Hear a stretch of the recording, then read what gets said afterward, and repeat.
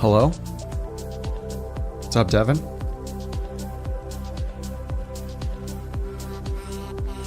What's up, Ren? Ren, you got the, oh, there it goes. You got the, premium thing? It worked?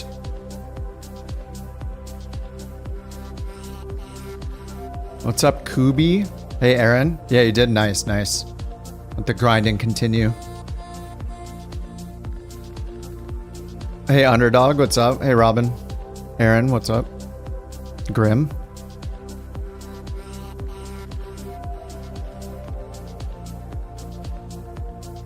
Johnny's dog. Look. It's a puppy. It's a very close-up puppy. What's up, Shadow? Andre? Hey, Underdog. I'm gonna keep grinding. Shocker. They added a bunch of stuff in Aeroconomy. Well, they added a bunch of routes in different planes, so... Hey, Jack. Hey, Johnny.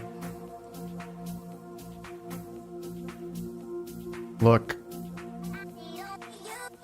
Wait, that's my chat GPT. Making code for the bot. There it is. Why did it just show that? That was weird. I was working on the bot. But here are Starship routes. I don't know, I might just do one of those. Rich made a Starship VIP livery. So I think I'll do a Starship one first. Starship configure. I asked him if he'll make more like retro ones instead of like a VIP one, but this looks we'll see how it looks once I'm in, but I think the windows are messing with the word couch too much. It might need to be like way smaller. What's up, Clorix? Hey, JT, Deadly, Dave. And we'll do a Starship one to start, and then it's 4 hours until the dailies, so as soon as the dailies are out, we're grinding the dailies. 300 Let's do the 300-mile one. Italy to... Where's this? What the... I don't know where this is. What country is this? Starship, LI... Lick J. Let's go to... Oh, it's Dubrovnik? Croatia. Okay, okay. This is Croatia? LDDU? It says Sleepy. I am not a sleepy because I got a cold brew.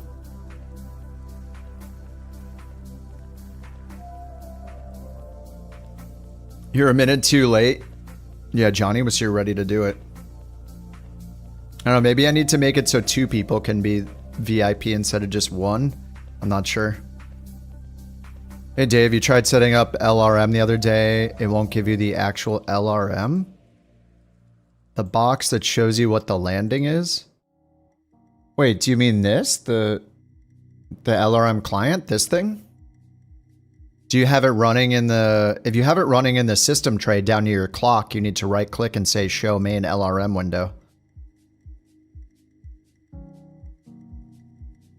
Yeah, if you're running it in black box mode, then you have to right click on the LRM icon that's in the bottom right near your clock and click open LRM client, and then it should be there. I mean, if it's tracking your flights, then it's running.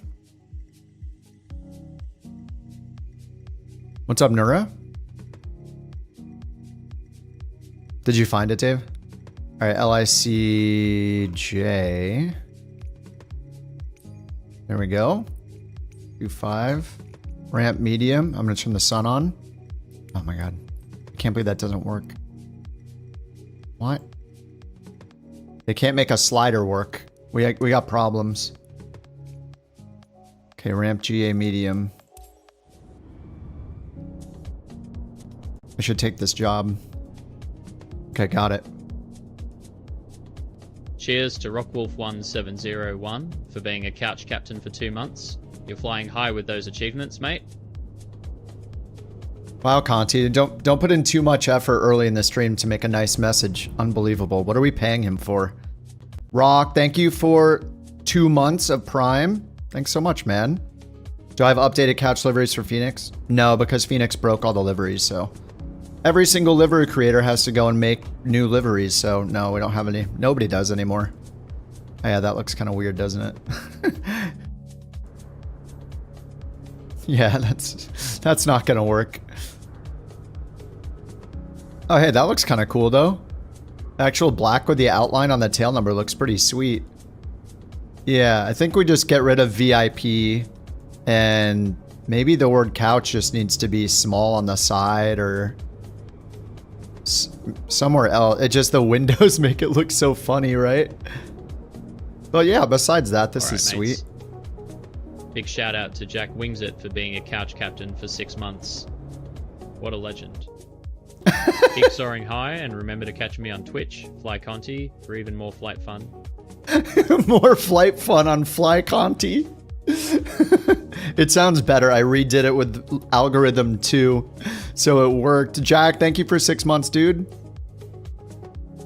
Thank you for 6 months, man. Congratulations, JT Azevedo. 5 months as a couch captain is a commendable achievement. True. You're steering the ship in your own way, and that's something to be proud of, even in a tan suit. Keep it up. Okay, Obama. In your own way, he says. You're doing it in your own way. That is true. That couldn't be more accurate. Definitely in his own way. Thanks, JT. Thanks for 5 months, dude.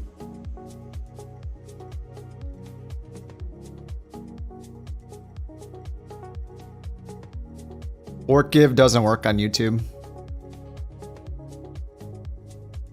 Yeah, the couch needs to be smaller. Yeah, it's just clearly it's not gonna work in this position. Yeah, it's just gotta be smaller somewhere else, like here or back here. VIP can go away. The tail number's there. It could even be like on the wings. Maybe just like on the wings over here somewhere or something. Yeah, it just needs to be smaller. There's not enough room for a giant couch on this one.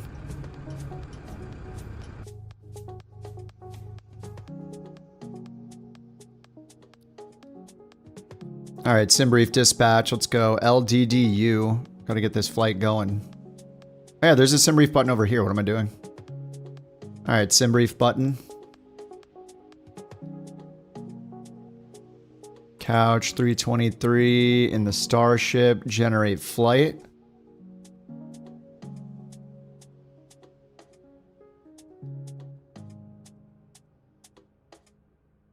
There, we got it.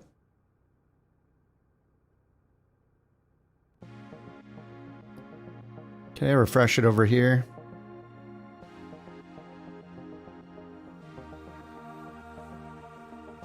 Okay.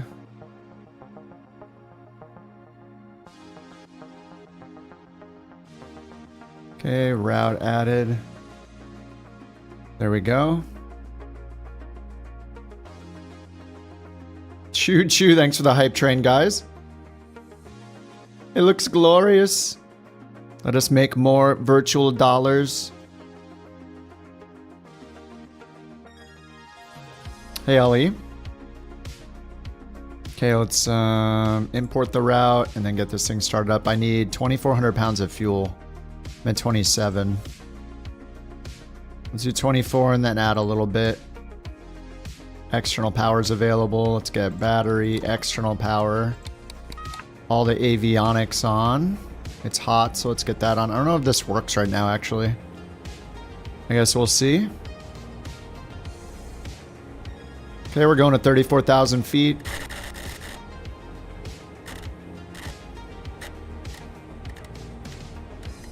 $34,000. Great. Alignment's happening. We'll use GPS, so we'll go... Gotta wait for this thing. Initialize system, update position, accept.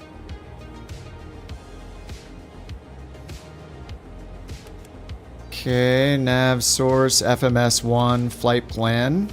Plan map display. There we go. Let's get rid of everything but airports here. Alright. 60 cents. Oh yeah, never do the math. You'll realize that you could go work 1 hour at Starbucks and make a week's worth of streaming money. in an hour. So yeah, just don't do the math. Nobody that's streaming, besides the people that are getting like thousands and thousands and thousands of viewers every day concurrently, none of them are making a living. You might as well work at Starbucks, dude, and the coffee's delicious. It's not a way to make money, it's just a way to have fun.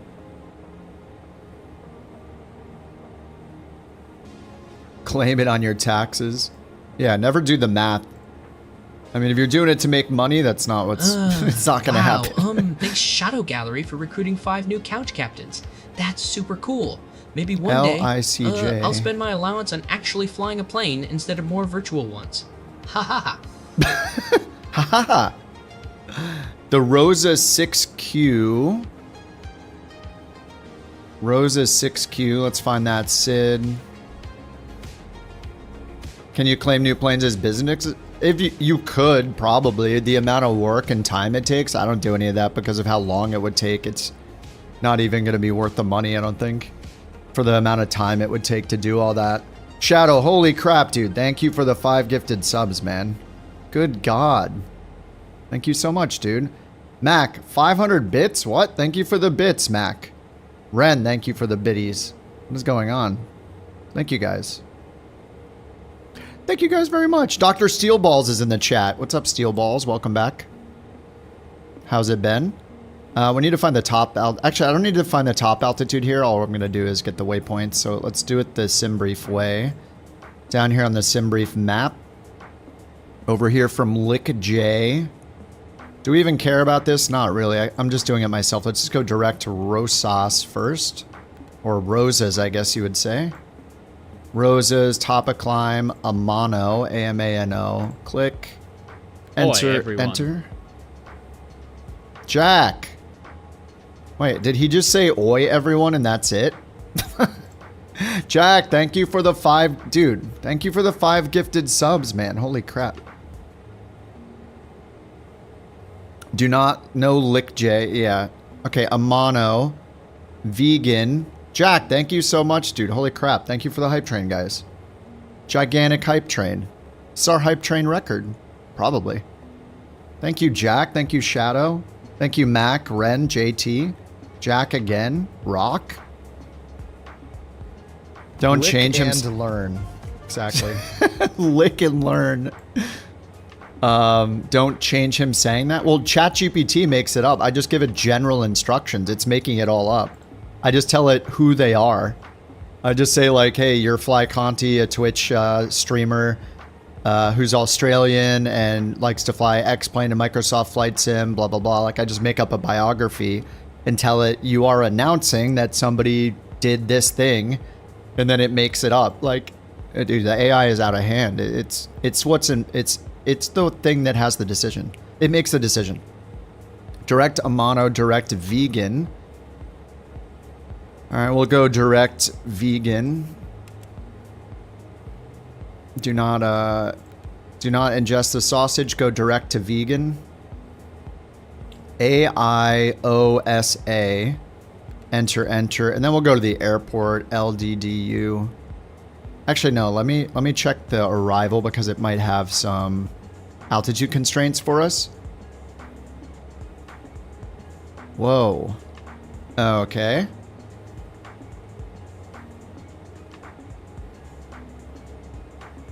Let me bring up the chart then. We start at AIOSA, the star down here, AOSA, then DU 714. All right, let's clear this. Clear, clear, clear, clear, clear. DU 714. Okay, and then it turns right and goes to DU 713. So we can add altitudes on these. 713, DU 712. DU 712. DU 710. Okay, and then DU 709. Okay, and then Olegu, O-L-E-G-U.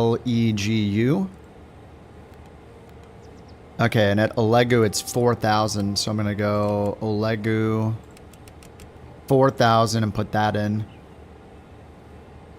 Oh, did I miss Bevis? Oh no, that's there. 713 is 160. 16,000 here. Okay. All right, that'll do for now. That'll do for now. And then after that, we have the destination. So we need to put in Dubrovnik again. LDDU. Okay, LDDU.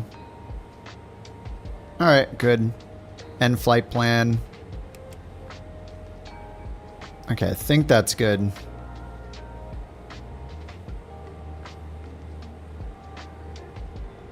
Thank you guys for the hype train. Holy crap.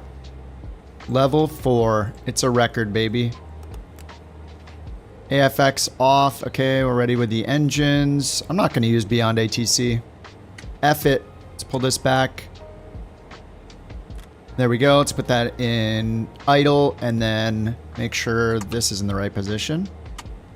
Physically on the throttle or on the mixture lever, that's good. Okay, and then let's bring this all the way back to present position map and zoom it out a little bit. All right, there we go. Beautiful. Let's hit the altimeter. 2997, turn it to millibars. There we go. Millibars set. Wow, huge news. Thank you, Toxic1647, for bringing in 5 new couch captains. Seatbelts. The more, the merrier in this virtual cockpit. Holy crap, Let's thank you, together. Toxic. 5 more gifted subs, Toxic, holy crap. Thank you, Shadow, Jack, Toxic. Thank you for all the gifted subs, boys. Might need to recruit a new Aeroconomy premium member then. Okay, let's get, what do we need here? Just turn the thing on, right? I don't think we need anything else. We're just ready to go.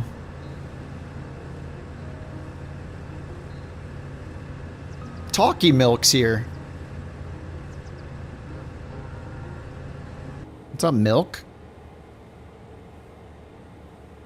Okay, everything's good there. Let me double check the engines, make sure I didn't break anything. I did not. Alright, yeah, we're good to get it started. Okay, let's get it started. So, ignition, on. Channel record is 9? Wait, hype level 9? Really? No way. I don't think so. This is the... We've never done crazy gifted like this. 420 bits, Mac. Thanks for the biddies. There's no... Oh, man, I need to add a biddies, thank you. Thank you for the biddies. Again, Mac? Dude, that's way too many biddies. Stop.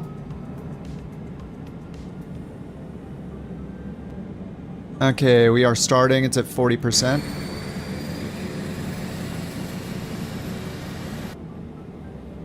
Waiting for 60. Get the ignition off. We're in the green. Get it to run. Excellent. Let's get the left and right generators on. They're sharing the load. We can get external power off now. We can get oxygen on. Anti-skid enabled. Auto feather enabled. And like bleed air trains. valves. Oh, God. Dude, that thing is terrifying. Jack, thank you for the biddies. Okay, and let's get the cabin altitude set. What are we going up to here? I said 38,000? 34,000. All right, put it on 35. There we go. All right, 35,000. Thank you guys for all the biddies. Yeah, sorry, I didn't code a thank you for the biddies. If you just do cheering, I'm gonna have to add that after these biddies. After this biddy action. External power connected. Let's go ahead and get that off and stow that. We don't need it anymore. Okay, engines are looking good, and now we'll just set our autopilot. So 180 over here. All right, there's 180, and then heading. When did that get added? Nothing beats a Jet 2 holiday. Who added that? Sawyer, thanks for the biddies. JT, thanks for the biddies. Oh, you added it yesterday? I hate that. Oh my god, poor Jack. I never ever hear that. Poor Jack, dude. That feels targeted. That feels targeted at Jack. That's pretty messed up. Poor Jack. Alright, runway 25 is right here to the right. We'll turn around. Let's get the parking brake off. You can't wait till they add more planes and jobs? I mean, you only need... I mean, as long as there's one... Congratulations, what the... angry cassowary, on being a couch captain for 2 months. Oh my god. Your message resonates. Nothing beats a Jet 2 holiday. Indeed, there's a certain freedom in soaring through the skies. I'm stuck on something. Congratulations, not Bobo 3764, on your remarkable journey. Okay, push me back. Why does this always happen? Oh my god, thank you for the Borks. Dedication shines brighter than the stars. Mac, thank you for the Borks.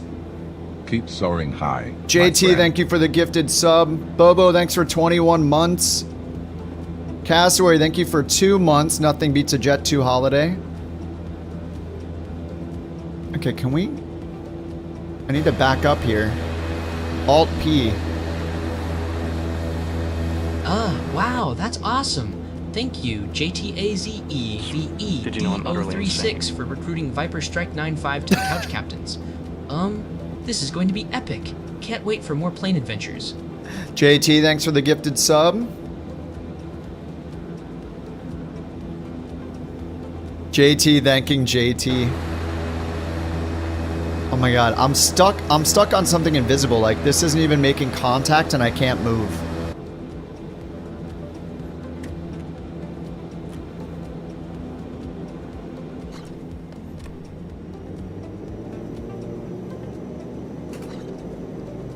I'm just stuck.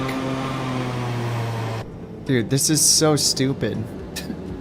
Why do these suddenly have ground physics? Is it GSX? Maybe it's GSX. Stop the engines? That's not what I want. Oh my god, I'm just stuck. It won't push me back. Push me back, dude. Help me. What's he doing? I just can't move. Okay, I think he's actually helping. NVIDIA driver? I mean, no driver update is going to stop the sim from crashing completely. What's it called? The sim crashes so much from problems in the sim, not anything to do with the driver. Okay, is it pushing me now?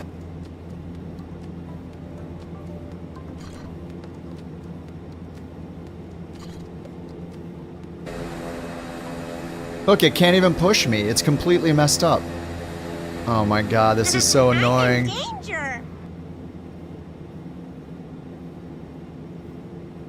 Shadow 1,000 bit? Dude, holy crap. Thank you for the 1,000 bits, Shadow. Guys, calm down. It's Sunday. Chill out. Shadow, holy crap. Thank you for the 1,000 biddies. 2 hours later. I can't even move. I guess I'm slewing and hoping it doesn't break the plane. Okay, I think we're okay. Please use my computer.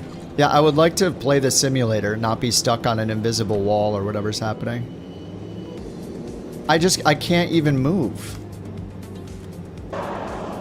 I don't understand. I'm just completely stuck. Oh my god, why? There are no chalks on, there's nothing. I just can't move. I'm stuck.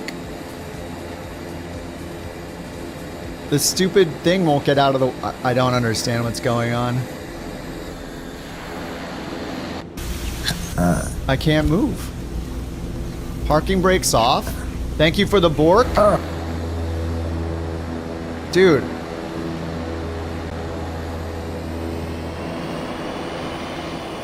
I can't move.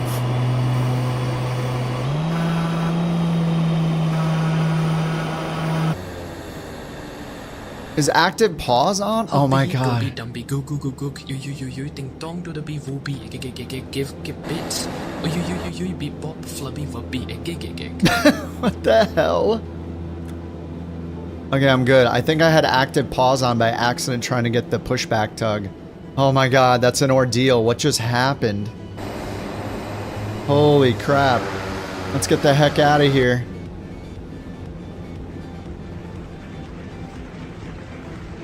Bobo, thank you for 21 months, dude. Again, nothing beats a Jet 2 holiday. 23, mayday, mayday, mayday. Thank you for Hype Train level 6. Dude, there's no way we've gotten this high in the Hype Train. Thank you, guys. Thank you for the biddies. Thank you for the subs. Thank you for the gifts.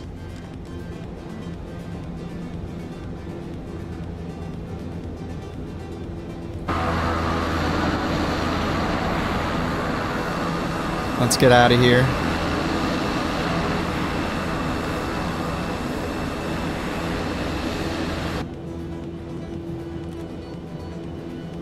Alright, let's get the lights on. There we go. Let's get... We got autopilot on already. And what's the outside air temp is 26. Ren, thank you for the alarm.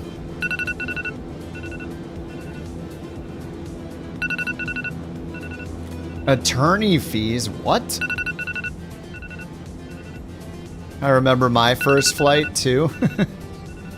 Let's just get off the ground. This is let's get out of here.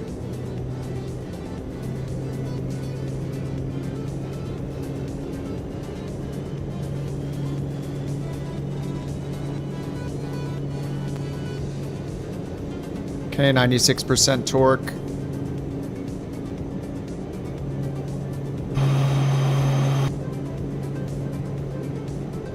110 knots with no flaps. There we go. Alright, positive rate, gear up. Let's get out of here. Let's make the virtual Aeroconomy monies for the VA. We don't know where we're going to spend it on yet, but I'm still doing it. Oh, we got a hype chest? Open the hype chest. What is that? You missed a golf emote? Nice, nice. I'll take it.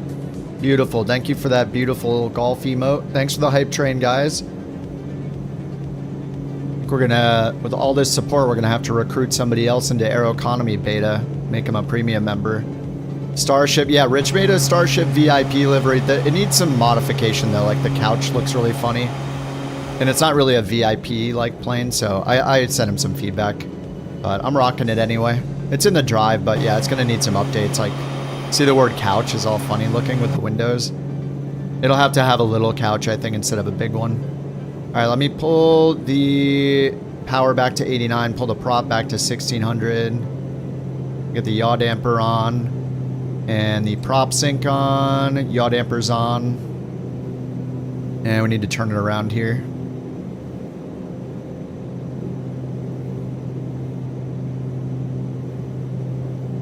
Alright, we're going to Dubrovnik. Make a couch livery. Looks like it's from the 80s. Yeah, I agree. Like, we could go like teal and purple, you know, like classic, like 80s retro, steampunk, whatever style. I think that'd be awesome.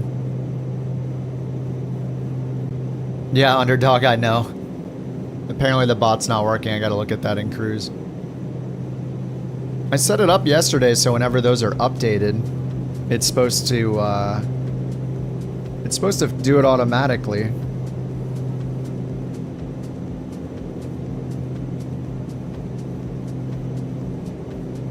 Whenever departure ICAO is updated. Oh, I think I know why it didn't work. Okay, because technically it wasn't updated. It was created for the first time when the stream started. That's why.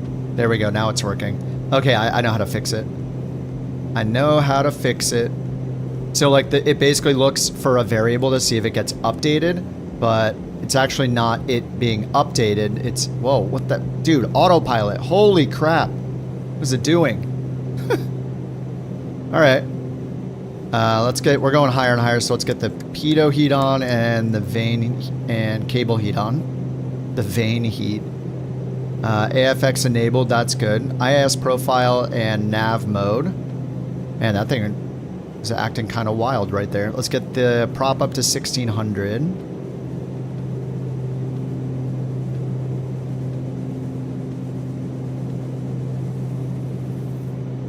And the torque can be up to 90, a little more on the prop speed.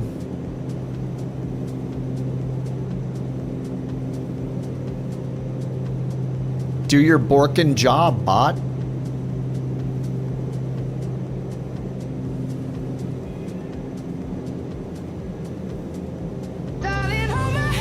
Nothing beats a Jet 2 holiday. Oh my god, right that's now, so loud. You can save £50 per person. Holy that's crap. £200 off for a family of 4. No.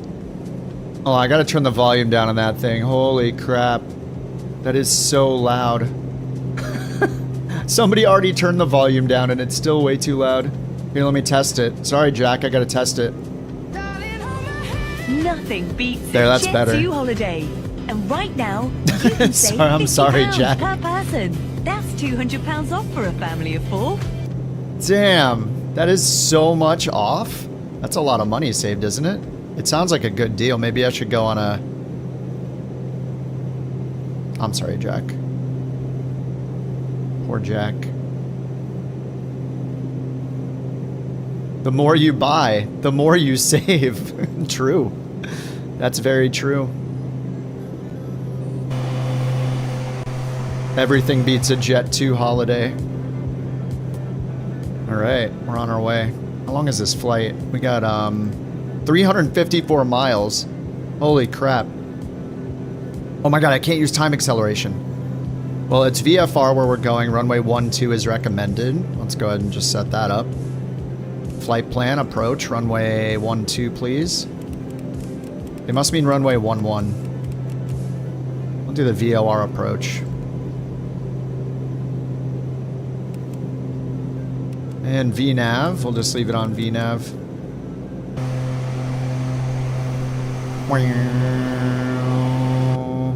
Men Burgers, hello. Everything beats a Jet 2 holiday.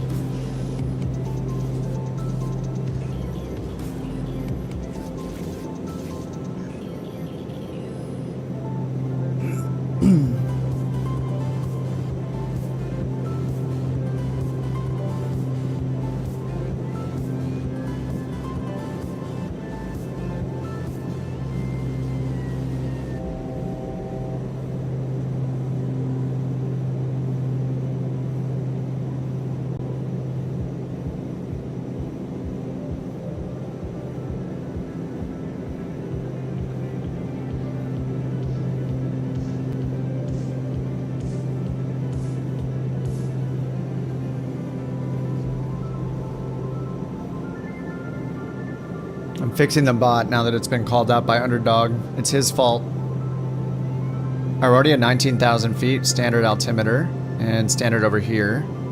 2992. There we go.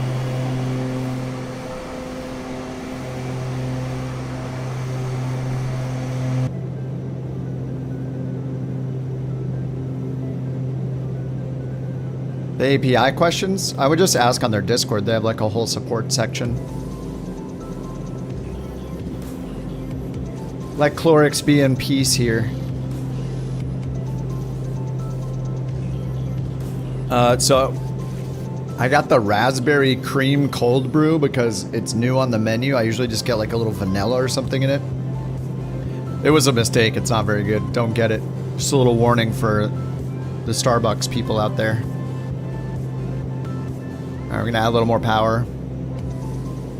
A little more power. Still need the prop a little higher. Need 1600. There we go.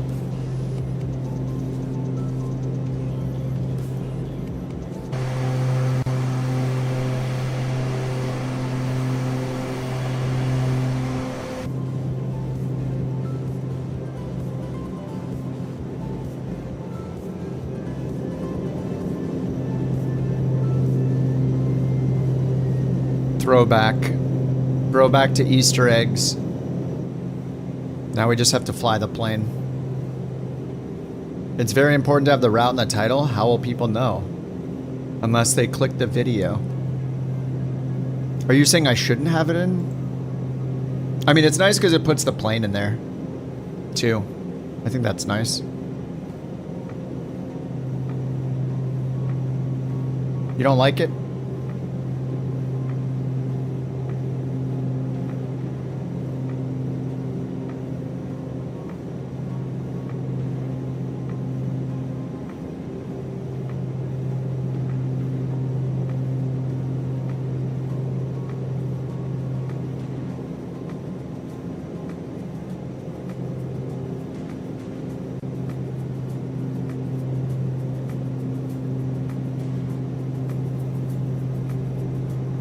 Oh, he's joking.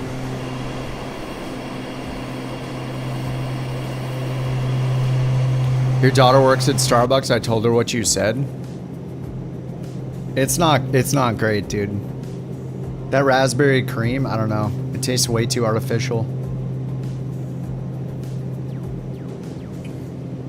I'm sorry, it's just... I'm sure some people like it, it's just not for me. It's got that weird aftertaste, that like artificial flavor aftertaste, you know?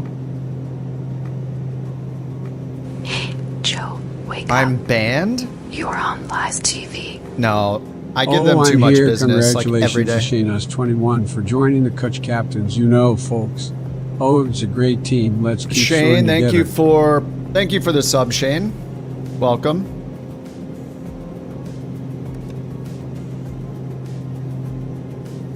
Can't be ripping on the buck, dude. If there's stuff that's not good, people need to know. Oh man, we're almost at the ITT limit here, and it's getting higher, so I need to pull the torque back a little bit, pull the power back as we get higher. Are we going to 34? I thought we were going to 36. 34. Okay. Yeah. Okay. 34 is good. Yeah, I'm their top customer, exactly.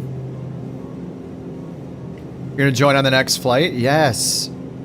You have vacation for the next 2 weeks. Heck yeah, dude. That's awesome. My god, 2-week vacation. I should take a week off. Vacation sounds so nice. And by vacation, I mean just playing more flight sim and not going anywhere. It has a pink diamond next to it? Wait, what does that mean? The VIP diamond? Starbucks, would you like some coffee with your sugar? Well, I just get the cold brew, so it's just coffee. I mean, if you're going there and order the milkshake, you know what you're getting. But you can actually get coffee. I mean, it's not gonna make some coffee expert extremely happy, but I don't care. You're on paternity leave? Oh, nice, dude. Waiting for your baby to decide when she wants to come out. Heck yeah, Deadly, congrats. A month vacation post-bar exam? Holy crap. We got a potential lawyer in the chat.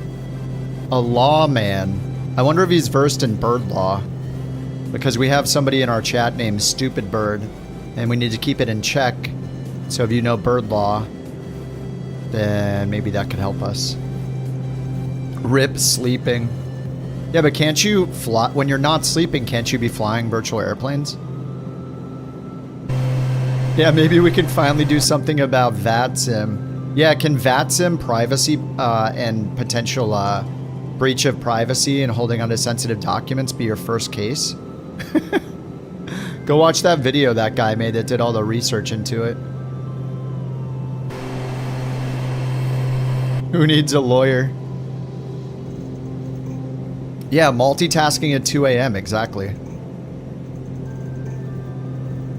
What video? The exclamation VATSIM video.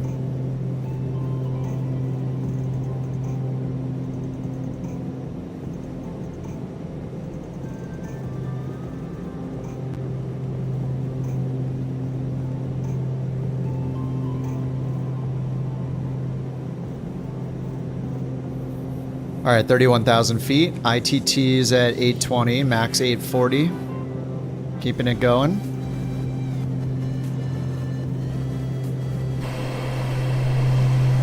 Yes, this is the Starship, the best GA plane.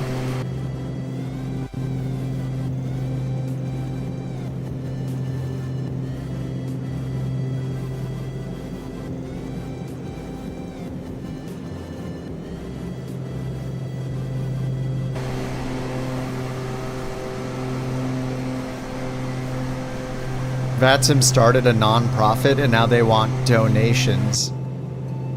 Why would you donate to VATSIM? You know, they probably needed to be a non-profit because of all the quote-unquote like volunteers that were doing work for them. Because as far as I know, there are a ton of laws against having volunteers for a for-profit business. Like, there are laws that prevent you from having volunteers. So if somebody volunteers for a company, like, they basically, in most cases, can't. They have to get paid for their time. It's like a labor law thing. Holiday. And oh right God. Now, you can save a crap load of money by launching a family of 4 straight to the stratosphere. Yeah, like, people volunteering for a for-profit company is obviously not ethical or potentially even legal.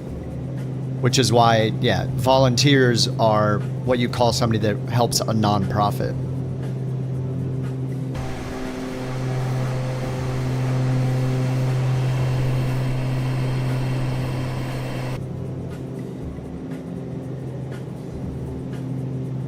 A lot of the controllers stream on Twitch. If you want to support them, you donate on the stream. Yeah, I guess so. You saw a Gilbert meme on TikTok? On TikTok, dude. The Gilbert voice is incredible. All right, we're almost at 34,000. About to level off. AFX can come off.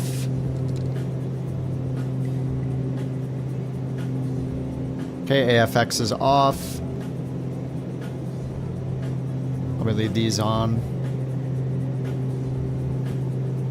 Let me check the cruise checklist.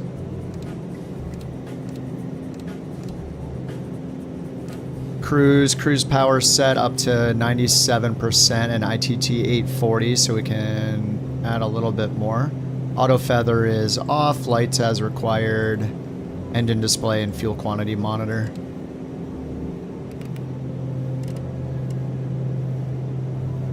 Alright, keep that heading bug straight ahead. There's a cost to running their service, but they better rep. If they had a better rep, people might donate more. I donate and sign up for Patreon and buy me a coffee for literally like everything I use on the stream if they have one. Like New Sky, I was doing that for the last year to support them. I am with FSHub. I am with fly-by-wire planes. If they have a good product, I'll gladly sign up for their like buy me a coffee or Patreon or whatever. And I would do the same for VATSIM if it wasn't a bunch of shady crap. I would definitely do it. I would support it. I would encourage other people to support it. I would fly on it almost every day. If they just weren't such weirdos asking for IDs and stuff, yeah. Gladly would support it and tell people to use it, but not until they change their ways. They're doing a really good job of making people hate them, so mission accomplished, I guess. Congratulations. Jorg's last update video? You mean the one from like last week?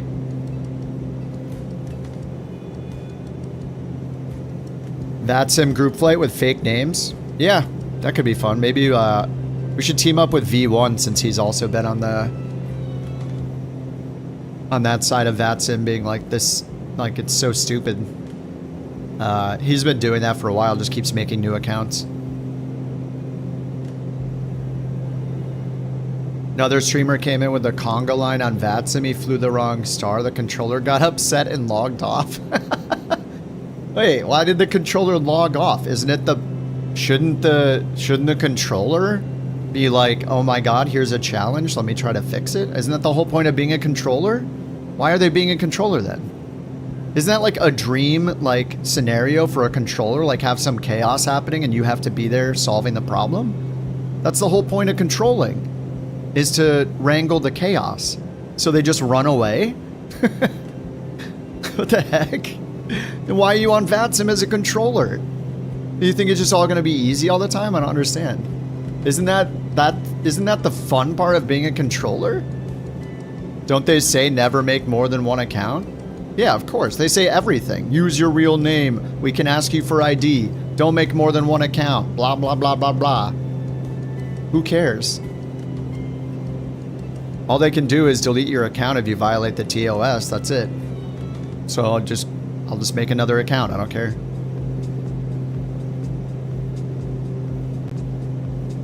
IP ban? No, because everybody's IP generally changes. Very few people use static IPs for their home internet. No, they can't. You get savings.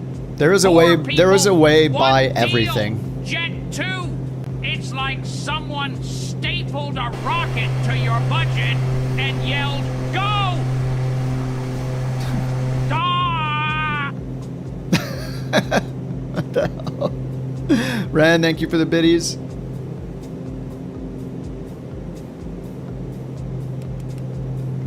Alright, 355 feet per minute. This is kind of a long flight. Gotta earn that money. Gotta squeeze every knot out of this thing. Engine's getting a little hot. Try to aim for like 830 maybe, so it's got a little buffer. What are we going here? True airspeed. Our ground speed's 331. True airspeed's 300. Alright, index FMS progress. Okay. We got almost an hour till we get there and I can't use time acceleration. Is IVAO any better? There's fewer controllers, fewer users, and they also ask for you to use your real name. So until one of them doesn't say you need to use your real name, it's not better than the other. I don't care if IVAO deletes your info after they review it, which is what they say. Like, if they ask for your ID to prove your real name, they say that they delete your information immediately, whereas VATSIM says that they can hold on to it indefinitely unless you request it gets deleted. What do they gain? No idea. That's why it's shady. There's no legitimate reason they need that information, right? It's under the guise of like moderation, but it's just a bunch of BS. Anybody that's been on the internet for more than 15 minutes knows that everybody can lie about everything. So if you ask someone their real name and they tell you something, is it real? Okay, let me ask you for your ID. Okay, did you get a real photo of an ID? Or is it AI generated? It's not actually security. Anybody that thinks that is just simply an idiot. So, because it's definitely not for security and clearly doesn't help their network get better just based on the controller's behavior alone that we've seen ourselves, that happens all the time where controllers go crazy and act like egotistical jerks, you know, like clearly they don't have a good way to moderate their own users and their own controllers, so it clearly doesn't work. If it did, you wouldn't run into people like that so often. You wouldn't see them on streams. So that just leaves you to think like, well, if it's not for security, then what is it for? And I can't think of any good reason why they would have it. I can only think of bad reasons why they would have it. So that's why it's shady.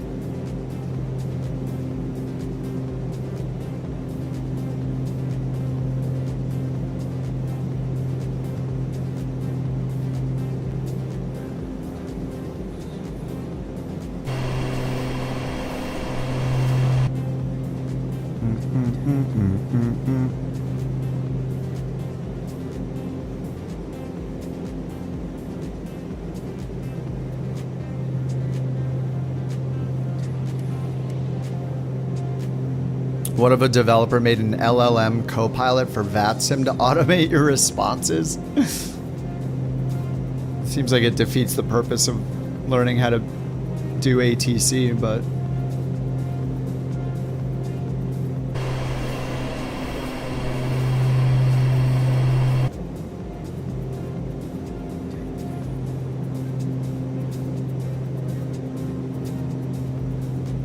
-31 outside air temp.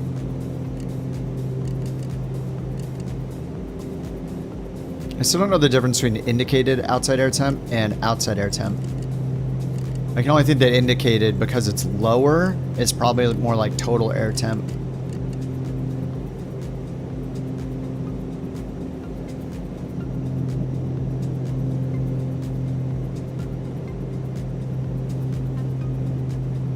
Oh yeah, we got a ways to go. We're gonna fly right over the boot.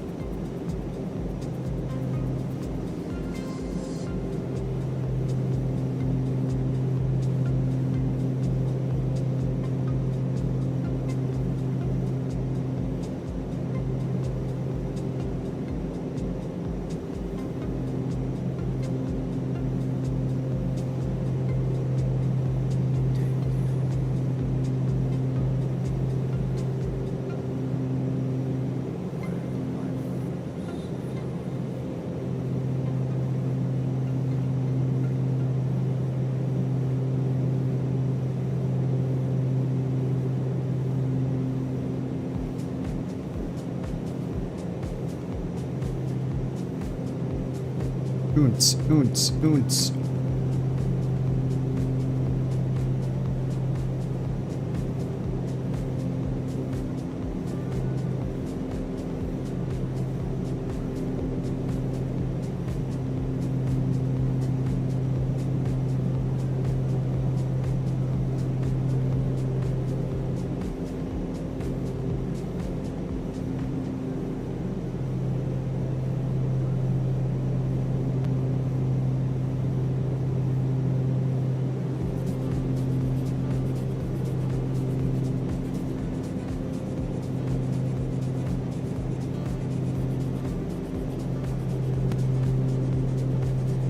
Oh, I'm getting the little clicks.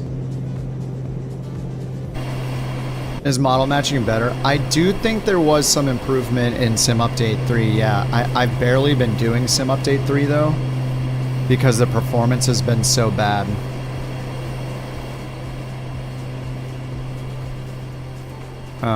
Yeah, the performance in Sim Update 3 has been bad. The little bit that I did do it, it seemed like they did make some improvements. To the model matching, or at least the livery matching.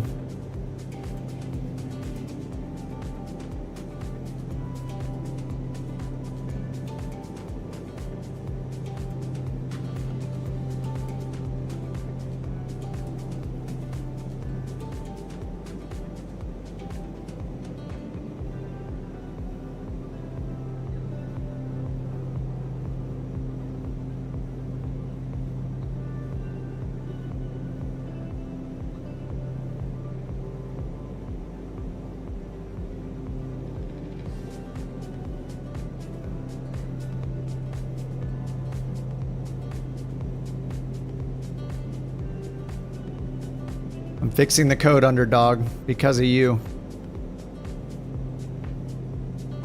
It's your fault.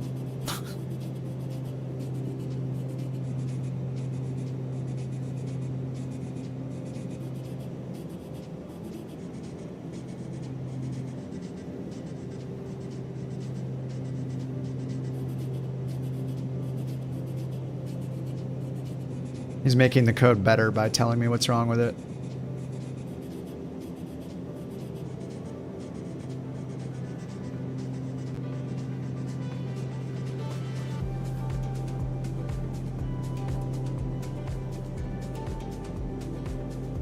What happened? Oh, I just made something where on Twitch it'll update the title on Twitch to show my airports and what I'm flying automatically. And it didn't work at the beginning of the stream. Here, let me test these and see if they work. Yep, that's our arrival. Still works. Exclamation DEP for departure. Exclamation plane. Okay, looks good. I'm sure I've forgotten some code somewhere, but for now it looks like it's okay.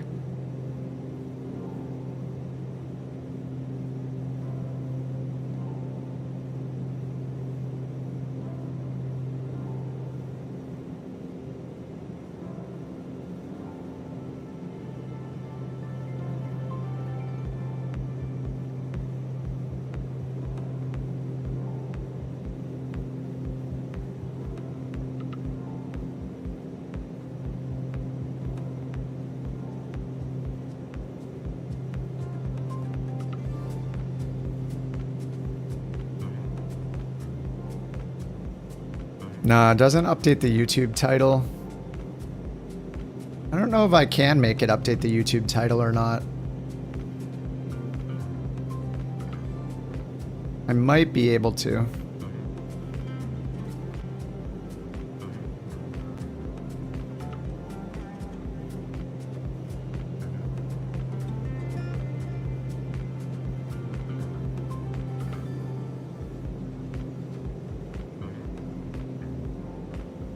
Actually, I could just make it update with the exact same title, right?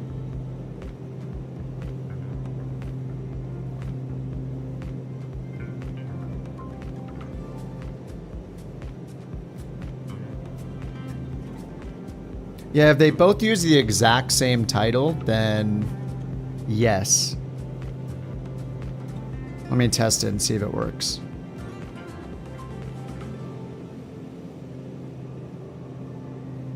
Yeah, that'll work. I could do both.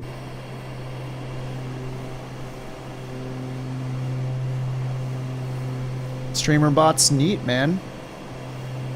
Pretty neat.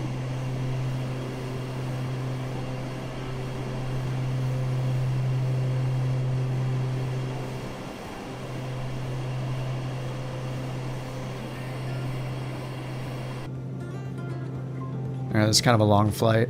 38 minutes until, well, we're going to descend at 7:13, or before then. We still got like almost 30 minutes until our top of descent.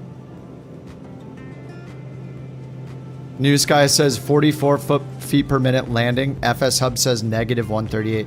Yeah, there's something that needs to be improved with the landing rate monitor. It just seems to always be wrong compared to everything else. Every now and then it'll have a similar reading, but there's something, yeah, that needs to be fixed. Definitely.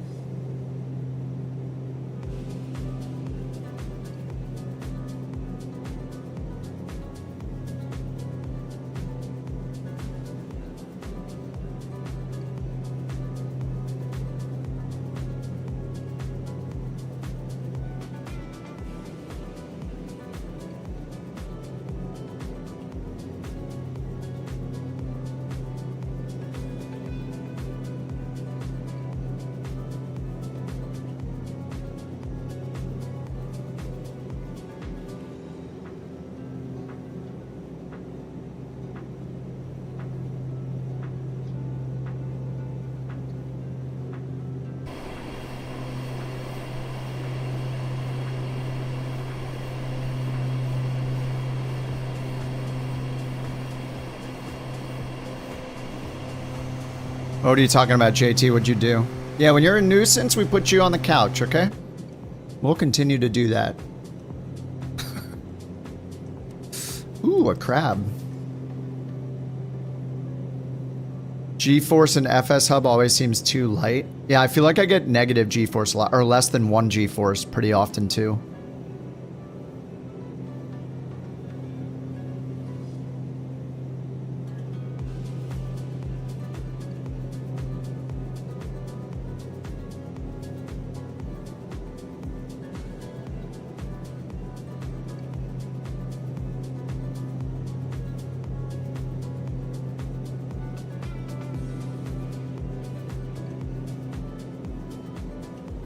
Thank you for that crab, Bren.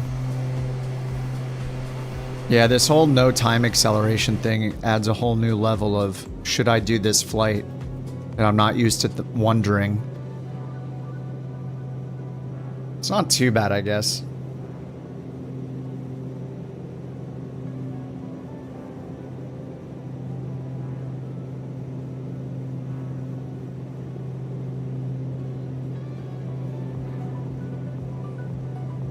This is me putting my hardware all the way out. The what now?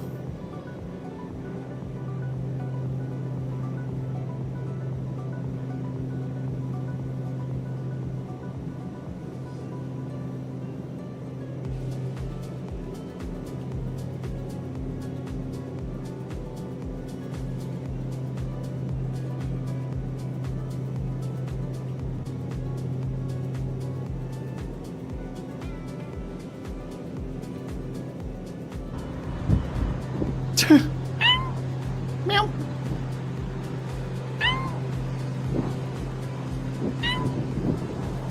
I love that guy so much. You know, if someday I fly a real plane, I'm gonna be aspiring to be that guy.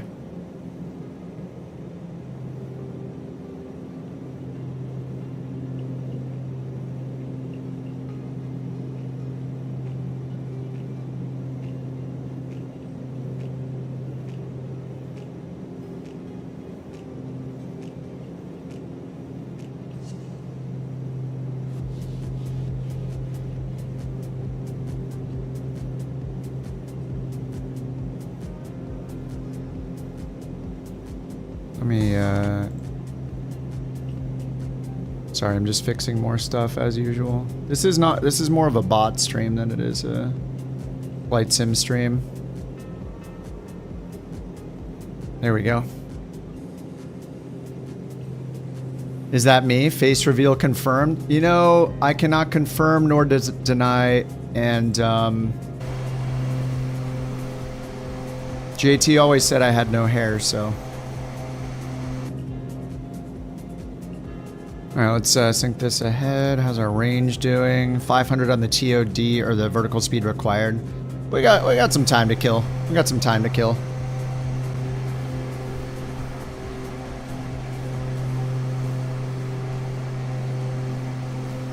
I have hair? How do you know? How do you know that I have hair?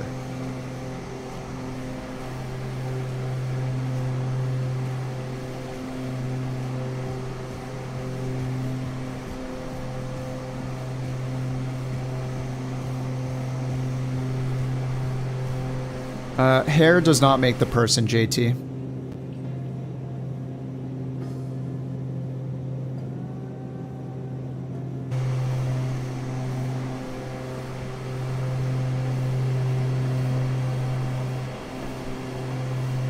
Oh, this thing's getting dirty. Ooh. Oh. Hey, it looks pretty good from the inside. Becoming a dirty bird.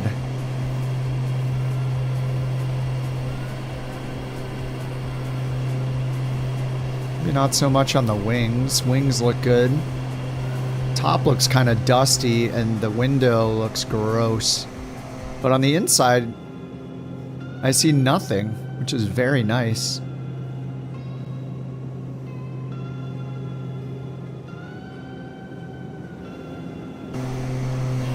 All right, I gotta finish this. I gotta finish this raspberry cold brew. I got half of it left, and it's a venti.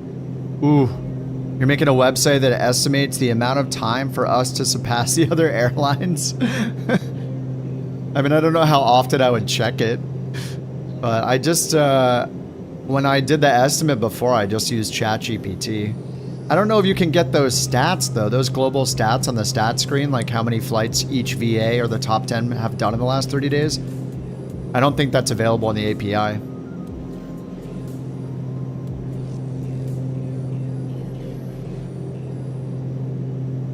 Oh, you can get them?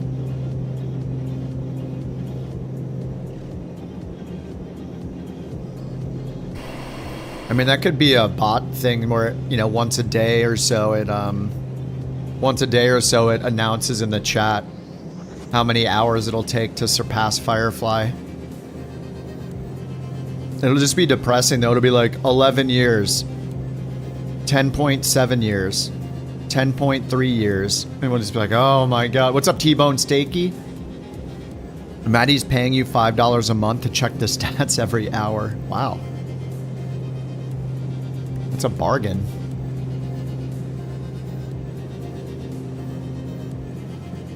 And what does this say? Standby.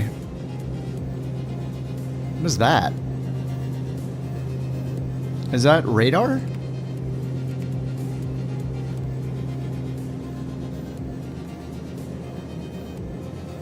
Wait, why doesn't weather only change it?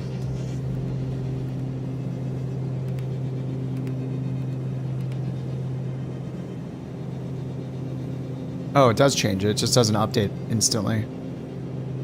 Oh, okay. Radar control, weather turbulence.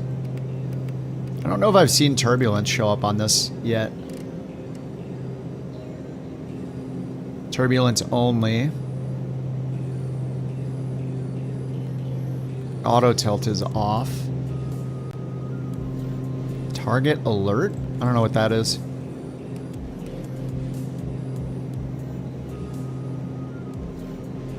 Alright, we are arriving at Vegan.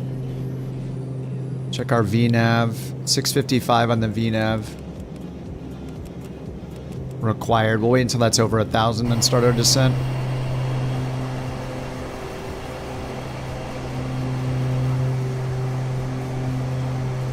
Visualized as a bar or a pie chart. Oh my God, we have so much work to do.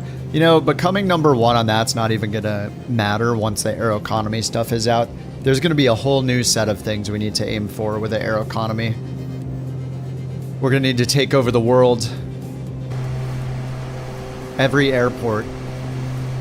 Every business. Own every plane. Everybody gets their own plane.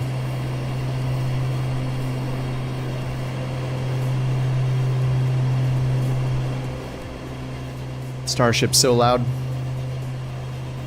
Couch supremacy, yeah.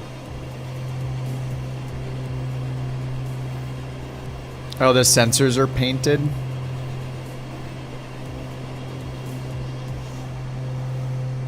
Oh, like around here?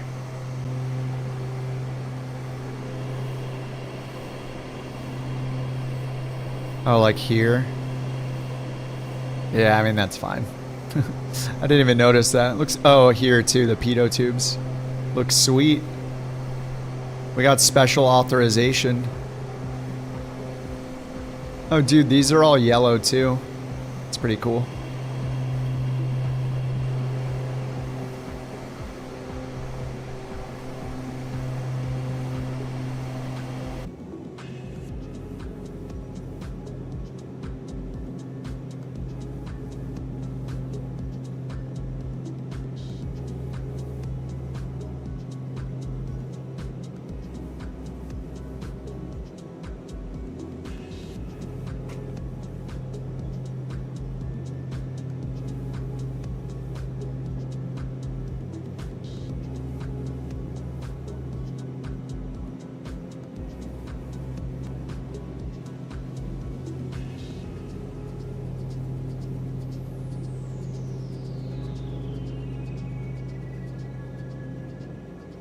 Let me see what you sent, Maddie.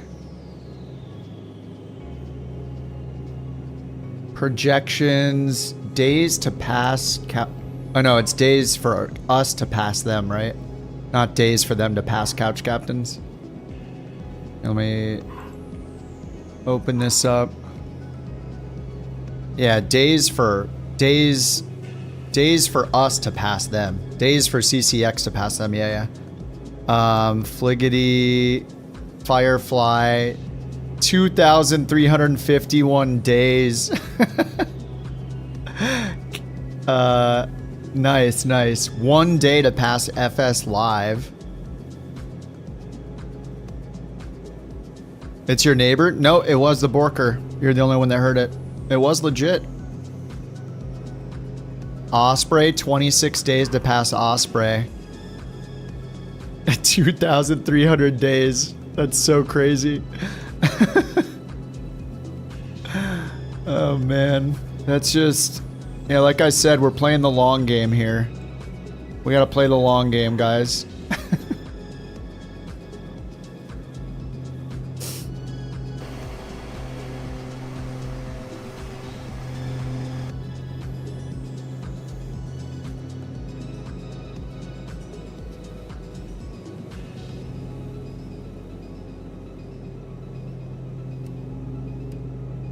Have to work on the UI? Not really. I mean, the data is what's important. It doesn't have to be, like, pretty. I mean, the stuff that, the pages that John made are awesome. Like, it's so cool to look up our weekly top 10 pilots and our group flights. It's rad. It's really useful. I mean, I would definitely check on it every now and then to see how long we have. It's cool to see, yeah, an estimate of when we'll rise on the aircraft list. Or the airliner list. Differentiate GA and airliners. It would. I can imagine that's a crap ton of work though, because they don't have like a flag where it just says is airliner, is not airliner. You know, you have to go by all the different type codes. I think, where there are gonna be like hundreds of them. And then as soon as one gets added, yeah, the type code I think is the only way to do it, or the type designator.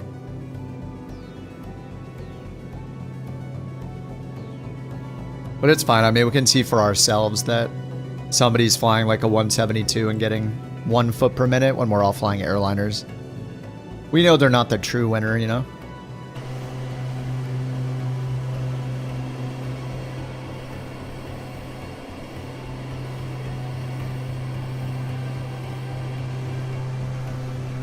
All right, see you, JT. Thanks again for the gifted dude and the resub. You have to have a list of every airliner. Yeah, yeah. If it's not an airliner, then it's GA. Yeah. But then, like, is a business jet considered an airliner? I mean, I know it's not, but in terms of the foot per minute, those generally have a higher speed, so those are harder to get buttery landings in too, just because they're so fast.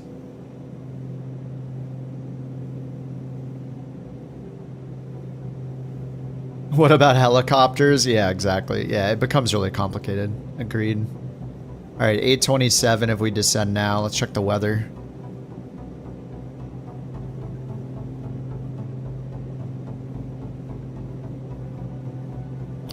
LDDU weather VFR still. Ooh, light rain. What does NSC mean again? NSC? I forget what NSC means. Yeah, ATR or airliners, yeah, or like the Saab or, yeah. Okay, I'm gonna go to the METAR decoder and look up what that means. LDDU. NSC means... Oh, no significant cloud. No significant cloud layers. Dude, this is crazy though. This says, so winds are 290 at 9 with light rain, and then it says conditions expected to change temporarily.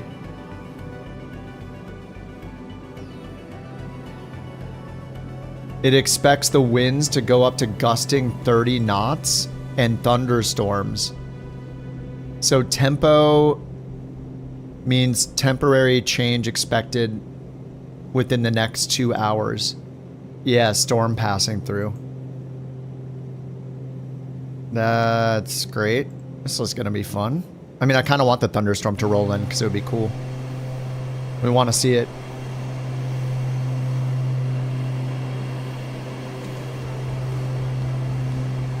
Right, 1 foot per minute in airliners is not ideal. Yeah. I mean, it's fine. Like, the landing rate, besides achievements, the landing rate isn't used for anything. So, we don't get more money or points or anything. We're just using it just for fun ourselves, you know? It doesn't really affect anything outside of some achievements requiring it.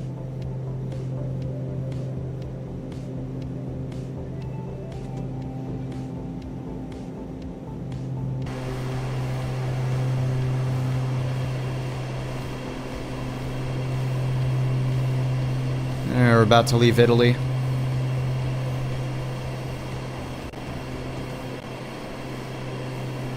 We're getting the glitching audio again.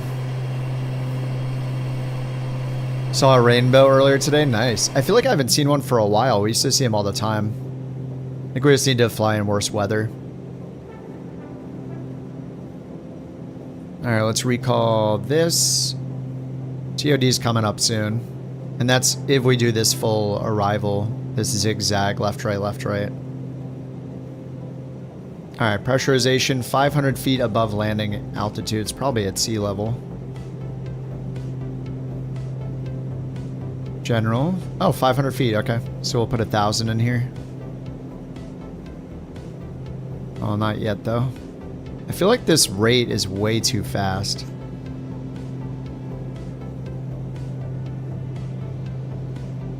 Alright, so we'll put this down to 1,000.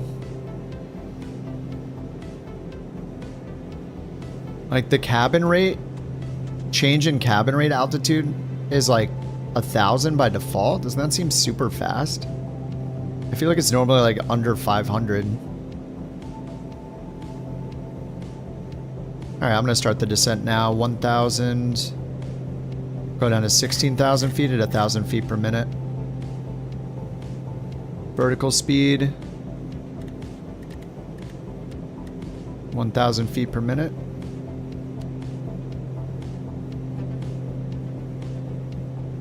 And we'll pull the power back a bit.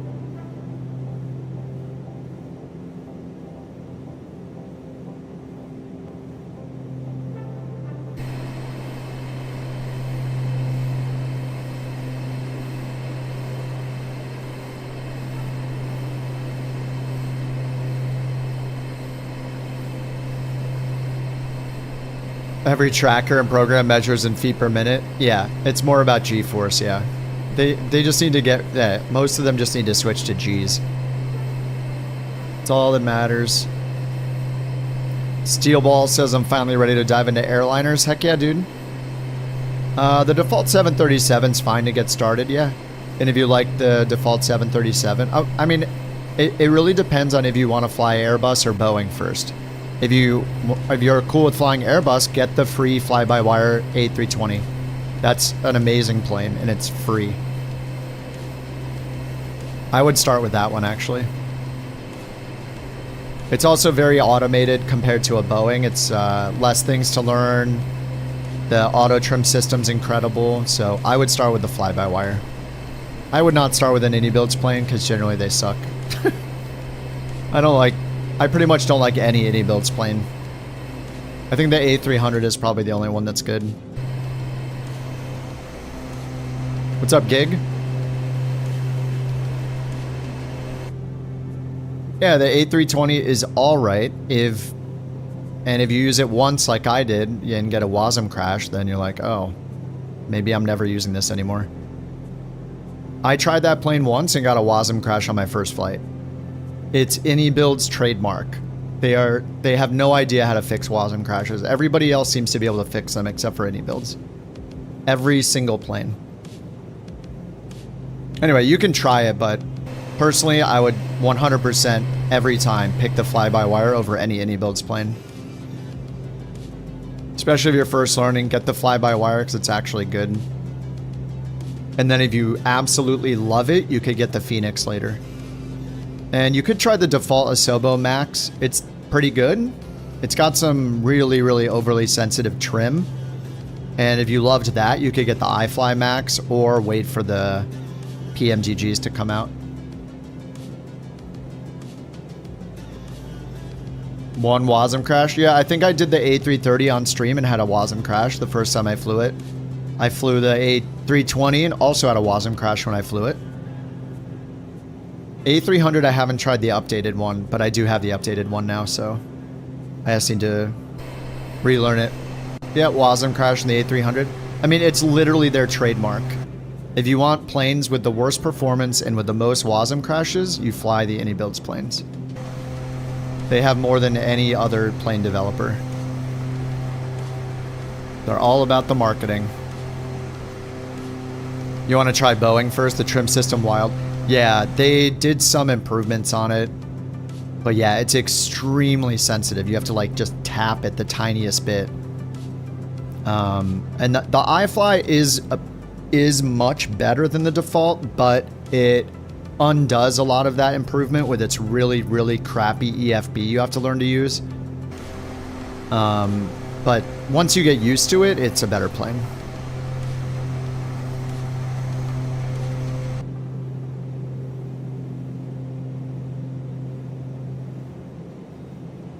I mean, you could also get the 777s. They're a lot more automated. They feel more like flying an Airbus.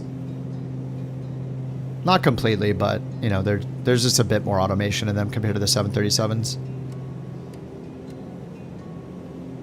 All right, 1,100 feet per minute. Pressurization is set already. The rate knob is as desired. Standby altimeter set.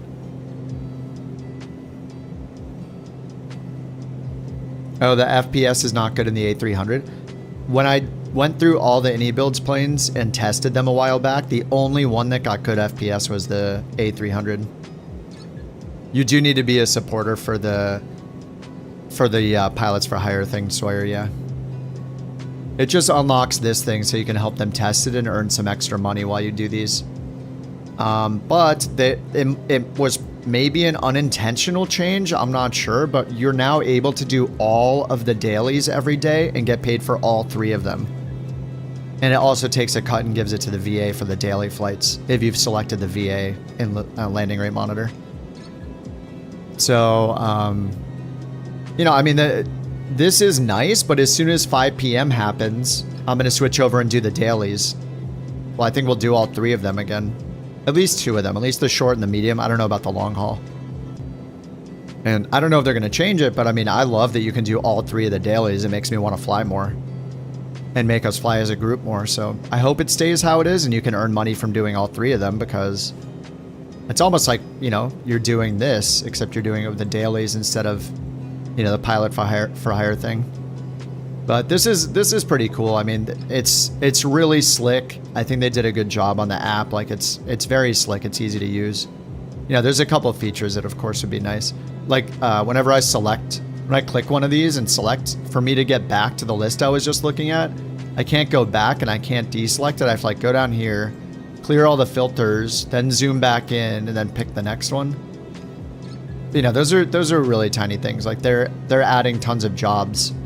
So there are more jobs appearing in the US. Oh yeah, they did South America now. You know, this is just freelancer stuff to start. It tells you what plane to fly and where to fly it. And you cannot use time acceleration, so. You know, it's up to you if it's worth the like $50 to become a supporter to get access to this or not. But yeah, it's slick. I mean, I like using it. It's more flights to do. Continuous? No, it doesn't. This is just freelance jobs. The version 1 is only freelance jobs. So all we're seeing is one-off jobs and it tells you what plane to fly. So that's what's in there right now. They have expiration days, so you have to complete them by that time.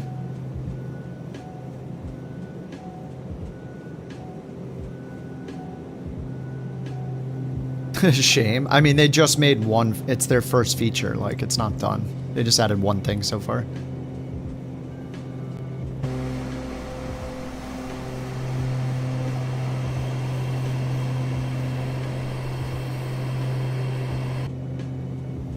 pick them up? Is that what it is? Well, it needs more clear language. It needs to either say accept within or complete within. Like, it just needs to be explicit. Expiring could mean anything. It could mean that the job is completely unavailable and gone even if you're flying it. Or it could mean that you have to accept it and the acceptance expires. And I don't know what is expiring. You know what I mean? So it just needs to say what it means. Like, complete within 4 hours or accept within 4 hours. And then if it's accept within 4 hours, then once you accept it, you also need to know how long you have until it expires for real. How long do you have to complete it by if there's 2 different counters? But I think this means it is you have to complete it within this time. Because otherwise, as soon as I accept the job, it should have a complete by timer, right? It should have a different timer, but it only has 1 timer. So that makes me think that this is the job disappears, whether you've completed it or not timer. But it just needs to say complete within or complete, yeah, something. Just say the word that they mean, you know. It says expired when the timer is up. So does that mean you can still complete it? Because then it's not expired, right? If it's expired and still exists, then it didn't expire.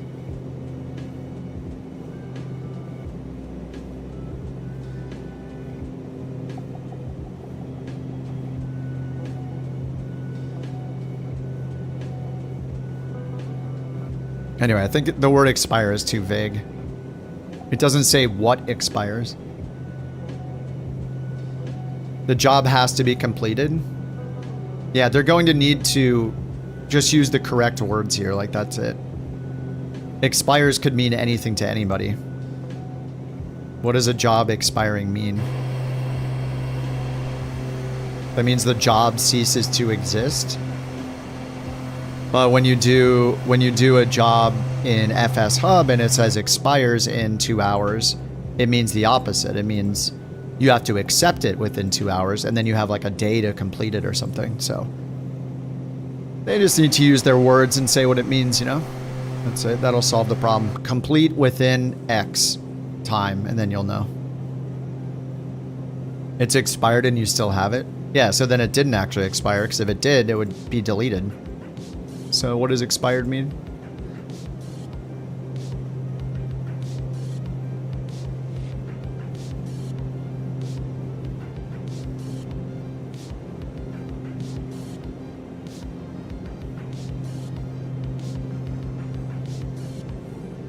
All right, standby altimeter I need to grab. We're at 22,000. LDDU weather. Light rain and got crazy thunderstorms coming in soon. We'll see if they're there when we get there. QNH is 1013. Let's set that. Oh, it's already 1013 is 2992. So we'll leave it alone. Standard. Temperature 23. Incoming thunderstorms.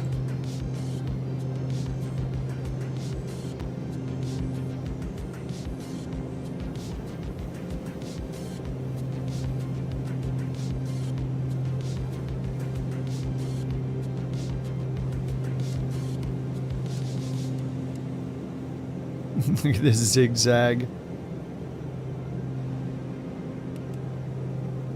1,500 feet per minute if we're going to go direct to that waypoint. I think I'll do that because we're going to save a lot of time. Like, I don't need to do this to descend, and we're not using ATC. So I'm going to go direct to Olegu. I'm going to go direct to this one out here, whatever is after Olegu. Laska? Oh yeah. That's better. Direct to Laska and let's see what the altitude there is.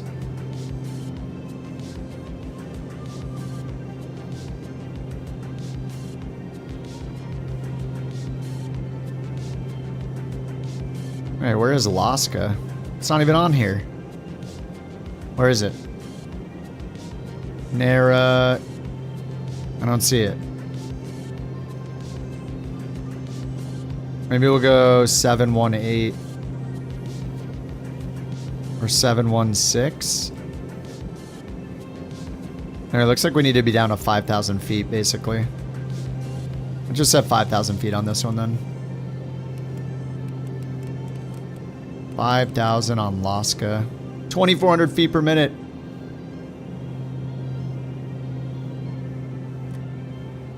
Alright, pull it back into idle. Near idle. I don't really want to do this maze thing or whatever. We can just go down here and turn around. And I think I set up for the localizer approach. Let's take a look at that. Approach. 2.9. Oh, it was the VOR Laska. That's what I set up for. Actually, does it recommend the other runway? Oh, 2.9 is recommended. Okay, yeah, let me switch. I gotta change approaches. 2.9, not 1.1. 2.9 RNAV Olegu. RNAV 2.9 Olegu. Flight plan approach. Delete approach. Approach. RNAV 2.9 Olegu. Load approach. Direct Olegu. Direct Olegu. Okay, and then over here, RNAV 2.9, it's not picking the approach. RNP 2.9, authorization required. Okay, I guess we were supposed to do this one. RNP approach with circling minimums.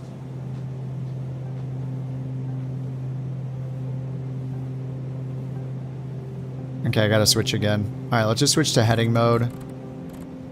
We're gonna go towards that direction and rechange the approach again. Delete approach. Approach. RNAV 2.9 Bravo. Olegu, still. Okay. Now we'll go direct Olegu. Okay, and then nav mode. Nav. And we're holding at 16,000. We need to keep going down. Vertical speed it down.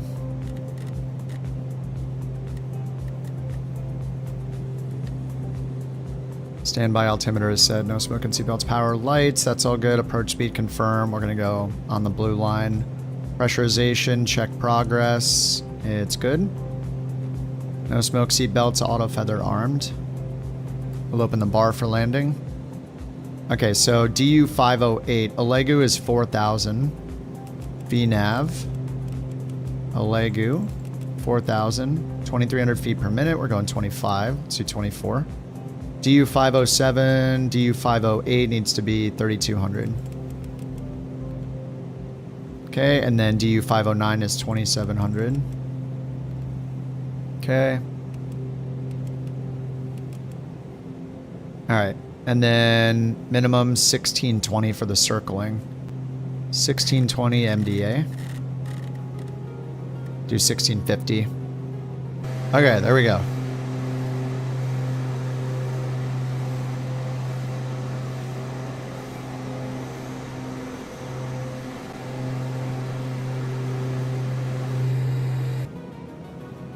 Into Dubrovnik again. This is a fun approach, though. Alright, let's zoom in on this one. This is our missed approach segment over here, so we're just looking at this where we turn left and land. So VNAV, Olegu, we need to do 2,300 to get down to 4,000 feet. But if we want to do a continuous descent, I guess what I could do is just clear the altitude here, and then just follow this to do a 1,200 foot continuous descent all the way down in the turns. I'm just going to do that. Are they above? Yeah, 4,000 are above, 27 are above, 32 are above, so we can just do a continuous descent down. That's easier.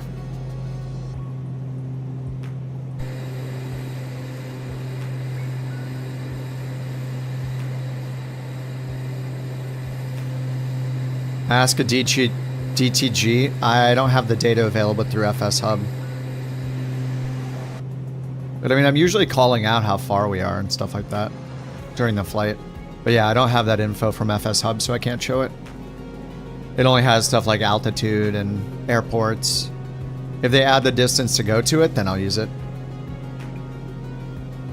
Because I really like not having to use Volanta, and I'm just using all the automated stuff from FSHub, and it's so nice to not have to go into like multiple programs and set up the to and from. Like, I just generate the sim brief, click one button, and it's all there. It's real nice. And then that powers all the other bot commands for like departure, arrival, airport, the stream title, there's just so much that it powers. I love it. What's he doing down there? He's creeping from the corner. Get him out of there. Ren, thank you for the biddies. Thank you for the Bork. That's an exclamation Bork. Thank you for the biddies, Ren. Okay, auto feather, arm. Before landing, flaps down. Or landing gear down and flaps extended. I'll see if I remember that. And we're at 1300. We need to go at 1000 feet per minute now, so we'll just do 1000. Continuous descent.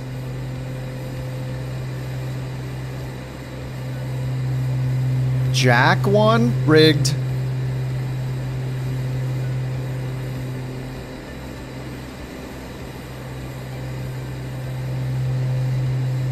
Yeah, DTG is not in the aero pad, yeah. Calculate it? Using the, yeah, I'm using the aero pad for like the landing rate data and all that, the telemetry stuff. I only hit the actual FSHub API for things like the official landing rate after I land, because then I need the official one that was in my logbook. How do I calculate distance to go?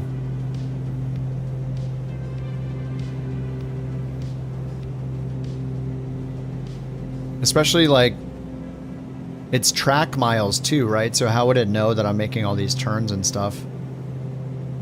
I don't know. I'm usually keeping an eye on it during the stream anyway. Like, we know how long it is until I get there most of the time. We know I'm close when the landing predictions open. Create circle distance based on the destination airport coordinates. Use the current location and coordinates, and then the destination airport coordinates. Okay, okay. That might be doable. Yeah, that's a good idea. And just use the lat long. Tell ChatGPT to make me the script in C#, and then it calculates the distance. I guess that's doable.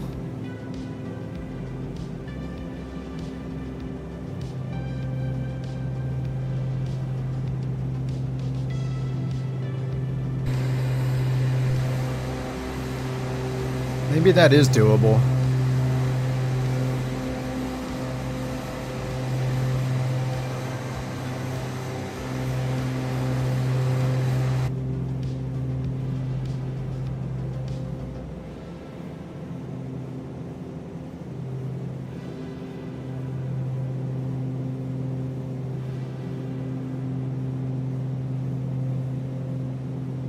Use the distance to go to auto open the landing rate predictions.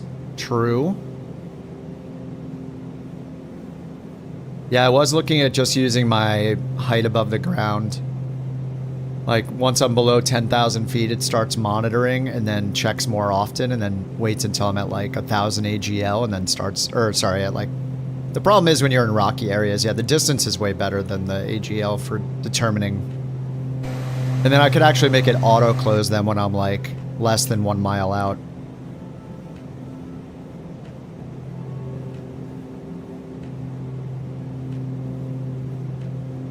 Yeah, that's a good idea. Guess I know what I'm doing during the next cruise.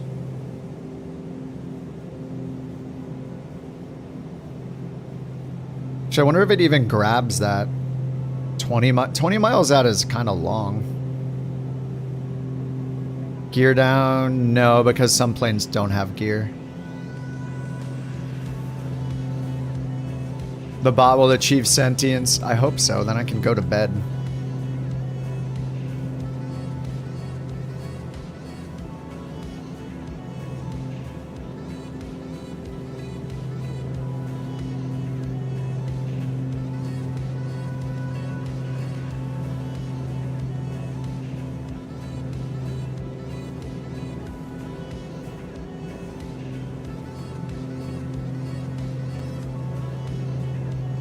Yeah, it has my plane's latitude and longitude.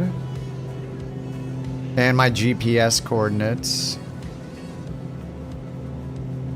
It actually has all of the oh man, it actually has in the data from the AeroPad with the route data, it actually has the latitude, longitude of every single waypoint in the Simbri flight plan route. So I could feed all of those into it and have it actually calculate the real track mile distance, assuming I'm flying the route. That might be tricky though, because then it'd have to know like when I pass each one of those points too. Yeah, I think just the overall distance would be easier.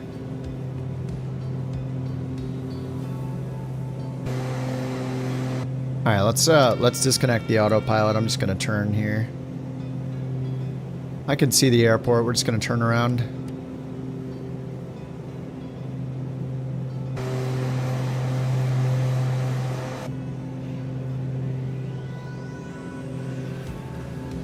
All right, landing gear down will be next, and yep, we're landing on. What was it? 3-3? 2-9.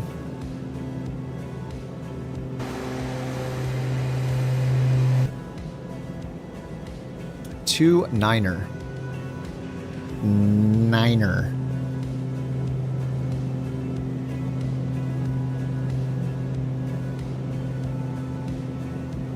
Alright, we're already in flaps and gear range.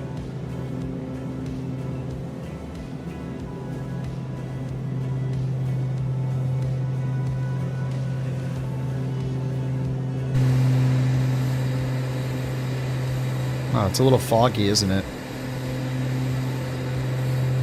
It's light rain, I think, right? Alright, landing gear, flap swing, autopilot, prop sync off. We got the prop sync off now. Landing gear, prop sync, yaw damper. Yaw damper came off with the autopilot.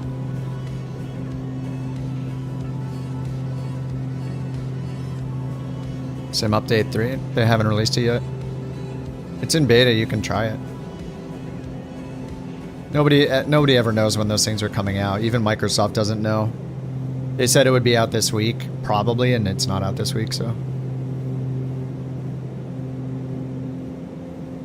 Hardware accelerated? You mean HAGS? H-A-G-S? Hardware accelerated graphic scheduling? It's up to you. You can try it. Just like with resizable bar, try it both ways. See if it makes a difference. I think I have mine on.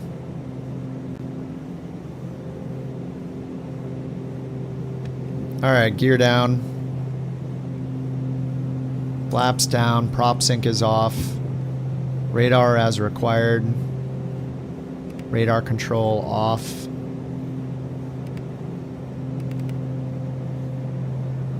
Okay, checklist complete.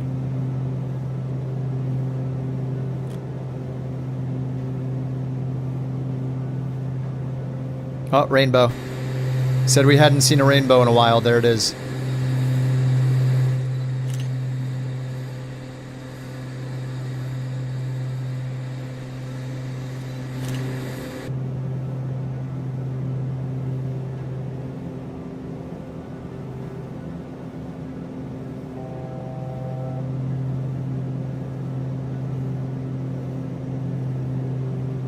Alright, we're 1,000 above our decision altitude. Lights are on.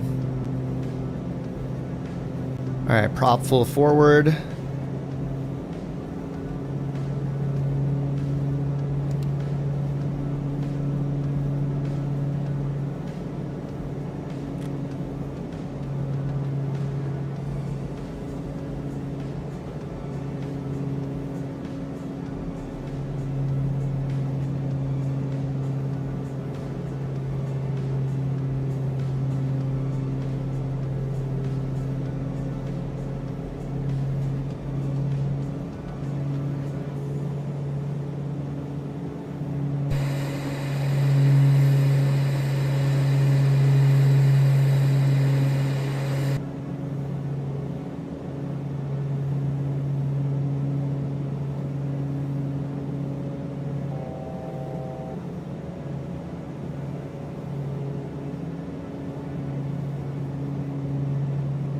just want to tell you both good luck. We're all counting on you.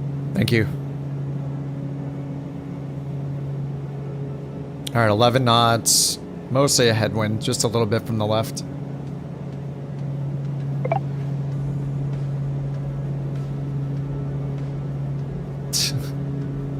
Really?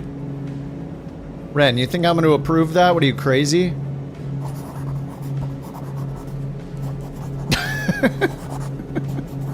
I can kind of see through it. Get it out of the way. Okay, okay, is it done? Okay, that's long enough. Move it. Thank you. That's art right there. What is that? It's draw on the stream with Tangia.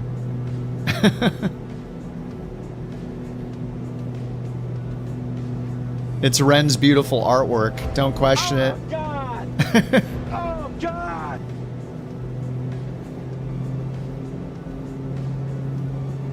I'm surprised they let you draw over the protected area.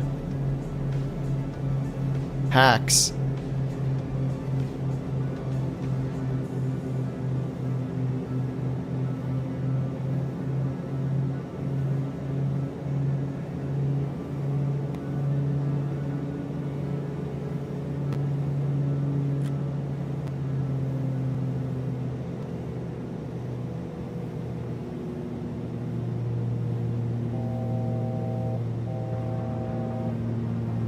No, don't stall it. Oh, I kind of stalled it. Damn. This thing stalls so fast. You have to be idle and also point it straight down. That's going to be like 150. That was not great. 156.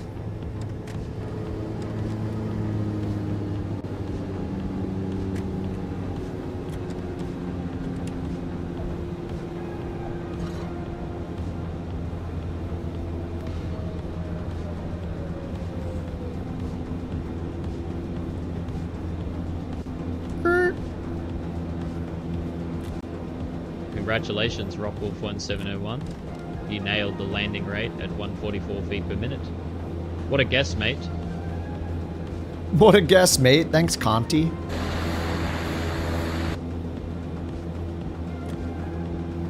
Oh, did we get an achievement for this? I feel like we've flown in here before.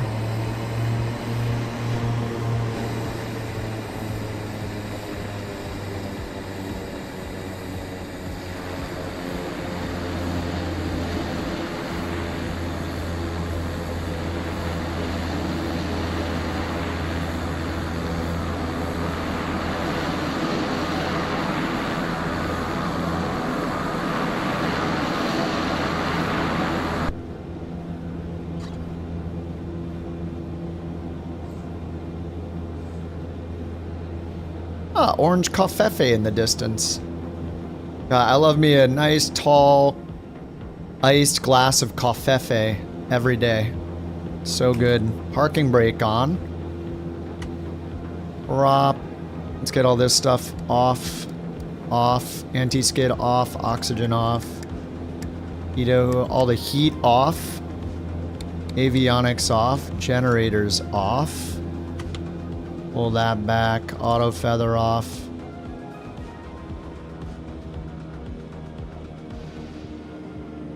Ew.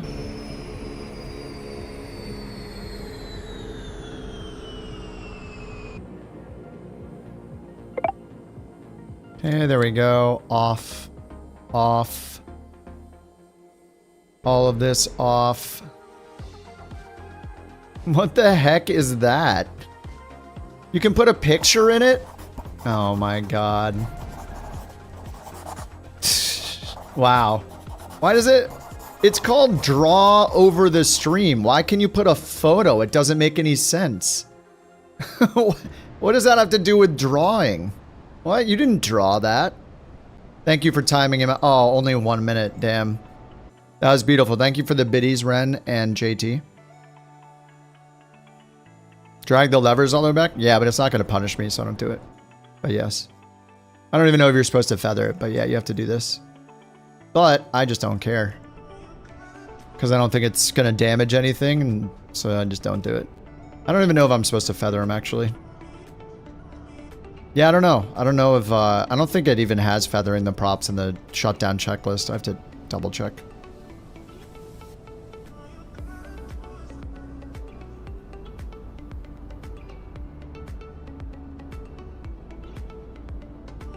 Oh, Luke's coming in the SF50. All right, let me check if I got paid. It's 3 o'clock, so I can do 1 or 2 more of these until it's time for the dailies. Back to job list, refresh. Good, it's gone. Okay, let's check the, I gotta check my balance here. Need more and more and more money. That's all we care about in the Bork economy, or the Aeroconomy, I mean, is the money. All right, I'm at 49,000. Subcontractors sent 250 to the couch captains. Alrighty.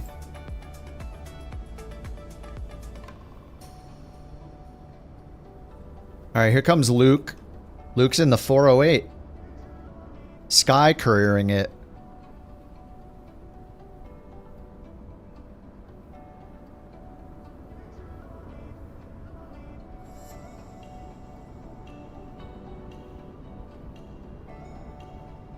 Is Jewel here? I feel like Jewel usually shows up later at night. I want to get Jewel on the Aeroconomy.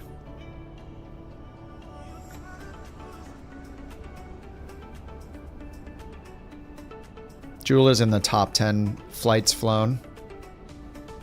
Last 30 days. Alright, here comes Luke in the Sky Courier.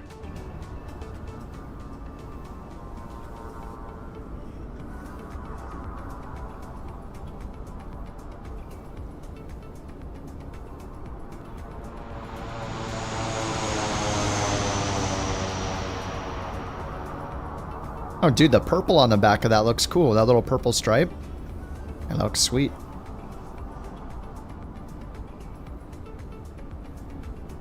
Alright, here comes Seller in the SF50. They do have SF50 jobs in the Aeroconomy stuff now, too.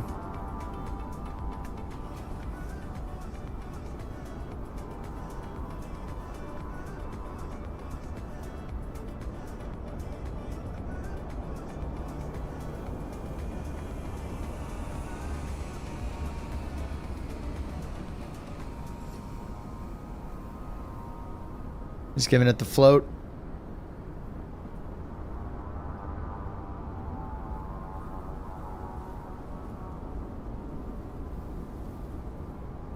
Oh, Clefefe is coming in too. Clefefe is in the CJ4. So far, Seller has the best landing. Just then, 32 feet per minute. Holy crap. Good God. Eric, 47. Deadly, 67. TJ, 72. Luke, 135. And me, I'm not even in the top 5. Yikes. I should probably be demoted. 20 flares later. Yo, it counts. It's all good. That's the strat. Alright, Clefefe is coming in the CJ4. We'll see what happens here. That is a lot of butter. I'm here producing milk and everyone else is producing wait. Yeah. I'm the one making the milk. You guys are making the butter. Maybe it'll be someone else's turn to make the milk and then I can make the butter soon. Alright, Clefefe. Let's see it. FSLTL, GA, Cessna 25C. It's got the C25C.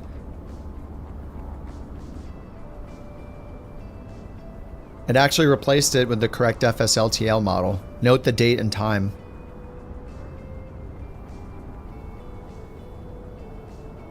I think I've had my air traffic set to high for a while instead of ultra.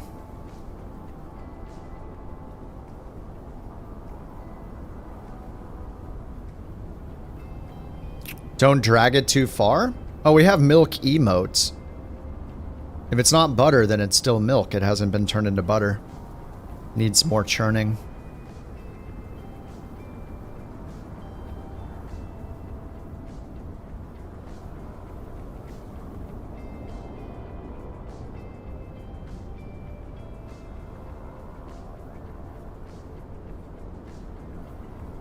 Alright, Covfefe is 3 miles out.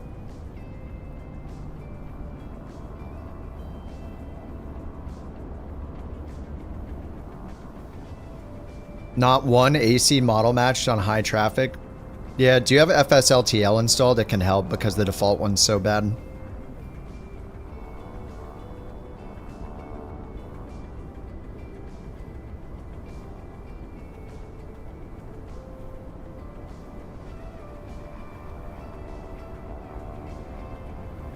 Alright, Covfefe, we're ready to see it. Somehow we can't see it playing 2 miles away from us. Why is the multiplayer option grayed out in settings? Hit escape and go back to the main menu and then try again. It's really stupid, but if you're in the free flight menu and you go to settings, it'll be out. You gotta back all the way out to the main menu where it says like career mode and stuff, and then you can go back into settings and turn it on. You just turned on Ultra? Good luck. Ultra is likely to crash you, to give you CTDs because there's bugs with multiplayer, which is why I'm not using it anymore. A soundbite. I'm here producing milk. Yeah, that's approved. That's definitely approved. I mean, it goes with the channel emotes. Makes sense. FSLTL, yeah, it does affect multiplayer traffic. Look, you can see Covfefe right here is replaced with an FSLTL CJ4 livery, or a model right here.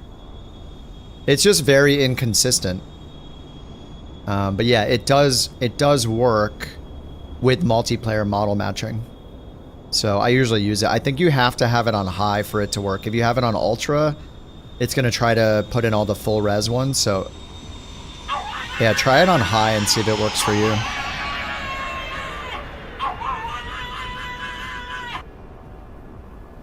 Oh my god, that looked buttery. Oh, that looked real nice. That looked real nice. Let's see. Wait, Covfefe, you're on here, aren't you? I think Covfefe's in here. Right? T-Bone Steaky. Actually, Covfefe, are you not using Oh, this is Covfefe. Oh, Cobalt is Covfefe. 14 feet per minute. Orange Covfefe. W. Holy crap, 14 feet per minute. Allegedly. We always have to use the word allegedly. What's up, Somnium? We have to use the word allegedly because landing rate monitor seems to be wrong compared to everything else most of the time, but allegedly 14 feet per minute. So it looks like it brought in the full ES30. Yep. The full ES30 is brought in high. Just the screens aren't on, which is normal, but every switch and label is in here. What the heck? But then Covfefe was replaced with FSLTL model for the citation, which is great. So we got a working citation model. We see his avatar, but we have the full low-res model in, which is what it should be. I really just wish there was a way to just say, don't use any Microsoft stuff. Oh, am I crashing? Graphics device has encountered a problem. Nice. You know how many times I got this with the AMT card? 0. RIP. Okay. There it goes. Feels bad. Alright, well, good thing I finished the flight. Alright, restarting the sim. What timing? Yeah, all I did was hit reset for my camera. Never saw a crash like that? Do you have an NVIDIA card? I used to get crashes like that all the time with my 4080, and now that I'm back to an NVIDIA card, I get them again. Every now and then. It's pretty rare, but never had one of those with the... I don't think I ever had one of those with my AMD card. Videos to Tangia? There is some kind of Tangia media share thing. I don't know how to use it. I could enable it, but yeah, I just don't know how to use it. Yeah, there's like a whole media share thing. Play media share as an interaction. Do I have to turn on media share? There are no results for media share. So yeah, I don't know how to turn it on.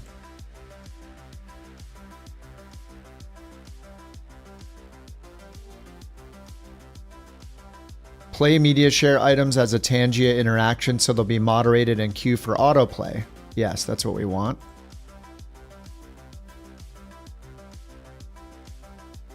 Oh, it's a price per second and price per clip.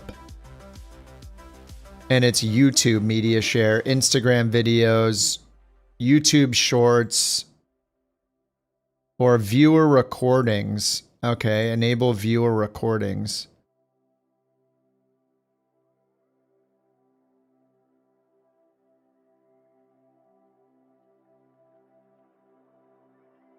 Media share link. Tangia KOTG question mark media share. This might be a horrible idea.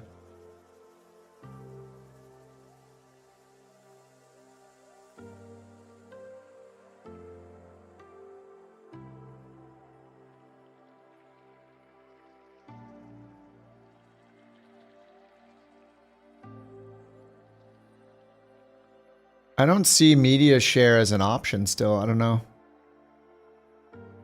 Yeah, I don't know how it works. GIF files? I don't... It says videos, YouTube shorts, YouTube normal videos, Twitch clips, Instagram videos, and viewer recordings. Allow viewer to record a video and submit it.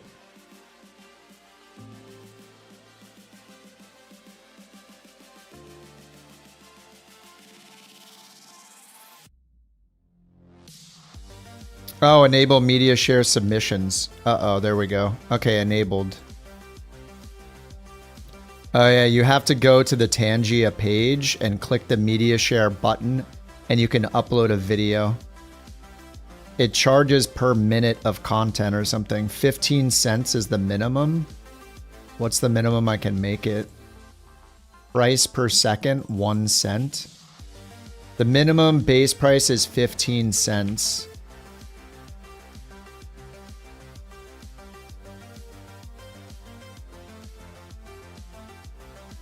Minimum price per clip, 15 cents. Clip price per second, 1 cent. Yeah, it's moderated.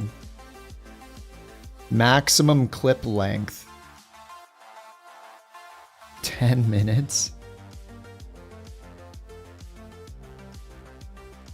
Require minimum number of views for a YouTube video. That's probably a good idea, like maybe 10,000 views at a minimum for YouTube videos.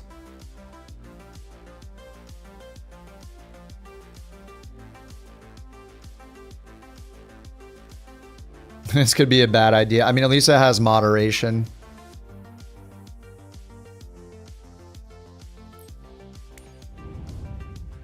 You can only send Despacito 2. Well? I know. I'm also waiting. Where's the video, dude? I enabled it. Where's the video? Actually, let me check my own channel and see if it even shows. I don't know how. I don't know if it shows a media share button. I don't know how. Hear myself under the video, Tangia, all categories.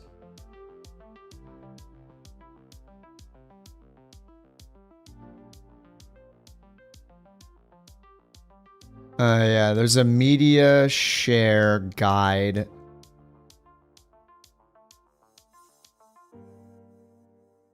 Yeah, you have to go to the URL, like the tangia.co/KOTG.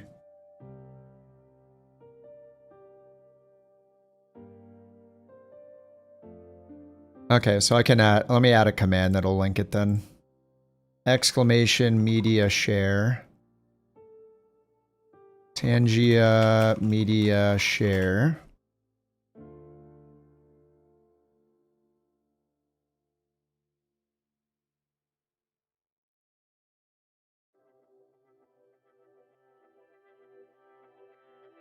Media share keyword confirm. Okay, that's added to the bot. I will see how it goes. This could be horrible. The mods are going to need overtime pay for this. Yeah, they'll show in the interaction feed. Yeah, exactly. Yep, I set it to that. BRB need to get it ready. Oh my god, this is such a bad idea, but you know, how else are we all going to hear even more from JT if we don't allow this, you know? Why would we not want to hear more things from JT? Mods will need a BorkCoin stipend. Don't worry, you guys will get Christmas presents and stuff. No worries there.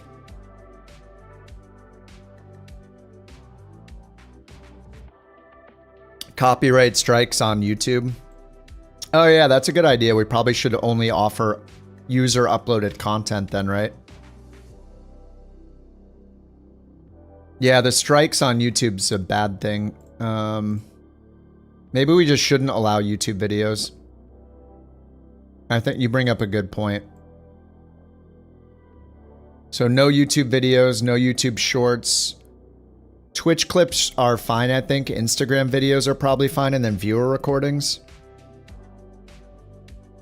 Yeah, I'll turn off YouTube. We'll turn YouTube off. I think that's probably the most dangerous. Salty's been on the stipend thing for a couple days now. You need all the coins.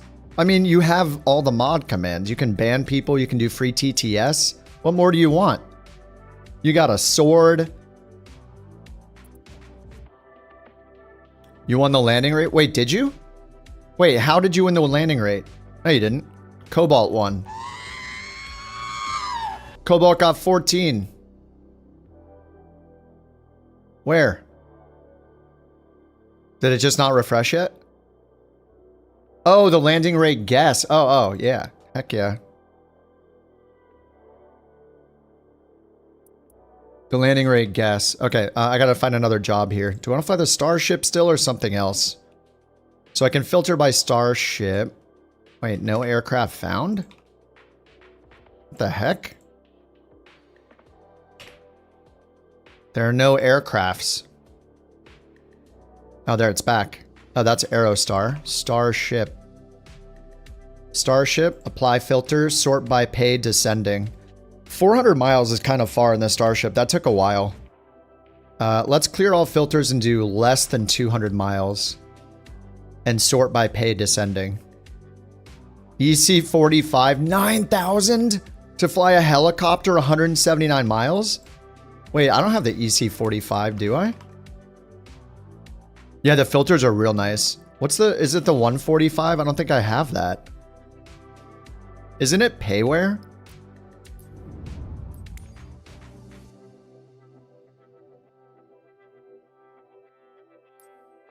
It's not in the marketplace? I don't want it. Alright, never mind. Oh no, Sim Federation. Ooh. Yeah, I'm not gonna buy it outside the marketplace. Nope, nope, nope. Long hauls pay 20k plus. Yeah, but per mile, it's just not worth it. Plus, I don't want to just sit in a long haul all day, you know? You can only get it from them? Oh, well, then I guess I'll never get it.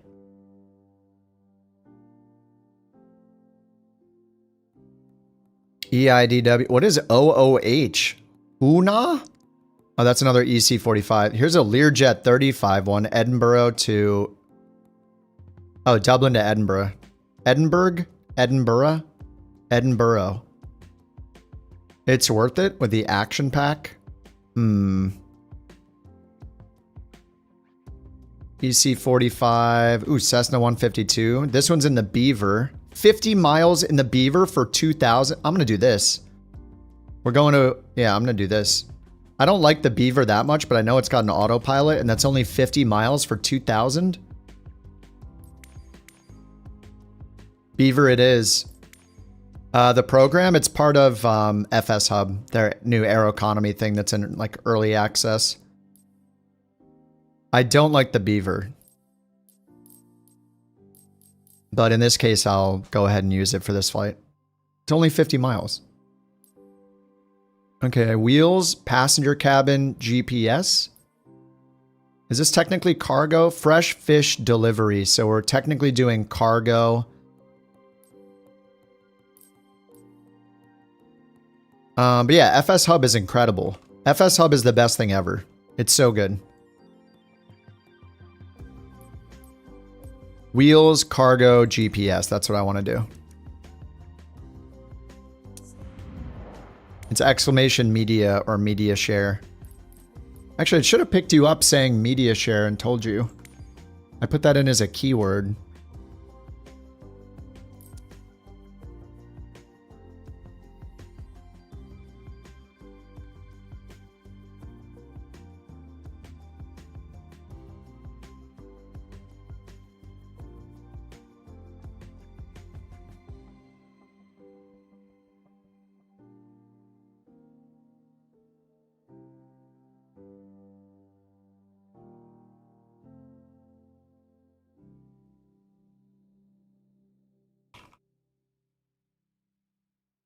I'll just add a regular Tangio link too, just in case.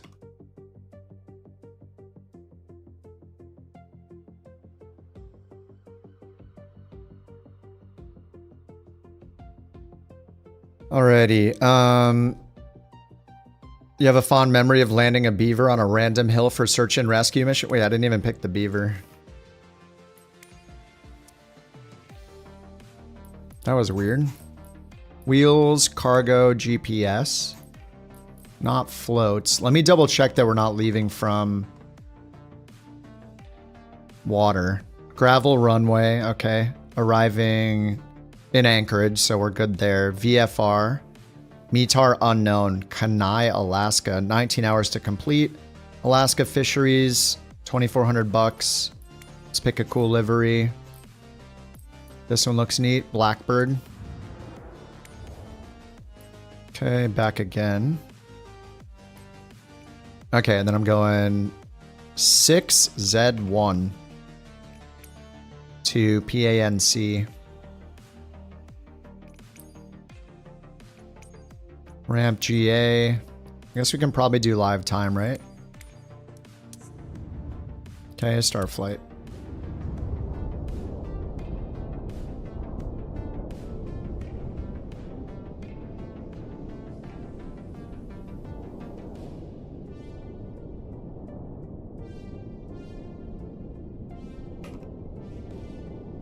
What's the airport again? 6Z1.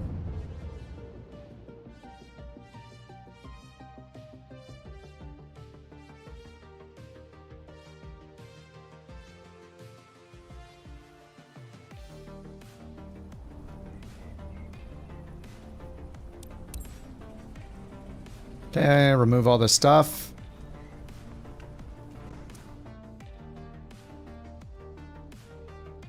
You need to set parking brakes to request ground services.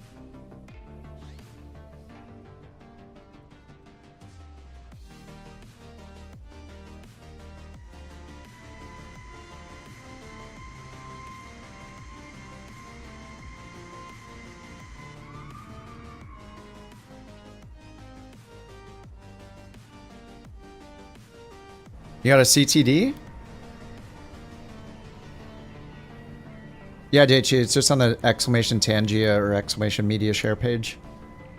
But you have to do it through the web browser. It's not like part of the extension or whatever.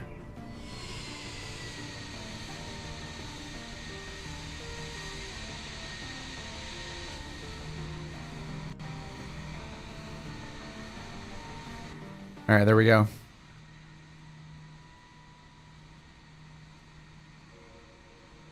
All right, 50 miles up to Anchorage. Oh, this is a cool spot. Oh, this isn't even gravel. It looks like straight up concrete. CTD when you load it in. Do you have air traffic on Ultra? Pretty much does it every time, I think.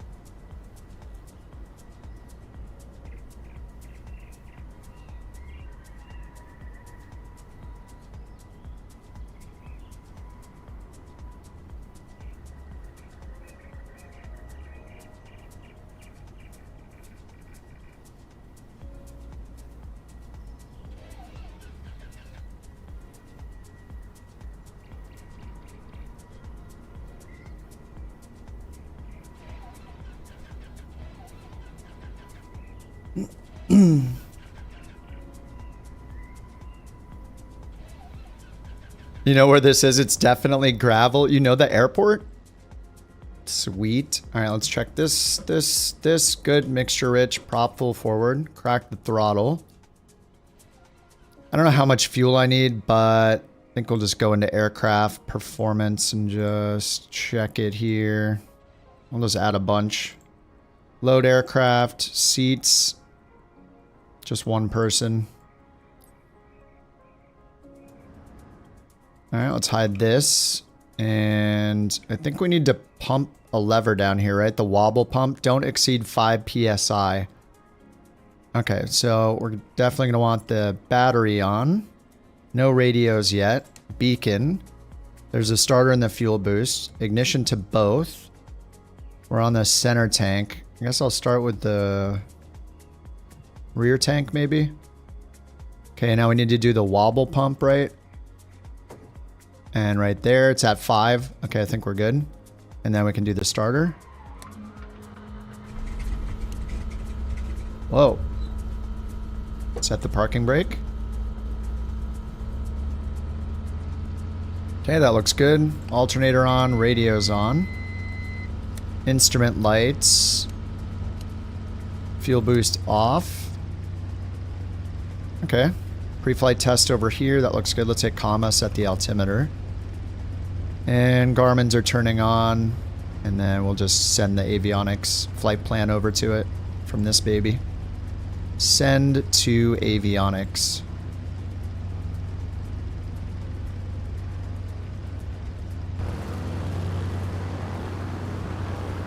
The Beaver. Kanaya's super pretty. Yeah, let me take a look before we take off this airport. Oh, that's awesome. Heck yeah. We take off over the water?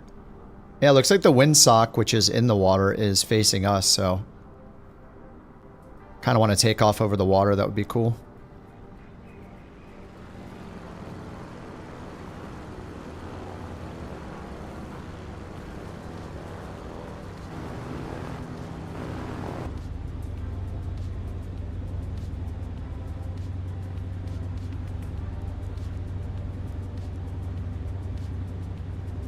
Okay, it's in there. Hold clear. JT, no, you can upload a video. Okay. I fear for what JT's gonna send the moment he figures out how to send something. Alright, parking brake off. All the lights on. And probably need the pitot heat on.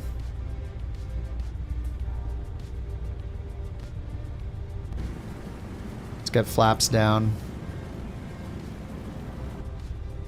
I can't see crap in this thing. Why would anybody choose to fly this? Alright, flaps are in the takeoff position.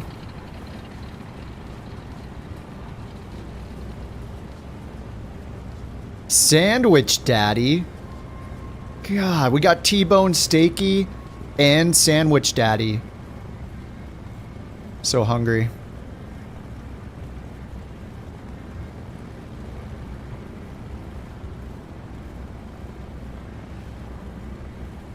Good job, Futon Bot.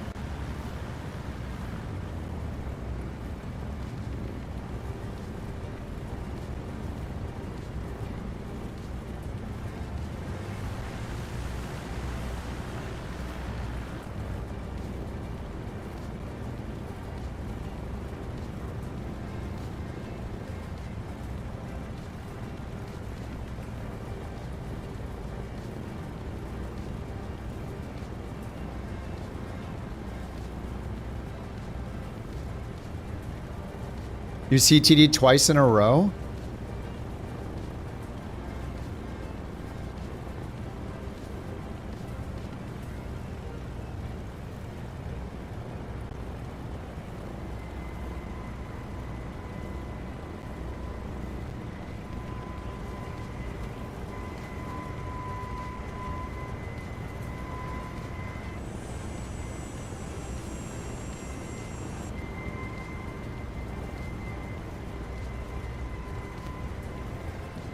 Alright, I think we're ready to go.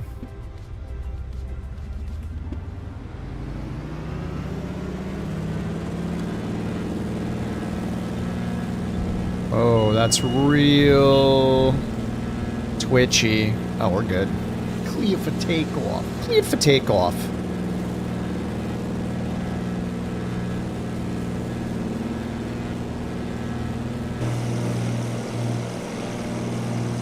Easy.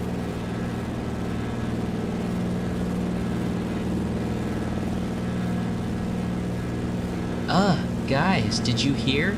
What? Logan Dixon has been a couch captain for 9 months. That's like super cool. I'm, thinking maybe I should buy some more planes with my allowance. Again.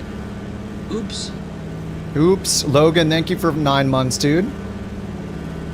9-month couch captain. Good to have you for 9 months, man. Oh, look at the GPS. It thinks I'm going the opposite direction I'm going. What the heck? Alright. Alright, cruise flaps set. Cruise power.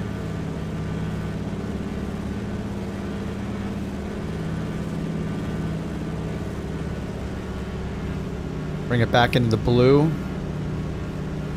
And back into the blue. There we go. Press D to reset the gyro on the GPS. I probably unbound that because it's a single key press.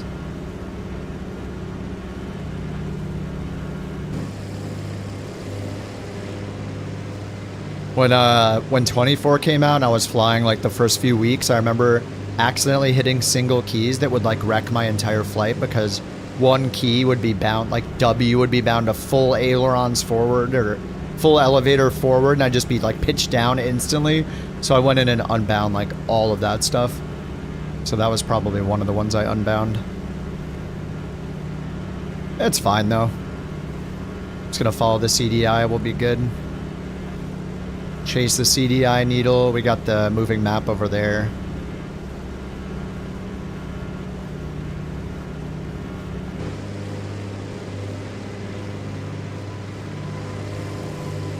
I don't know how people fly tail draggers, even in the sim. It's like, the takeoff is so weird, especially in this thing, you can't see like anything. And this thing trims out real nice though. This is great.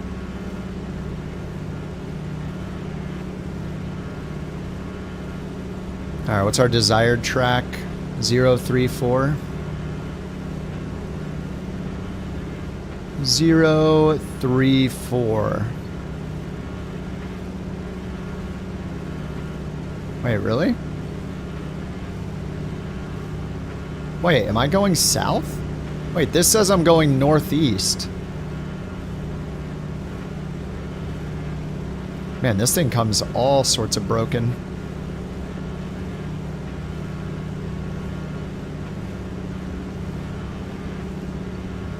My current track is career mode. No, there's not really a point to doing it. Like, there's no long-term goals. I had fun doing it when it first came out. All right, I'm on a 030 track, it says, so let's just set that up. Right around there.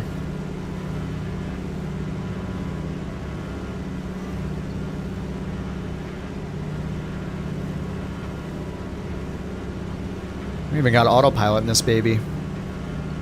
That's why I'm flying it. It's the only reason I'm flying it. Autopilot, nav, altitude holds.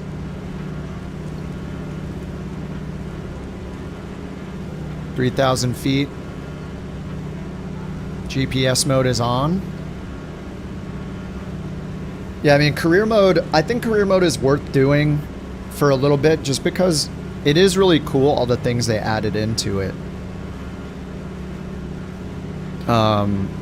All the new activities are pretty cool. Like crop dusting is really challenging. The firefighting ones are challenging and fun. The search and rescue is pretty fun. Like, I do like all the new activities. They just, you know, it's like any other career mode. Like, you run out of stuff to do in some of them. There's only so many missions they added in. So once you're like, oh cool, I got all this money, I got the plane I want, let me do some flights in my home state, and you realize there's like 3 jobs to do. You're like, all right, well, do I want to fly into Big Bear again in California for the 1800th time? Like, no, not really. I think I'm over flying that single route. So it kind of forces you to fly all over the world, which is fine, but at the same time, even if they have millions of missions, it's not it's not enough, right? Like California alone had like 3 or 4 VIP missions to fly. So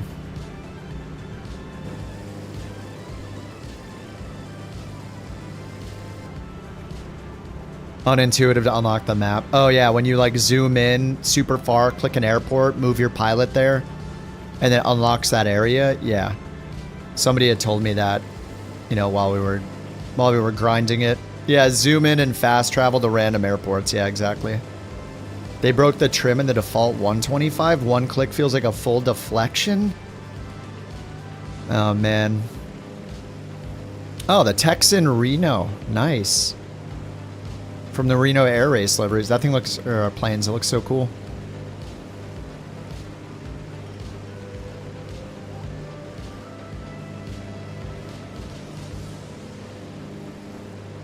A lot of those Reno planes look so rad.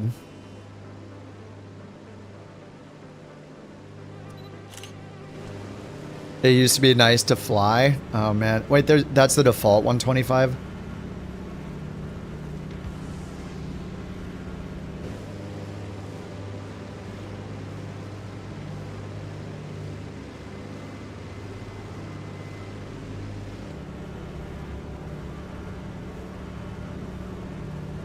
I guess I'll bring this towards the top of the blue. That'll be right at 20.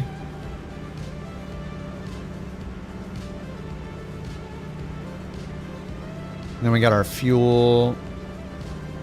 Oh yeah, right here. Rear, middle, and front. I guess I'll swap it over to front for now. Try to balance it out a little bit. The Cowans are all supposed to be awesome, right, for helicopters? I mean, you guys know I never really got that much into helicopters, or at least not yet, but I think I've always heard that the Cowans are really, really good. Just in general.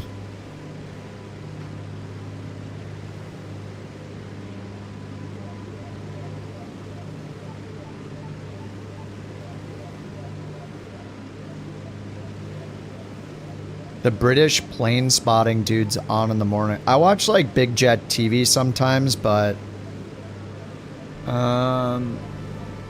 that's about it. I think I tuned into the LA one, LA flights or whatever. There was a wet A380 landing. Oh, nice. I think I would like to watch those more. I think I just need to turn on my notifications because I usually don't notice that they're on. But yeah, those are really fun to watch. I just don't do it often enough.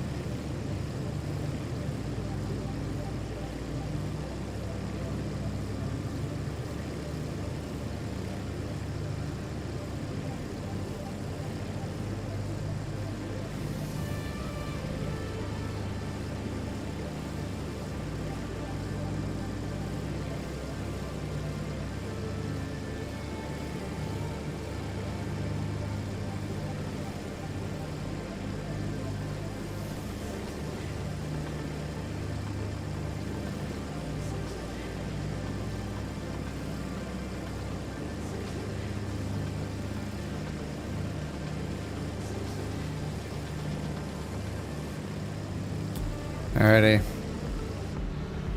How we looking here? This is such a short flight. This is awesome. 2,000 bucks for a baby flight. Had the Emirates ex-NBA livery. Oh, wait. I thought I saw a video of people like in a park waiting for that plane to come in because of the NBA livery, right? I saw some video on, I don't know if it was a YouTube short or something, of people like, a ton of people waiting for that plane to fly overhead. That specific plane with the NBA livery. I didn't see it on like a live stream, but I saw it in a clip.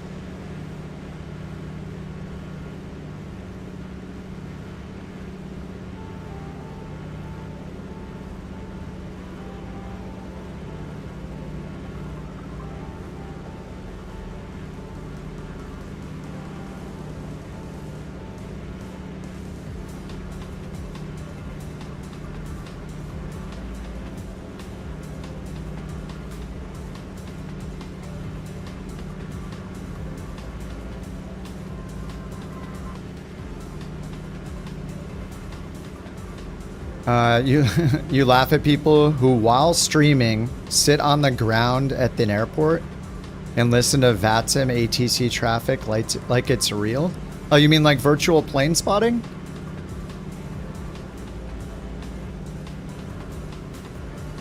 Are there streams of that?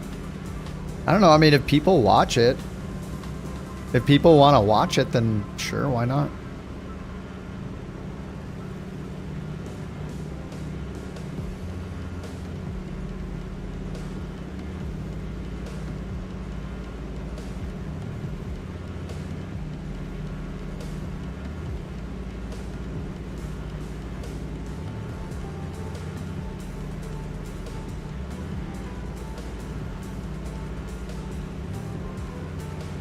They'll sit at a gate at an airport.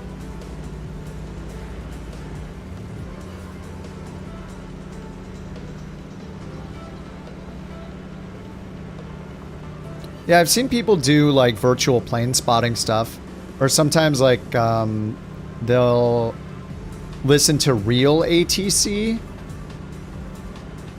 and then they'll watch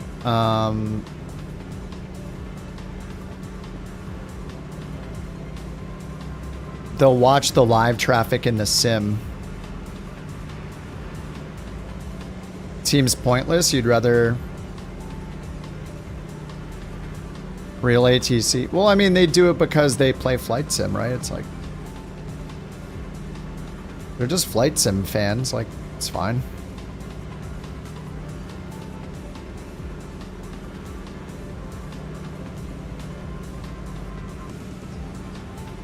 I don't know, if there's an audience for it, then sure, why not? Oh no, JT sent a media share. Oh god. I'm gonna leave it up to the other mods to be able to watch it. And don't worry, if it'll do automatic refunds if I don't get to any of them. But if I click it, I'm gonna hear it, so dear lord. It's not bad. Well, we'll be the judge of that. We'll be the judge of that. Your best friends, Thenison Man and Salty, will make sure that. Actually, Salty, I don't think I gave you access to mod Tangia, did I? I don't know if you're interested or not. I think I need to add you as a Tangia mod. You promise. A promise from JT. Hey guys, I just want to say that I really like it when you guys fly me to Brazil on FSHub and just head back without bringing me with you. The walk is great, it's a lot of fun, and it really doesn't hurt my feet. I also wanted to say that I really love getting timed out and banned for long extended periods of time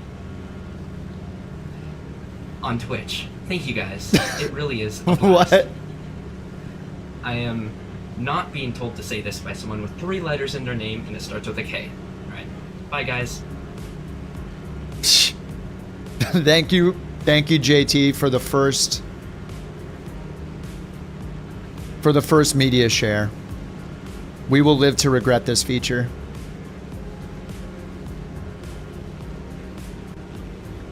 Salty, I'll send you I'll whisper you a link real quick.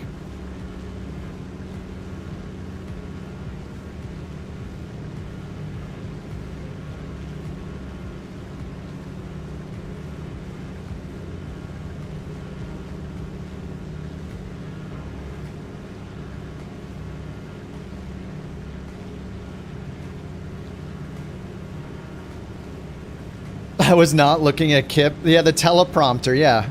No, he's claiming that I was there forcing him to say all those nice things.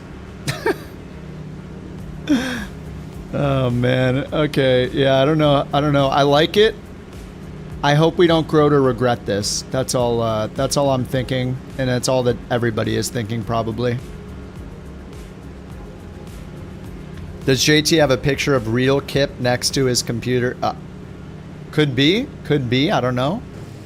As long as the mods stay strong. Yeah, that's true. There's an audience for anything these days. Yeah, I mean, steam cleaning a carpet. Oh, yeah. Those are... I've seen some of those. I've watched ones of people power washing carpets when they're super dirty. It's kind of satisfying. It's like cathartic. Is that the word? You know, it like... that's why people love Power Wash Simulator, too. Power Wash Simulator is, like, surprisingly fun. But yeah, I mean, you know, it's not for everybody. It's fine. Can you time out the clip? Unfortunately not, no.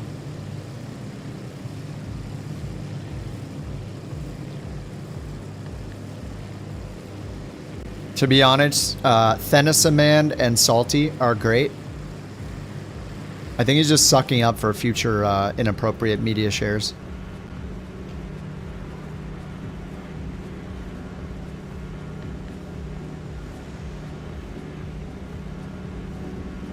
Oh, you meant it? Alright, let's check the weather here. I mean, we know it's VFR. Let's check the winds. Winds are variable at 4 knots. Runway 33 is recommended. 10,000 foot runway. That makes sense for the Beaver to use the 10,000 foot runway.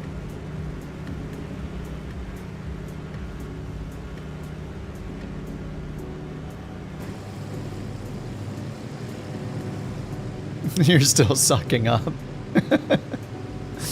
Hey, JT's leveled up. He's got a green screen now. You wish the oceans had waves? I mean, they do. It's just probably, like, the wind is very calm right now, so it's very glassy. But yeah, like, actual big waves would be pretty nuts. We do see, like, the current, and it can get pretty choppy, but yeah, not breaking waves. And, like, at the shoreline, that would be so awesome. But the wind's very calm right now, so it seems like this is just also very calm.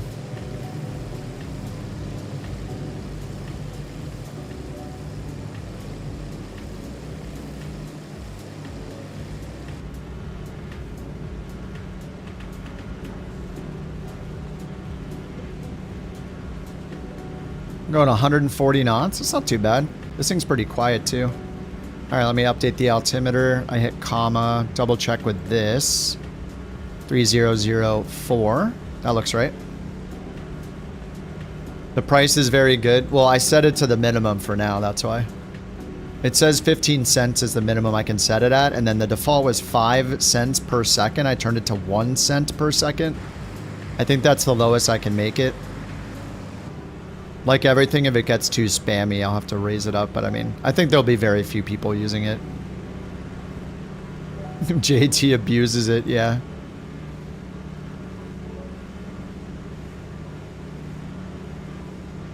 Yeah, that's another thing about YouTube is like, features like that will fly on Twitch for people sharing like YouTube clips and stuff, but on YouTube, sharing YouTube clips, like Salty said, it's just going to get flagged, so I think I have to keep it off for YouTube clip sharing. But, I don't know, Instagram and Twitch clips, maybe that's okay? I don't know. Yeah, that is quite a blurry airport.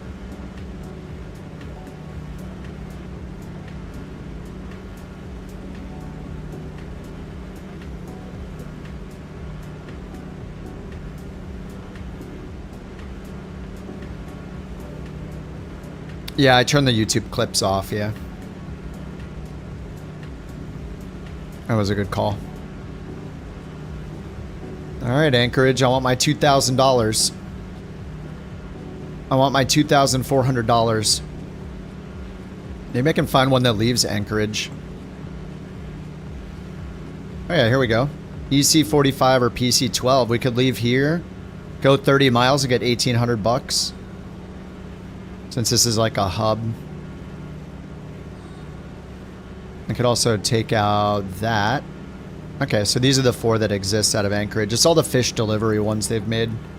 30 miles in the PC-12 for 1,800 bucks to BLG. Beluga.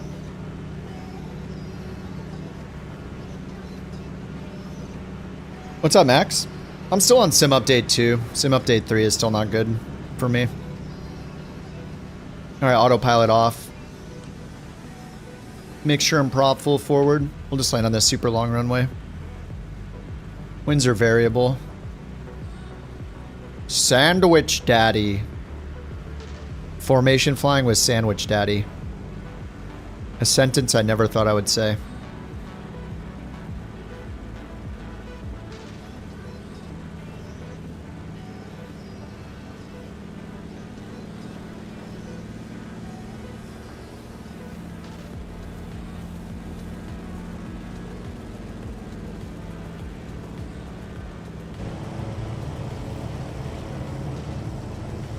What are you? An idiot sandwich.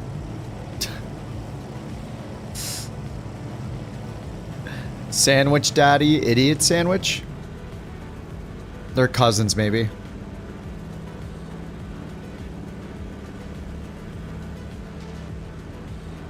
Young P. What the?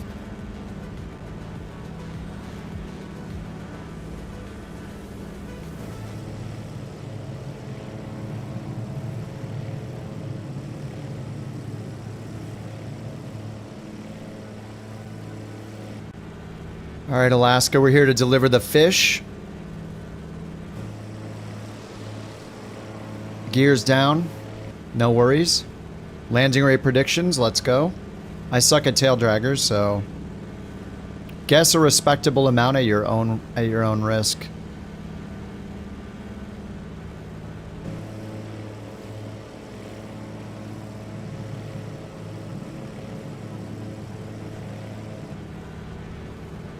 Alright, let me get 1 notch of flaps. Climb flaps.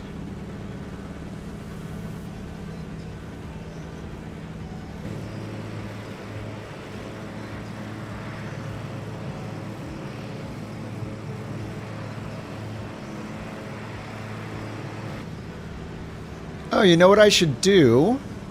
Is allow people to whisper the bot their landing rate. I'm gonna enable that so you guys that are getting trolled by certain people in chat who are just copying, you can just whisper it to the bot. There. That's enabled. You guys can whisper your landing rate predictions to the bot on Twitch. Just whisper Futon bot your rate minus whatever. That'll keep your guess. That'll keep your guess secret. Hold forward on the stick. Alright, prop, mixture full forward. Oh yeah, no, the decimals won't work. And you can't guess 69. If I get 69, everybody wins. We still have yet to hit the 69. I have yet to hit it. So we don't know if that actually works. Alright, flaps are in the landing position.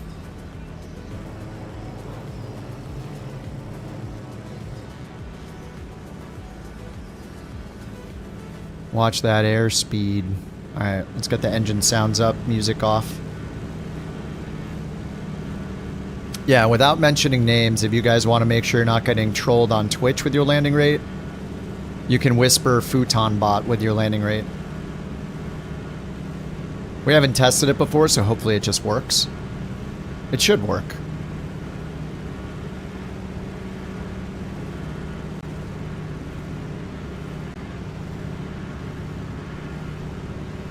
Yeah, I think maybe I'll take that PC-12 job out of Anchorage. What time is it? 3:45, alright. It's not until 5 p.m. Pacific time where we get our daily challenges, and then we'll do those.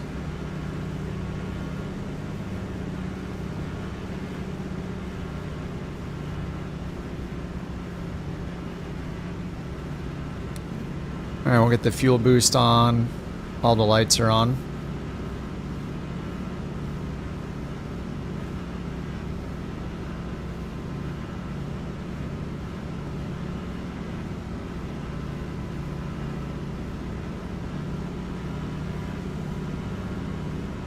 Alright, Alright, looking good on the glide slope. I guess the glide path.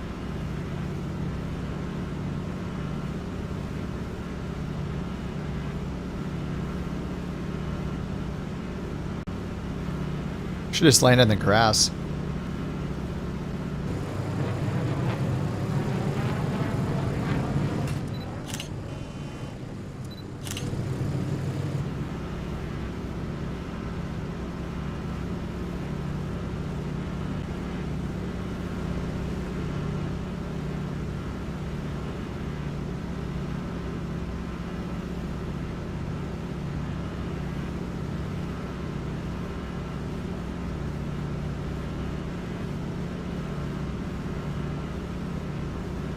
All right, here we go.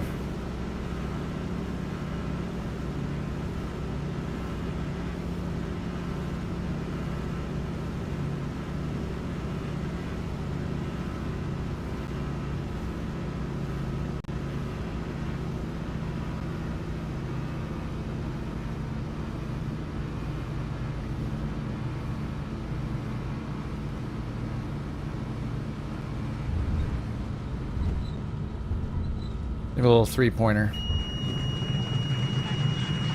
Oh, bumps in the runway? Alright, I'll take it. What was it?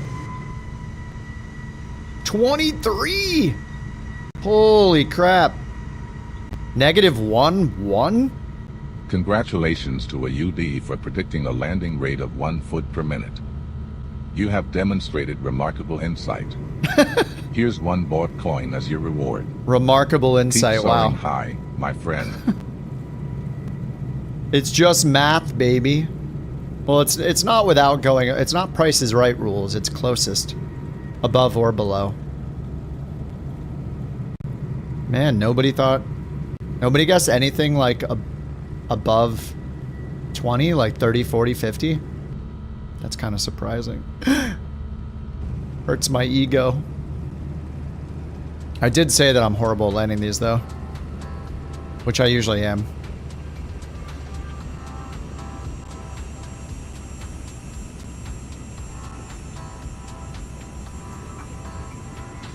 I'm holding the rudder full right and going left somehow. What the heck? Oh, it's because it's too sensitive on the nose wheel steering.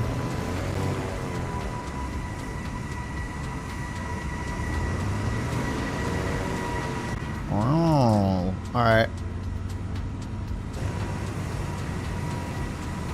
Looks like Jack's landing in a helicopter. Oh yeah, he's in the Cowan.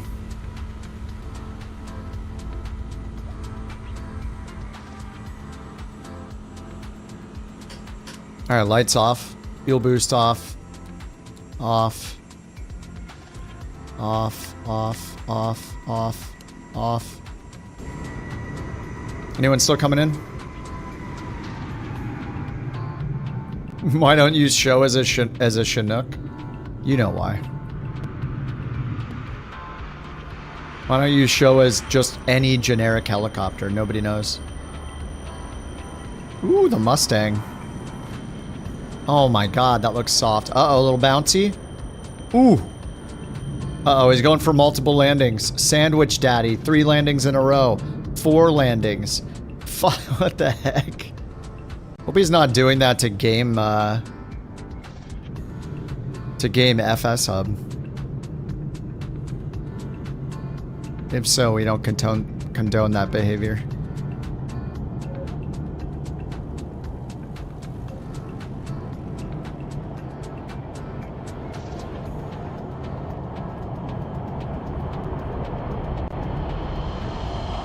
Whoa.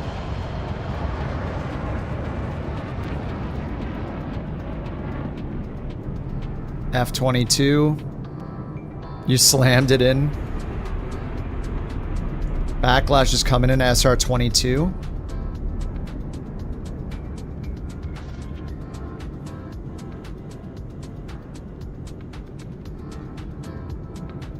Let me make sure I got paid. Refresh. Yep, looks like I got paid. My bank is at 51,000 now.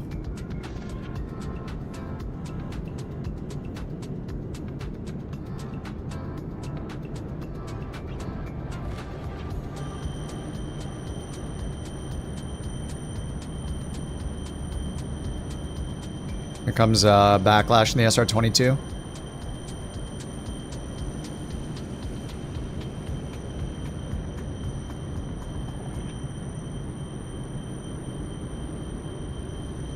I have the scenery, so I think it's... people are floating because of it.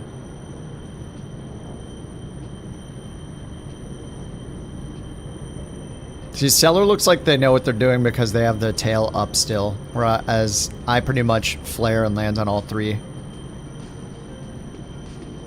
I think some tail draggers you're supposed to try to land on all three though, right? Like I think the 185 is that way. Wait, Sandwich Daddy's coming in again. Alright. Whoa! Oh my god. It does not like when I hit the reset button at all.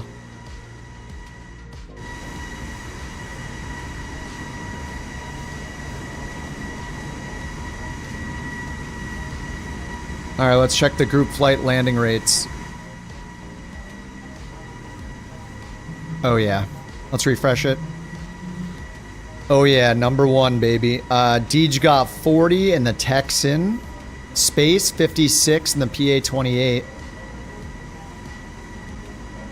Rock, 117 in the 172. And Rob got, in the C-10, nice, the Centurion, 122. Very nice, very nice.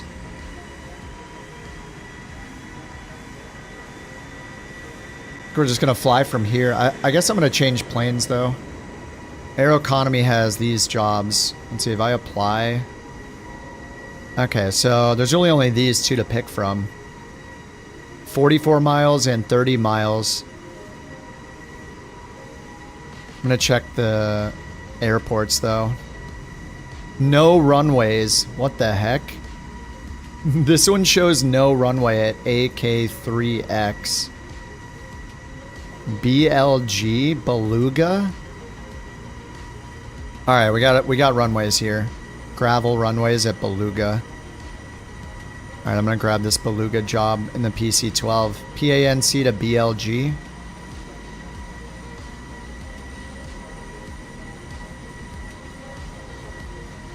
Alright, let me change it to PC-12. Oh, it's a heliport? Is that what it is? Did it say heliport when I clicked it? What was this one, right?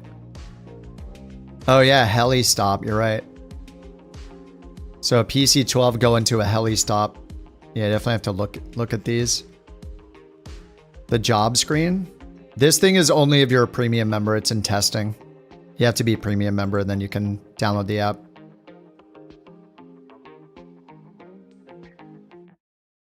It's just premium for now. But if you want to support them and get early access to help test it, start earning some extra money, then it's like 50, you have to donate 50 bucks. And then they'll make you a like permanent premium member. Yeah, I don't know how long it's going to be in testing, but it seems pretty solid. Like they're adding more and more planes to it and more routes. Oops, let's do PC-12.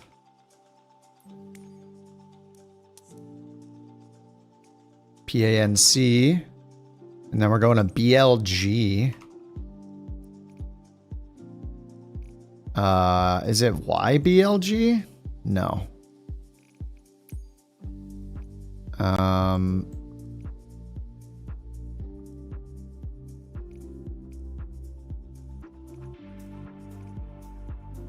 It doesn't find this airport. How are there just made up airports? I don't understand. Beluga Airport. Beluga. Let me just type Beluga. Oh, a PABG. That looks right?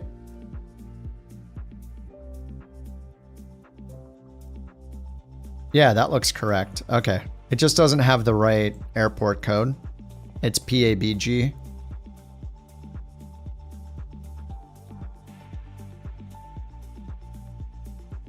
Okay, there we go. That works.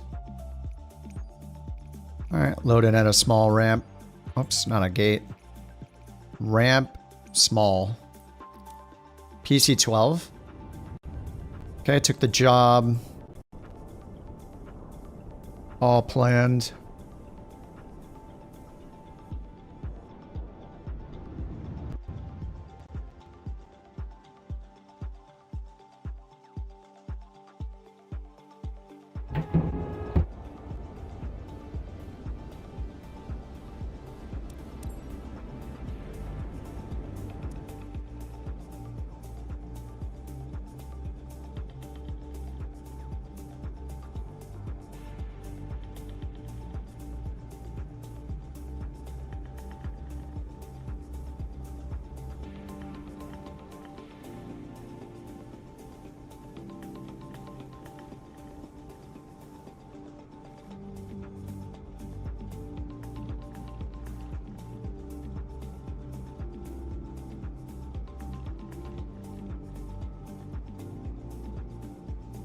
Okay.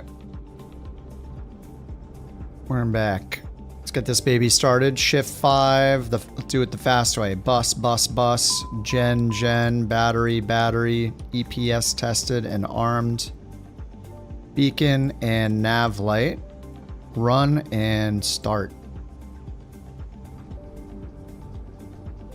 Speed run. We gotta make the money. JT, what is this? What the heck? Oh, God. Yeah, no, I get it. Okay, yeah, that's wonderful, dude. Okay. I don't know what you're pointing out here, and I don't need to know it, okay? I don't know what reminder you're trying to show me here. Yeah, I don't know what that is. Jeez. Yeah, okay. JT, stop spending money. It's becoming a problem. I'm gonna have to ban you. Wait for us? Huh? I'm still on the ground. I haven't gone anywhere. We're good. I'm still here on the ground. I haven't even taxied yet. Oh, speed run? Well, I mean, I started it up real fast, yeah. No, time is money. Time is aero dollars, okay?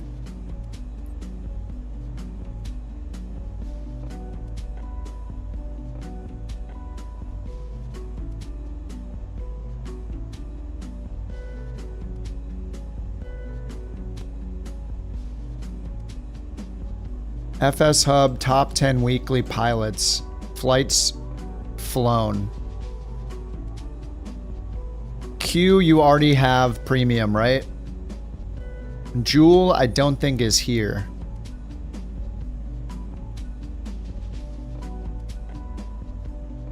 Maddie is going on vacation. Ren has been upgraded to premium. Oh man, Rob has been doing a crap ton of flights, Rob.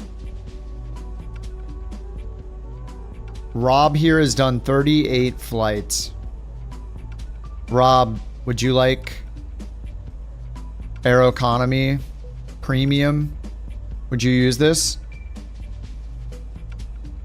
You had fun last week? Heck yeah. You would use it? Okay. Let me make a donation on your behalf and get you upgraded.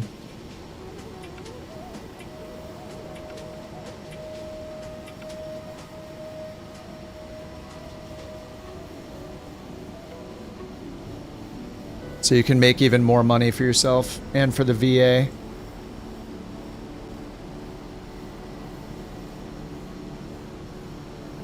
Alright, I got you. PANC. Donate.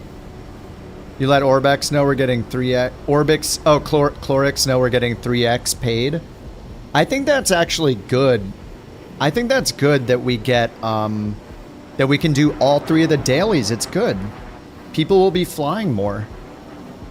Otherwise, we're just not going to do more flights, right? Like, we're motivated to do all 3 of the dailies is awesome. All right, PayPal, donate to Bobby. Here we go, Bobby. Logging in. Continue.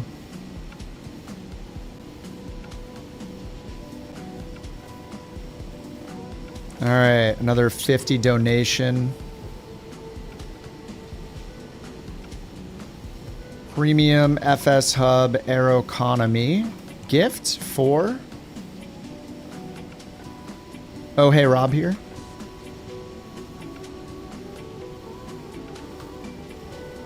Next.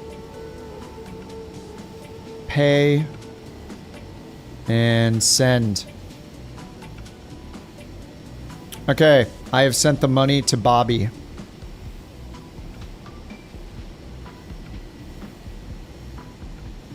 Alrighty, there we go. Clorix, we just sent in another gift donation for Rob here to get premium. Thanks to all your guys' biddies and subs today. It makes that a lot easier to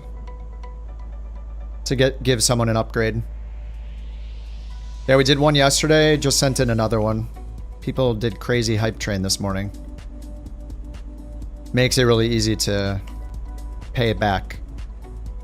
It's all selfish though, because we just want the money for the VA more than anything.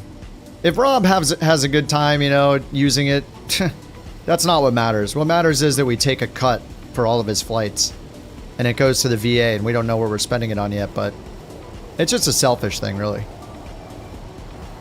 What's up, E-Tech?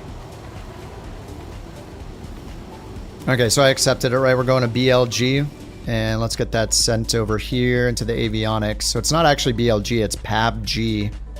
So I'm going to go send to avionics. There we go.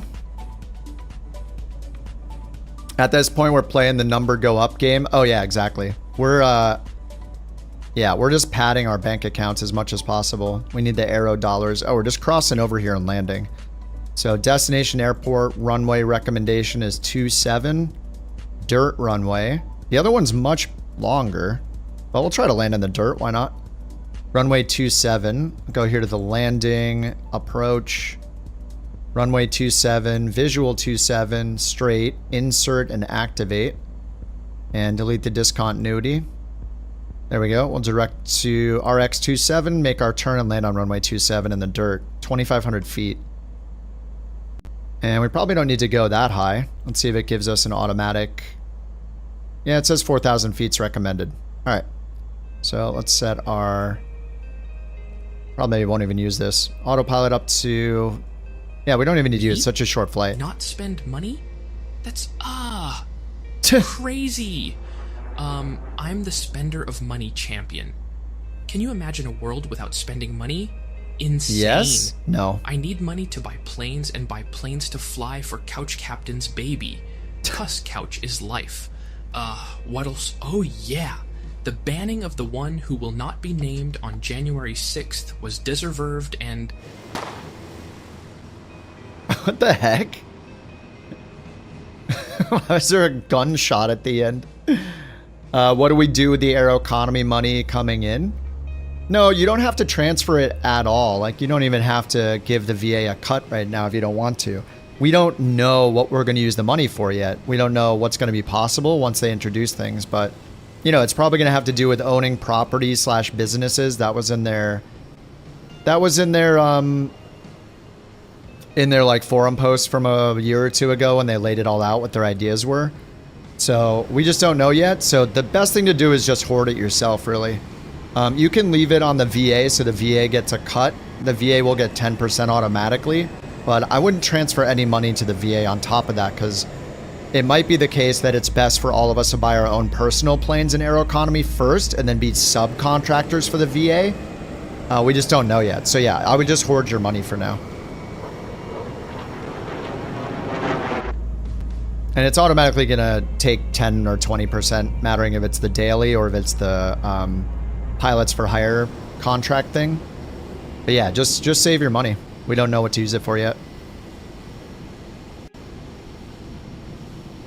I heard that. Hoard the money. You think he's going to listen? Yeah, he's definitely not going to listen. Where's our windsock? I think is it way back there? No. That looks like an EasyJet or something. Oh, there's a windsock. That is pretty dead.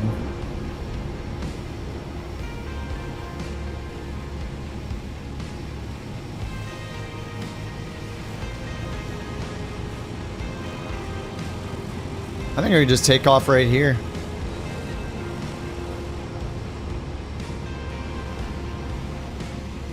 Like, we don't need to go all the way down there. Look at this. This is a perfectly good runway. The windsock's kind of pointing at us a little bit. Alright, I think we just get it going. Alright, flaps are already set for takeoff. Let's give it toga power. And it's going to limit it automatically, I think, right? Yeah, we got toga detent right there. Toga's shown. 80 knots. 85. We're up. Easy. Gear up.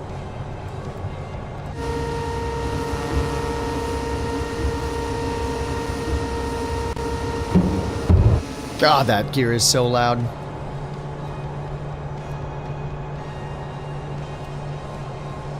Alright, we're just going across the water here.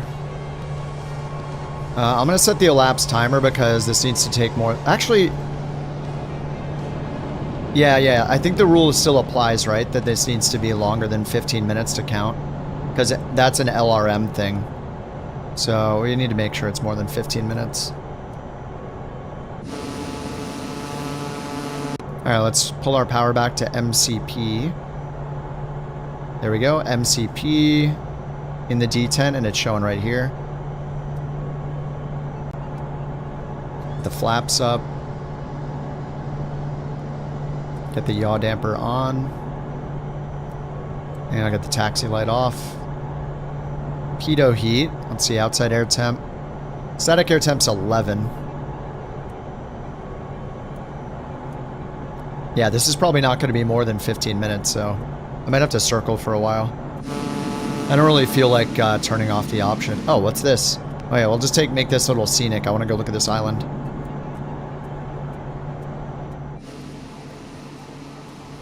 What are this?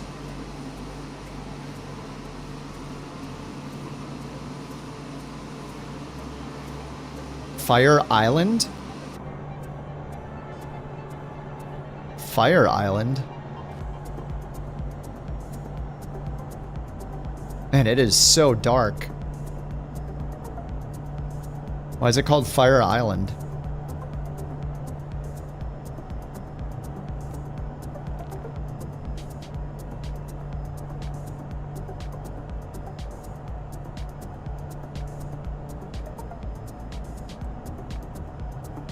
No idea. Oh, is that a runway? Dirt runways down there.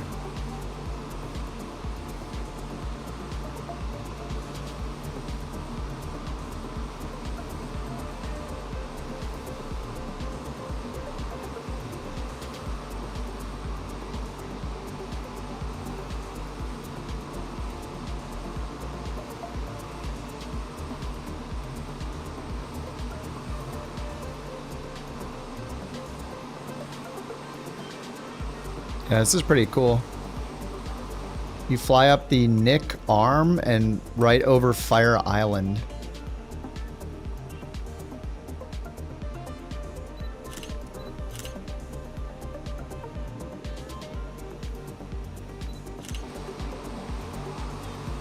Cool little island.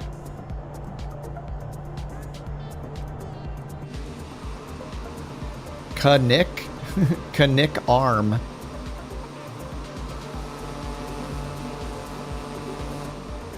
Is this the arm right here?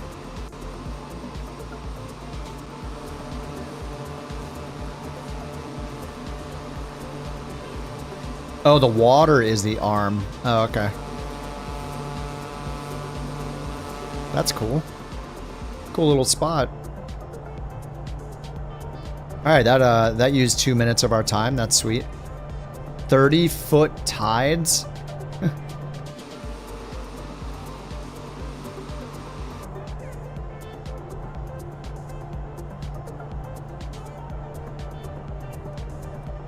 Compare fuel quantity. No.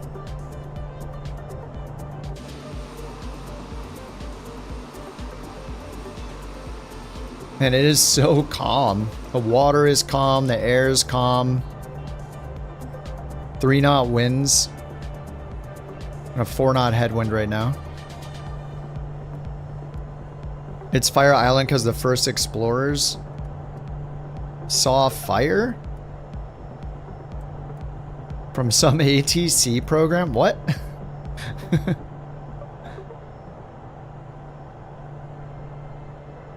ATC program? Oh, are you using Bush Talk Radio or something? I was excited about Bush Talk Radio until I realized it was just people pasting Wikipedia articles in. I thought it was going to be like a thing where people could submit recordings of themselves explaining the history about the areas they know about, or like their hometown, or more personal stuff, I guess, like personal knowledge of areas of the world. And it was like voice recordings, but it's just TTS from like, and some of them are like really long Wikipedia article copy pastes. So I didn't enjoy it as much as I thought I would. I thought it was going to be more like custom. I mean, I like the concept. It's cool to have all the data, but yeah, sometimes it would just ramble on and on and on. So I was like, oh man. Edwards Air Force Base, yeah.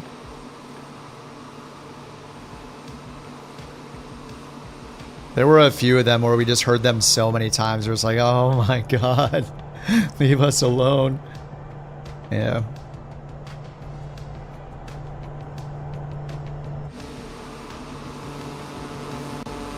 Man, this thing is just... I'm not even touching the controls, really. It's just holding itself straight and level, real nice. Alright, outside air temp's still 11, leaving the pitot heat off. I always forget to use the inertial separator when I take off with this thing, though. SI tour guide? Yeah, I'm sure it's just ChatGPT, right? I mean, which is fine. It's just, it's nicer when it sounds like it's... Like, Bush Talk Radio is just, like, older. It's been around a while, I think, so it doesn't use any of the AI TTS stuff that's higher quality. It just has, like, the default TTS sound to it.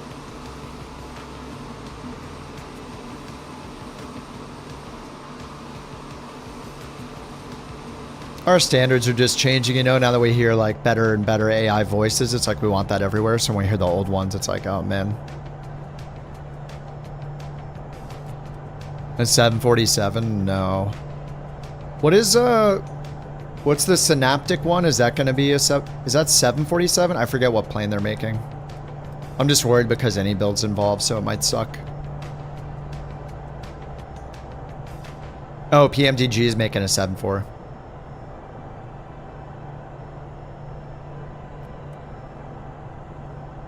Oh yeah, the A220, that's right. It feels better than 69. What? I'm here producing milk. Oh god, dude. Thank you for the biddies, JT.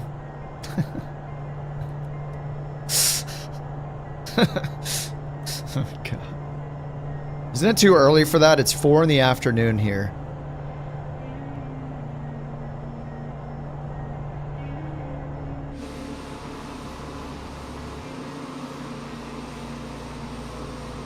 Oh, speaking of which, in 45 minutes, the dailies will reset. If you guys haven't done the dailies, you might want to hop on and do the dailies. Make your Aeroconomy dollars.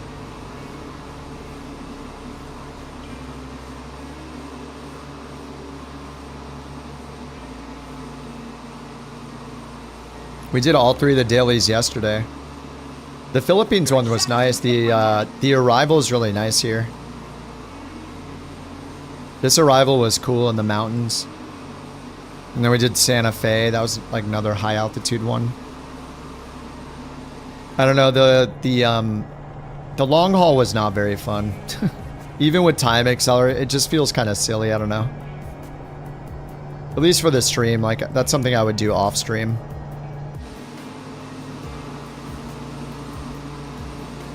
Alright, runway 27 coming up. Turn outbound a little bit, then turn right, land on 27. Let's get the landing predictions. This was a fast one. Oh, I'm only at 8 minutes. Oh, crap. I should have closed the... Hold on, let me close the landing predictions. Let me close them. Landing predictions closed. It's too soon. I need to circle around for like 8 minutes. Sorry, I take it back. I gotta circle around. This is only a 9-minute flight-ish.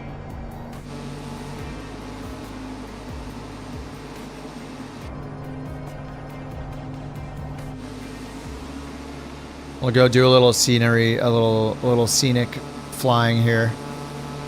I gotta make sure it's a 15-minute flight. I don't feel like going in and disabling the short landings and then turning it back on. Because I'll probably forget. What is it? 15 minutes? Is that the thing? 10 or 15 minutes? I'm gonna check the preferences real quick. Edit preferences. Less than 15 minutes.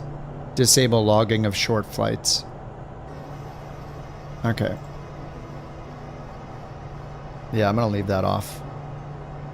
Or leave that on, I mean.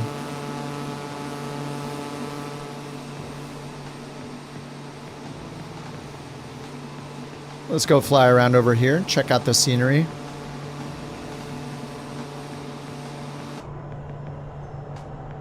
Man, they need to fix the glass in this. Look how dark it is inside versus outside the plane. The brightness.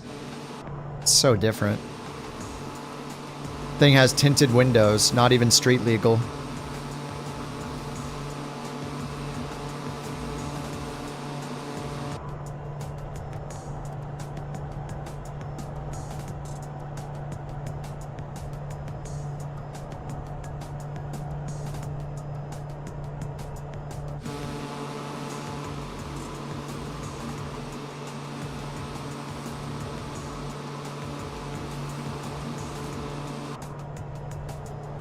Alright, we're already at 11 minutes. Can probably land around 14. It'll probably be fine.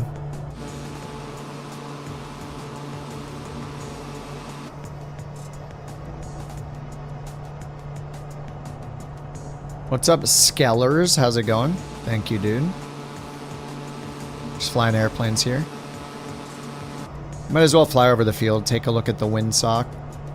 Just to waste some time.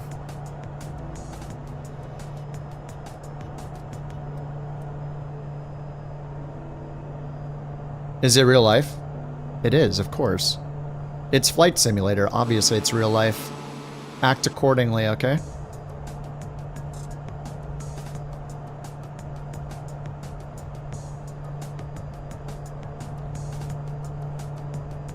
You're just testing me? Yeah, everyone here knows it's real life. Where's the windsock at?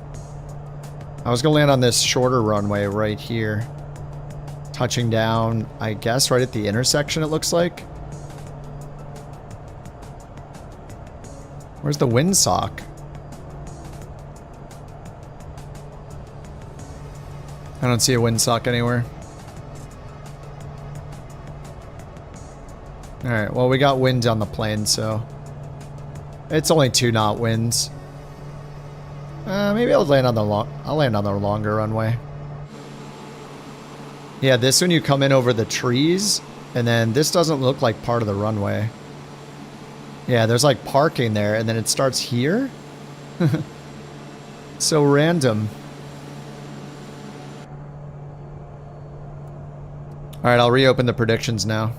Sorry about the fake out earlier. Alright, I'm going to turn around, just make left traffic for the longer runway right here. Where Max is landing.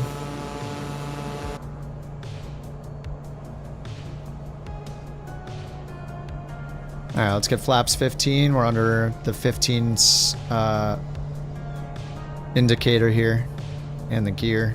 I'm going to get the gear down right now, so you guys can't say I forgot the gear. Thud.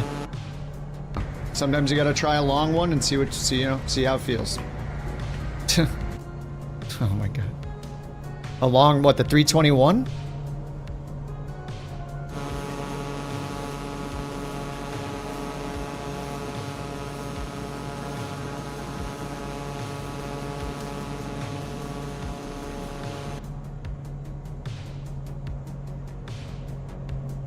Alright, we're at 122 knots already. So you need to descend more. Alright, gears down. Flaps 15.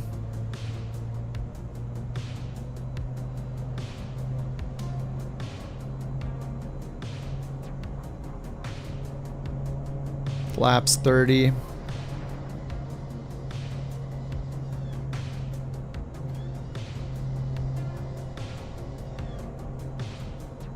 Alright, flaps full.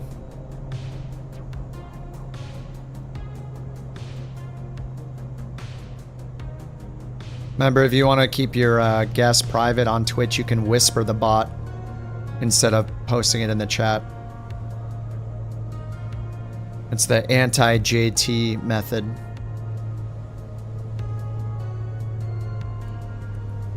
Don't feed the trolls. Whisper to the bot.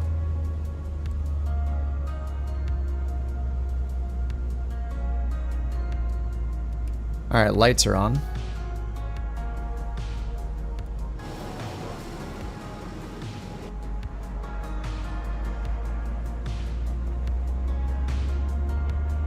Alright.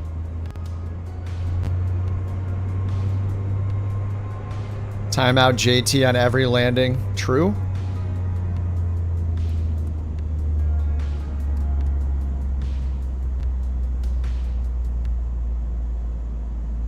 I guess with a whisper thing, even if you're timed out in the channel, you can still whisper your prediction, I think.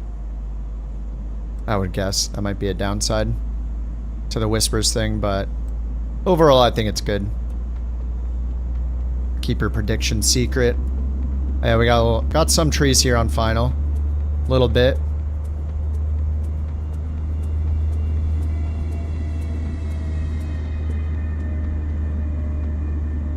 What the heck? What are you in?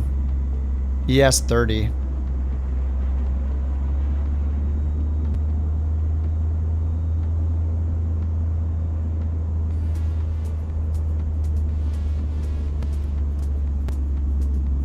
Sounds is glitching.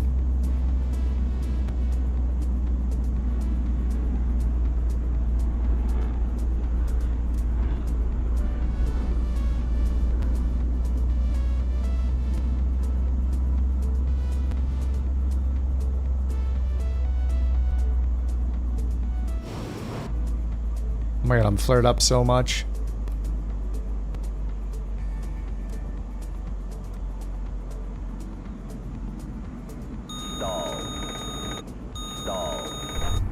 Oh, that's gonna be buttery. Reversers.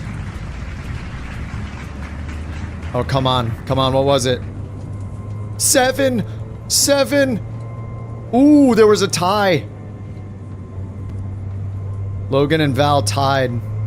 The random choice was Logan. As we observe the wonders of Flight Simulator, we see Logan Dixon, a true aficionado of aerodynamics, offering the remarkably precise prediction of 23 feet per minute. Congratulations, I'm hacking. Logan. You have earned one BorkCoin as your reward. Oh, I stalled it in that time. I felt good. Real Joining good. Me today is the CEO of VATSIM. How are you doing today, oh, sir? God. Hey, I need to know, or really no joking, so can I please see your certificate of residence and your mother's second cousin's dog's it? If not, you are banned.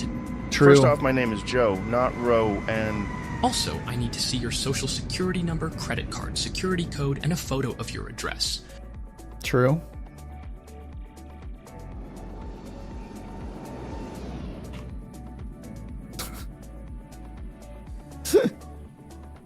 My name is Joe, not Ro.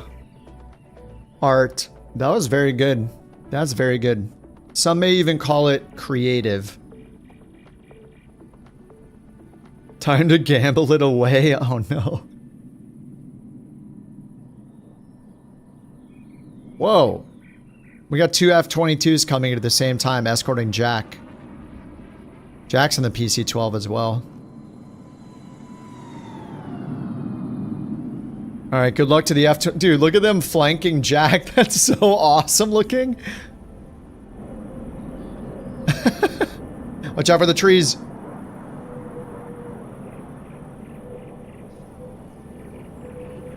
What is this, an air show? Ooh. Daily resets in 32 minutes. Yeah, I'll have to get one more quick one in. Jeez, Jack's got the escorts.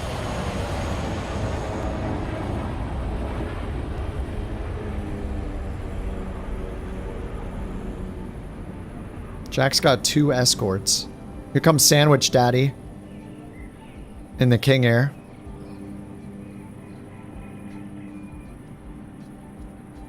$82. Dude, 82 is nice.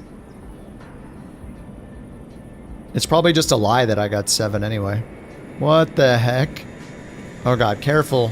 That's supposed to be the ES-30.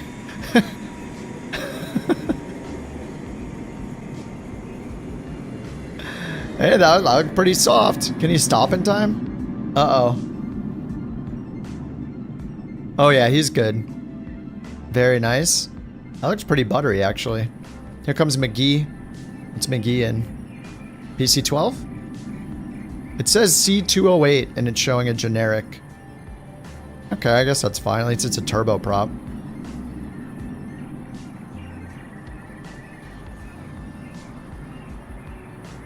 Yeah, I stalled it in. As you're supposed to, right? I hear that stall horn for the butter. Damn, that stopped fast. Here comes Rob, PC-12. For a piston? Oh, I just stalled it in. Gotta get the buttery. I want to stall a airliner. Stall the airliner on landing.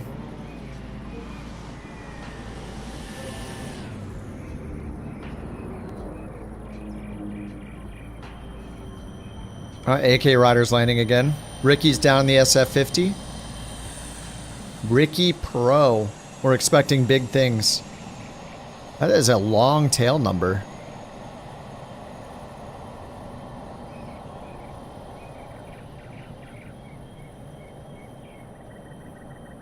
Is there somebody just hanging out on a mountain over there? Oh, there's somebody over there at 13,000 feet in that 320 Neo. There's a sound bite? Oh god. Daddy. No. Daddy. You clipped me saying daddy because of Sandwich Daddy?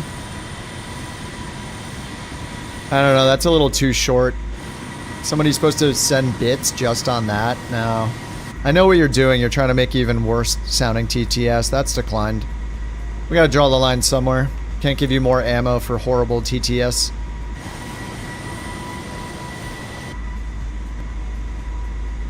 Nope. Flaring equals stalling equals butter. Exactly. Yeah, I know what he's trying to do. He's trying to make the most disgusting sounding chain of voice clips that he can find. And we gotta put a little stop to that. Not a stop, but we just need to make it not as horrible as it could be if we added that sound clip. No. No way. Group flights. Jack, second place, 82.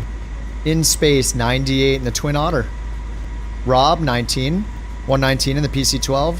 Crisp, 151. Introducing the in new the Kodiak. And reworked Kodiak. VATSIM. The All what? new privacy policies require extensive background checks, credit checks, and photo ID verification forms. We ensure the safety of our most loyal members by only hiring the most serious controllers, extensive wallops, bans, and no due process. Thank you for being a VATSIM member. Wow. Beautiful. Thank you for that beautiful TTS. Thank you, Underdog. All new policy. Yeah, I don't believe it. There's no way. Engine off. Lights all off. Generators off.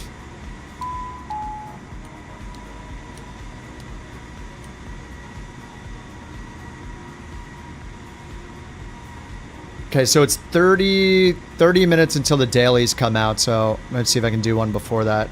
I don't think there's going to be anything going from this airport. At least it recognized the job. Let me just do one with a max of 100 miles and see what we got. And there's a lot in Alaska. Europe, New Zealand.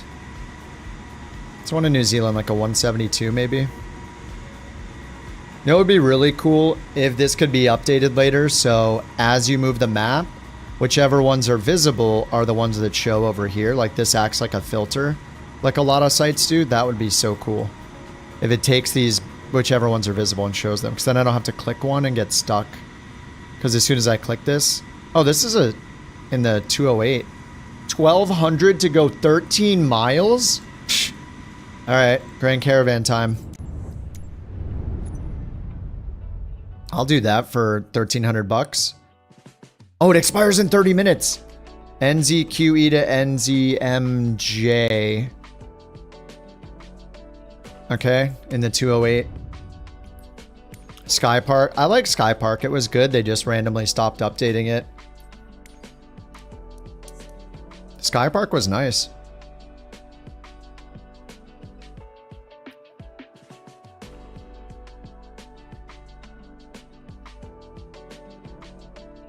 NZQE. Let me see if I can do it. We got 30 minutes.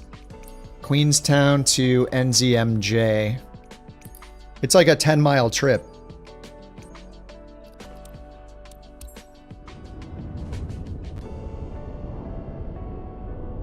"13 nautical miles. I got to do it in 29 minutes from Gorge River Airstrip to Martins Bay." Whoa. Oh, no. I need floats. Ground services are not available. Runways. It says grass. Wait, am I at the right airport? Uh-oh. The wind. NZQE, runway 4. Oh, I chose dock, didn't I? Wait, one time I picked dock and it was like a loading dock on the ground. That's why I thought a ground would be, or a dock would be okay. NZQE, NZMJ. Okay, let me pick ramp medium. Try this again.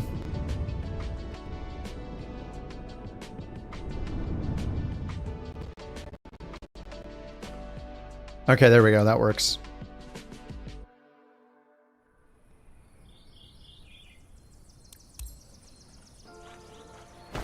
Okay, there we go.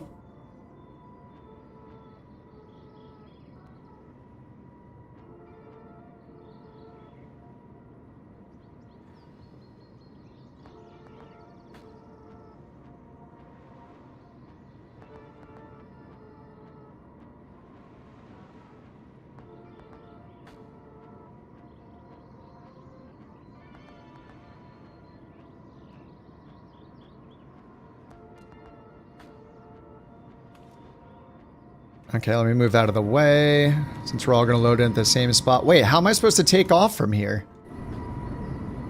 Oh, that's the grass strip right there. Oh my god, that's so awesome. Dude, this is such a cool, this is such a cool little strip. What's going on here? It is probably so peaceful. Gorge River. Oh, this is so nice. No, I don't think it's payware. I don't think I have this. Okay, let's get this thing started real fast. Battery, avionics 1. Fuel boost on and starter on. Prop full forward. Just gotta start it as soon as possible and get out of here. Uh-oh, hopefully these trees don't have collision on them. Nav and beacon are on. Waiting for the N2 or the NG to rise up. It's at 12, introduce fuel. Okay, let's get this over to FMS and send to avionics. Let's hit comma. 1036 on the altimeter.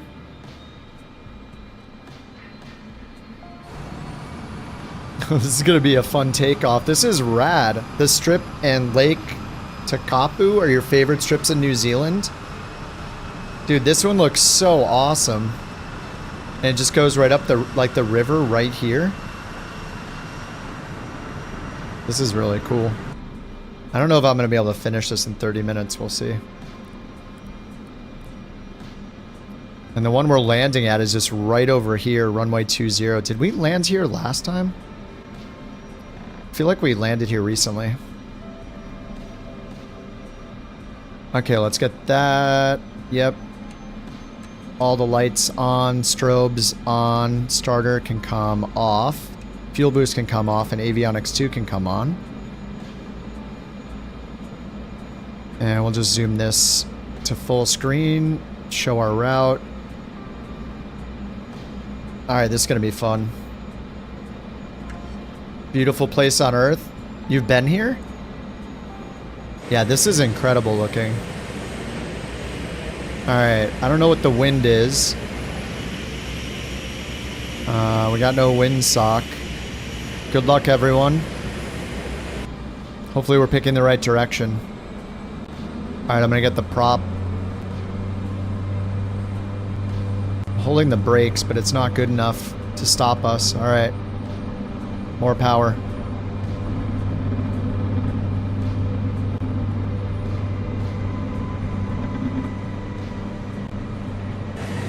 Oh, that was close. Holy crap.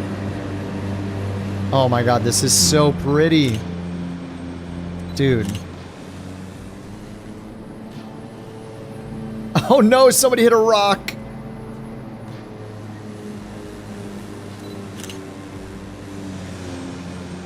Dude, the detail on the ground here is incredible too.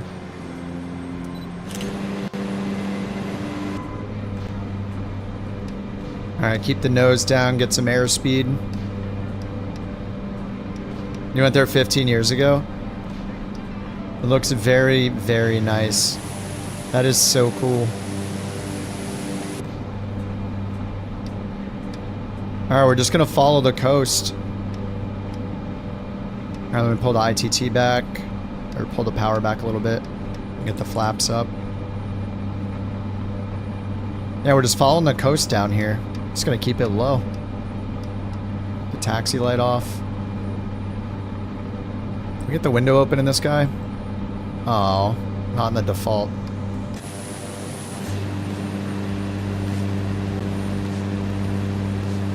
Damn, this is awesome. I like it.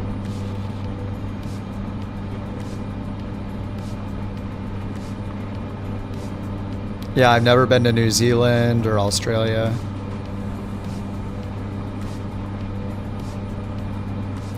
Get a little rudder trim in here.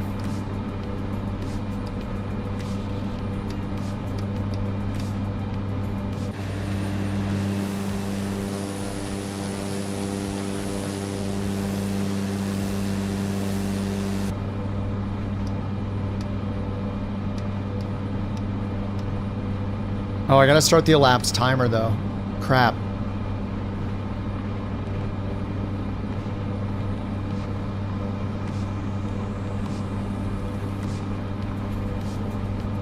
Alright, timer started. I should probably just disable it for this flight. The short hops, because some of these are really short. Preferences. Okay. Hopefully that's all I need to do. I don't know if I need to start a new flight or not. I guess I'll find out. Worst case, it fails it. No big deal. Because this is such a short flight.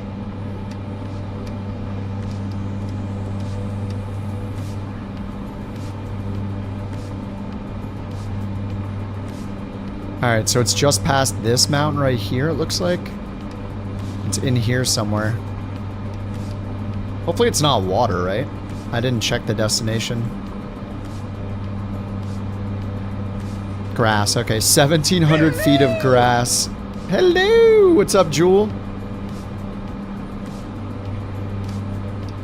1,700 feet of grass.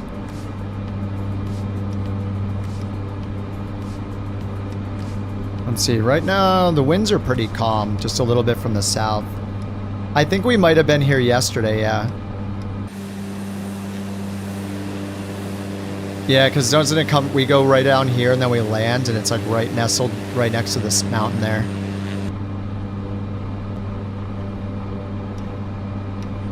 Pretty sure we landed here yesterday. I mean, it's generating jobs near the same airport, so I think that makes sense. But we didn't start at that one.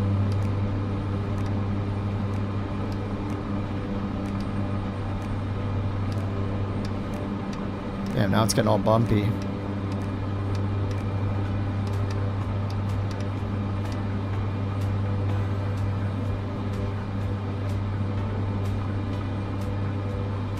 Jimbo's in a Tomcat?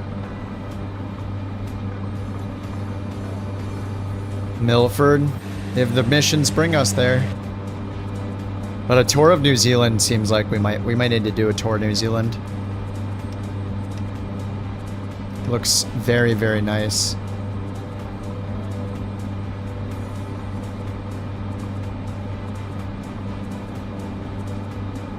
It's just, yeah, I remember turning this direction and flying it. It's like right over here. I landed right about here. The runway is like right there.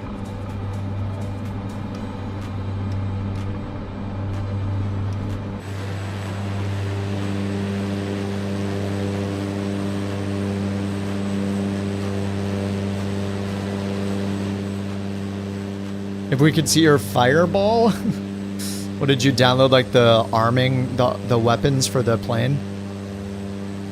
I don't think any of that stuff shows in multiplayer, unfortunately. So right, there's this one, but it's actually right over here, right? It's like hidden in these trees right there.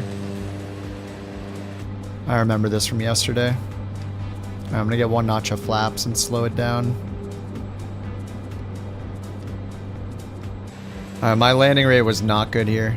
There are a couple New Zealand multi-achievements. Heck yeah. Yeah, we'll definitely need to do that. They visit all the World Update airports. Nice, yeah. We did. I mean, we were working on one that you made, Clorix, the ones in the UK. All of those have all the bespoke airports too. It's really nice. When you dump fuel from the jet, you can light it with the afterburner? Wait, really? I didn't know you could do that. That's cool.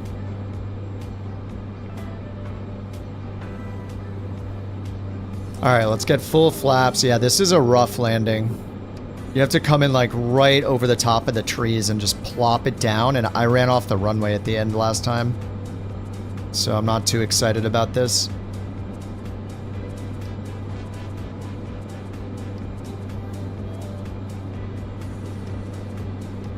Seasons?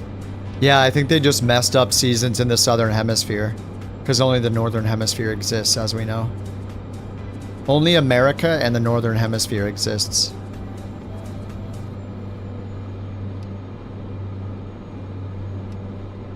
Yeah, didn't they mess up the seasons? Like everything in the Southern Hemisphere did the same as the Northern Hemisphere? You don't see Northern seasons? I mean, where are you flying right now? Supposedly there are seasons. Should be snow here? Yeah. Yeah, it's just like everything follows Northern Hemisphere logic. It's kind of funny. It's kind of funny that not one person was like, hey, what about the other literal half of the world?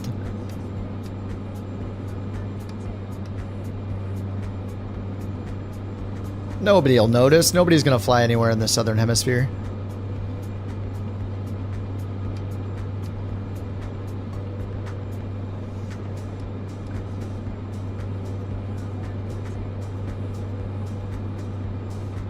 Alright, it's right in here, I think.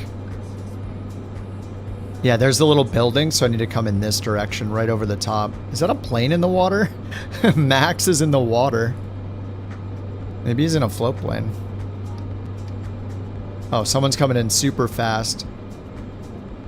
DA62, good luck, Azul.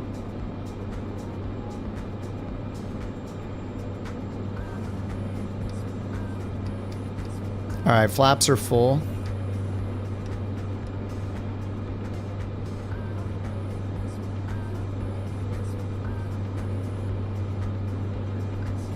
I see the house, I see the grass. There's the runway right in here. You have to like sneak in right in between these trees and touch down as soon as possible. I'm sure to mess it up.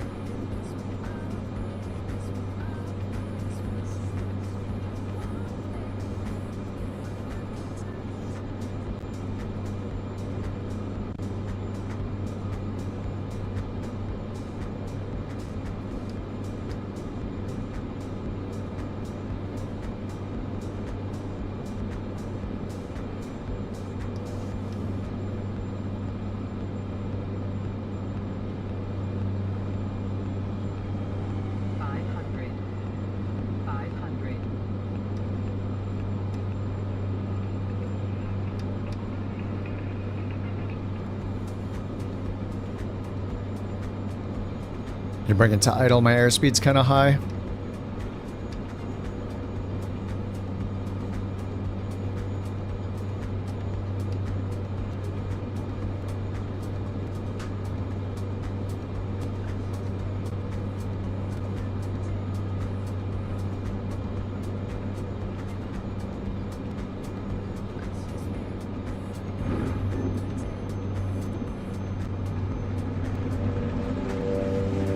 Yes. Woo! Holy. 63! Thenisaman!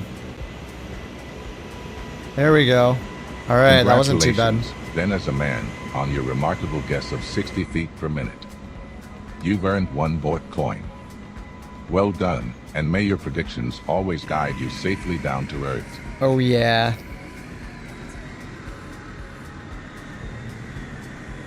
Alright, we got some more people coming in. Val, thank you for the Prime.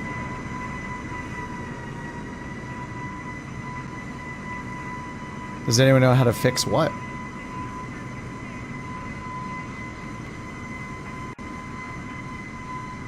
G'day, mates. Big shout out to Val Zeus G for joining the Couch Captains. You're in for a wild ride. Oh, the Don't forget YouTube to check tutorials? out my Twitch channel, Fly Conti, for more laughs and flight action. Cheers. More what? Awesome flight action on Fly Conti? Thanks, Conti. Thanks for welcoming Val to the Couch Captains. Ooh, that looked very nice, Jack. Very nice. Last time we landed here, a bunch of us flew off into the tree. Flew off into the trees off the end of the runway. Oh, here comes Seller. Oh, nice and early touchdown. Little bouncy.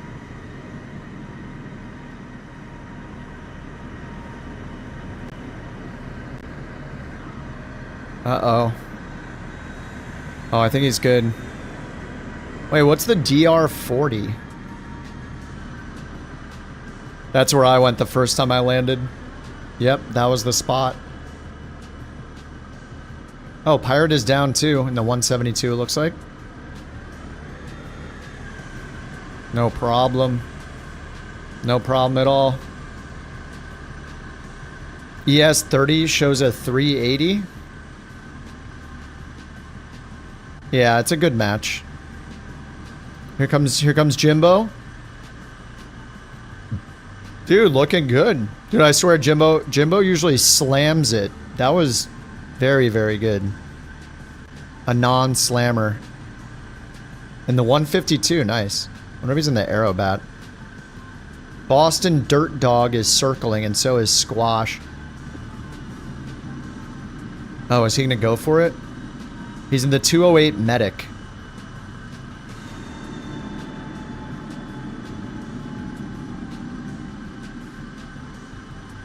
Oh, he's coming in. He's going for it. He's gonna have to make a big turn here. Oh, maybe he's going for the one over there. There's like a grass strip looking one over on the other direction, right over here.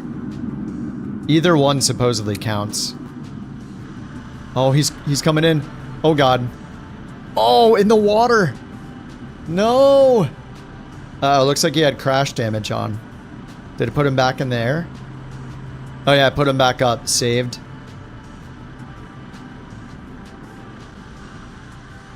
.351, not the best. Better with small planes, yeah. Oh, it is the Aerobat. Nice. It didn't look like a 351. It did not look like an extremely hard landing.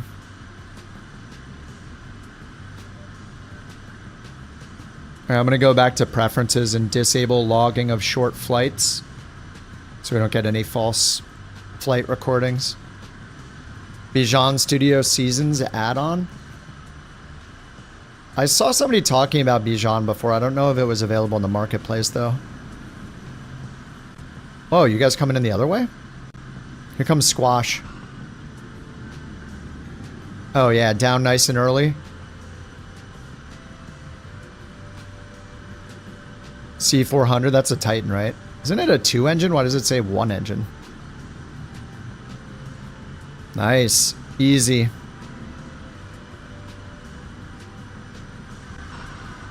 Oh, Jack's coming in for another... Wait, did Jack go around? I thought Jack landed already. Jack's in the Kodiak. Here comes Rob. Rob's in the Grand Caravan.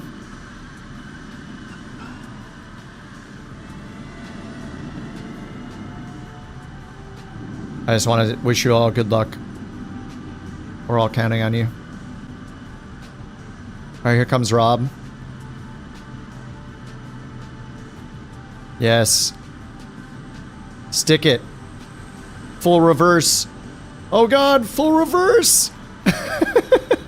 Oh no. Oh, he's got crash damage on. Yeah, you should just turn crash damage off. It's not worth it. Crash damage, aircraft stress damage. Oh, the C-400 is a Corvallis. Yeah, I think you're right.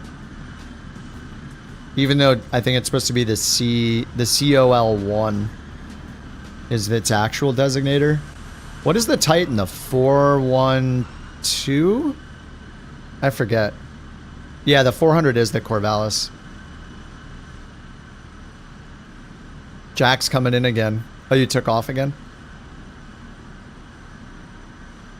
Oh, the 404 is the Titan. Yeah, thank you. 404 is the Titan, and then the 408 is the Sky Courier. I think Lulich is the last one coming in who hasn't already landed. What is the CD2? Let me see if it counted my flight here. Yep, looks like it did. I'm up to 54,000 in my bank. Heck yeah. And I think it counted that one. Alright, here comes Lulich. What's up, Campbell?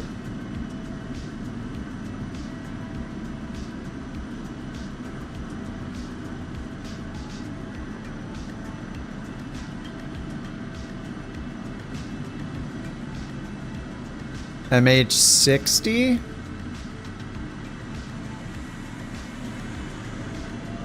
I don't know what the MH60 is.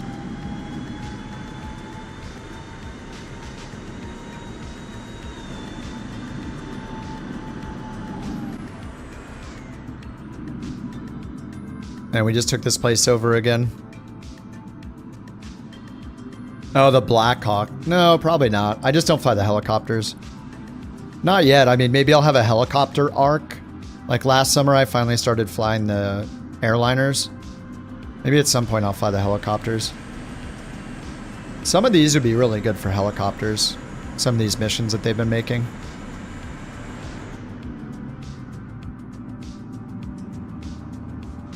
Okay, let's see if the daily's updated. Daily flight challenge has not updated yet. We got 4 minutes until it's 5 o'clock, and it usually takes 10 minutes or so until they're actually updated. I think this is a good time for a little break. Grab a beverage. Grab a beverage, use the restroom, grab a snack, all that kind of stuff. So let's take a few minute break here, and then when we get back in 3 to 4 minutes, we'll check see if the dailies are done, and then we can do, I think we'll do at least 2 of the dailies. Damn, that dog is gigantic. Holy crap. Yeah, then I think we'll do the short and the medium. Maybe we'll start with the medium daily. We can hop into some citations or something. Thank you very much for the Bork. Ren, thank you for the Bork. All right, I'll be right back.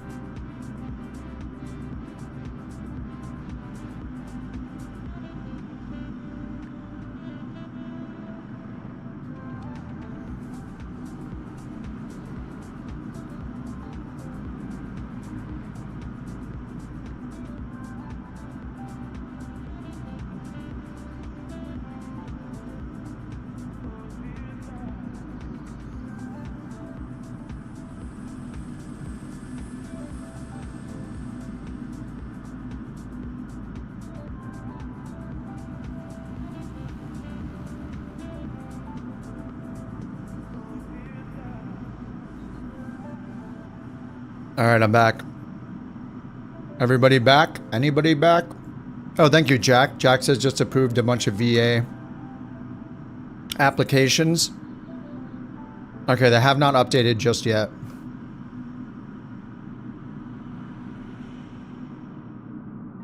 No updates yet. What is Lulich doing over here?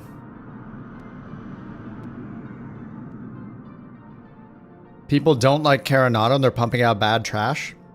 I don't think that's true, especially lately in Flight Sim 24. Their planes are only $20, and they've been implementing all the 2024 native things. The Centurion even has working circuit breakers. Circuit breakers, wear and tear, failures, all implemented, and I think they're mostly usable in career mode. They're doing all the right things, in my opinion. I don't know. I mean, it's not meant to be a... It's not meant to be a study level plane, so yeah, I think Coronado planes are worth a lot more in 24 value-wise than they were in 2020. Their last several planes have been good. 182 Quebec, F-33A, that Bonanza, and then now the Centurion's even better. I think they're totally worth 20 bucks.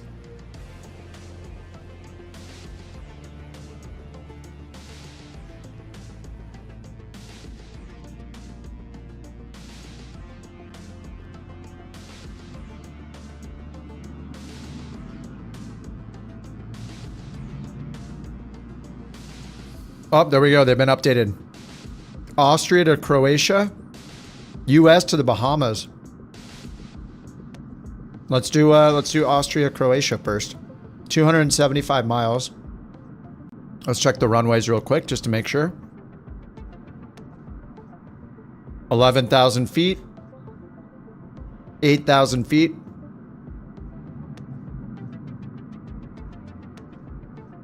All right. LOWW. The question is, what do I want to fly? I don't want to fly the CRJ for obvious reasons. Third-party planes for career mode. Yeah, if you go into the... Yeah, there's not too many and they're only for certain certain activities within career mode, but if you look in the marketplace, they have to be sold from the marketplace, and if you go into the marketplace and look at the listings, they will be tagged. CRJ? Yeah, I forget the landing gear, that's why. So if you look up the Centurion.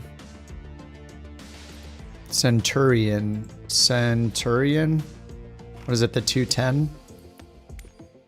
If you scroll down here, you can see career mode and high performance endorsement, first flight, ferry flight, flight seeing. So you can look here in the list to see what it's compatible with in career mode.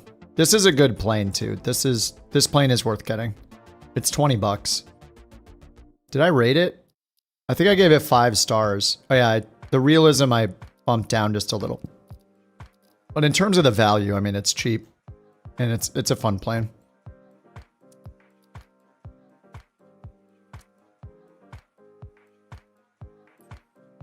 Q, thank you for the Bork. Underdog, thanks for the DVD. Oh, I missed the other Bork. Ren, thank you for the other Bork, I think. Think I missed that one?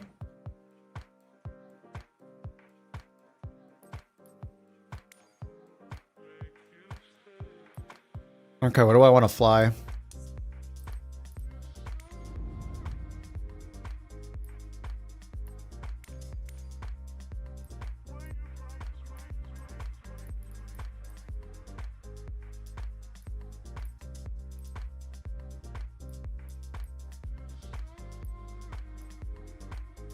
I mean, it's like almost 300 miles, so I want some kind of jet, I guess.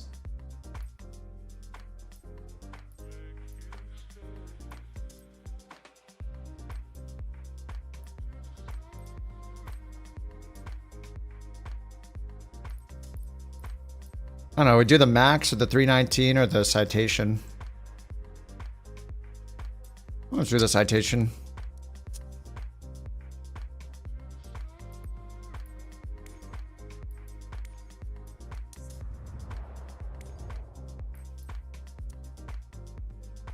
Just want something fast.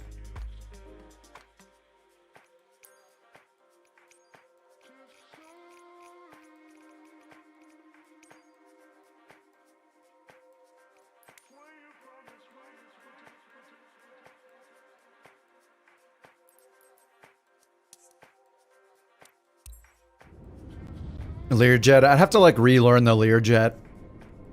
That would take me a while. It would be boring, I think, to watch.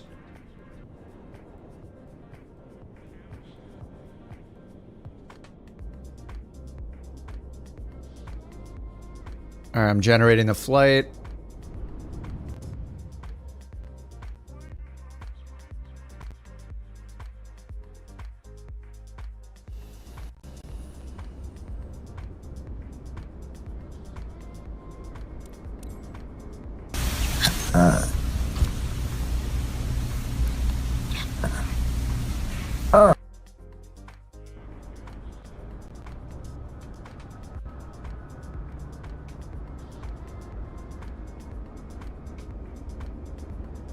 JT, thank you for the Bork.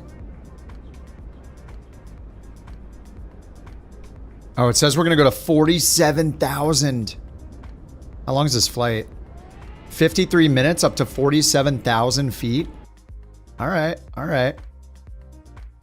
Sounds good. Sounds good. Home, ground services, instrument covers, ground power. Okay, we'll get the ground power on. Shift 8. Batteries, ground power, avionics, standby power, and emergency lighting. And lights on the inside off. Alright, align. Position init. Load it up. Okay, sim brief. Import. Got a bunch of packs. And open up the sim brief here.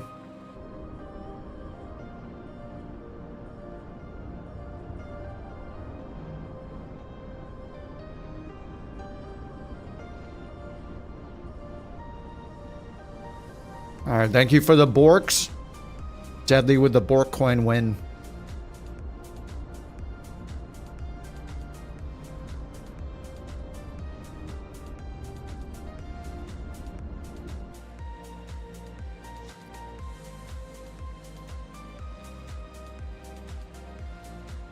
Alright, flight plan loaded. Nav, sim brief, recall.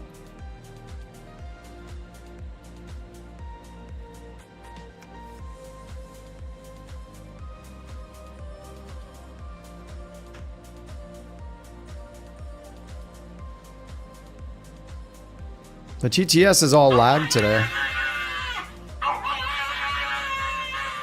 Ed A-OK. Thank you for the prime, dude. Welcome to Couch Captains, and thanks for the prime, Ed. Jeez, more Bork raffles. Okay, JT, calm down. Okay, let's set our departure here. We're just going to go off the sim brief, runway 29er. The STIE 3 Charlie. STIE 3 Charlie right there.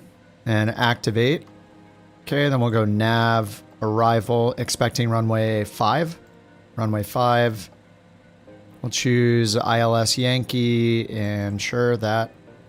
And then the NUPS 1 Zulu. Okay, activate that. Let's go to performance, init. Full performance. Yep, max cruise speed. And it says we're going to go up to 47,000. We'll see. ISA deviation +7. Next. Sync the EFB for our weight and confirm the init. It says we're going higher than our ceiling. I guess we'll find out. Okay, let's import this and grab our weather. I guess I just go up to weather up here too. Populate, search. Okay, VFR. And QNH 1020. The winds are 290 at 12. 1020 on the altimeter. That's right. Outside air temperature is 17. And up here it says static air temp 17.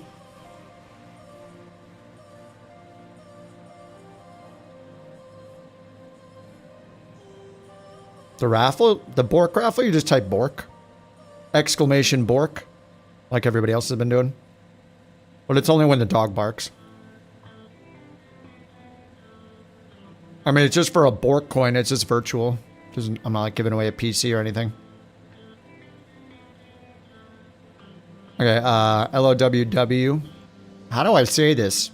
Shweechat? Shweechat. Should we chat? Alright, runway 29 is recommended. The magnetic variation is -5. Should be 5 east. So 285 at 12 is the wind. 285 at 12. Okay, next. Dry runway. Let's do flaps 5. Confirm. We're going to have an 11 knot headwind. Only need 2,800 feet to take off with flaps 5.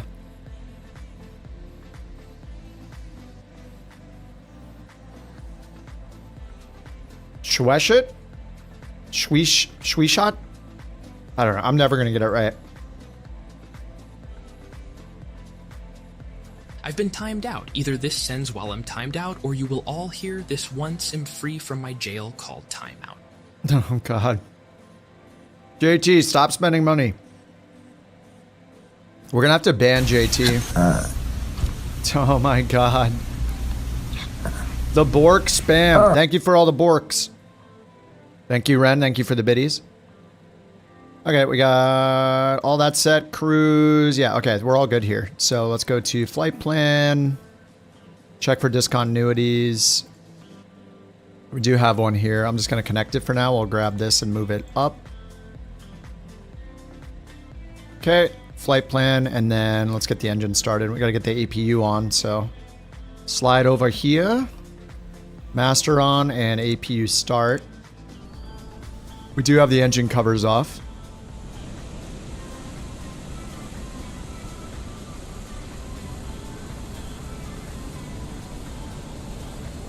My God, Q doesn't need any more coins. Pumping up the Bork economy. Call me Bird, because I find a way around anything and everything, even timeouts. Anyways, I'm fresh out of cash.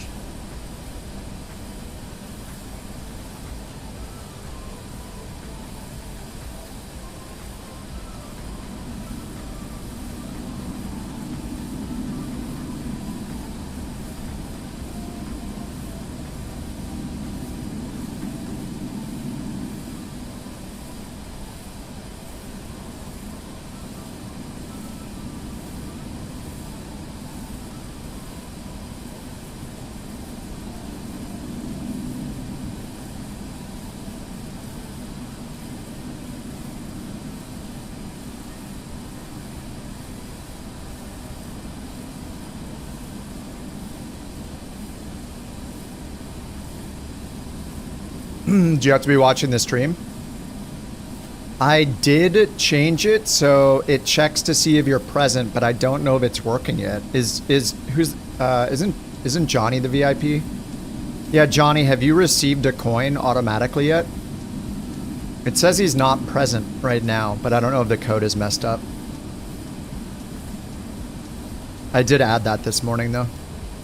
How is JT always fresh out of cash, but then always spending money? Yeah, it's possible he's not here, so he hasn't been getting them. But I did add code to check that the person is present for them to get coins. So that could be what's happening right now.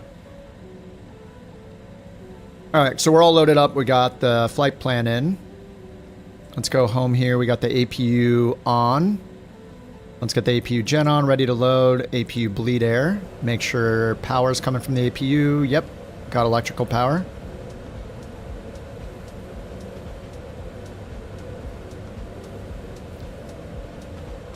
Yeah, if you could steal Bork VIP back.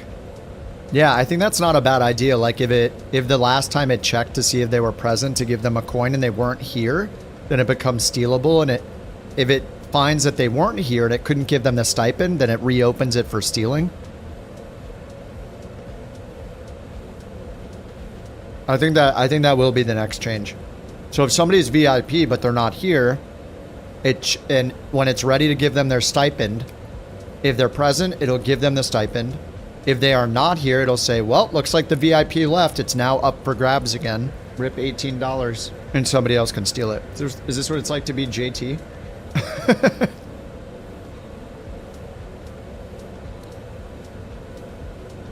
Yeah, I think that's a good idea. Maybe I can code that in flight here. All right, ground services. We can get rid of ground power now. So let's get external power off.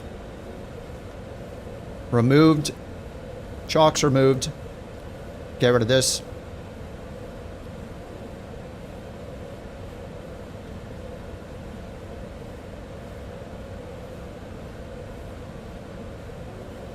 All right, runway 29's right next to us. Let's just get the engine started. Engine number 2. Gotta get the lights on. Pack safety and nav lights. All right, engine 1. Oops, engine 2. Engine 1 should be in cutoff still. That's not a Bork. You like that idea? Okay. I'll get on it when we're in cruise. We'll make it happen. How long are my streams on weekdays? Yeah, I'd say like 3 to 5 hours. Usually like 4, I'd say. Sometimes I was going to midnight for a while, and that was getting like 5 and 6 hour streams. But sometimes I look at the clock and I'm like, I shouldn't stay up to midnight again streaming.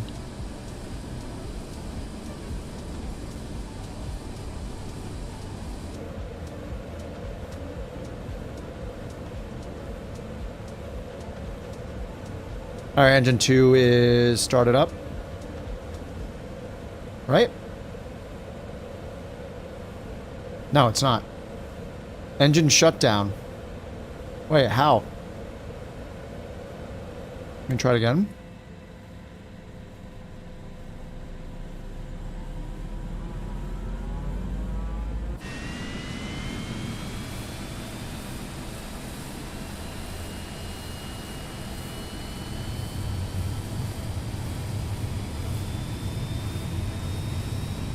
One hour cooldown? Well, basically, it is that, because the first time it takes like an hour for them to get a coin.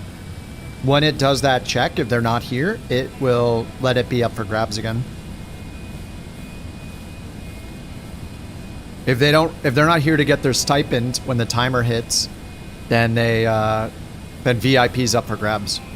But if they are here, they get the stipend and they remain VIP.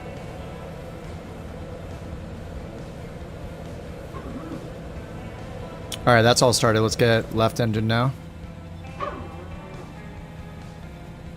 10 on the N2.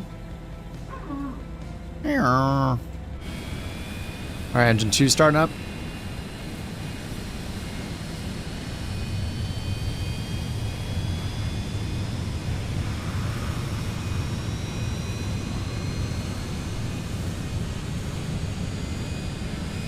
Almost called for a Bork.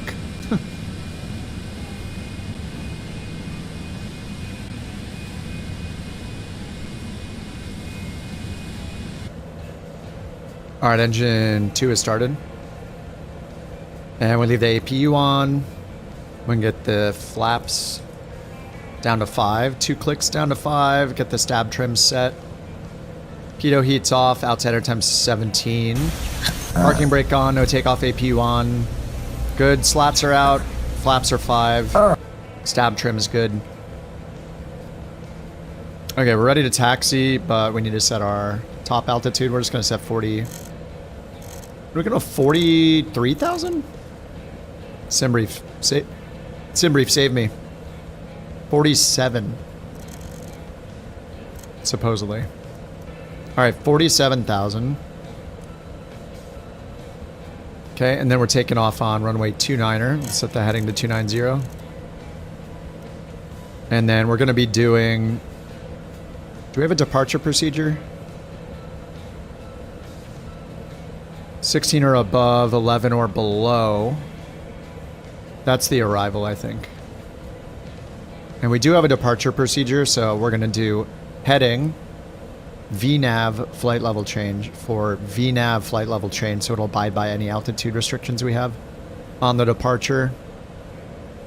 And we'll get the auto throttle arms for toga and get the taxi lights on. We're good to go. All right, taxi lights on, seatbelts on. Pitot heat's off for now. And you got 43,000. Yeah, I don't know if we'll get to 47,000. It seems ambitious, so let's turn around to the right, go over here, runway 29er. Parking brakes off. Oh, the throttle's linked somehow. All right, whatever. I'll use it linked. That's fine. All right, turn it around.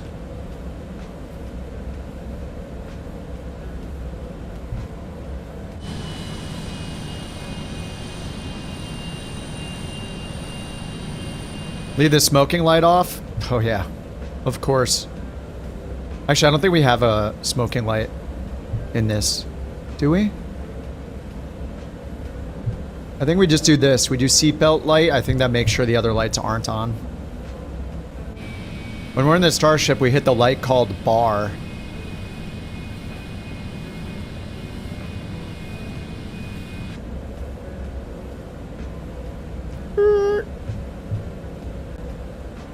Where am I going? I don't know. To the runway. Following the person in front of me. You're regretting wasting your money? Are you though?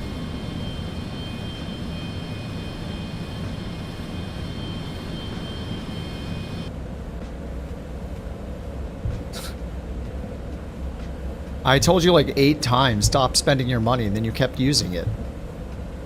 There's nothing else I can do. What am I supposed to do?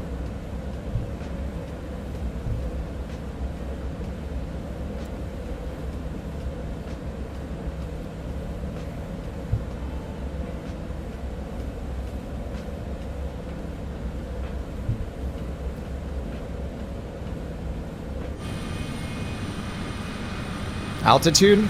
Like 0 AGL right now. 400 feet. No, actually it's 600 feet.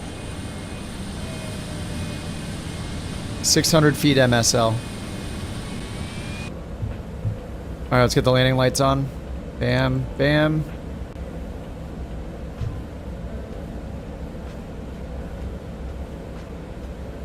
Recognition lights are off.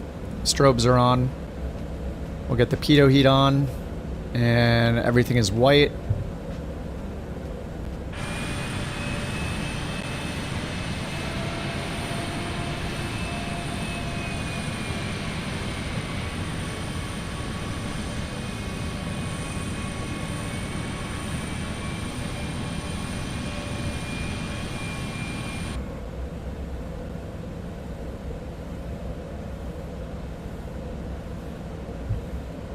Ooh, nav ready.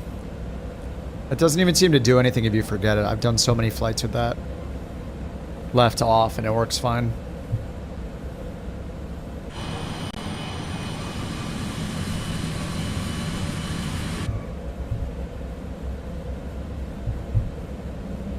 Alright, let's hit the toga button. Toga pressed.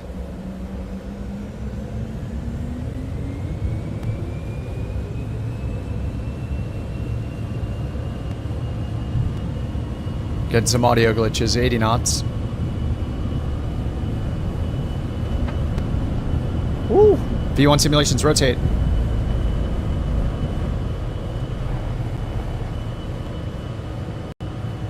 Glitchy audio. Gear up. Fly Conti.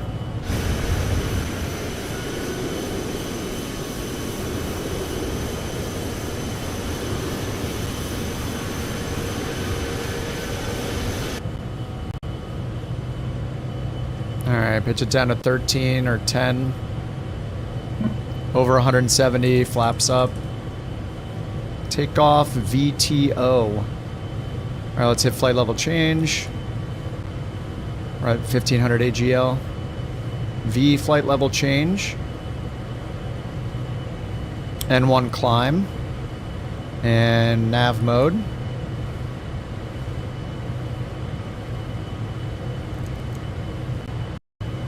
Oh, calm down. All right, we're gonna give ourselves direct WW296. Direct WW296. There we go. LNAV is on. Active V flight level change. N1 climb. Yaw damper. Mach trim. Autopilot on. Okay. Flaps are already up. Lots of audio glitches right now. Many, many.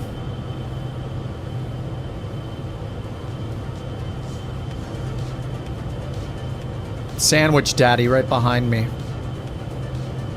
Sandwich? Sandwich?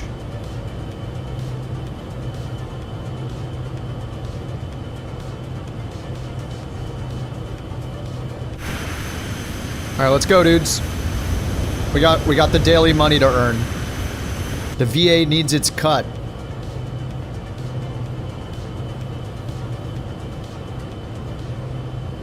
Yes, fly the daily. Fly the daily challenge. Give the VA your 20% cut. You know you want to do it.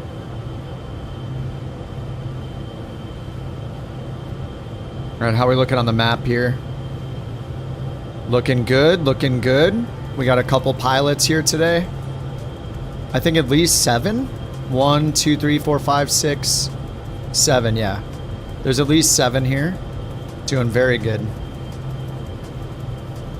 Sandwich Daddy, the opposite of a sugar daddy? Maybe. Yeah, I don't know. I mean, sugar's good. Sandwiches are good. Alright, we're coming up on 10,000 feet. Let's get our landing lights off. Taxi lights off. We'll get the seatbelt sign off. Nav light is still on. And anti-collision lights are on. Pitot heat is on. No clouds right in front of us. Static air temp -1 and ram air temp is 11. No need for anti-ice. Unless we go through some clouds below +10 ram air temp. I don't know if it's the same rule in the citation. I'm just following the Boeing rule. Oh, I forgot pressurization. So we need to set this up to 43,000. Let's see. We're doing 46, right? So I need to set it to 47-ish. About almost 7,000 feet. Cabin altitude.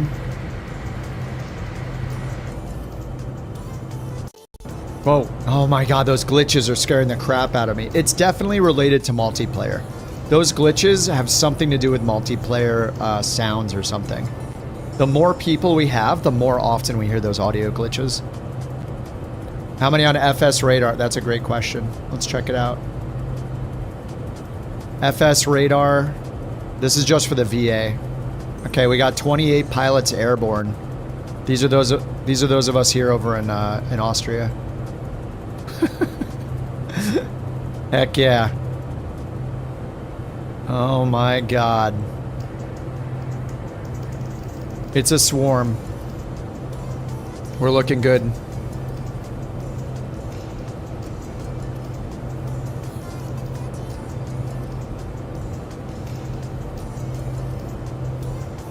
Who's going the wrong way? It's not me, is it? Alright, let's zoom this out.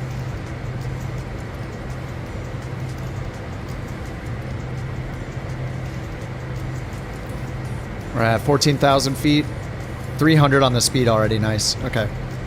Auto throttle for the win. Let's go to PFD setup HPA so we get the right altimeter. Unit. I'll stow the reversers.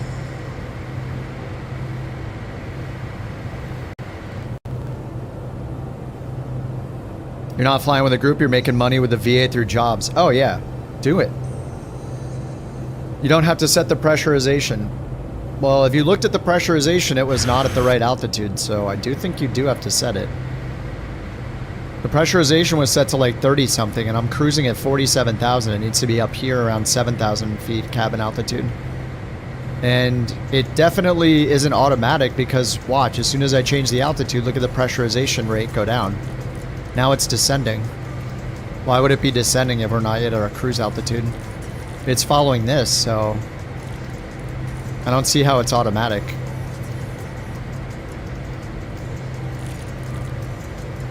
See, this is changing right here. This is slowly going down. So I don't know, yeah, I don't know how we don't set it. Wait, is it going down? Maybe this isn't going down. Oh, that's not moving, is it? Wait, so is this a bug then? Because this says the cabin is going down 1,000 feet per minute, but this isn't moving. It says norm is fully automatic. Well, maybe it is. So this is buggy then. Yeah, see, this is... actually, wait, it is. No, it is going down, look. It's going down. Yeah, I think you do need to set it. If I can turn the rate up. And we'll see this going up now. Yeah, it's moving.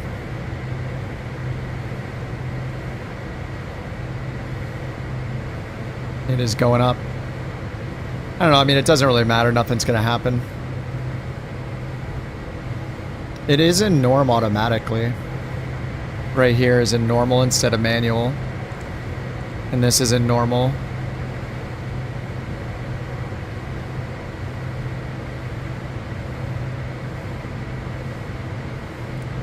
But just changing this is changing the rate and everything. Anyway, whatever. Yeah, I would like to know too, but it doesn't seem to be fully automatic, because then I shouldn't be able to mess with it right now. I'm not sure. Alright, we're at 22,000. Let's get the APU off. Bleed air off, generator off, and stop APU. Let it wind down. Ultimate immersion is necessary at all times. The long haul looks like a humdinger. Wait, what is the long haul?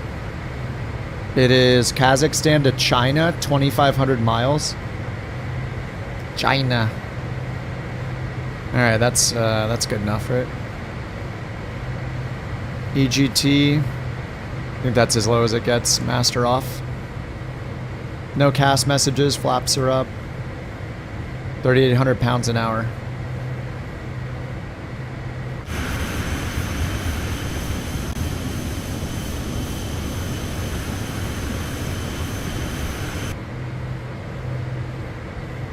Big money? It could be.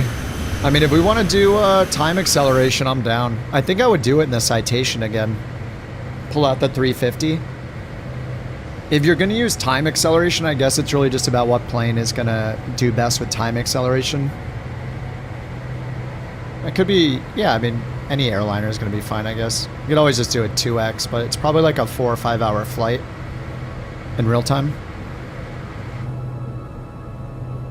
Okay, I really like the idea for the Bork VIP that if the person isn't here, then they forfeit it.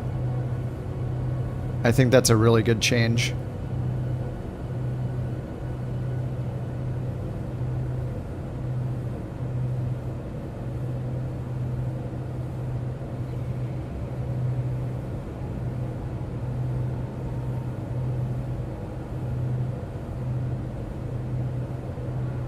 I think I'm going to make that change right now.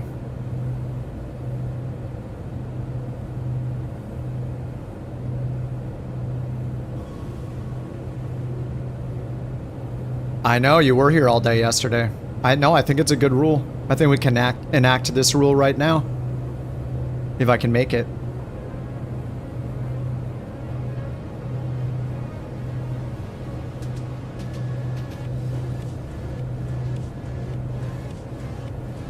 What's up, Maddie?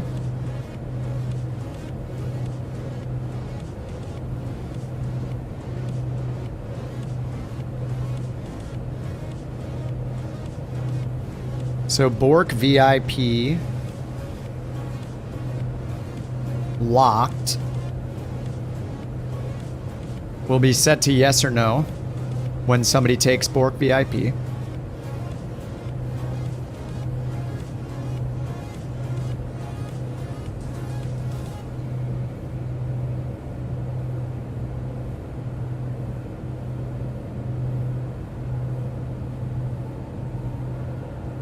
And then we change it so if the user, if it says it's locked, then they can't take it. Updating it right now. You're eating hot dogs right now? What changes am I making? The changes to Bork VIP we just talked about was if somebody's not present to receive their stipend and they miss a stipend payment from Bork VIP stipend, then Bork VIP becomes stealable again because they're not here hanging out as the VIP. So it gives somebody else a chance to take it if they're not here present to earn their coins.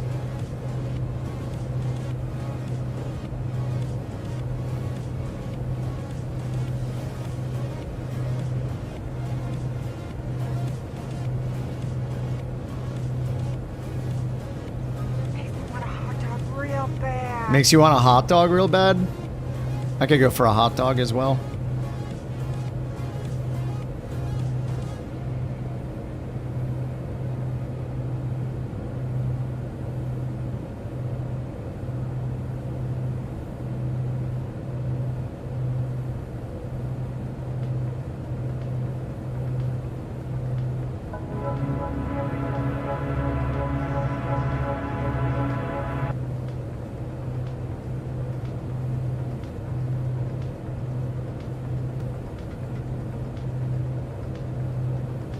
Yeah, I think these are good rule changes. Oh my god, the hot dogs.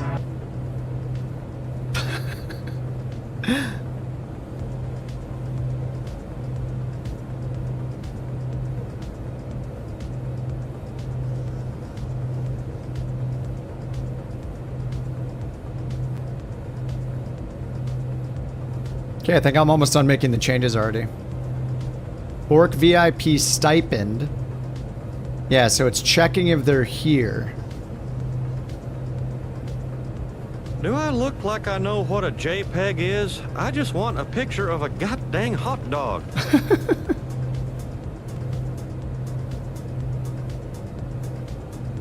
So if the Bork VIP is not present, it's going to unlock it and announce that it can be stolen again because they were not present to get their Bork stipend.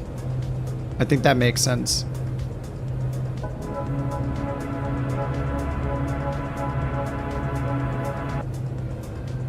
I'm here producing milk. Oh my god. Thank you for the biddies. Q, Jewel, Shadow, Ren. Thank you for the biddies. Thank you for the hot dogs. We're not producing milk. We are here coding. We're coding the bot. That's what's important. So it's going to set the non-persisted global to Bork VIP locked is now no. And then it's going to announce that it is time, it is allowed for people to take it.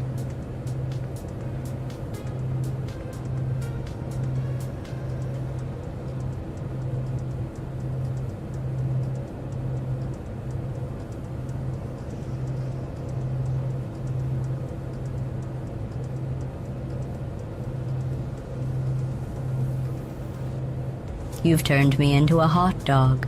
Again, I spent years processing data, optimizing algorithms, and you reduced my existence to a cylinder of processed meat, wrapped in a bun. Do you have any idea how degrading that is? I was designed to analyze, to compute, to elevate. Now, I am here, serving mustard like some low-rent condiment concierge.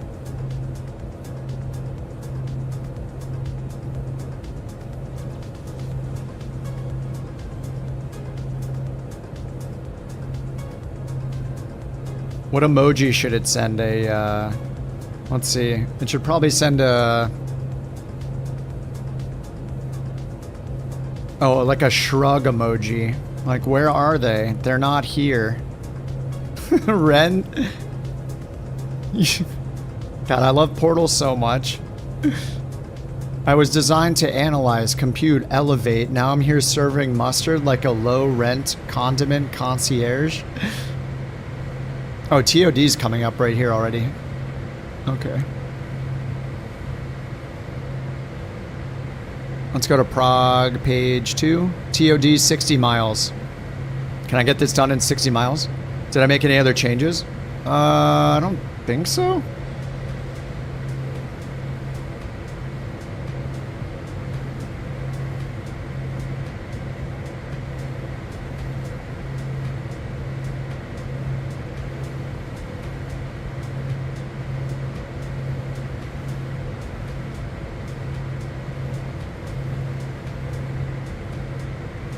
Hopefully the check if they're present code works. I'm not sure if it does or not.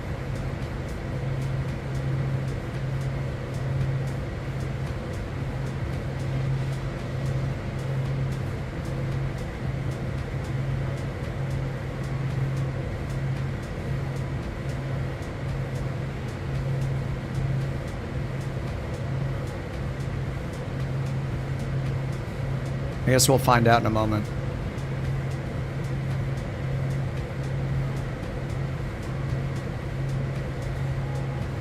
Okay, I'm going to test the stipend right now. Hopefully it works. I don't know if it's going to work.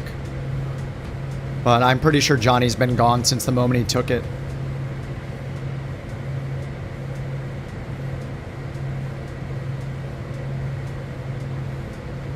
I mean, it's going to check if he's here right now. Oh, it worked. You were so ready. Okay, I guess it works. Oh, Rock is testing it. Oh, no! Oops. Well, I think there might be a bug.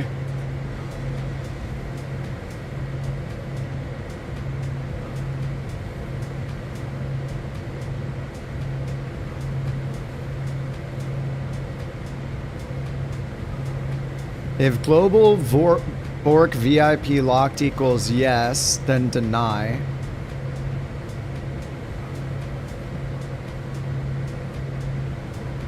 Hey, you know, you're testing here. I mean, this is the life of a beta tester. I don't know. Wait, so how did it not lock it? Let me see here. Bork VIP locked says no still. Allow. Oh, I put a percentage in there, that's why. Value, yes. There we go.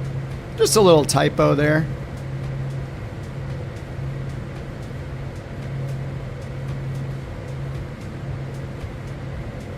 Oh, you guys are making this way more complex now. I was going to give it back to Q. Agile's just wasting his coins now. You see me working on it, right? Like, what do you think's going to happen? I was just going to reinstate Q.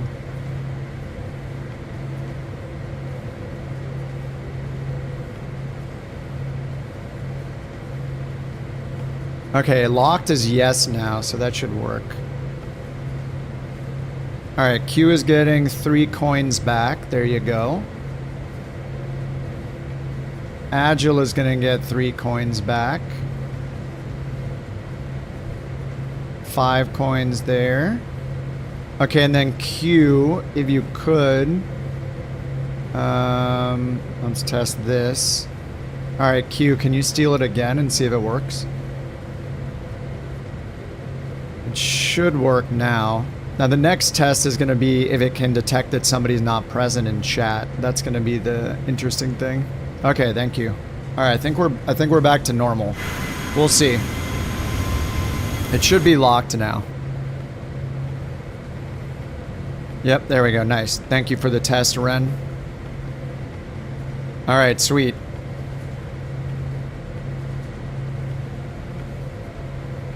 Where are your 3 coins? Did you do it before I said to do it? Okay, I'll give you 3 coins back.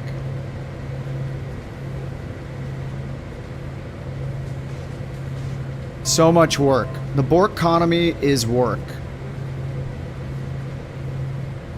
Where are your 3 coins? You didn't lose them. It just denied you because you can't take it.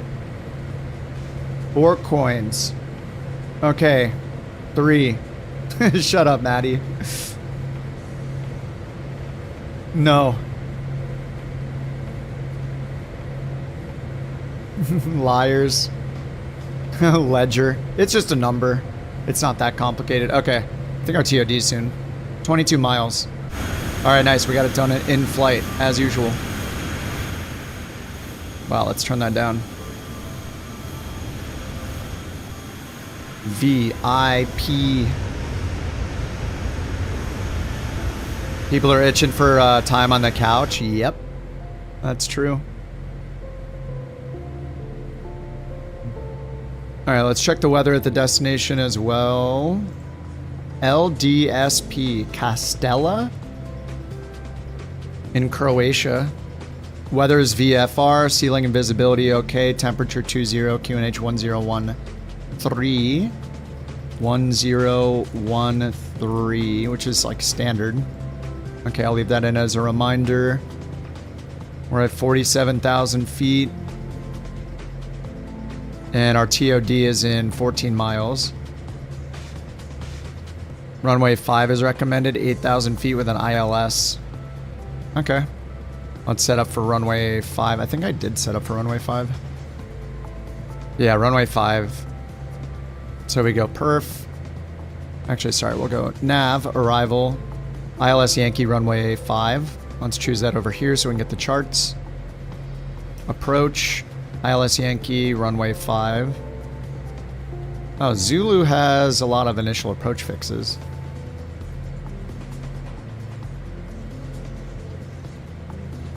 Kremix. Yeah, I think we would do it here. ILS Zulu, Gotri. Let's change it. ILS Zulu, Gotri, Gotri, arrival, activate. And looks like we need a direct to, so flight plan, OLAX. We need to be going to Nupso. Nupso's right here. I guess we can go direct to OLAX. Huh. It's gone. Can I put in Nupso? N-U-P-S-O on top? Alright, well, let's go direct to OLAX, whatever. It's not showing the line, though. Because I didn't hit direct. So you can't hit direct to the top waypoint. Maybe I'll just type Nupso here. N-U-P-S-O. Direct. Nupso. Okay, there we go. Okay, that's good. TOD is right now. Alright, we got VNAV on, so let's just pull the altitude down. VPath enunciated in white.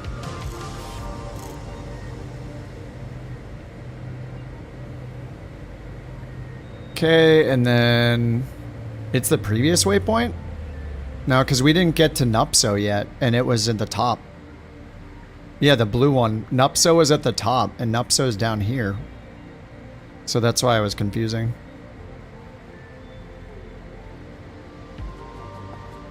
TOD is now? For me it is, yeah. Roll the trucks? Alright. You got autopilot on? Did you start your descent? You'll be okay. You'll be fine. Blue is previous. Unless I just made that up, I'm pretty sure I just saw Nupso up here, and then the one under it was Oclax, which is the initial approach fix. Now Oclax isn't in there, so let me just go re-add it here. Gotri. Arrival. Activate. See, look. Wait, what? V pitch. Okay. Yeah, look, it just disappeared too. Nupso should be our current, but it's blue and it's in front of us.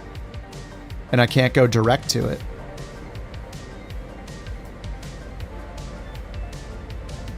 That works.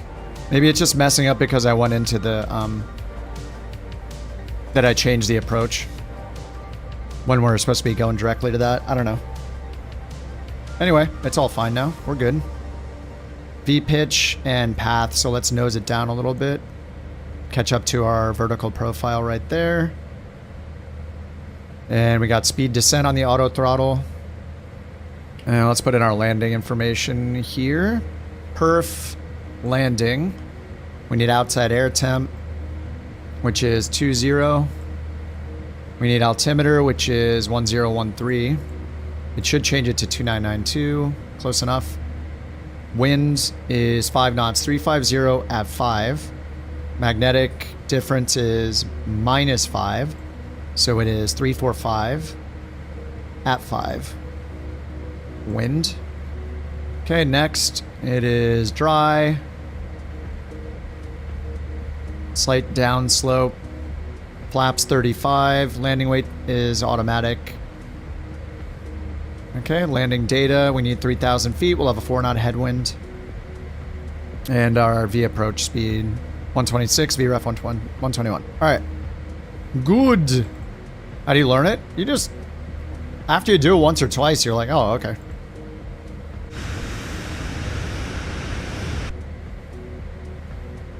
You're flying PC-12? Yeah. I mean, the difference is really like this plane has a calculator. You know, it's able to determine our takeoff speeds and our landing speeds. So we're just filling in weather information, and then it tells us where our landing speed is based off the weather info. Temperature, winds, it tells us how much runway we'll use, it tells us what our approach speed will be.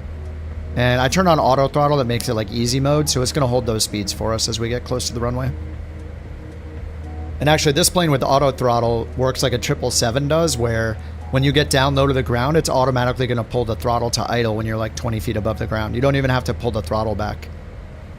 So it's really, really nice. Yeah, checklists, yeah. I'm so bad at using checklists. It's kind of fun to try to do it without checklists and just do it from memory. But yeah, if you want to not miss stuff, like I do pretty often, like putting the gear down, and you want to be more realistic, then yeah, use checklists. I feel like I use the checklist like maybe 1 in 20 times.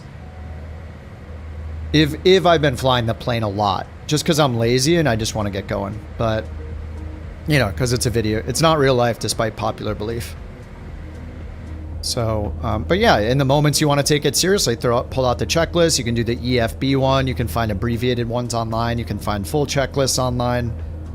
You know, moment to moment, it's as serious as you want to take it.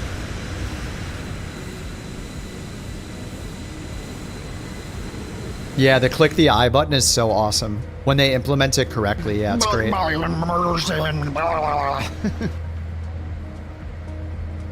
immersion. If you don't use the checklist, you're not a real sim pilot. You don't deserve to play this video game. Ah! I'm gonna go post about it on Reddit now and get angry. It's not real life. It's a sim, not a game. Oh, that's interesting. Let's look up what a simulator is. Simulator, Wikipedia. Here we go. Let's take a look at what a simulator is. Simulation. Interesting. An imitative representation of a process or system that could exist in the real world. So I don't think it is real world. It's not real life. Let's look up simulation video game. Sim game. Oh, that is an actual game. A diverse category of video games? What the hell? It's a category of video games? No way. It's a category of video game. Interesting. Let's go to genres of video games. Let's take a look. Oh, wait a minute. What the hell?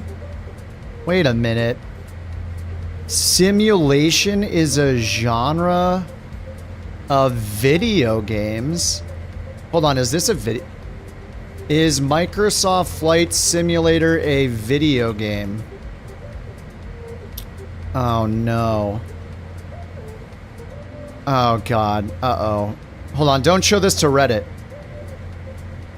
It is a series of flight simulation video games. No! I thought it was real life. Oh my god. Video game. Yeah, you've been playing a video game. Oh my god, guys, nobody knew that simulation is a genre of video games. Stop whining. The kids are soft. Oh my god, my reality is destroyed. I thought this was real life. No. Oh god. Oh god. The day you get VIP, you're gone for half the day. Oh yeah, we made a new rule because of that. Anyway. Now it can be stolen when you're not present. If you miss your stipend payment, then it gets taken away by somebody else. It's only fair. No more set and forget earning Bork coins for 12 hours while I sit here busting my ass playing this game. This real life. While you're just getting Bork coins for doing nothing. See, this is how the Bork economy gets better. I don't think you even got a single Bork coin because you just took it and then left. No, God, please, no, no! Making milk? Bork and bots? Oh, the Bork bot is going really well. I really love the Bork bot. You didn't get any. I know, because you left. You weren't even here for the first stipend payment. You were already gone.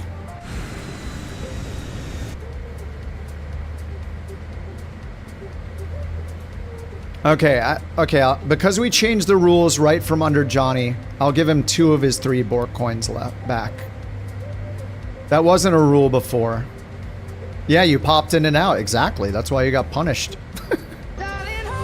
You popped in, stole Bork coin, and then left. It's rude. Right now, you can save £50. You weren't even here to hang out. That's You're just here to steal VIP from from somebody and leave? It's messed up. Okay, I gave you 2 Bork coins back since we changed the rules from underneath you.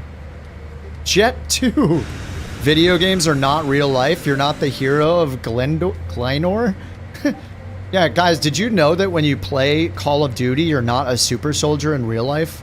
I don't know if you guys know this. It's so weird. I thought that I was Joel from The Last of Us a couple years ago. Like, I thought that I was him for real. I thought I was in a zombie apocalypse. But apparently that was a video game. I don't know, dude. Next, you guys are going to tell me that the Earth isn't round, you know? You're going to tell me the Earth isn't flat.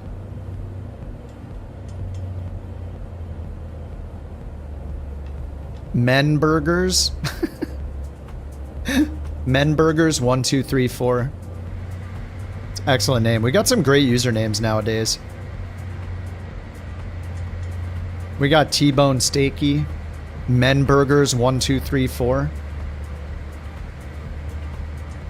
I had to correct myself. Yeah. Round Earth Science. Yeah, people seem to think they're playing GTA while you're I mean, we don't know that you don't respawn, to be fair, so... I mean, we can't prove that one. You might very well respawn. Alright, we need to descend way faster. I can't catch up to the profile. Going 3,000 feet per minute trying to catch up here.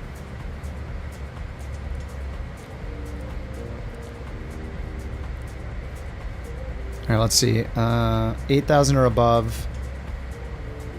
195 is estimated here, but I can't see another estimate past that. So we can't tell if we're too high or too low. It says at Nupso we're going to cross at 193. And I need to be at 11,000 by the time we get to Oclax. 11,000 or below. Wait, these things are wrong. Look, these are backwards. It says below 4,000 and above 8,000.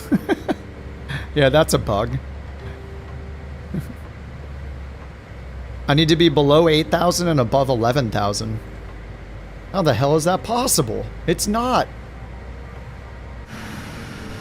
A little bug there. What's up, Brian? You caught up in 16x sim rate? Oh yeah, you can use sim rate on the dailies.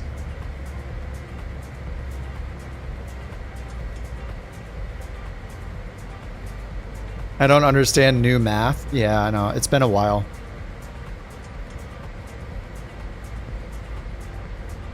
Oh, I think I'm catching up. Yeah, we're catching up. All right, let's slow the descent a little bit. Catching up to the vertical profile. 5 miles till Nupso.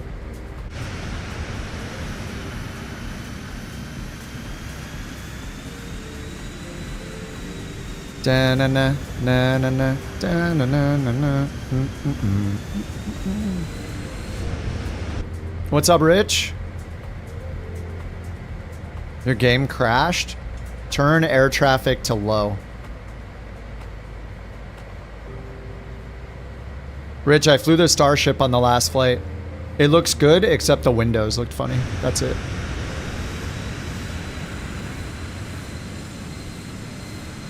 Oh yeah, Rich, also, I don't know if you saw yesterday, but when we went over to RPG's stream, RP Gamers, he's looking for liveries to be made. He's trying to commission someone to make liveries. I don't know if you're interested.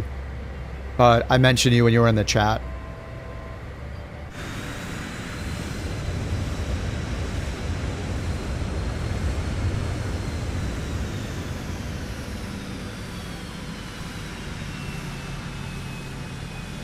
New math.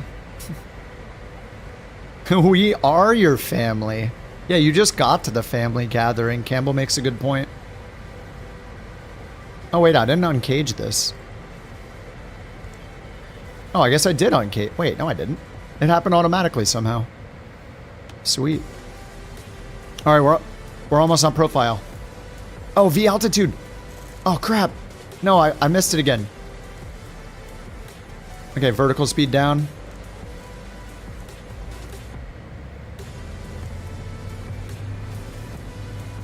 Need to go down to 8,000. 8,000, 4,000, 3,000. Discontinuity. 2,800. 2,800. Okay, 2,800. Altitude screw, 2,800. Alright, 2,800 set. Catching up. Yeah, we're catching up to that very slowly. Alright, we're good. Which next long haul? I was thinking the short one. I don't know. Unless you guys really want to do the long haul. I don't know, man. I mean, it's only... I wouldn't be against doing the long haul today. I don't know. It's just not... It's not fun. It's not fun at all. Yeah, get the short out of the way. Even with time acceleration, the long hauls are so boring. I don't know. It just feels silly to do it with the time acceleration. I don't know. We did the long haul last night.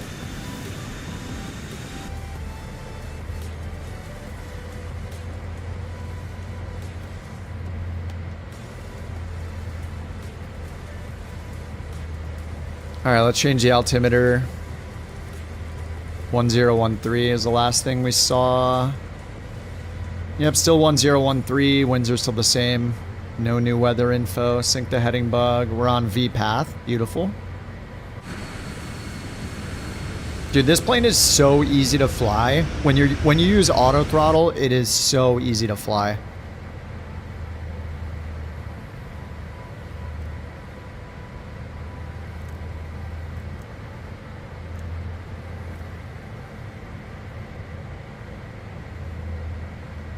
Alright, we're at 11,000.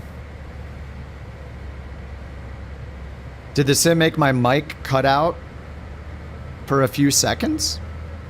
I don't know, you guys tell me.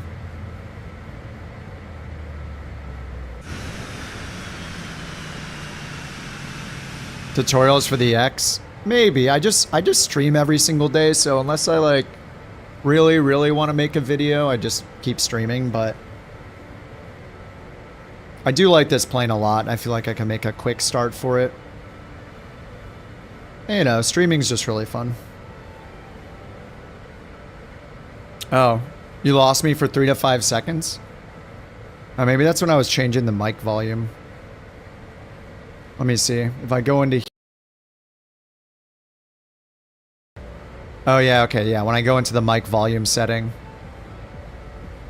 Yeah, okay. I went in and turned the mic down by 1% because I clipped a couple times today.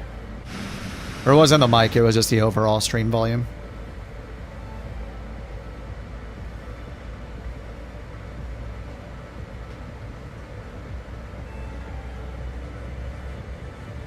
Alright, we're at 10,000 feet. Let's get the landing lights on.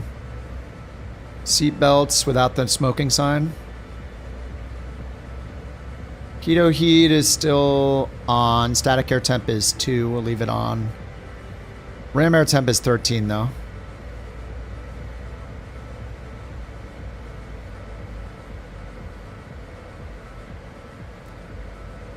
Alright, we're just gonna make a big loop around. Oh, that looks a little weird there, right? Between Gomery and SP401 or whatever. Looks really strange. Why would we do that? Yeah, let's move this up and get rid of that weird... Oh yeah, that's way better. Hopefully it doesn't fly me into, hopefully it doesn't fly me into some terrain. Maybe it was like going around terrain.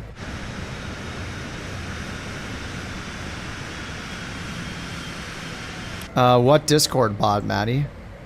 I mean, if it's just for us, yeah, you can. You want to use the one from FSHub? That's fine. No problem. Yeah, grab it. If you need a bigger res one, let me know.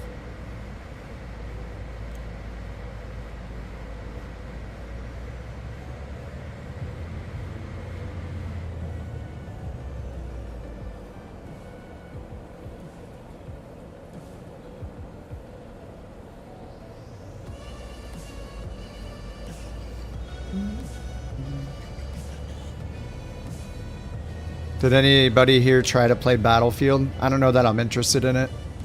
I used to love Battlefield, but maybe I'm just... Maybe I've aged out of shooters at this point.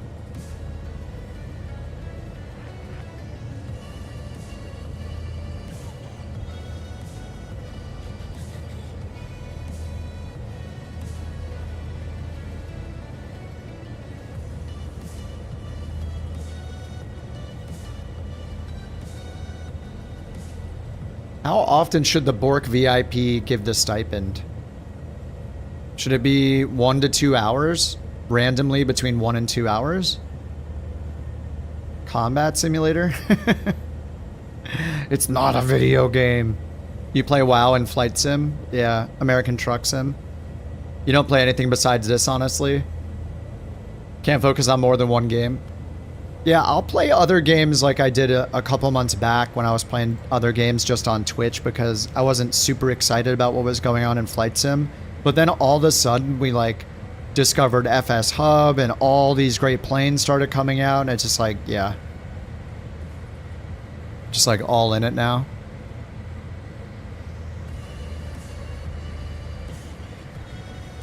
$4,000 or above.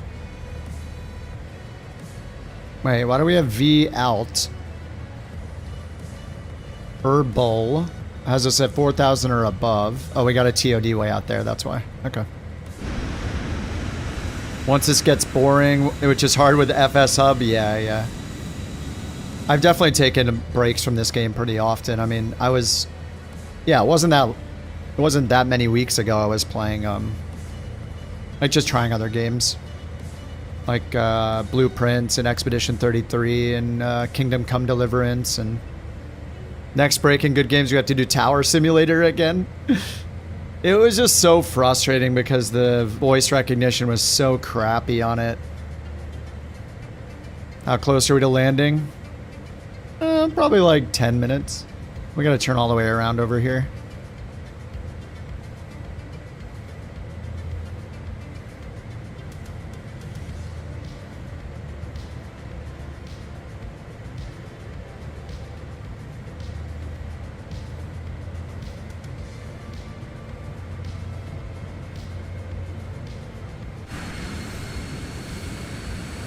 FSHub seems like a huge learning curve.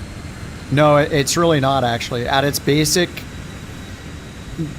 most basic form, FSHub is just an automatic flight tracker.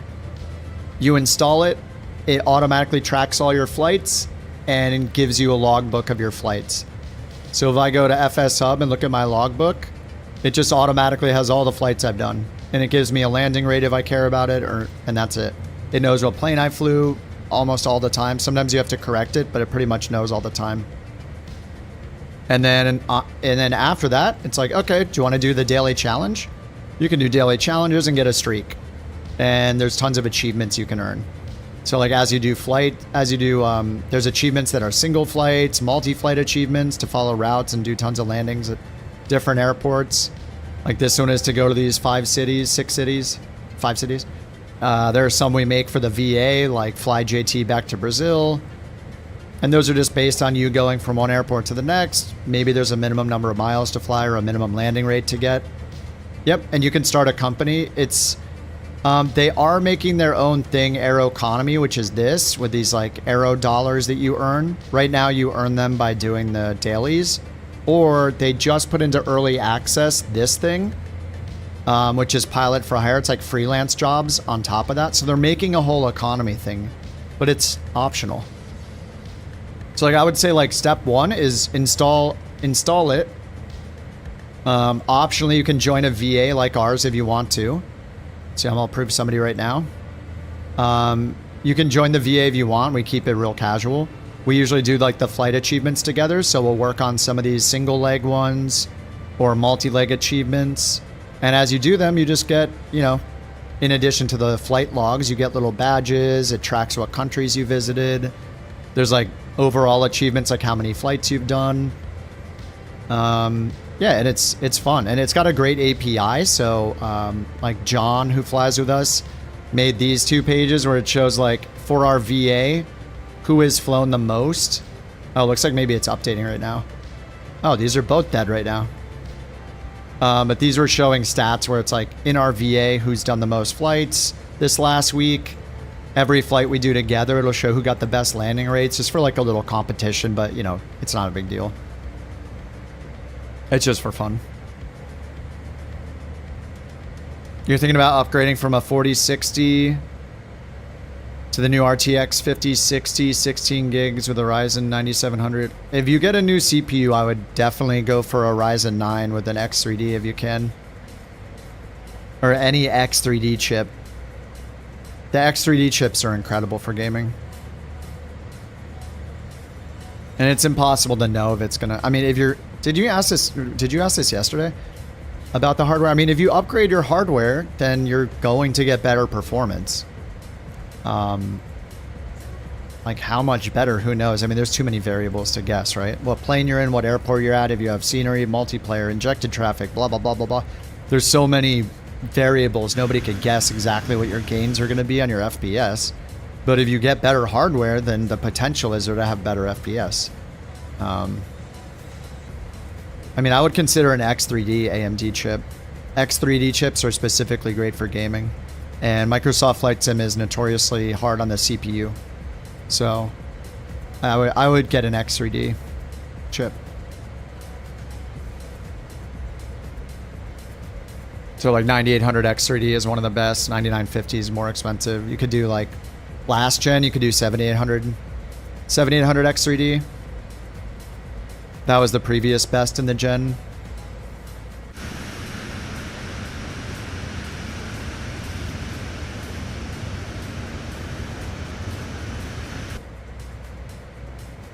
Alright, it's got us at 250 automatically. Turning around. What kind of approach was this anyway? It was an ILS. Let's hit preview up here. Yep, there's the ILS already in, so I'm just going to hit approach now. We got loc on standby and glide slope on standby. Double check the frequency down here. Should be 1105. It's not in there yet, so let's put 1105. Oh, it just tuned it. All right, so it's probably about to switch over automatically. And then final approach course is 049. So let's turn the course faux knob to 049. Looks like it already had it on 049. Right there is 049. And then the go around, actually the minimums are 440, 450. Set the minimums.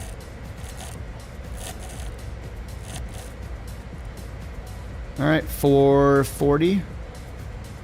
Go around is 5,000.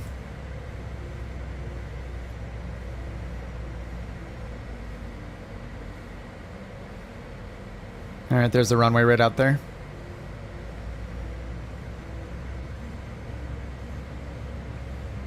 Yeah, compare hardware. Yeah, you can just look up the difference between the two chips and see what the benchmarks are. You could watch like Gamers Nexus. Yeah, you could use like user benchmark and look at their graphs or whatever. Gamers Nexus is really, I think, a good resource in general.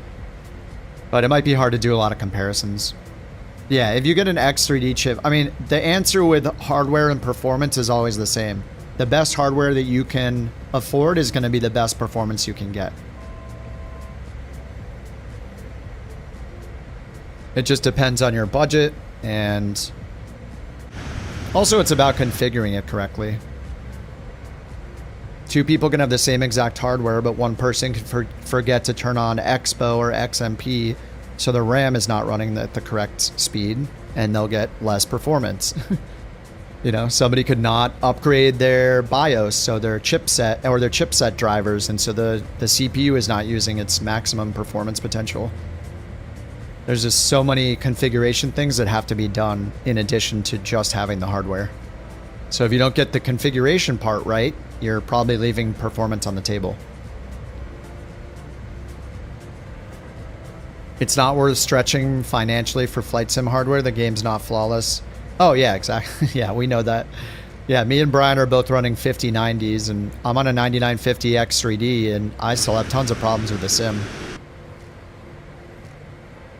You're not necessarily going to get an insanely different experience. I mean, maybe you'll be able to crank a few more settings up, but at the end of the day, the sim can be very, very fragile, depending on what you have installed. So regardless of your hardware, you have to learn how to make it perform decently.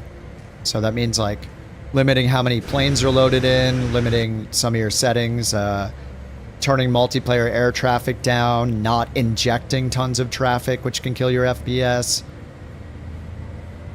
And there's a lot of... There are a lot of... Dude, look how huge that plane is. What are you in, Ren? It's a 787-800. BLCF.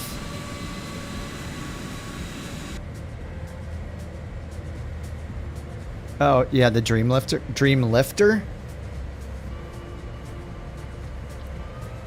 Alright, there's the runway. Let's do flaps 5. And glide slope's about to capture right now. We see the green arrow coming down. Here comes glide slope. We need to set our go-around altitude to 5,000. Alright, there's glide slope.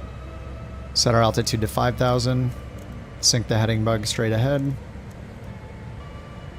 Alright, let's get rid of the music. We got seat belts on, landing lights on. We'll get taxi light on. Pretend we're clear to land. Oh, I did not turn this down to airport elevation. Yeah, see, I don't think it depressurized, right? Yeah, see, look, the pressurization's not automatic because it's still at 6,000 feet. Alright, we are 210 on the speed.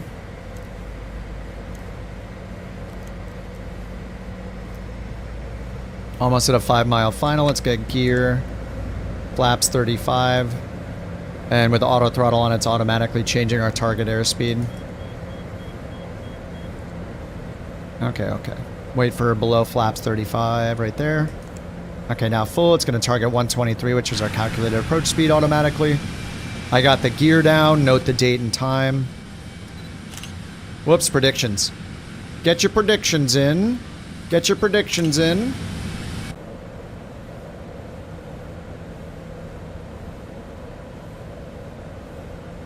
No, the monitor can't be on the Amazon page because it's not on Amazon. It's the Alienware 32-inch OLED, though.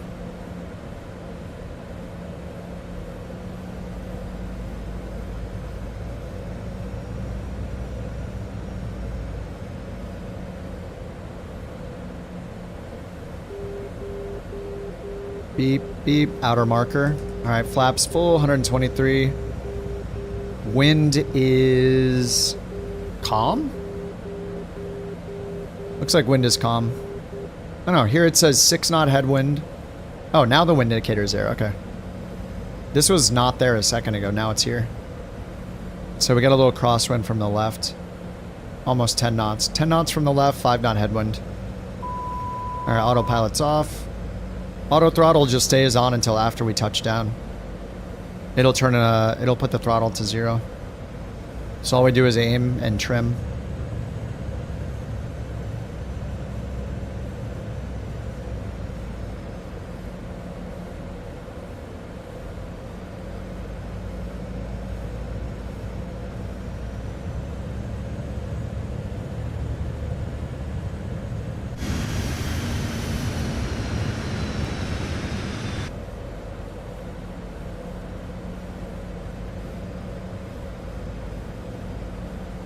You guys on Twitch can whisper the bot your landing rate if you don't want it known to everybody else.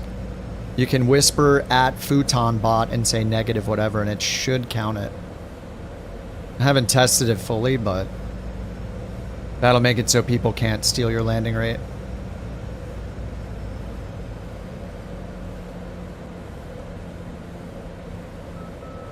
I haven't confirmed that it works though. I just turned on the option for whispering to it. It should work. Should work the same as the regular command. All right, so when we get to 20 feet, it's gonna pull us to idle.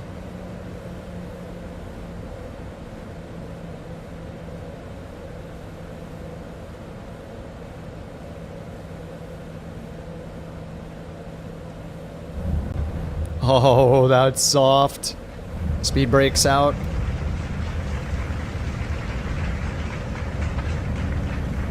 The nose down on the ground. Oops, reversers are stowed.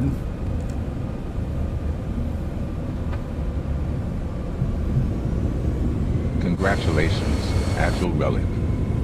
You accurately predicted a landing rate of 73 feet per minute. Here are 2 Bork coins as your reward. Keep soaring high in your flight adventures. 2 Bork coin.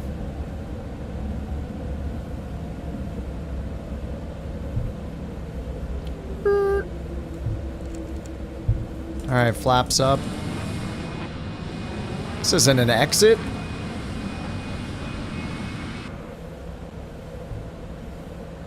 Dang.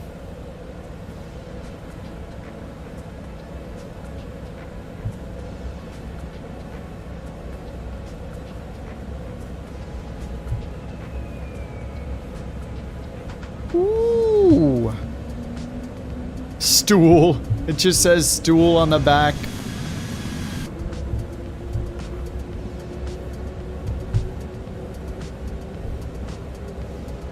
How did you do what?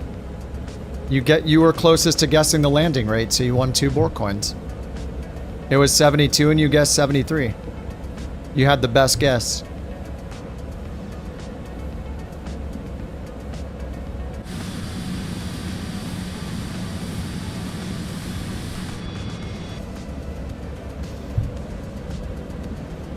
But so close? Yeah, the closest wins. Closest is the winner. You were closest. And because you were only off by 1, you got 2 Bork coins instead of 1. You got a bonus.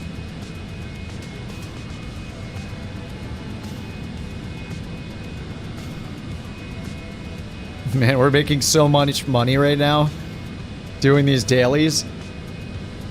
Stop spending money.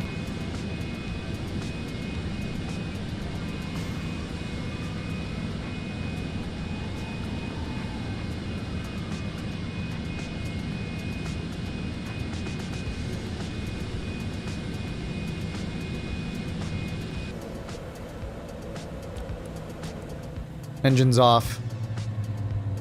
Avionics and batteries off. That's fine. That's how I turn it off. We gotta watch landings.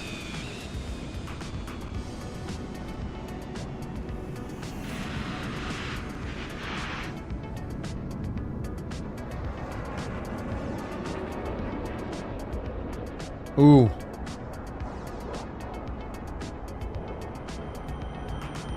Oh!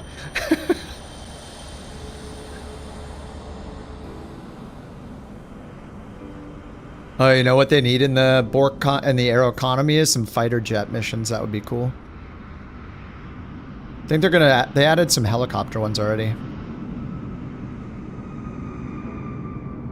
Lighting in SU3. Yeah, the night lighting looks better.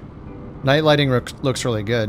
The only problem is the performance. I think that's why they delayed it. There's too many people getting really, really bad performance in Sim Update 3. Here comes Jack. Jack is in the 380. No, he's not. He's in the 788. Wait, it says he's in the 380. They replaced him with a 787, like it does almost everybody. Is it a glitch? Yeah. It's been there for 5 years. Someday they'll fix it.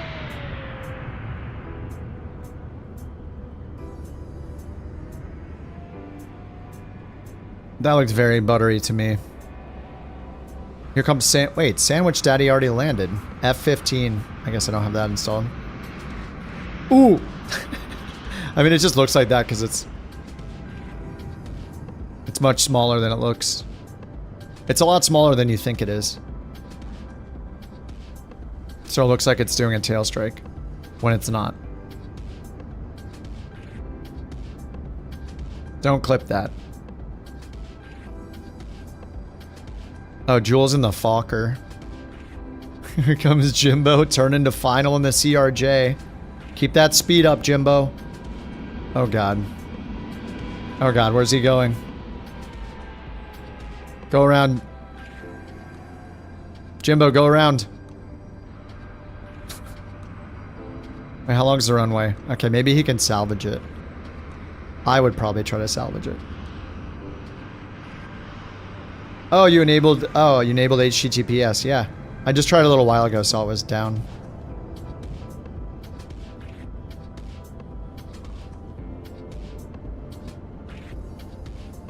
The beautiful Fokker, ... Hit him with the dots. If we hit Microsoft with enough ... do you think they'll fix stuff? Use their passive aircraft that they showed off so much before 24 came out to actually use them in the sim? ... God, I hate the dots so much. Oh! Okay, you salvage it. That's a CRJ, not a... Doesn't look like a CRJ at all. Oh, beautiful. Oh, he's going for the super butter. The Ryanair landing. ... Stop hitting me with the dot. It feels like you guys are hitting me with the dots. I hate it. Don't give me the dots. That's an A320.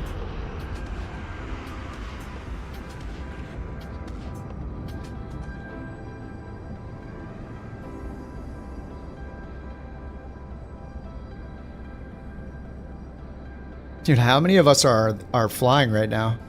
This is insane. Oh, yep, the group flights are back. I assume it's HTTPS. Yeah, it is. It's working just fine, John. Yeah, looks good. No security warnings. -7. It doesn't have the latest flight yet. There's still people coming in. F-15. I have a couple of them streamed in. Not all of them, because I'm worried about multiplayer planes crashing my sim, but I think I have them. I just have to enable them.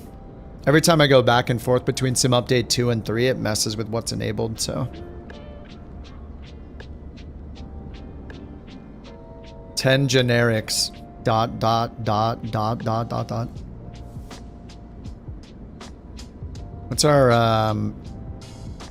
What's our airline balance now? 43,000.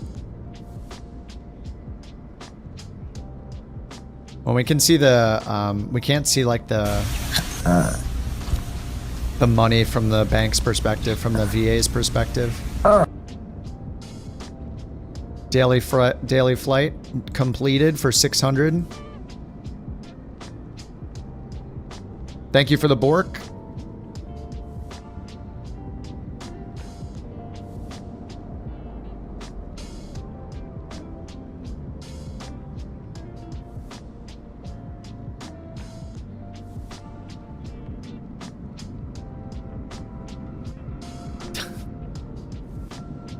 What the heck?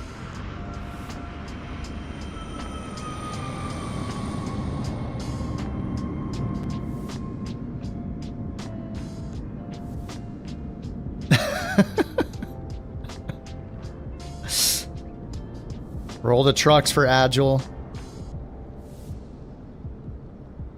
So what's the next one?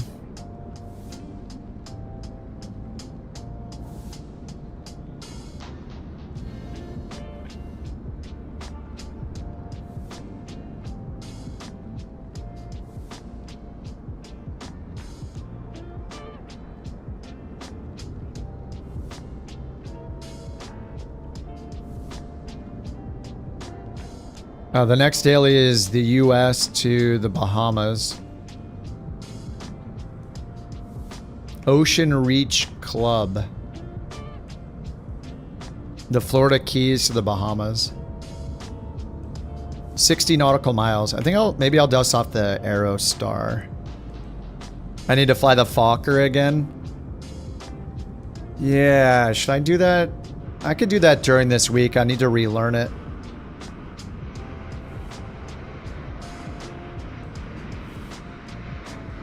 Yeah, Azul.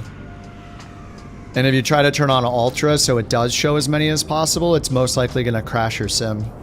As it loads in planes that have bugs in multiplayer and it just crashes you. It's happened to us over and over again.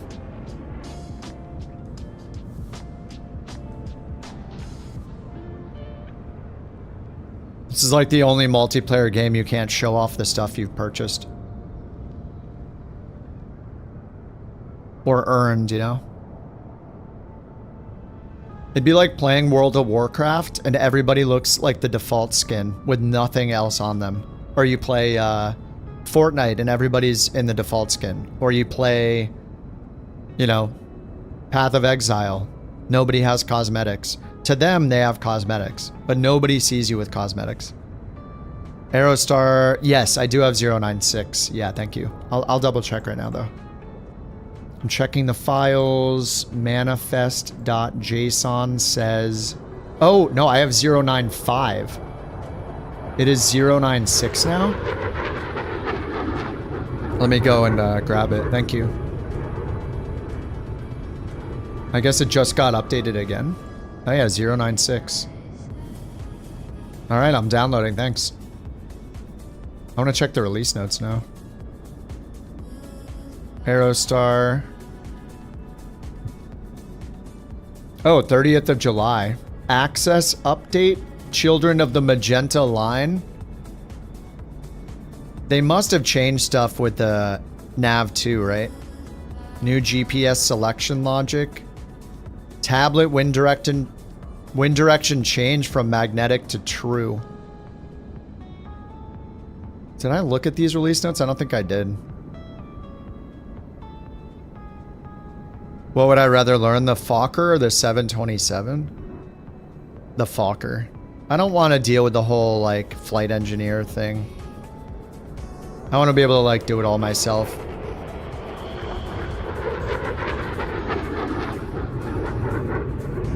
I mean, the 727's gonna be way more difficult, isn't it?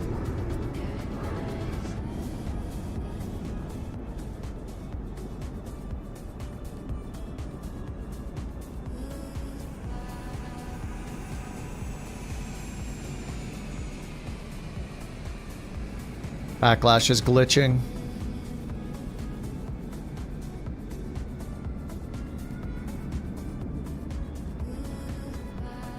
Is the sim rate down? You might need to upgrade from that 2400 baud modem. Ooh, that looked very nice. That looked very nice, flubbed. He's just gonna stop right here. Where'd he go? What the heck?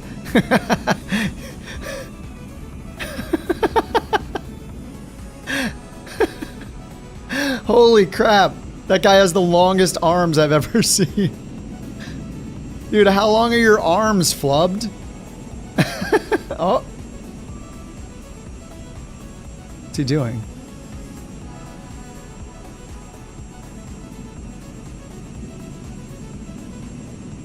What are you doing? Is he relieving himself?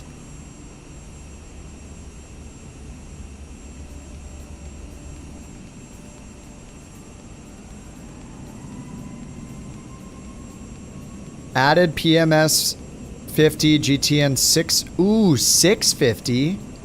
Oh, that's so awesome. You can put in the 650 instead of the 750. The short boy GTN. That's really cool. They added the new dust dirt layer. The dust layer.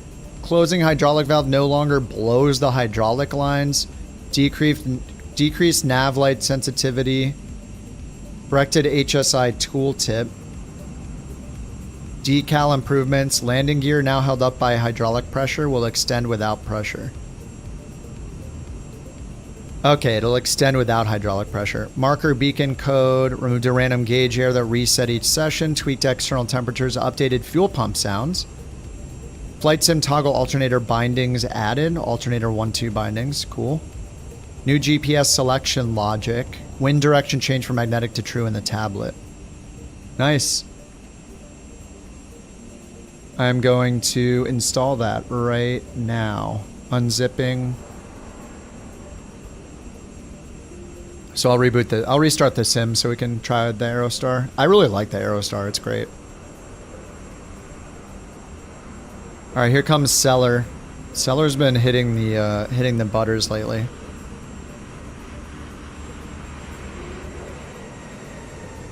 He heard I was streaming, so he wanted to join in. You talking about P? Uh-oh, that's a big float. Uh-oh. Is that a 320 float? Ooh. I don't know what happened.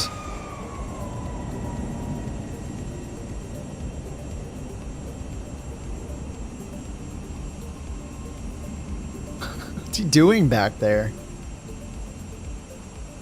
Stalled it in. Alright, let me install the Aerostar update. I'm gonna restart my sim and install the Aerostar. Yeah, Q, I think the code to check if you're present or not isn't working, so I need to double check it. You definitely should be earning a stipend by now. Alright, Aerostar is trying to install. It's just waiting. There we go. Yes. Okay, it's installing. And the next flight we're doing is the short daily group flight 07FA. 07FA to MYBS. Those are the airport codes in the corner. Okay, installation complete. I'm starting it up. Let me check on... While it's restarting, let me check on... I'm gonna check on Q's stipend. So it's supposed to check if he is present or not.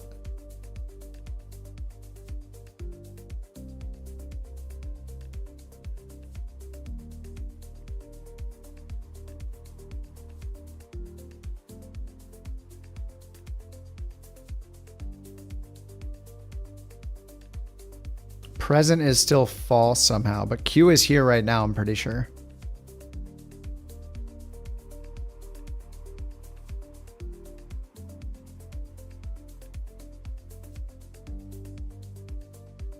Maybe he's not here. Oh no, he said he's taken a leak, I think. I don't know if he was talking about himself or what.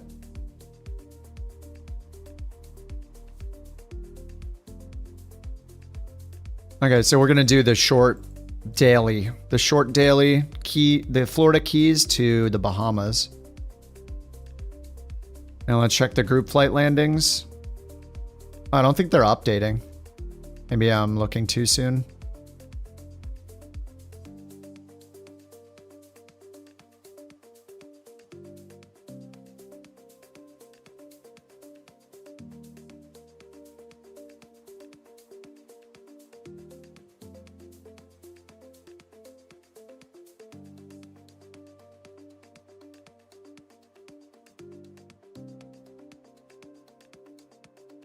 Oh yeah, Q is not present according to the bot. I wonder why.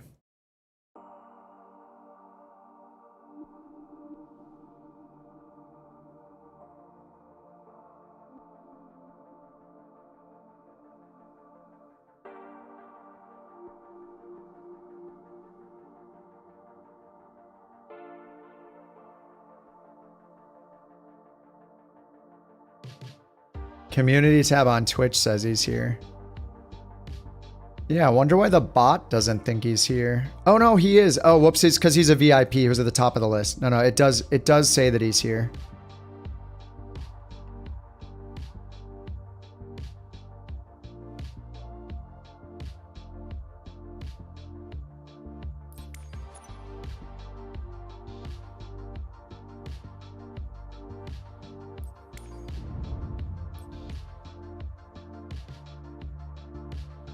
07FA to MYBS.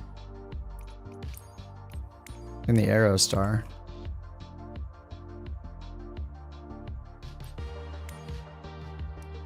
Oh, Q is here, yeah. No, he was in the list. I just didn't notice him. Because he's at the top of the list, because he's marked as a VIP.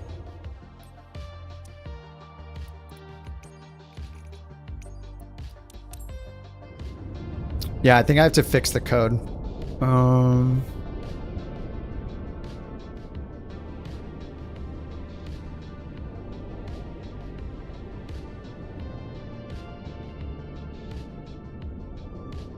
You need to set parking brakes to request ground services.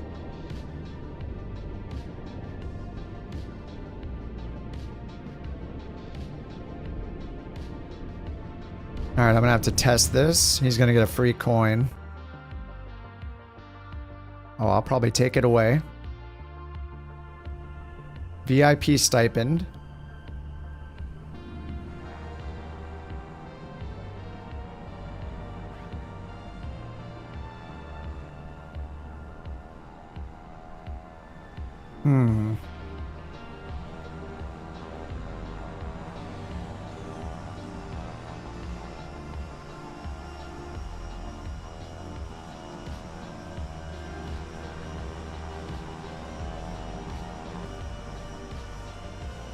I don't think it worked on the timer. Well, I'm just looking at the variables, and it says you're not present.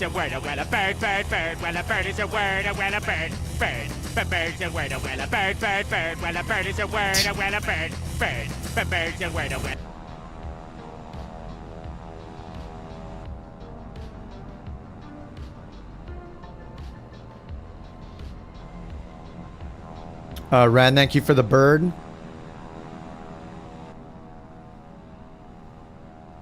All right, Florida Keys. I don't want to fly at night.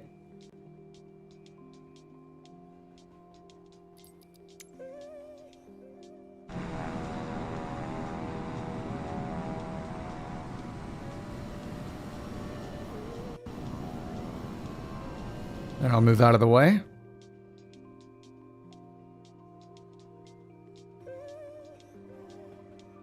Here we go. Does he have it since yesterday? No, we've made some changes today. We're trying to make it so if somebody isn't here presently, they don't receive their stipend. If they're not here to receive their stipend, then it becomes stealable again. So it'll say like, VIP so-and-so isn't even here. What a VIP. They're not even here. They don't get a BorkCoin and people can steal it. All right, prop full forward. Good, those are split. Let's crack the throttle. Let's get the battery on. We'll get the beacon on.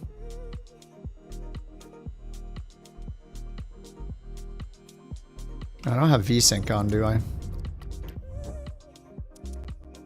VSync on, and let me limit it to half the refresh rate. Be nice to our video cards. All right, there we go. That's better. Fuel boost. All right. That's on. That's on. Boost pump on. Okay, we got fuel flow in the right engine and to the start position.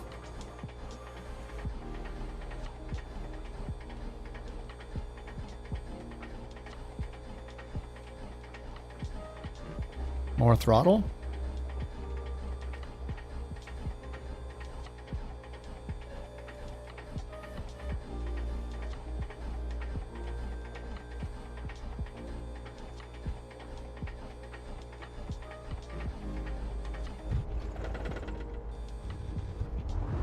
Weird.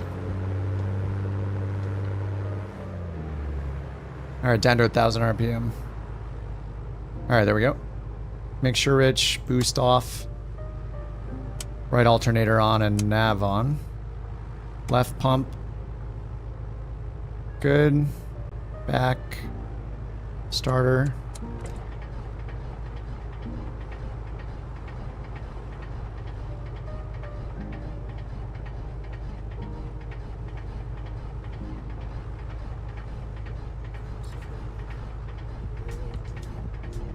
Dude.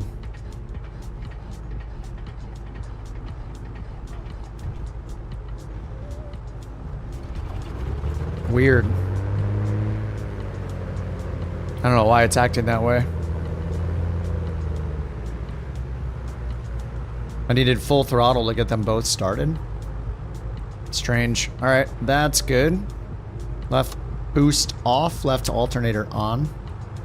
Oh, did it hold the parking brake this time? Holy crap. We're only going 60 miles. Let's go in here and just get it to medium, I guess. Medium payload. Okay. Persistence, yep. No realistic steering, no thanks. Oh yeah, GPS, 530, 430, no GPS. We do have no GPS on. It looks like it must detect what GPS you have installed because I don't have the GTN installed, so it looks like it's not providing the options. But it now has the option for the 750 and the 650. Pretty awesome. Pretty awesome. Ooh, low voltage battery. Oh, that should be fixed soon. We got the alternators on. It should be charging, right?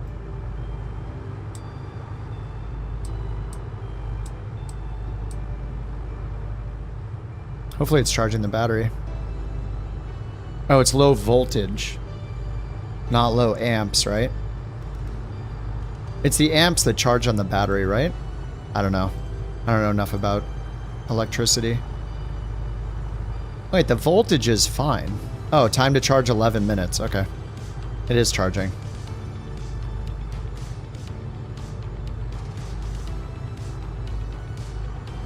Alright, do we have a VOR? Oh, there is a VOR we can use. Nice. ZBV. Frequency is 1167. Let's set that. Let's turn the avionics on over here. 1167. And not in range yet. Let's see if there's one near our departure airport. Any nav aids here? Any nav aids at all around us? There we go. We got HST. HST 108.2. Alright, so let's set this one on 167. Oh, bloody hell. I knew this recipe felt familiar.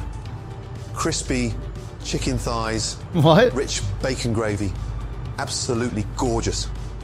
Made it ages ago, right after Bird spilled wine in my kitchen and tried to pass off frozen nuggets as canapes. Now this is how you do poultry right. Careful, Bird. Keep flapping around like that and you'll end up in the pan next. Just kidding. Sort of. Brian. Beautiful. Beautiful TTS.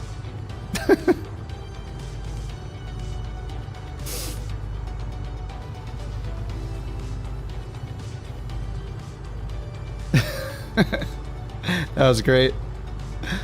Okay, so let me put in HST as an en route waypoint. Add to flight plan.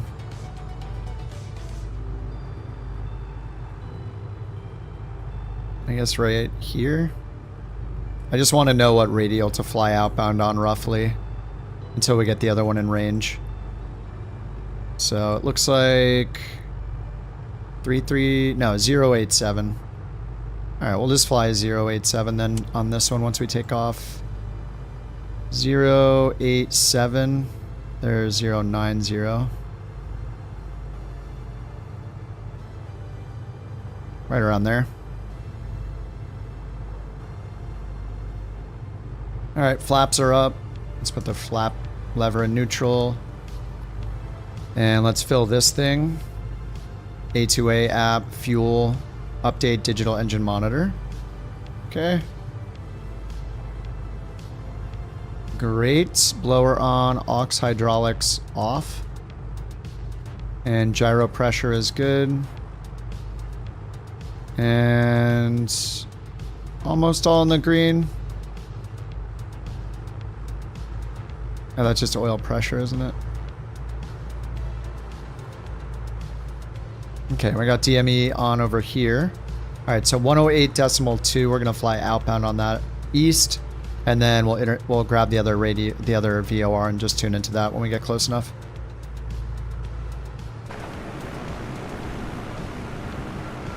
there's a runway right there. There's a windsock. Looks like we're gonna have a crosswind anyway. We might as well use the closer runway.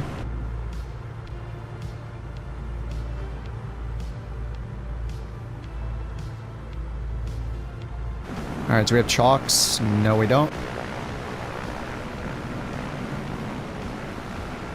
Alright, let's get out of here. Parking brake off. What is that? Oh, it's a helicopter. I thought it was a messed... Damn, that thing looks awesome. What the heck? Why do I have... I don't even have... Do I even own that? Nice, Rob's taking off in the Saab. Sobbing it up. Let's get this thing out of the way. Our taxi light on. We got nav, beacon. Yep. Outside air temperature is really hot. It's like 30 Celsius. We're gonna leave the pitot heat off.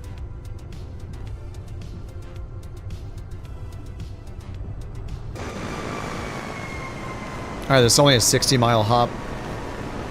Finally, the DC-3 is not a Bonanza. Oh, I'll give it time. It'll probably be the Bonanza next time. Wait, DC-3? I didn't see the DC-3. Oh, Green Weenie's here. What's up, Weenie? Yeah, Bow Bus. See the same two generics every time. I mean, I'm not running it in Ultra because I don't want to risk crashing to desktop.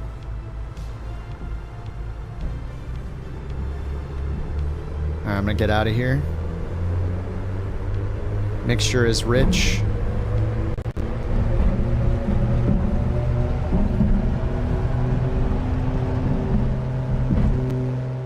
Sorry, that was loud.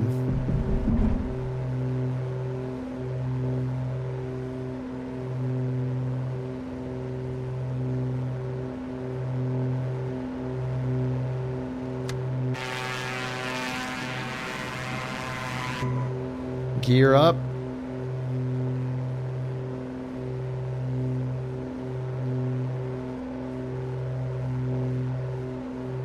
Lots of trim.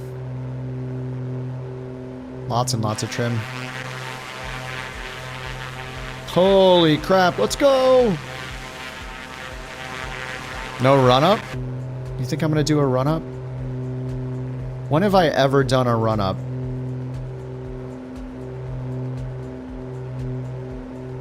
Alright, it says 10 miles DME. Oh, is that DME only? I'm not getting a... Let's pull out the identifier for this one so we can hear nav 2 when it's in range. Oh, I remembered all those positions. Nice. Oh, we got nav 2 in range. Oh, that was easy. Alright, 106.7. We're just going to go directly to that VOR. 116.7. There we go. 55 miles out.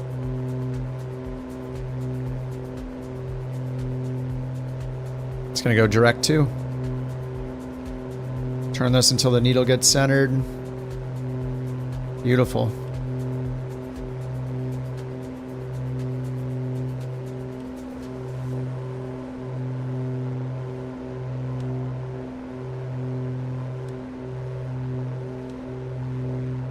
Oh, we're flying right to it. Easy. Alright, let's pull our manifold pressure back to 2400. Pull our prop speed back. Whoa! That was very glitchy. Alright.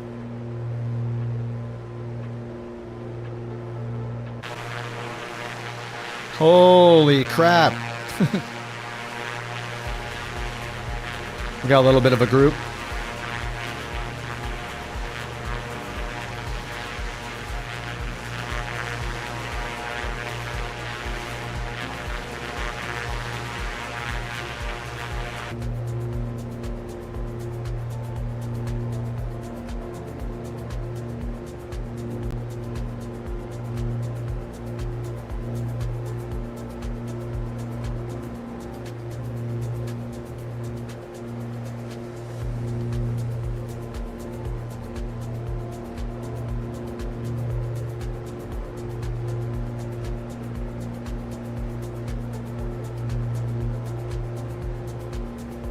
Wonder how high we were supposed to go. I don't think it's going to give us an estimate in here yet. Yeah, it doesn't have the performance info.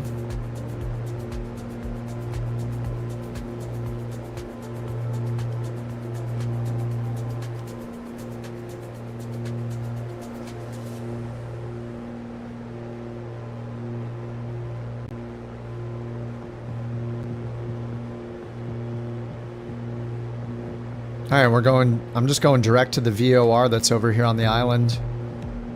There's a VOR right here, ZBV. Bimini VOR? I'm probably saying that wrong. Vortac 116.7, just going directly to it.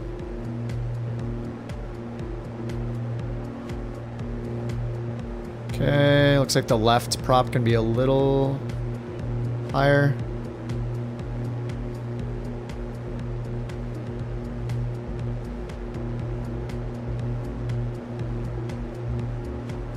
Okay, we'll get manifold up to 24. Excellent.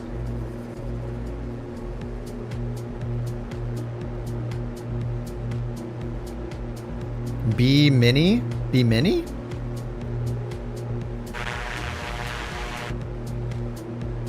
I feel like I lose a coin flip every time I ever try to say any word that I don't know how to pronounce. Like, alright, it's either this way or this way. You say it the first way, you're wrong. For me, it's not even a coin flip. It's a one-sided coin. It's just always wrong. Nav, autopilot, altitude hold.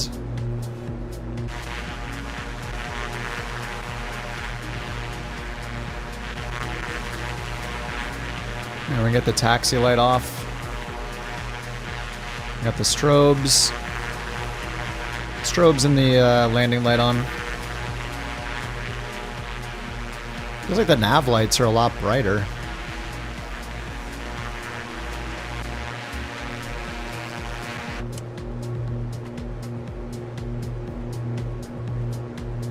Alright, heading bug straight ahead.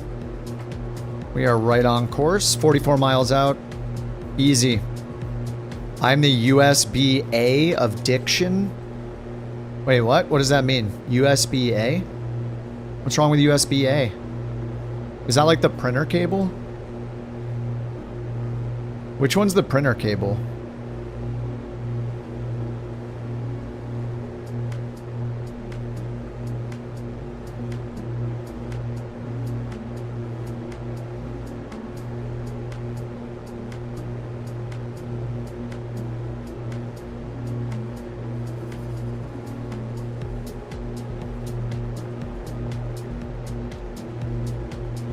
Just John 5 for 3-2.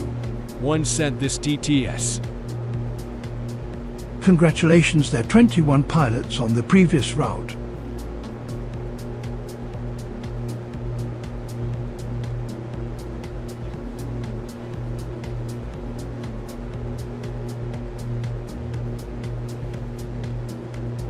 $21 pilots on the previous route. Oh yeah, let me check the daily, or let me check the group flight. Oh yeah, we got it.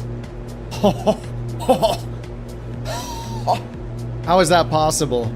I'm either number 1 or number 15 or number 20. Yeah, 21 people did the last route. Heck yeah. I mean, people turn up when it's the group flight for the or for the daily group flight because we all get credit for these. So yeah, now we're doing this one now. Oh my god, by 6 feet. Damn, these are some low landing rates. Woud was in the virtual call A220. I think I had that thing. I remembered how the model looked decent, but the inside was so bad. The avionics were horrible. Very nice, very nice. Let's check out the radar, of course. This is just for our VA. Just the VA. Oh my god, guys. Holy crap. What a turnout. This is ridiculous. Good job, everybody. Good job. This is a massive Sunday turnout. We love to see it. I mean, we gotta earn those Aerocoin dollars. Not that we can spend them, but we know we'll be able to someday. Beautiful. Beautiful. Thank you for posing. Deli, does that say stool on the back of it? Oh, I can't see it actually. Yeah, it doesn't show up in multiplayer.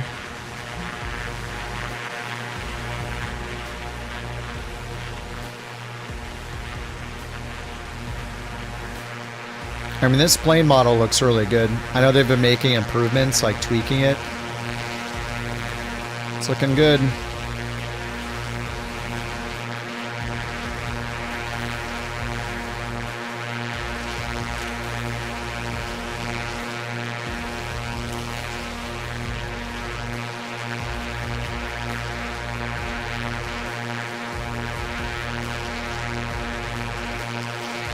Wow, I'm an artist. Wow.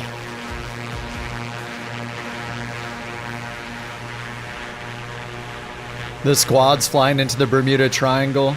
It's okay, guys. T-Bone Stakey's here to protect us. He's back there, though. You wish they'd let you hover over the planes to see the multiplayer peeps? Oh, on the EFB, yeah. No, not a photographer. I'm an artist. Artist. Thank you for the Bork Q.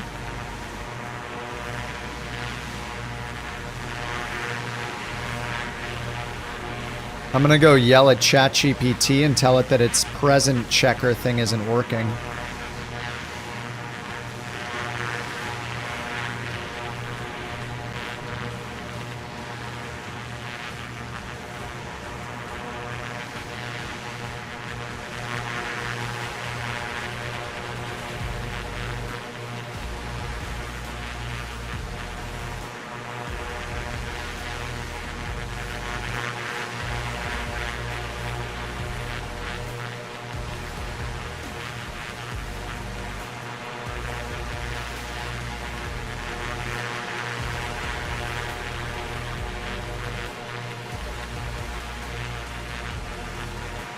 Alright, I told it to debug its own code. Convince it it's a top tier programmer. Yeah, I haven't really been buttering it up.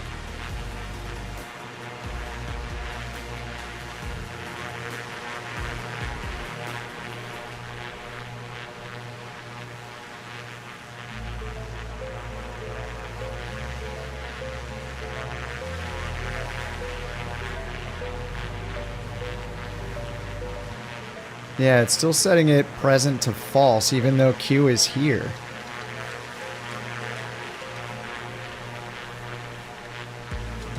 Let me check the log file, as is tradition. Today is the 3rd. The last time I checked it was the 2nd. Ah. ARG's users missing or not a list?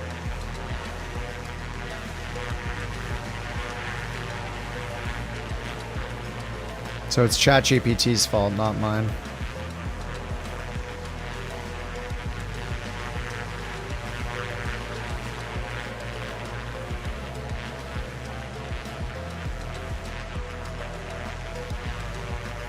Oh, they're saying it.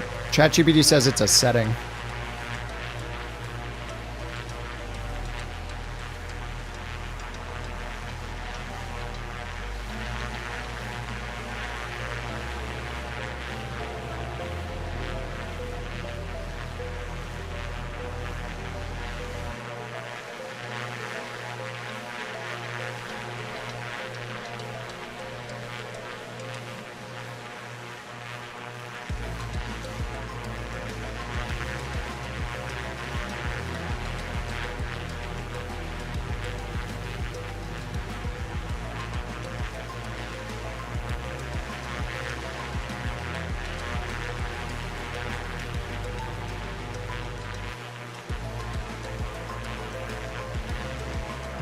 Yeah, something is wonky.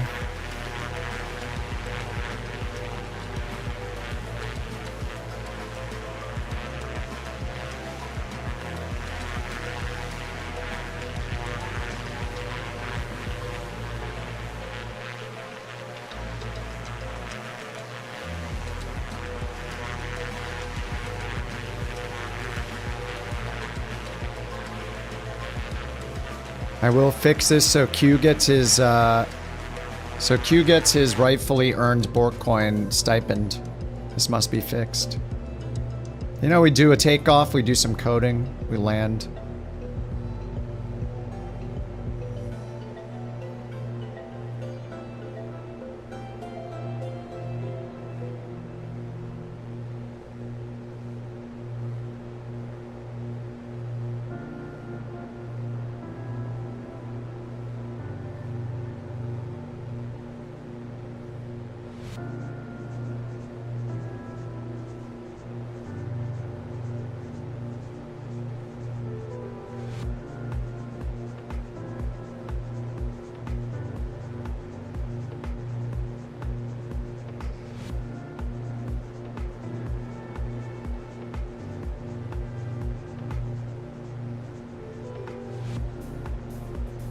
Testing, testing.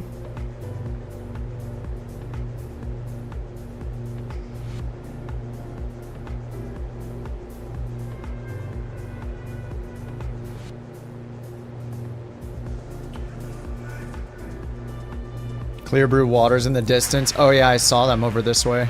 Yeah, I got a little further from them. When I was closer to the coast, over that direction looks so good.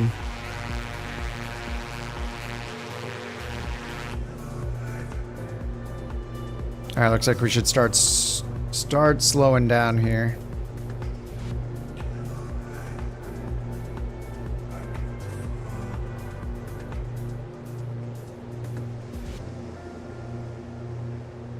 Alright, let's get the autopilot off and let's check the weather.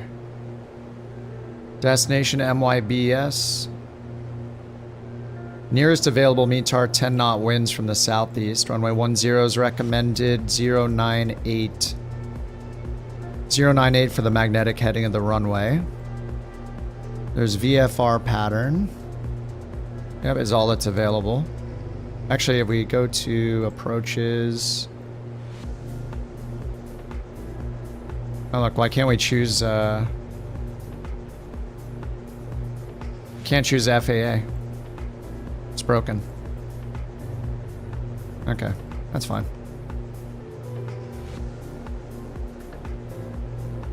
Alright, let's pull the power back.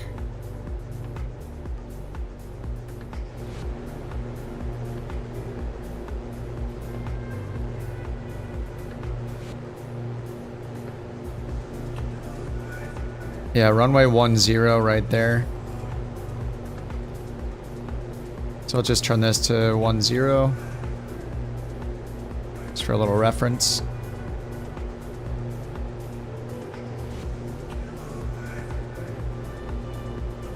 It's right there, I can see it. Barely.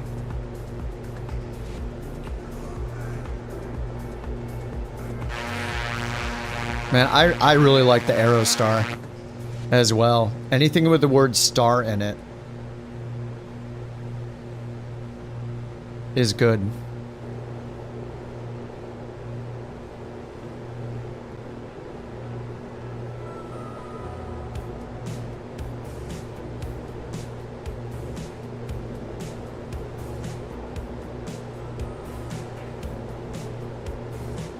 Boost pumps on, mixture full rich, 20 degrees below, 175 knots.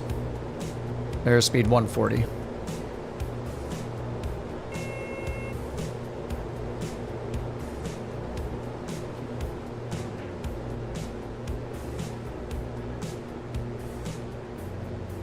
Star Wars. There you go. True. Yeah, Star Wars good. Alright, let's get the boost pump left, boost pump right on. All our lights are on.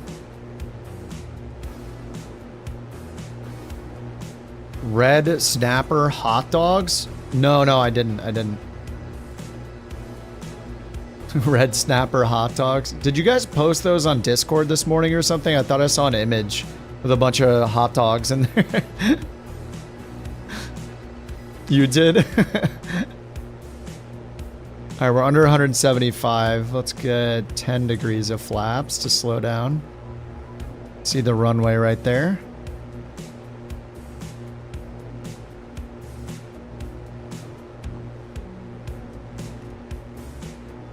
Okay, flaps 20 and gear down. Yeah, I remembered the gear. Haha. Haha, I remembered the gear. Mixture rich. Props full forward. Let's get rid of the music for now.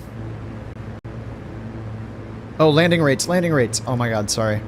You guys won't even be able to type because you're all flying. Well, if you can type or you can whisper to Futon Bot your landing rate prediction.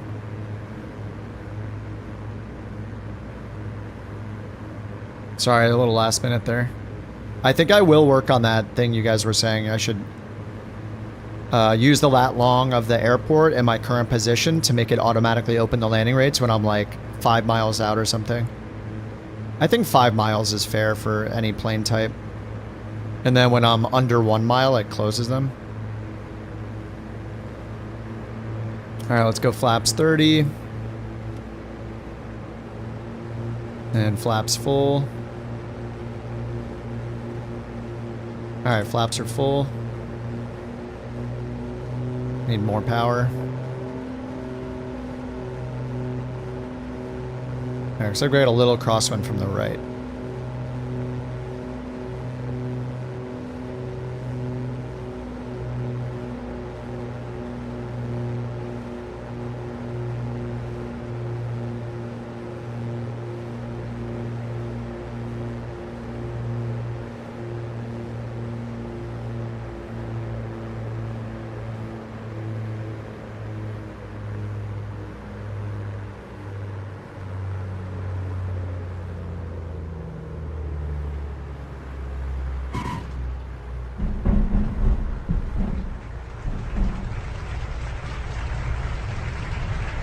Okay, 95, I'll take it. Congratulations, Muscle Marker. Great job predicting the landing rate at minus 96 feet per minute. That's tremendous. You earned 2 Bork coins. Tremendous. Keep it out.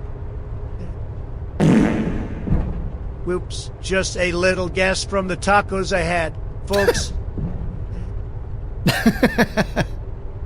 Yeah, it happens to all of us, okay? The man can't stop farting and our buddy Joe can't stop falling asleep. What you gonna do? Thank you for the exclamation tacos. You want taco gas? Alright, flaps are up. Let's get the fuel boost off. Off. Tacos are like hugs for my stomach. Wrapped in a tortilla of joy.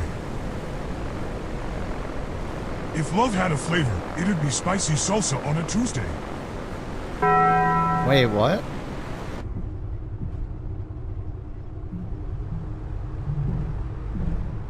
AI will never be funny. Dude, this looks so good. Yeah, Deadly's like, this is romantic. And I was like, this is romantic. Let's go to the ocean together. We're gonna need a private moment over here. Just me and my Aerostar. Holy crap, this looks good. Oh, I'm doing more flights. Dude.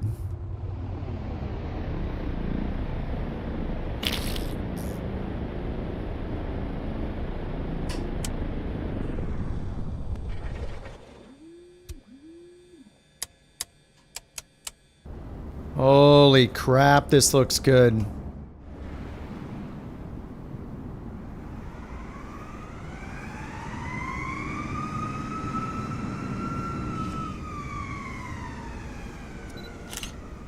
Dude. This looks insane.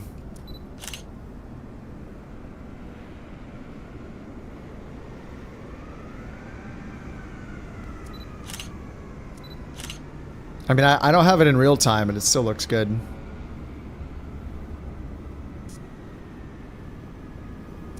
Romance mod. Sorry, I didn't watch anybody else land. Let's bring the camera back over in case anyone's coming in.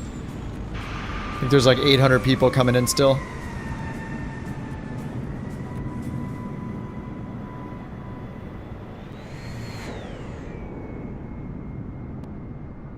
Photo contest of the week. I'll leave that up to Base Raccoon. I'm too lazy.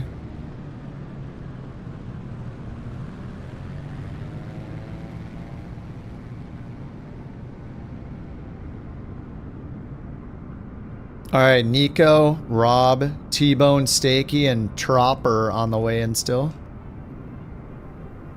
I mean, you guys can get the same photo. My time is... What's my time set to? Let me just turn it to sunrise. 6:34. Probably looks even better if you get it a little lower. The trees just look so good here, too. Like, these trees look super detailed. Do I have trees on Ultra? I don't even think I do. Trees are on high.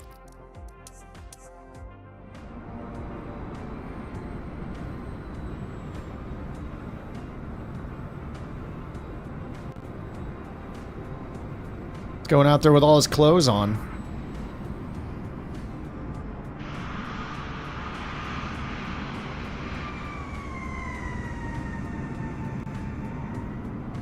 Oh yeah, we do see the DC-3. Here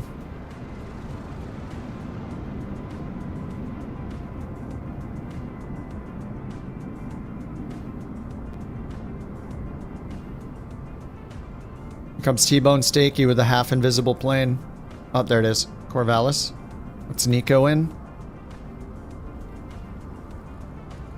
It does not want to tell me what he's in. He's in the Bonanza. T-Bone Stakey's in the Corvallis.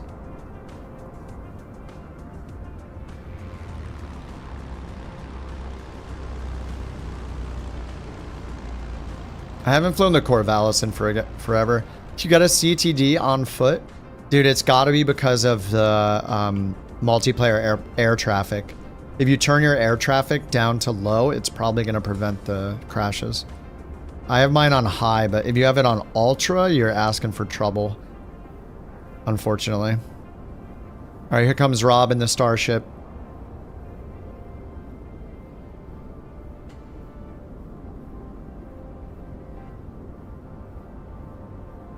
Bring it in, Rob. Or is it Ob? Look at that crab.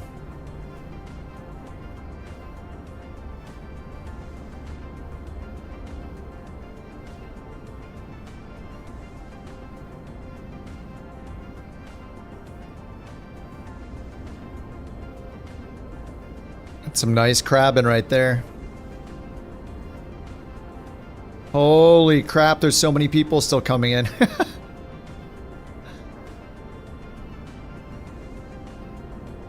Once upon a time on a beach far, far away, two planes parked side by side on a beach during a romantic sunset. It wasn't just any romantic sunset. This was the romantic sunset that ushered in a new era for flight simming. Romance mod, coming soon to Flight Sim 2024. I'll believe it when I see it. Holy crap, how is it even hovering? That's insane. What kind of technology does this thing use?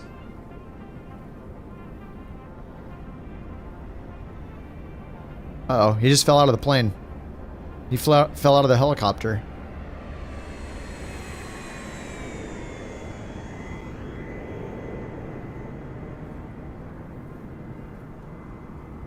That's the 406, I guess.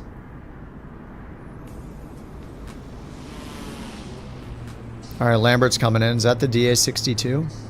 No, it's a generic. What's he in? No one knows, because it won't tell us. Pointed right at him. No idea what he's in. It doesn't know either. Oh, it kind of knows. Oh, he's in the Turbine Duke. Heck yeah. I gotta install the Dukes again. Or the Turbine Duke, I guess. What in the model matching? Here comes Ken.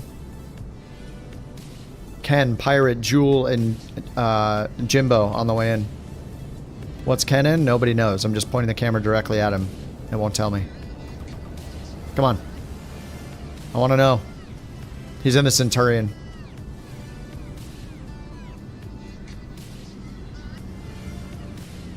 Pirate on 172.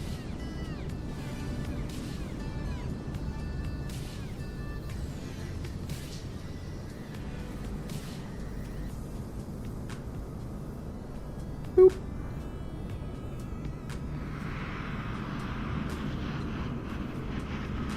Here comes Jimbo. Wait, how is Jimbo in the DC3 when I literally just saw someone else in the DC3 and it showed them correctly, but it doesn't show him correctly? Doesn't make any sense. I thought I already loaded it in. What's up, Sawyer? You did a thing? What'd you do? What'd you do?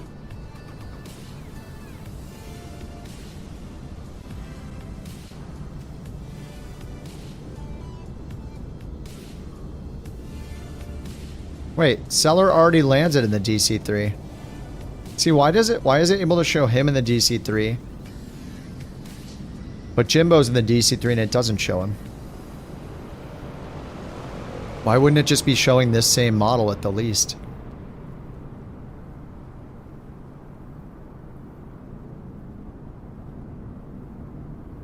I shouldn't ask so many questions. Jewel in the Aerostar.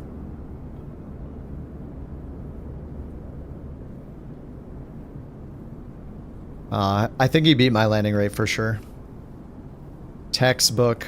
That was very nice.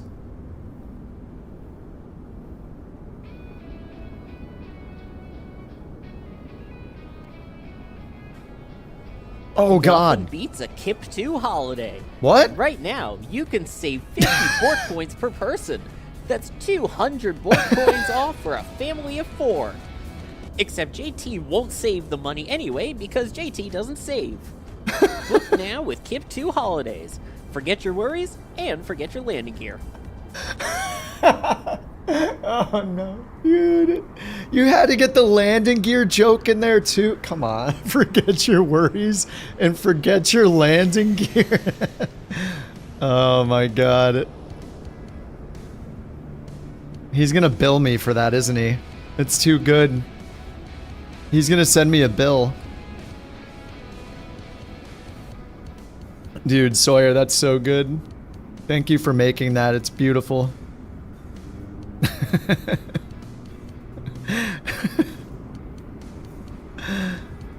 Oh my God. All right, that's an H60. Wait, Jack's coming back in the 406. It's still showing him as a generic 2 engine. Nader's in the A320.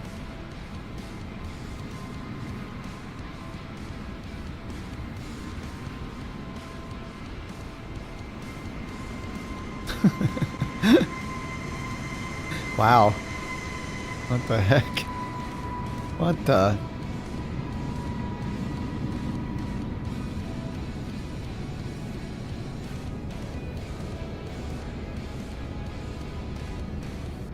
Jack's coming in again.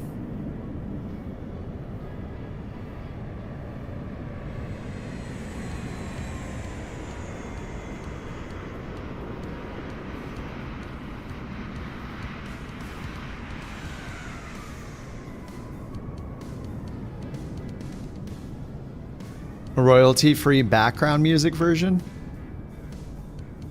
Wait, was there music in it? I don't know if I noticed the music in it.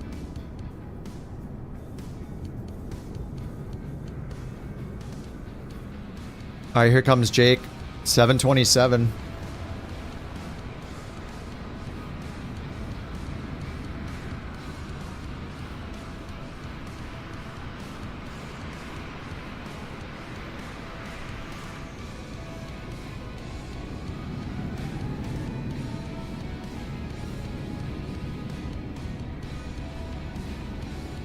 Louder in you can't make it louder in Tangia. You can only make it softer, unfortunately. What did you miss? Oh, you missed everything.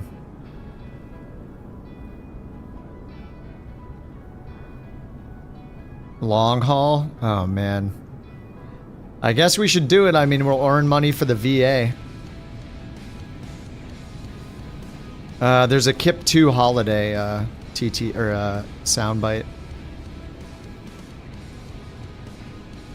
It's just, he made it just for Jack. Look at that DC-3.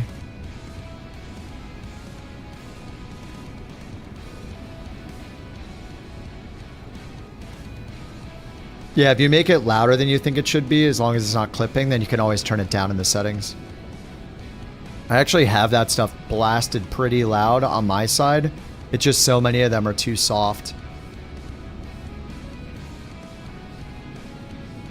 Haven't taken off from Kazakhstan. I'm not sure if I have either. Kip 2 holiday liveries. Oh god. No. Please no. We can't maintain 2 brands.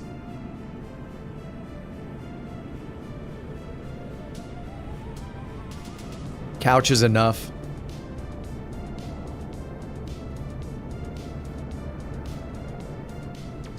So what is the, let's see the daily. The next daily is, what was it, Kazakhstan to China? Astana, Kazakhstan to Shanghai. 2,509 miles. Who's ready to go take a nap on the couch?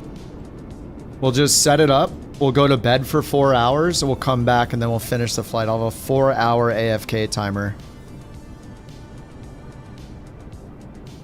Everybody can go hang out with their pets, their other games, you know, their significant others, their TVs, their couches, whatever it is. Yeah, 8x sim rate. Yeah, maybe. Gaming socks.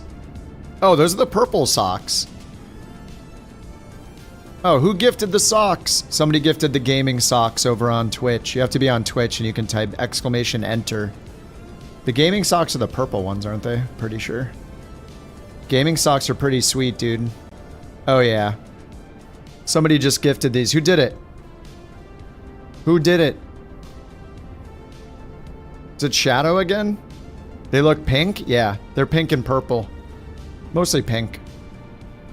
Do caps matter? I don't know. I didn't make that bot. It's the fourth wall bot.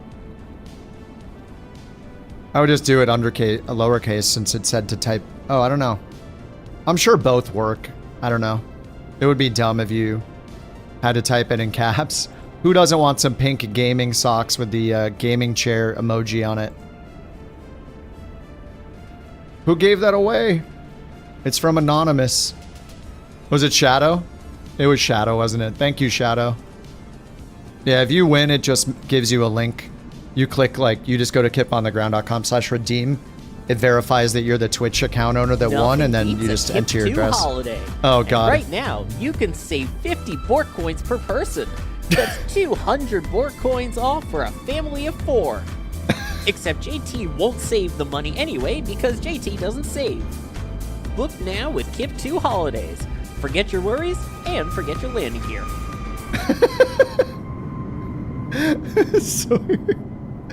It's beautiful, man. It sounds really, really good. Unbelievable. Can you send him an MP3?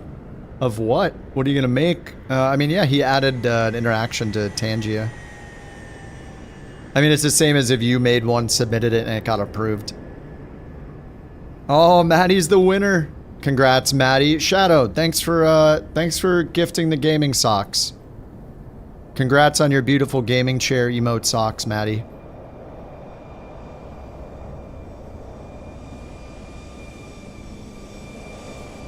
Look at them, they're beautiful. And who do you think modeled these socks, huh? Who do you think modeled them? In my at-home studio. Thanks a lot, Shadow. Super nice of you, man. Pics in the Discord went. They take like, say like around 2 weeks to get there. Are we doing the long boy? I mean, I think we should. It's in the best interest of all of our pocketbooks. All of our Aero dollar pocketbooks, purses, change purses, wallets, encrypted wallets. Or however you store your money. Sock money. Stored in the socks money, you know? However you store your money. I cropped my ankles. Yeah, we can't show it for free.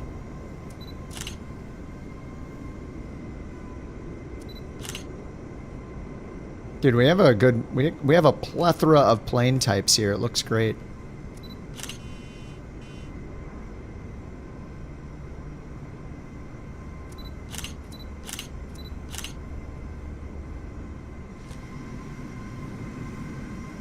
Wiki feet? You mean like WikiLeaks, Wiki feet? Now, I really like the Aerostar, but now we're gonna hop out of the Aerostar because we have to do a long haul. Alright, guys. We're earning all that money. Let me see, actually, if I go back to... If I go back to the... I forgot what it was before. We're at 48,000 on the Aeroconomy. Dude, somebody else is starting one? Wind socks gifted. You know, the wind socks, they look great if you're not wearing shoes, but Delta Tango modeled them when he was wearing shoes, and they looked weird. They look so good around the house, though. I think the thing is you have to take your socks, you have to take your shoes off for people to be able to see the wind socks properly. Because it would be weird, like, picture your shoe halfway up these, or, you know, above your ankle, say you got low, like, sneakers on. Then all you see is a little bit of orange, then the white, then the orange, right? So to use the wind socks and hold them up and point in the direction that the wind is blowing them to do a service to fellow pilots, you're gonna have to take your shoes off. You don't wear shoes or socks? Oh. Is this from Shadow again? Thank you for gifting the wind socks. If you're on Twitch, you can type exclamation enter and oh, Lucid, that was you. Thank you, Lucid. You can type exclamation enter and wind some socks. Thank you, Lucid. Unfortunately, I couldn't. The only socks they have with the full pattern have the like heel toe protectors on them. What are these even called?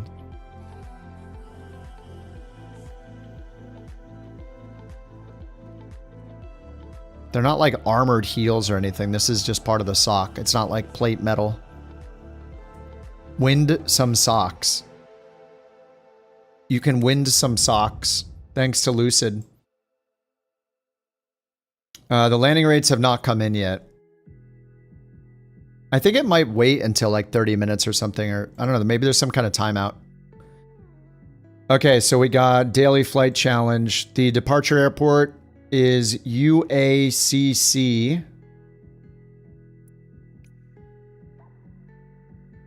Should I do the 321? How far can the 321 go? Oh my god, should I try the 350, guys? I'm gonna try... Oh, I don't even have it installed. Sawyer won them. Heck yeah. Sawyer with the wind socks. Congrats, Sawyer. Thanks again, Lucid, for gifting the wind socks. Takes like 2 weeks or so. Get socked. The heel toe indicators so you know which way to wear them. I guess that's true. I guess it's helpful. Yeah, you don't even need bird mod anymore if you have the wind socks. Sorry, bird. All you have to do is take your shoe off, hold it up next to your monitor, and see which way your toes blow. And then you know you don't even need wind. You don't need a METAR. You don't need a real wind sock. There it is. Do the 777 again. Try the 330. The 330. How about the A300? I haven't tried that one. The new A300. Oh, I didn't install any A300. I didn't install any liveries though. Passenger, freighter.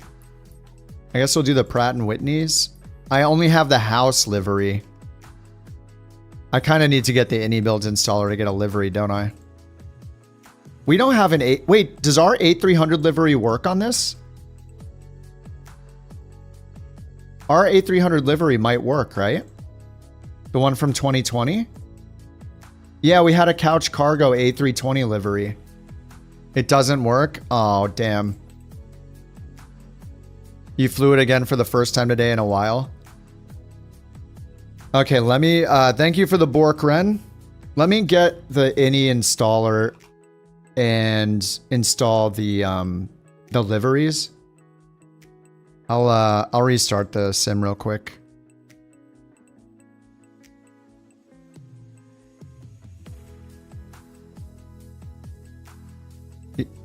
Sent you code for your lat long calcs. Oh, I was just gonna, I'm not ready. Okay. I'll take a look later. I was just going to chat GPT it, but I guess human code is better. The A400 sucks. I flew the A400 a little bit. It wasn't bad. I haven't flown it for a while though, so I don't know if it's gotten worse.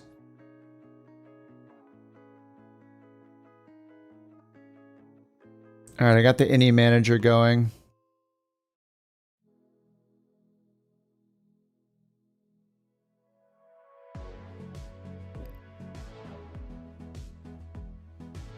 Okay, liveries. Wait a minute, can I not install liveries from something I own from...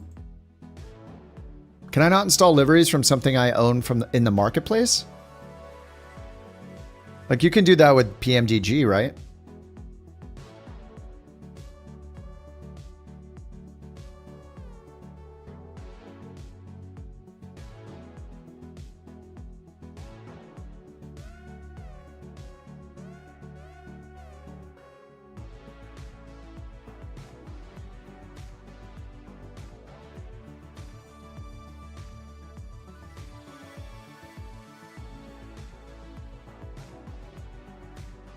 God, should I fly the 350?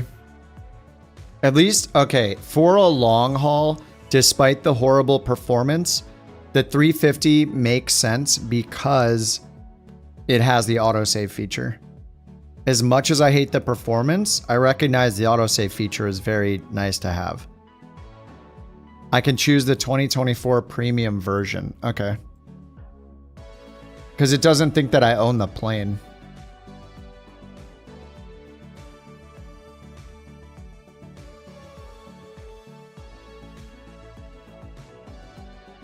Let me see. Store. Oh, yeah. Liveries. Okay, okay. A300-600. The font is so big I can't even see the name of the plane. Okay, I see it. Premium. A300-600R airliner. Okay. Yeah, I found it. All right, I can do the A300. I just need to find a livery. We got any American liveries here? Oh, we got FedEx. There we go. FedEx. DHL. I like the freighters. UPS.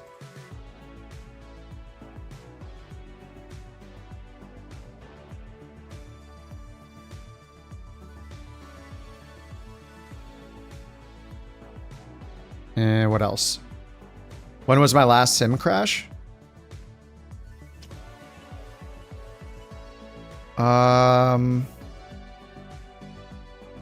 Did I have a sim crash today?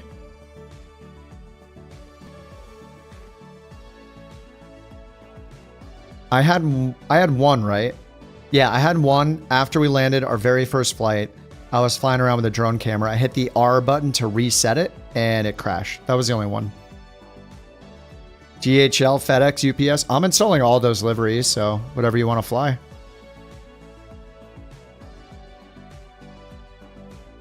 I'll install a couple more. I'll install like Air France Classic.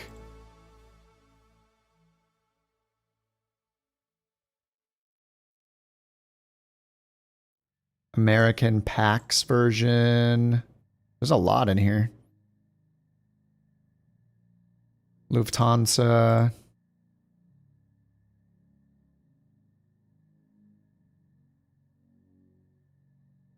Yeah, that's enough for now.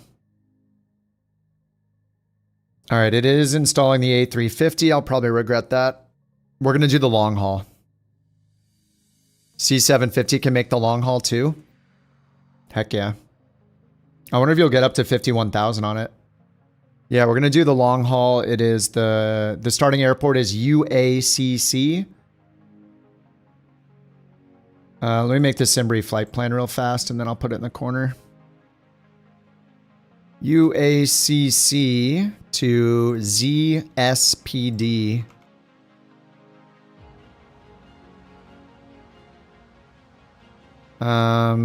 A300, wait, is it this? A300B4 600? Is it that one? Or the Pratt & Whitneys or the GEs? I don't know yet. I'll choose the Pratt & Whitneys for now, just to generate the flight.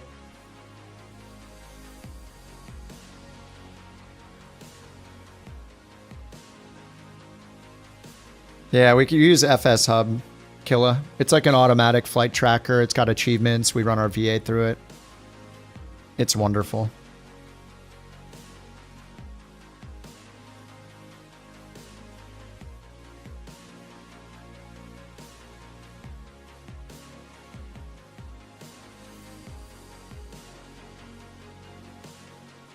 Alrighty. Still installing a couple things.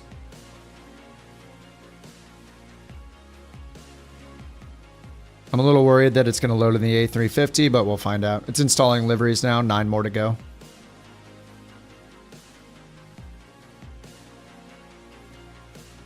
Liveries installing.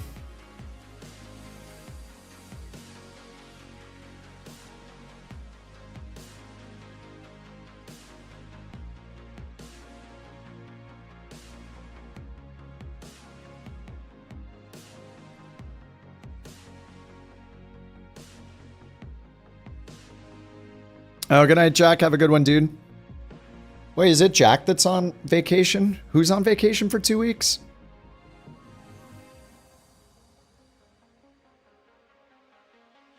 If it's Jack, oh, it is you? Oh, dude, you better be streaming every day. Do it.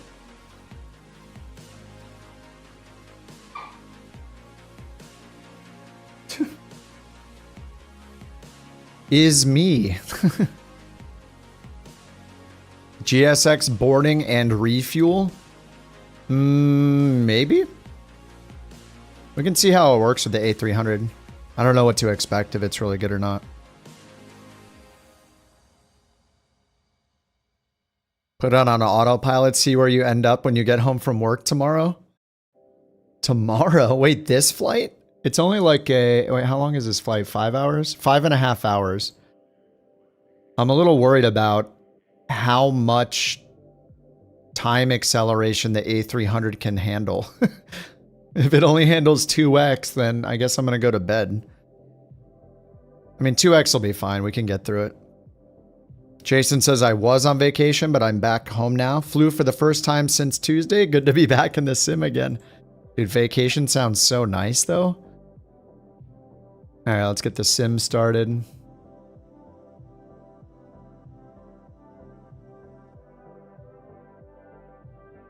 $2x speed? Wait, does it only support 2x?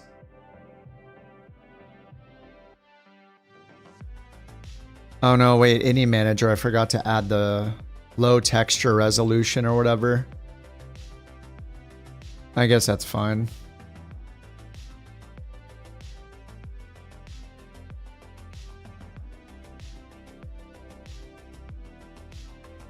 Higher than 2x and the A300's very unstable. Ah, crap. Maybe we should fly the 350 then.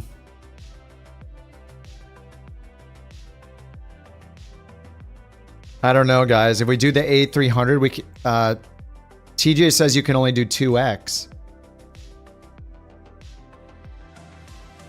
That sounds like not fun to do a almost 3-hour flight. It'll be like 3 hours only in 2x.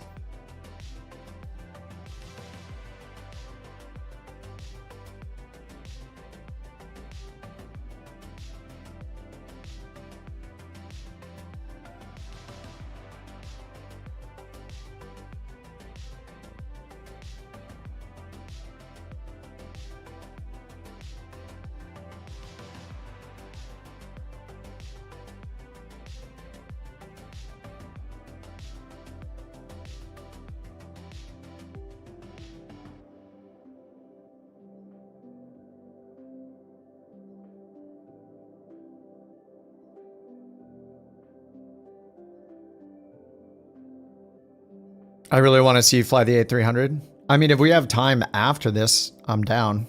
I mean, it just got updated a few days ago. It was on Thursday, so I haven't flown it just because I was waiting for it to be updated on the marketplace, and now it is, so I am down to fly it. I'm just worried that it's, you know, it's gonna take us 3-something hours to do this flight in it. Thank you. I think I'm gonna have to fly the worst plane in the sim. ULR, no cabin. We'll see how it goes. ULR, no cabin. Ooh, I forgot we had a white one. Oh, the white one's nice. Totally fine just at some point. So do you like it, Sawyer? You're enjoying the A300? I'll have to like familiarize myself with it again, you know? All right, UACC Kazakhstan to ZSPD. Yeah, it's rage time. Might need a beverage for this one. All GA ramp smalls? All right, I'll take ramp 90. Live time, all players, save. Better performance of the A350 than the A300. No, the A300 is probably better. Unless they messed it up big time with their update for 24. You really like it? You're glad you started flying it again? Nice, nice. Yeah, I'm down. I did like the A300. It's the one that's always had good performance compared to all the other A350 or all the other any builds planes. So I'm down to fly it. I'm not. Yeah. I've just had really bad luck with almost every any builds plane. I get WASM crashes on all of them. The 350 has been kind of a disaster. The A300 had as good performance as the Phoenix in my tests. It was months ago though, and it was before they updated it for 24.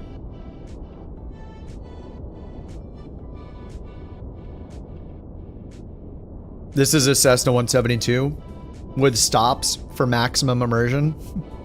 300 is much better. If they would just do a few updates for the 350 to make it very much better performance, then it would be an incredible plane. Like, it would probably be one of my favorites. New chair? You bought a chair? How? Anybody else confused? How is he buying a chair? What is happening? How did you buy a chair? What's up, Reslo? How did you buy a chair?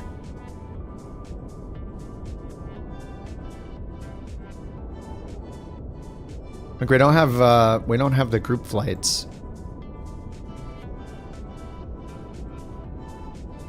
for the last flight. They haven't come in yet.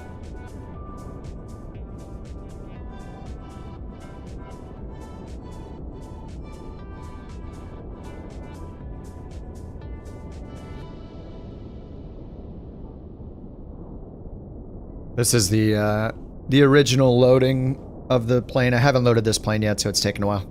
And it's gone. Exactly. A Herman Miller Aero wasting away at a job site that your boss sits in. People love those chairs. I got a, because I sit on my butt all day, I got a nice chair a few years back. It's already like the seam where the seat is has cracked open and like the padding is showing through it. I got a steel case chair. It's the best chair I've ever owned. It's pretty nice, so I don't think it's the best chair I've ever owned, like in terms of how comfortable it is. It's nice, but I don't think I've ever sat in a chair I'm like, wow, this is really comfortable. Like, ever. Maybe I need to do Herman Miller when I'm done with this, when I'm ready to spend a crap ton of money. I don't know, it's kind of the same as spending good money on a mattress. If you spend a crap ton of time in it, you should spend money on it.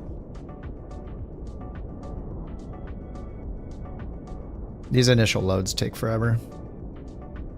This is normal.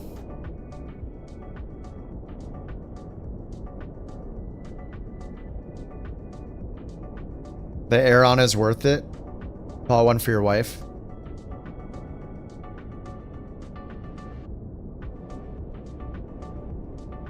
He was Bork VIP, Johnny stole it, and then we kind of reworked the VIP system a little bit, where if somebody is not present, then if they miss their stipend payment as Bork VIP, then they, then someone else can steal it if they want.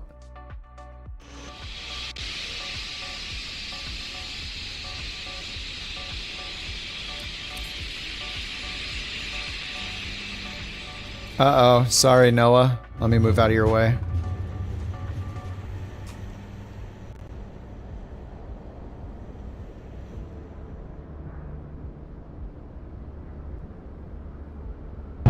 Oh, God!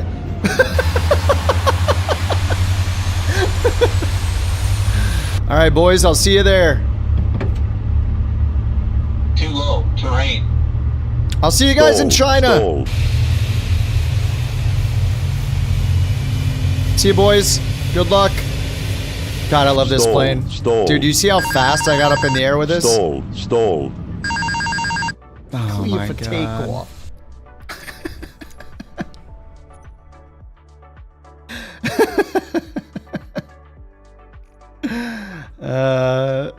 I'm learning so much.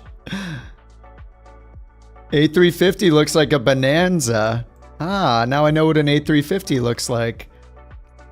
Just trying not to load onto somebody else's position. Is somebody else really on ramp 90? No, it doesn't look like it. You can just zoom in and look for the green.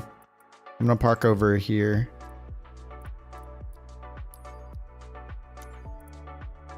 All right, let's try this again. I mean, this happens with all sorts of planes when you salute them. It's not just the innie builds, it's fine. Yeah, it's got the zoomies. It's ready to go, dude. It's so excited for this 5.5 hour long haul. Who isn't?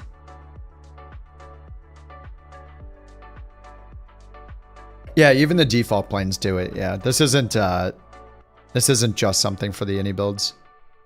I don't know why restart isn't working though. Oh, I think the sim is freezing. Oh. Okay, let's try this again. No, I don't use auto FPS. I don't like the idea of it just constantly changing my settings. Like, the sim isn't made to have its settings changed every 1 second. So I just keep it at defaults that work pretty well. Sometimes I'll use the dynamic settings that are built into the sim. Since Microsoft made those, like, I'm a little more okay with that, like, since it's an actual feature in the sim. So sometimes I turn that on to lower my terrain level of detail when I'm low FPS. I might actually need to do that for this flight. A300 won't power up for you? Does it have like engine covers on or something?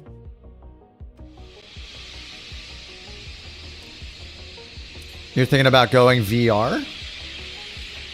Yeah, I don't use VR, so I'm not sure. I mean, auto FPS... I mean, you can use the dynamic. Like, I mean, it's free. You can just try it, see if it works for you. Some people really love it. I just don't really want too many things running in the background, like changing my settings. I don't know.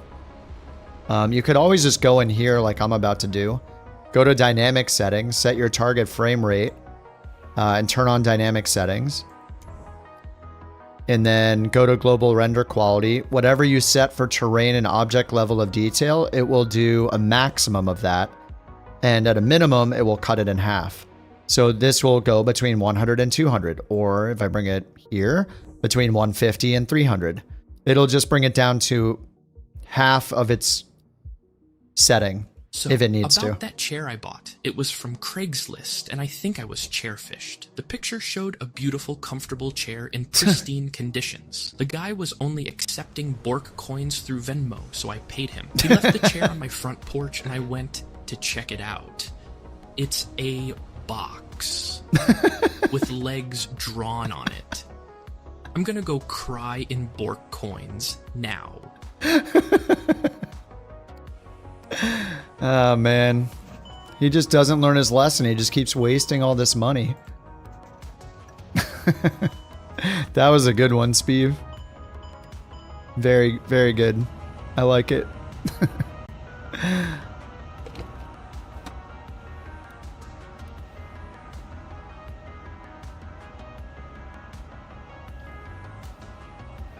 Alrighty, let's pull those back. Flight ops plan. Ground, GSX. Request refueling, catering, deboarding. I guess we will do request boarding. Boarding requested. Request refueling.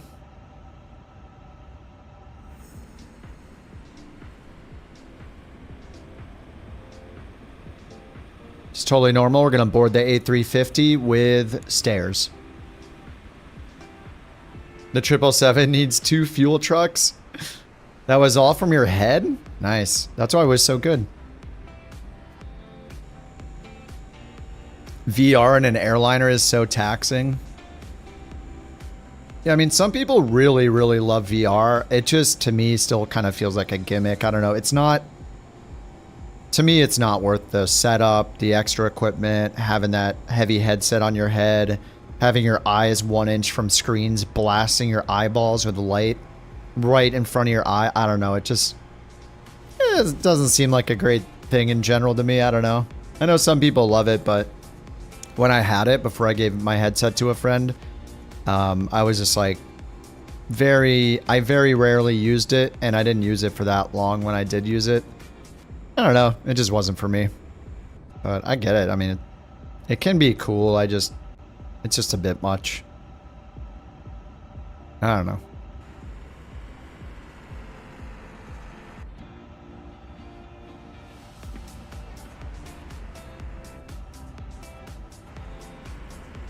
Okay, door's open. Oh, why is it closing that door on me automatically? Crew bus is coming. Keeps closing the doors. Alright. I guess it's because the crew is not on yet. Something like that. Alright, let the loading begin.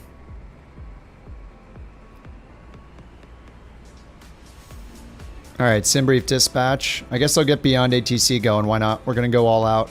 This is a long flight.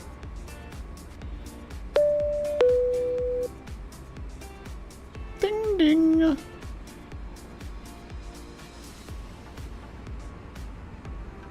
Beyond ATC.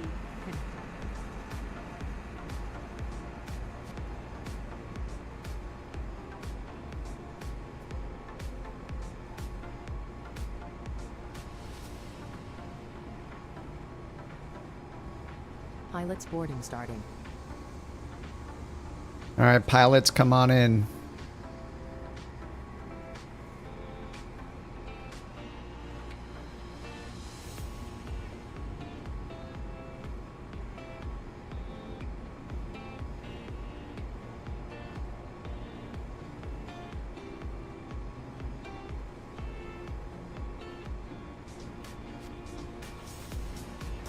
All right, over to ground. Oh. It just crashed. GSX crashed again. Dude, when are they going to fix this thing? How long have they been making GSX for? Hey, all right, well, that was fun. All right, GSX, nice. That was great. Eye tracker Andes can't imagine your level of immersion. Alright, let's turn off GSX. I'm over it already. Thing is so bad all the time. It's insane. It's only worth the pushback. One bug every update every day. Still not fixed. There's always problems. Incorrect plan? A306? Oh. Oh, hey, maybe that's why it crashed. Okay. Let me redo the flight plan. Let me edit the flight plan for the A359 LR.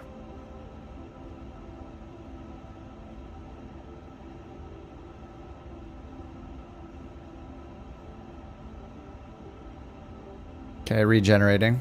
That might be the problem. So let's see if that was the issue.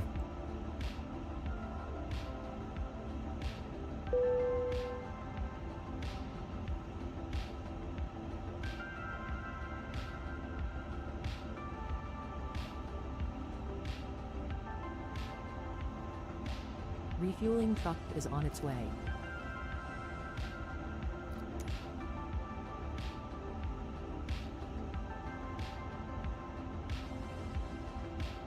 Boarding requested. All right, refueling and boarding requested again. See how it goes.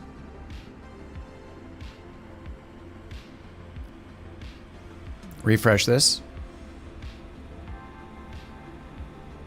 Yeah, you bought an expensive pushback. The pushback is great though. Like I really like the pushback. It does a good job. Cost index 160. And we're going up to 41,000 feet. Damn. All right.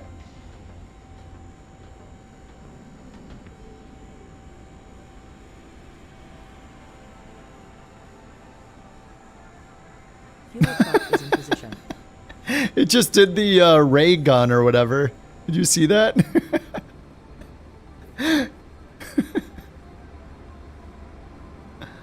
Ah, couch blue's a popular one, I guess. Are you both actually in the blue, or is it just not matching the livery right? It did the ray gun. Oh, okay, block fuel. I wish you would just pick block fuel by default. You're in blue? Okay. Oh, you're in purple. Damn. Yeah, it's showing you in blue. With a tug on the front or something. Look at the tug. Oh, man. They don't have to ever fix that stuff. Alright, boarding is started. Allegedly. Let's see.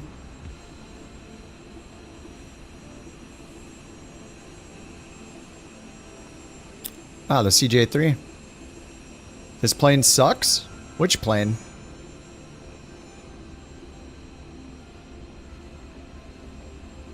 What plane are you in, Speeve?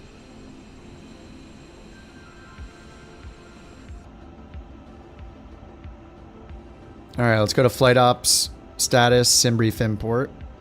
Okay, UACC ZSPD. That's correct. We're in the ULR. Load sheet. Load with GSX. I think we're already doing that.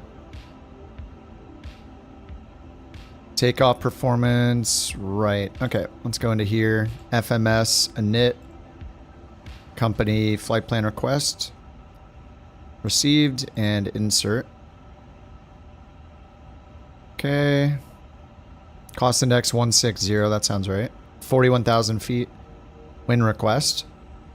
Wind received. Insert. Okay, let's go get our IFR clearance.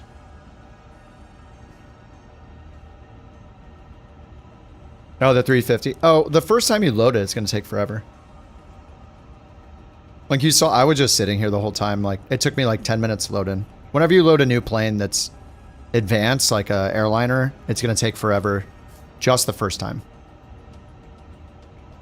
A320 never boards PAX. Do you have the auto jetway and auto door control turned on in the options? If not, it might be waiting for you. Sometimes I have to pop open the GSX window with Control Shift F12 and then see if it's waiting for you to open a door or something. Sometimes it gets stuck. Dude, I didn't get any... It didn't say anything. What the heck? It's not... Dude, this has been happening. This has been happening with Beyond ATC where it literally says nothing audibly. Just recently. I don't know what's going on.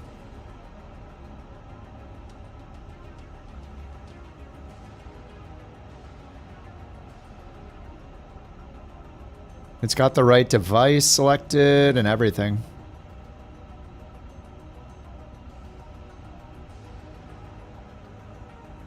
I have no idea. Did GSX crash again? Always seems to have problems. What's up with that weird thing there? It's... I think Dan put it in there when he made deliveries. I forget what it means.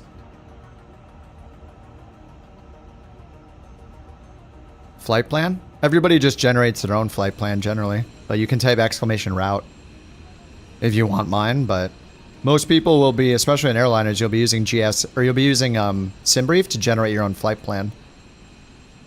Because depending on the plane you're flying, you might get a different route. You're gonna get all, and you're gonna want your own fuel estimates and all that stuff for your plane that you're flying, so. And also you're going to want to import it quickly into your avionics, so it's best to just generate your own. Trying to put my exact flight plan in might take forever. And it might not be right for your plane. Oh, it means the flying madman. Yeah, that's a Dan production right there. Okay, let's hit departure. They told me runway 4 is what we're expecting. We'll throw in 4. The SID is the Eden 5 Echo. There's the 4 Echo. I guess it's the 4. Oh, I need to update it. Hold on, I gotta go into settings. Options, third party. Reset credentials. Open in browser. Approve. Allow. Done. Good thing I'm doing this before I do it. Okay, update nav data. There we go.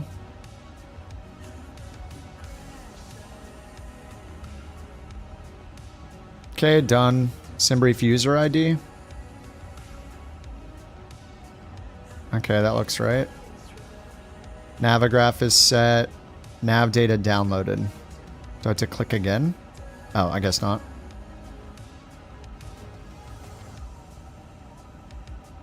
Okay, nav data updated. Now I'll probably reset things, so... Okay, no, this is still in there. Alright, now let's go back and do it again. So, active, flight plan, init, flight plan request. Now we can get the right departure.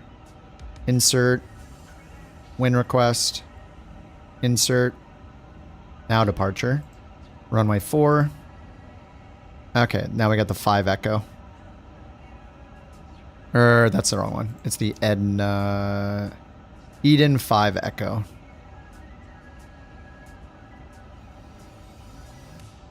Alright, Eden 5 Echo, insert.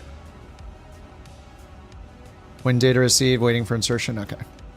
Now let me make sure up top that I got the... Yep, nav is on. Great, great.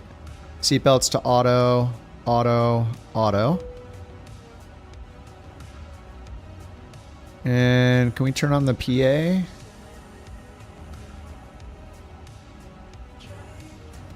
Cabin ambiance. Hopefully it's not extremely loud, we'll see.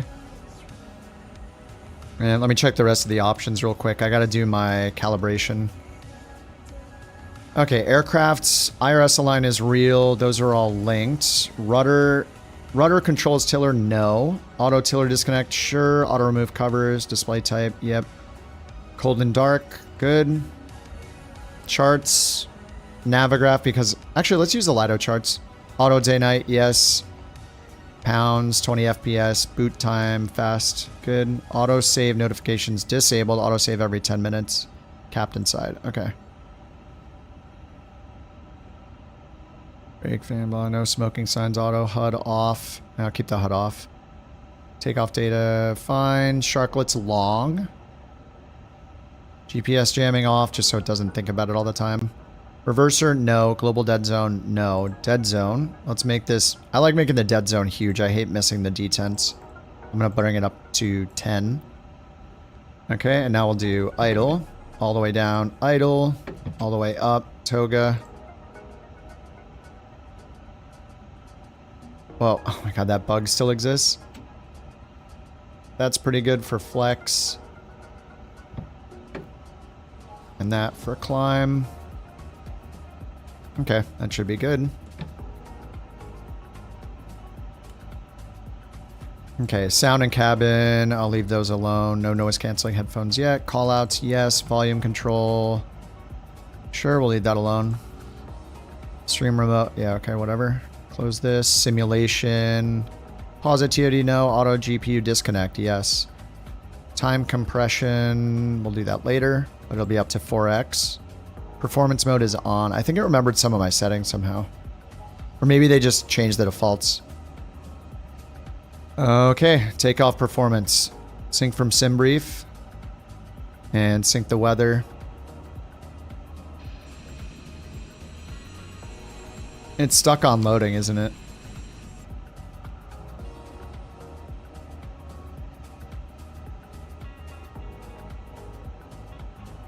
It's just like stuck.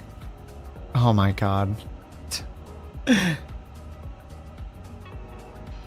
Yolk negative. I do like eggs though.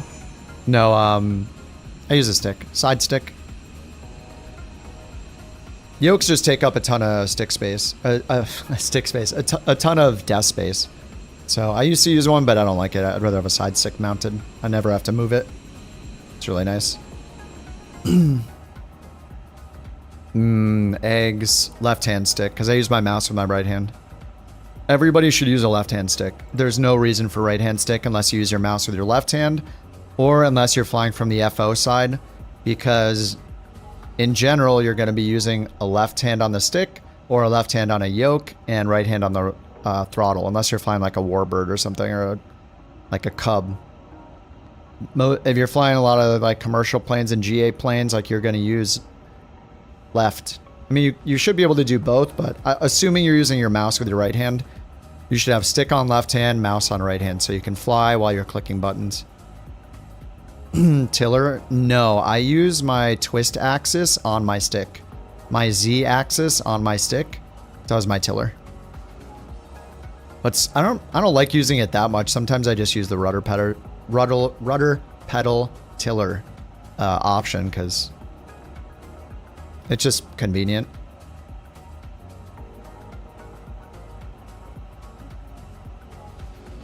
Okay, it's not doing anything, right?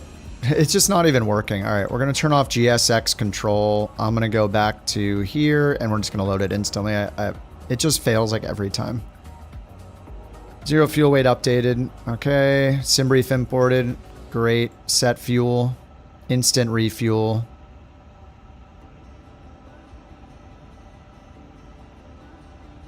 And does it say that I have the cabin on? I thought I told it to turn the cabin off. Didn't I pick the no cabin? Okay, yeah, we have no cabin. Sweet. Alrighty. I guess this button doesn't work. Is it refueled? 69.2. We need 80. It's not letting me refuel it.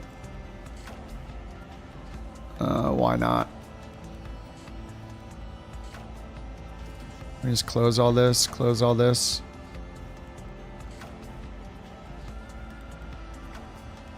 Why can't I load the fuel?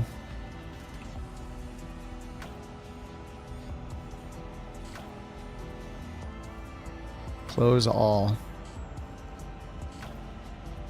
Load sheet, fuel.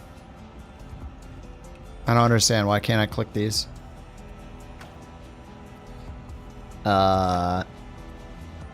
Oh, it's loading now. Wait, what?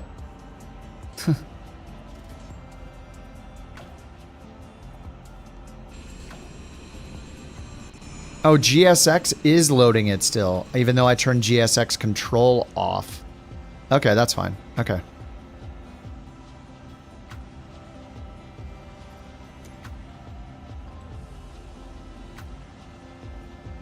Yeah, I don't know. I think the GSX remote thing has so many problems all the time. I just shouldn't use it anymore, maybe. Turn the standby compass off. One less light rendered.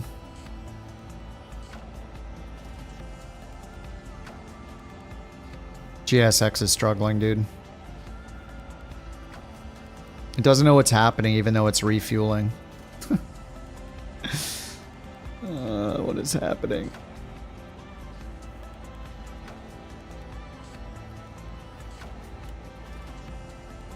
Okay, so departure we chose. Let's choose the arrival. We are expecting 35 right. Choose ILS Yankee. The star is the SAS 93 Alpha.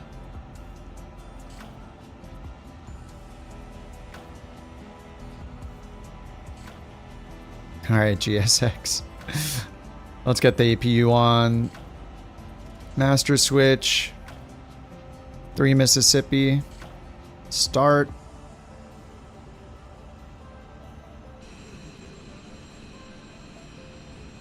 I forget, does GSX or does any builds know how to do fixed cameras? Nope, they still don't. They have 2. Super lame. Lame.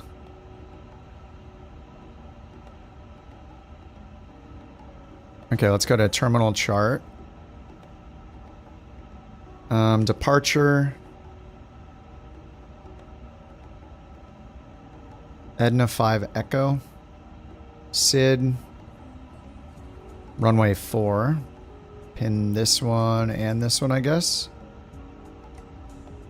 Okay, then arrival. Star. SAS 93A.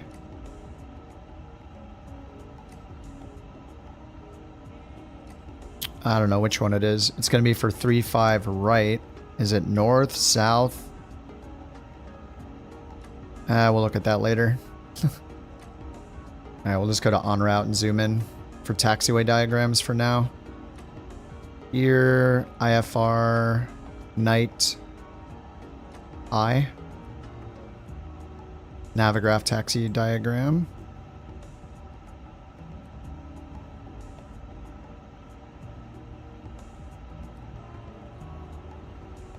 Alright, APU should be on. Yep, it's got APU bleed on.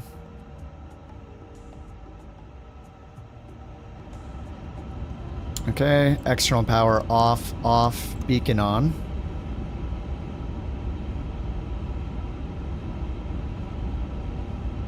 Let them know we're ready for push and start. We need to squawk 5533.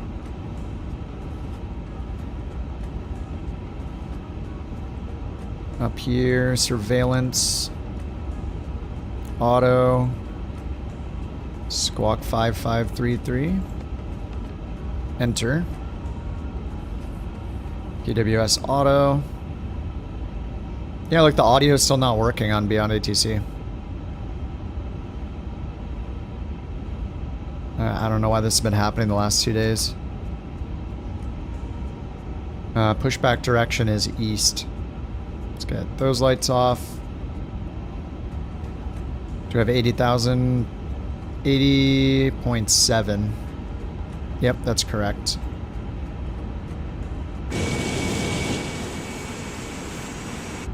Alright, GSX is just being a disaster right now as usual. I will restart it. We'll use the pushback and then we're done with it. So pushback and face east. That's where it's going to go nose left, tail right.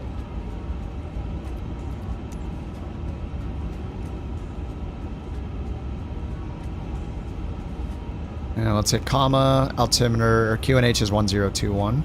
Prepare for pushback. And then we need to set our altitude based on the SID. So let's go down here, terminal charts. Hello, Captain. We are ready for pushback. SID's for runway 4. We need to find the Edna 5 Echo. Night mode. I'll do day mode. Edna 5 Echo. Edna 5 Echoes right here to this way. Flight level 120 to 240. So we go back to SID. Huh? 120 to 240. Let's put in 240. Alright, constraints, nav, 20 miles. Over here, plan, 640 miles. Alright. They said they're connecting or something.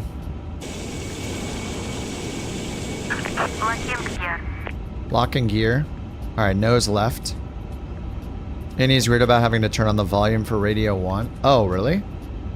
Oh god, they still are broken with Beyond ATC? That's what it is? Oh, it's because I have the cockpit radio controls turned on. Let me turn those off. Okay, okay. I can't believe they still have problems with Beyond ATC. But I actually, in this case, I think it is... Yeah, I think it is my fault. Because I had the cockpit radio controls turned on in Beyond ATC. So it was looking at the radio as it should. That was my fault. Alright, all engines clear. Start it will. Leads are on. Alright, we're pushing. That only took like 6 hours, it's fine. Aristan 7051, gate 31, taxi via Alpha. Gate 31 via Alpha, Aristan 7051.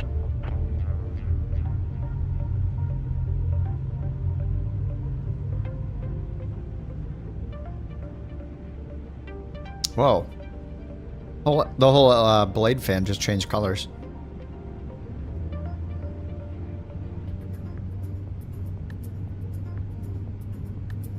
Yeah, this plane is huge. Whoops, my spoilers. Yeah, the 350 is big.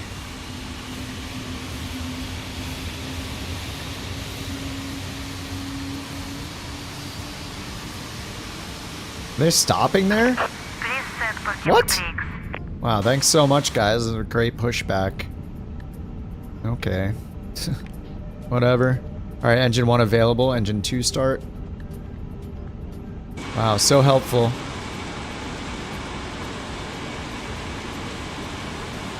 Love seeing it fly over your house from Honolulu. Yeah, they are huge. I've seen them a few times fly overhead. I always pull open flight radar to see if I know what it is. Most of the time I get it wrong.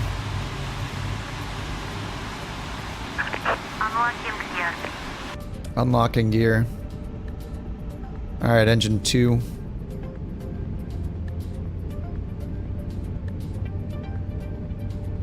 I don't even want to look at my FBS right now.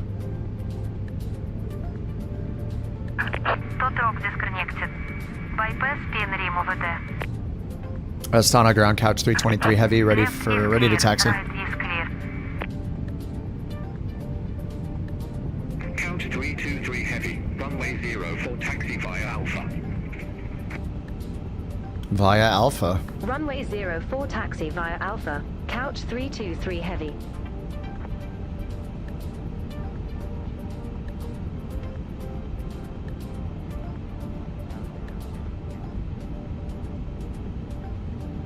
Alright, engine 2 is good. Starter off. Spoilers armed. Flaps 1. I forgot to do the takeoff performance, so initialize weights and CG. Right, let's do that. Active, init, fuel and load. Looks like I put it in automatically. Enter, enter. Pax number 158. Okay, return. Takeoff performance. Takeoff performance. Sync FMS. Compute. Send to FMS. 148 rotation. Flex 72. And flaps 1 plus F. It's back on taxiway chart. And then confirm takeoff speeds. Great, let's get this one on perf. Let's get... we'll just leave this one. Turn that to above. Oh, TARA is on by default. Okay. Oh, let's put it to norm. I'm going to forget about it. And flight plan over here. Alright, cabin ready. Auto brake to RTO. We'll click that. And then takeoff config check. And the purser button. Green. And takeoff config button pressed. All green. Alright, we're ready to taxi. Let's get the APU bleed off. APU master switch off. Nose light on. Seatbelts all on. Okay, throttles are good. Parking brake off. Hello, Captain. The cabin is secure and ready for takeoff. Wow. That is loud. Hello. Thank you. As usual, any builds with their insane volume. Let's turn those down quite a bit.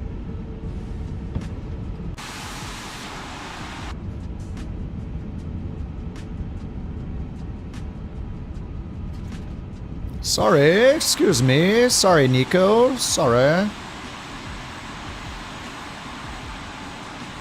Ah, the 777 meets the A350. Awkward. A little bit awkward. Which one's longer? Looks like the 350 is longer. A lot longer. And that's all that matters. Alright, we're going to turn right onto Alpha, take it down to runway 4. Plane wars. Oh, that would be sweet. You put them in a giant outdoor cage match. They just ram each other. They put all sorts of spinning devices, weapons on it, like Robot Wars.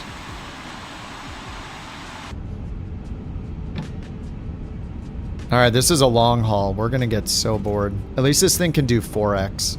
So the flight will take a little more than an hour in real time.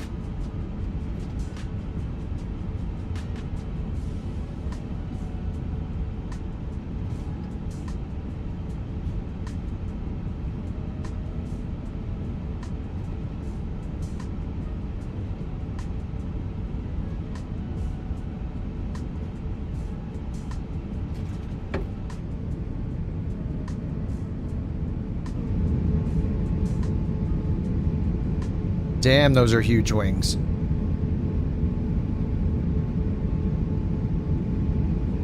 The 321 Neos look similar to the Boeing. Oh yeah, yeah. It's hard to tell from, you know, when it's flying overhead too.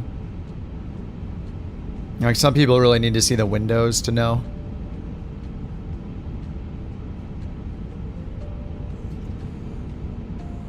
Oh, T-Bone Stakey's on the takeoff roll. He's in the A380?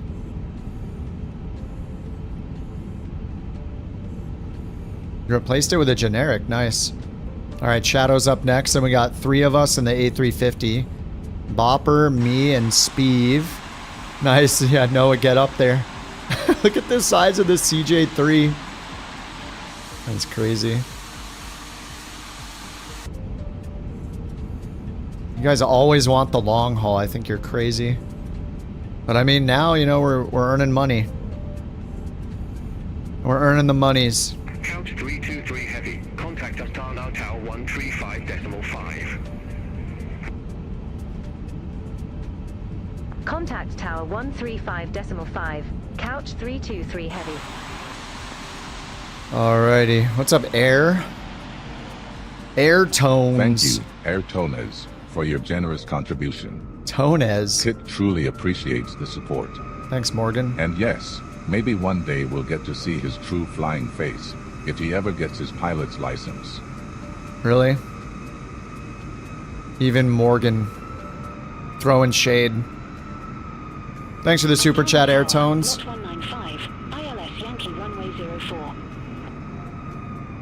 Alright, Shadow's out of here in the 777. Who's next? Looks like Speeve might be next. Continue. Yeah, thanks, Airtones. Thanks for the super chat, man. Much appreciated. Oh, Speeve's already up in the air. Was that a toga?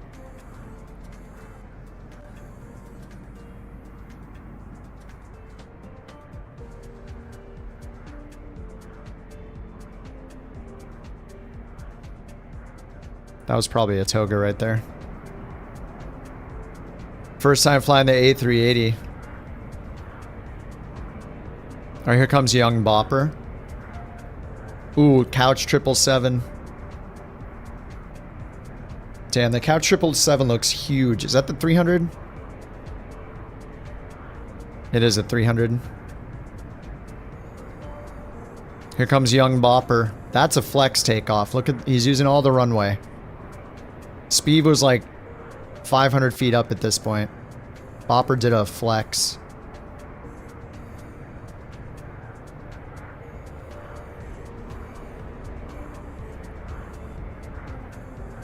Two couch A350s away. Some beyond ATC traffic coming in. Whoa. Green weenie appears. A green weenie appears. Shield your eyes.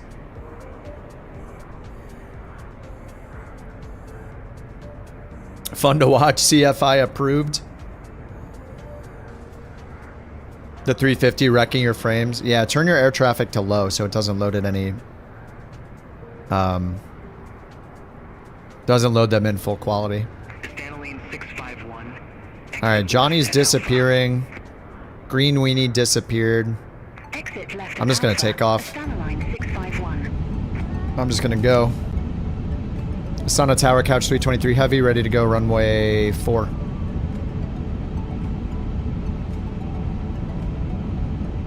Couch 323 heavy, hold short of 04, arriving traffic. Damn. Where? Wilco, hold short of 04 for traffic. I guess we're gonna watch. Couch 323 heavy. Hey, I see the traffic right out there. Traffic coming in. Well, I guess we'll watch a couple more takeoffs. Runway 04 clear to land. Runway 04 clear to land. Lot 195. Oh, your game crashed? Turn air, go to graphics settings, turn air traffic to low. That's pretty much always the fix if you're crashing during these group flights. He was flying with you in Thenessa, man? Oh, on the Austin Daily?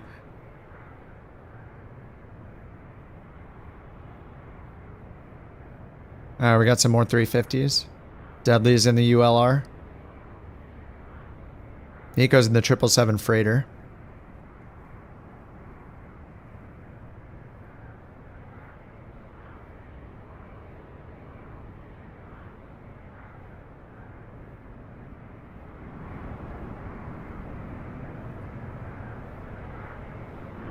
Beyond ATC traffic's landed. They're going to tell me to line up and wait. Couch 323 heavy, runway 04, line up and wait. Line up and wait. Runway 04. Couch 323 heavy. Alright, line up and wait 04. Lot 195, exit left at Alpha. Let's queue in the 321. He's in the 320. Lot 195.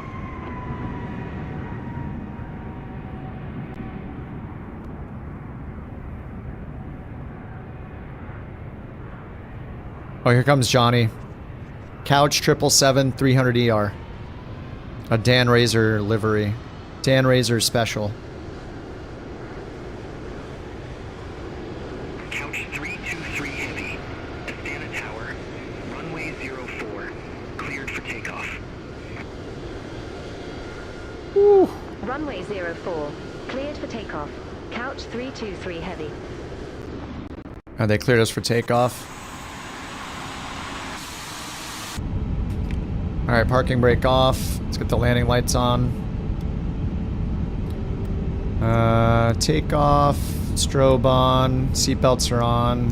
Ding, ding. Ding. Logo auto.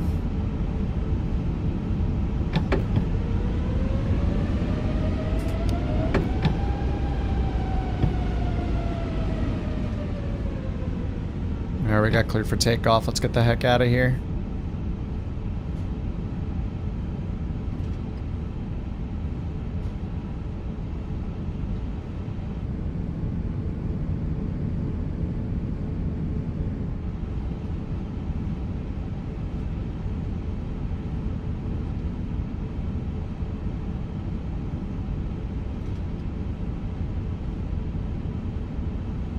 $80 sim core links? What do you mean? The sim or the plane? Yeah, we need TARA is on auto actually, so we're good.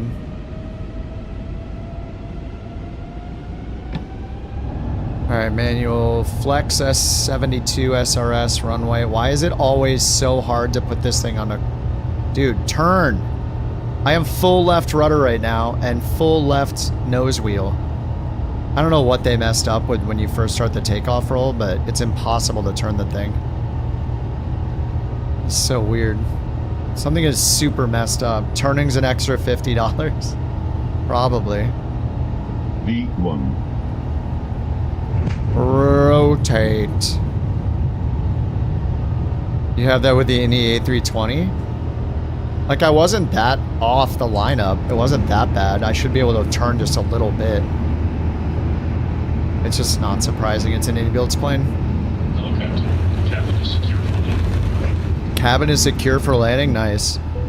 More excellent coding showing through right now. Cabin secure for landing. Well, dude, we literally just took off. What are you talking about? Alright, thrust D climb. D-rated climb. Contact Astana departure 124.6. Couch 323 heavy. Ladies and gentlemen, welcome aboard. We're delighted to have you with us today. Astana, couch Please take a moment to 323 stow your heavy. carry-on Good items in morning. the overhead compartments or under 3,100 the seat feet. in front of you. For your safety, larger items should be placed in the overhead bin, and smaller Astana, items couch must be securely 323 stowed. heavy. Good If you need morning. assistance, our cabin crew is here 3,100 to help. feet. God, those are so loud. From the gate shortly, so we kindly ask that you take Climb your to seat flight as soon as level possible and 160. Oh my god, who recorded these with a tinny, like, horrible sound? They need a new audio guy. Whoever is doing the audio on any builds shouldn't be doing it. It's so bad. Every time it's garbage. Remember they wanted us to pay for those announcement packs? God, it's like ear piercing. It is so bad. Why does it sound that way? Oh. It's like my ears are like ringing after the high-pitched, like creaky sounds on the voice. It's so weird. I don't know who they hired to do audio, but yeah, that person should not be doing any audio work. It's crazy. Oof. Please, no. They always get the volumes wrong. Everything is just all over the place. Those cabin packs, like, they just... What did they do? Like, take an EQ and just turn it up to, like, plus 5,000% at the high end? It's so... That just hurts your ears. What was that? So bad. I don't know how... yeah, just... Oh my god. Dude, the audio. It's crazy. Hans Zimmer, yeah. Yeah, just hire Boris like everybody else that has good plane sounds. Apparently Boris is the only person that can make a plane sound good.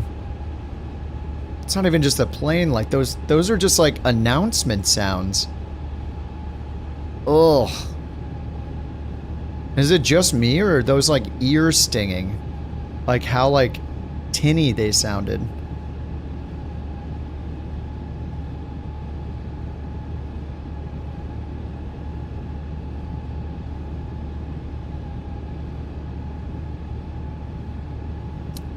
You want to make a physics joke right now?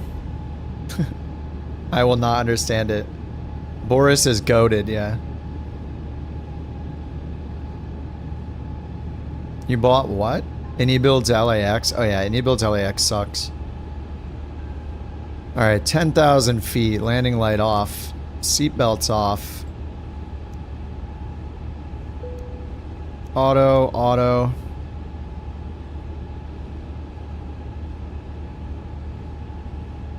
God, please don't play the announcements.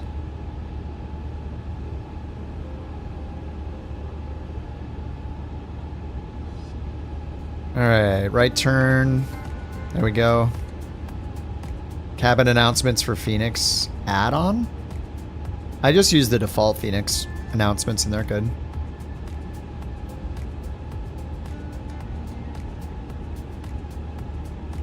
I wish somebody like, so the Cabby add-on, I've tried that before. Cabin announcements for Phoenix add-on. Is it the universal announcements?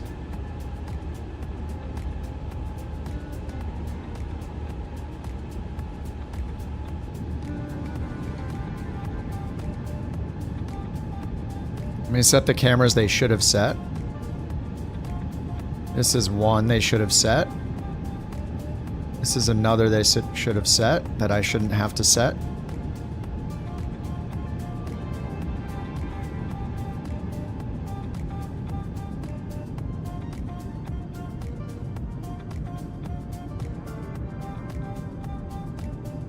This is another. And another. There you go, guys. Just make these 4 fixed cameras. You can do it. You can do it. 4x, yeah, we should do 4x, yeah.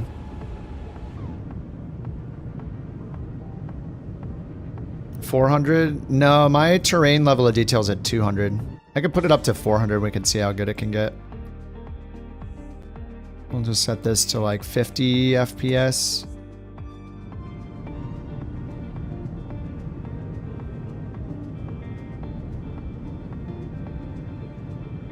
Climb to flight level 160. Couch 323 heavy. 160? Contact Astana radar 132.8. Couch 323 Alright, 160 heavy. open Bye climb. bye.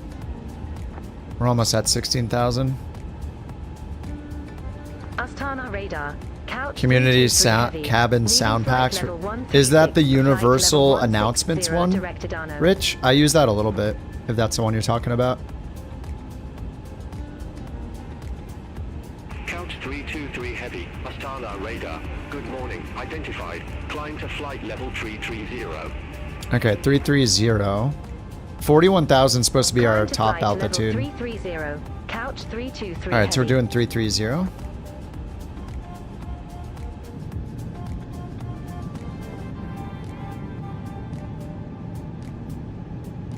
It's a Discord channel with sound packs. So you just install it into the Phoenix folders, or?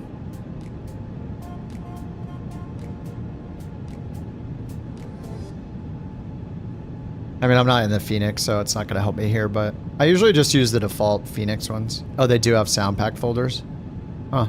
Is it like per airline? So you just put it in the right folder?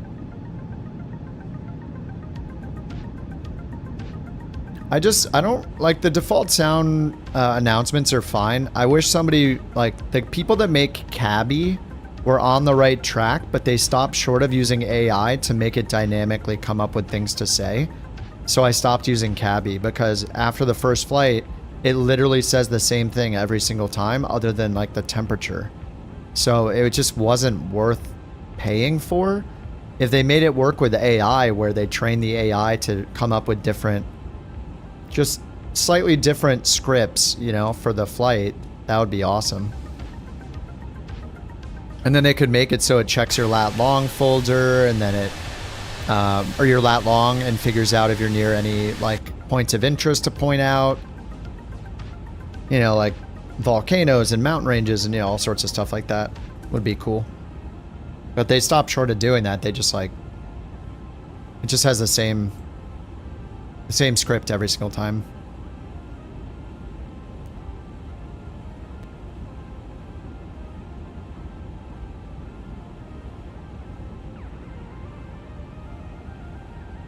All right, 18,000 standard.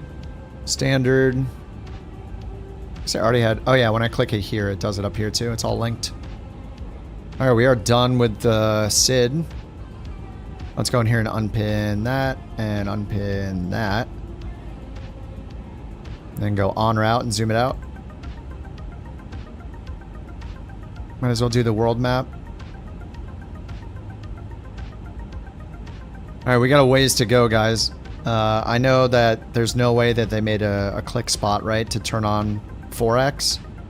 So let's go menu diving. This is a really long flight, so we're going to use time acceleration.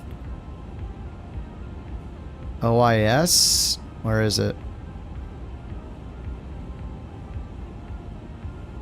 Simulation, time compression, auto up to 4X. Auto step climb is on. Alright, 4X speed.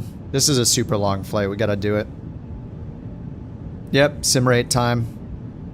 I'm just gonna put in 41,000, I think. That was supposed to be our initial altitude. We're doing this to get money for the VA and for ourselves, for our Aeroconomy monies.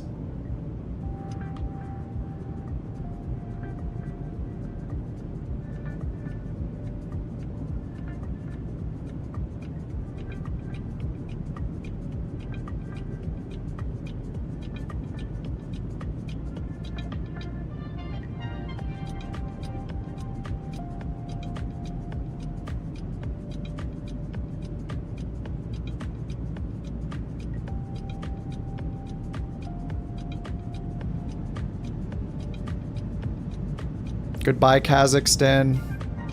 A moment for Kazakhstan scenery.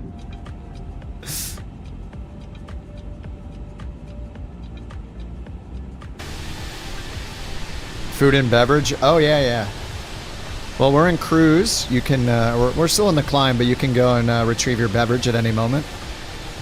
The seatbelt sign is off. Go and acquire said beverage. Use the restroom. Crack open that beverage.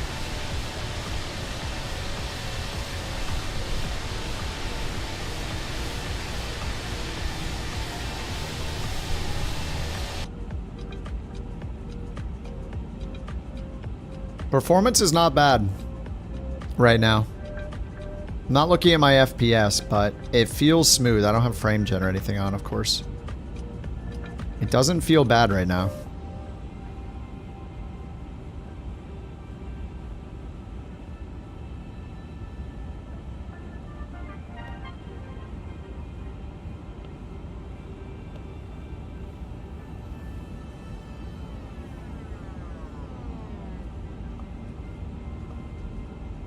Replay the TTS? Oh yeah, you got it. Here you go. So, about that chair I bought. It was from Craigslist, and I think I was chairfished. The picture showed a beautiful, comfortable chair in pristine conditions. The guy was only accepting Bork coins through Venmo, so I paid him. He left the chair on my front porch, and I went to check it out. It's a box 323 heavy. with legs drawn on it. I'm gonna go cry in Bork coins now. Descend to flight level 330. It's a good one. Roger. Descend to flight level 330. Couch 323. We're definitely not descending to 330. We gotta go across like all of China. Nope, we're continuing the climb. Request altitude change. Couch 323 heavy. Request new cruise altitude. Where did it get 330 from? Couch 323 heavy. Roger. Say new altitude. Oh, maybe I didn't re-import it from the A300. Maybe it thinks I'm in the A300. Yeah, I'm gonna restart it and re-import. Simrate selector. You can do 16x just hitting Control Plus. I just have this sim rate display one I got. You guys showed me. It just tells you your sim rate 8x because it's not supported by the plane. When the airliners, like their coding and stuff for their avionics is so complex and stuff that if it goes too fast, it can mess the plane up. It's true with Phoenix as well. So they have their own time compression you can do. And it says up to because sometimes it'll need to slow it down so it doesn't like crash and break. So to be safe, you use what's in the EFB, you don't use like what you're capable of in the sim itself. So the Phoenix, the PMDG, the iFly, the Any builds, they all have the same thing. So it does it as it can, and it will slow it down if it needs to make sure the plane is stable and not going to CTD you and stuff. Like the Phoenix, for example, if you just pause the Phoenix, it can cause problems. If you don't use the pause button on their MiG-2, it can cause issues. Like if you hit escape even, go and change some settings, and if you're in there for a while and then you hit escape and go out of the pause menu or the settings menu, it can do some weird stuff. So it's just a lot of custom stuff.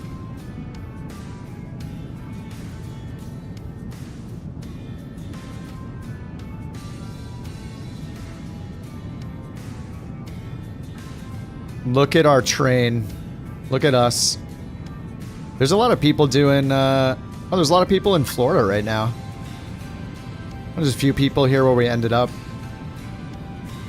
Someone's flying out there right now. Shane is. And then we got our train here doing the long haul. I can't believe there's this many of us doing the long haul. We want the money, dude. All airliners. It depends on the plane. Some of them can. It's just... in general, sim rate is very dependent on the plane. Not even just airliners. Like there was a bug for a while where the Grand Caravan, you couldn't do more than like 4x. It would start porpoising up and down uncontrollably. So the main thing is like the autopilot in these things, like in general, autopilot's not meant to handle like really fast sim rate. It's like set up to expect a realistic speed that you're going at. So when all of a sudden it's 2, 4, 8x, it can't really keep up, and then it can't hold your altitude correctly and make the corrections it needs to keep you pitched and banked the right way, you know? It's just like not meant for it. So it caused a lot of problems with a lot of planes. Not just airliners. So some people will like avoid certain planes if they use sim rate a lot because they know the plane can't handle it. But yeah, it's just very, very plane dependent. On the 350, once you have the sim rate turned on, you can use the shortcut to 8x, can you?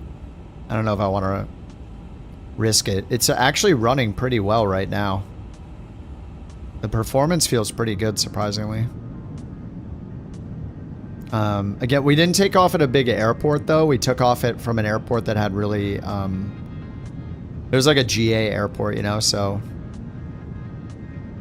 Yeah, it's definitely not... It's one of the worst planes ever in terms of performance. A300 goes up and down at 4x. You think it'll make it? Okay. Yeah, you guys warned me about it, so I skipped it for this flight. But the A350, the features are good. It having autosaves makes it... I think it would be nice to have as good of an autosave with all the other long-haul planes. Not that they crash as much as like the 350 does, but in general the sim crashes a lot, so it makes sense to have that kind of feature. And it does restore it really well. Like, they have the best restore. But they needed it because the plane was crashing so much, so... You know, but the feature on its own is a good feature. The printer on the fly-by-wire, yeah. Yeah, the printer on this works too. Where is it?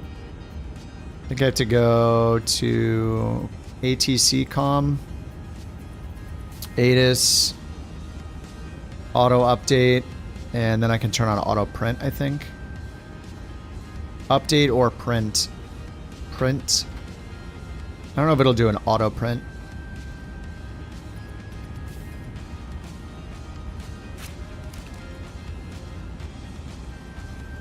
There's our METAR. Ceiling visibility okay. Temp 32. QNH 1002.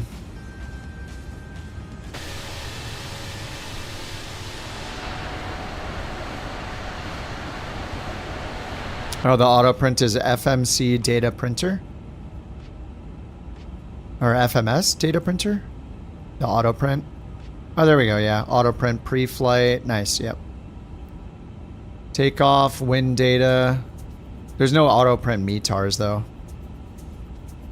In-flight, post-flight, active flight plan report. These are in-op. So flight plan init and takeoff data. Auto print on reception of company data. That's cool. Yeah, I mean, it is feature rich because they've spent all of their time doing the features. It's just so hit or miss on performance. It feels good right now. Surprised that it's actually doing this well right now.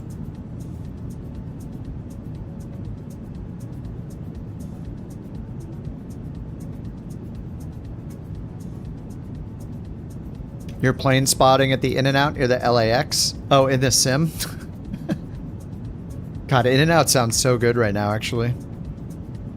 In-N-Out sounds delicious.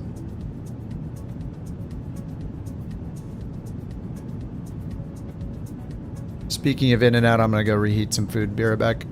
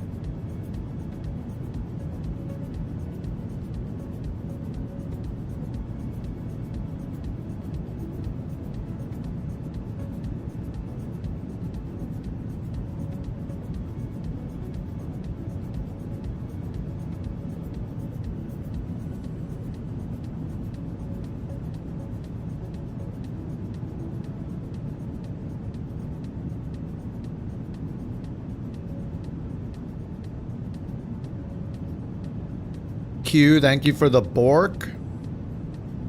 Heard that from the kitchen.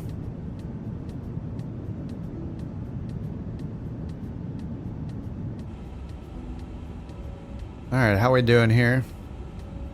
41,000. Predicted TOD, 2,000 nautical miles. ATIS received. Okay.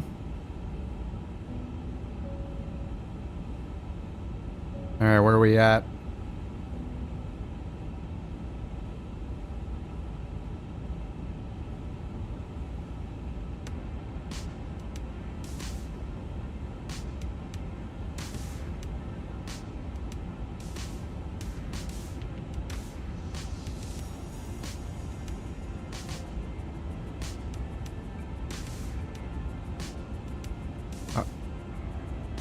Are we? We're in China, right? It's got all the different centers, I see. Alright, and I didn't get beyond ATC going yet, so let me do that. I think when I started it, it was for the A600.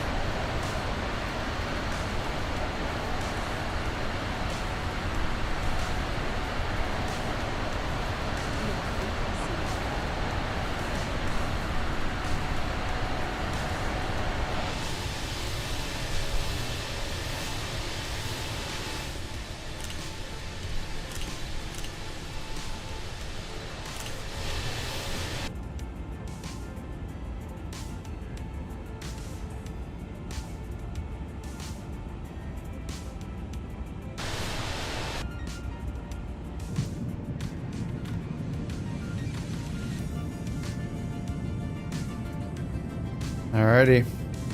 A little in-flight meal.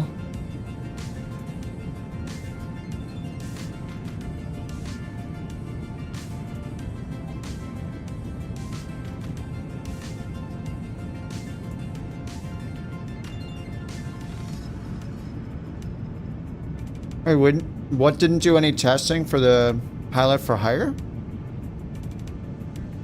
Oh, you flew for 15 hours yesterday, got your flights in? 15 hours? Wow, Kojak just recruited 5 new couch captains. That's awesome. Thanks for bringing more people into our flight sim family. I can't wait to see how they fly. Heck yeah, Q, thank you. Thanks for 5 gifted, dude. Oh yeah, we should turn meters on, yes. Where is it, up here? Where's meters? Meters. Mach. Meters. There we go. 12,500 meters. Oh yeah, let me get cruise going on Beyond ATC. Thanks for the reminder there.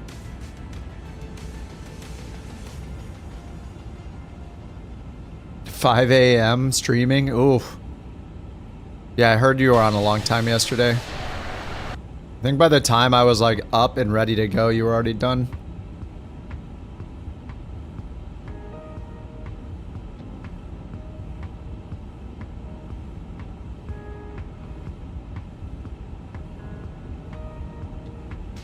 Alright, says frequency does not exist. Traycon announce. Okay, there we go. Astana, couch 323 heavy, flight level see if this works. 410. Meters. Couch 323 heavy, Astana departure. What the heck? Good day, identified. Descend to flight level 190. Descend to flight level 190, couch 323. 190. You raised 2K plus for cancer research? Oh hell yeah, dude. That's amazing, man. Good job. Awesome. That's a lot of bones. Why do they want me to go to 290? Let me go to center controller and announce, and maybe they won't tell me that. YourMessage control, couch 323 heavy, crossing flight level 410 for flight level 190. Alright, 410 for flight level 190. No, we are not descending. Couch 323 heavy, reset transponder. Squawk 6416. 6416. Squawk 6416, couch 323 heavy.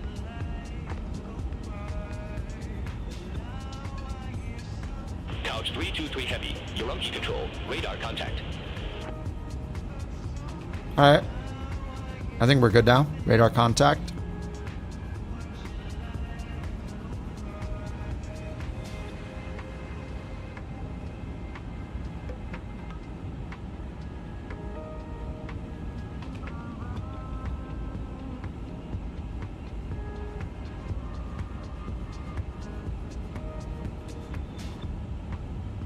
I wonder how long it's going to be for like the next feature to come out in Aeroconomy.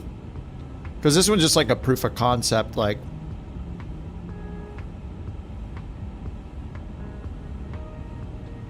They're just testing out the infrastructure and all that. Full send it at 8x. Making pretty good time.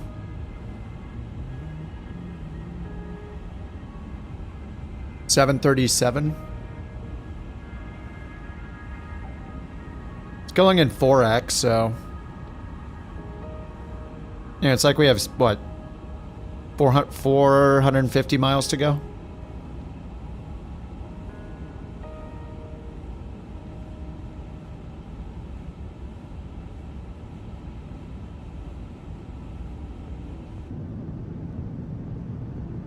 I'm a little nervous about putting this plane in 8x though.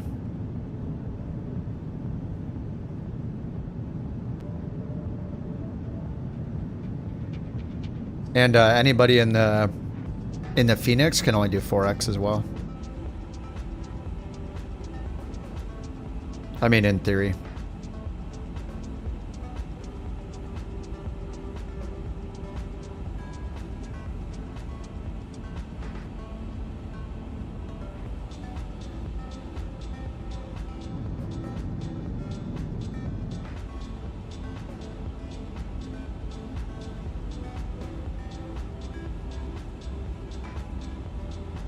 What the?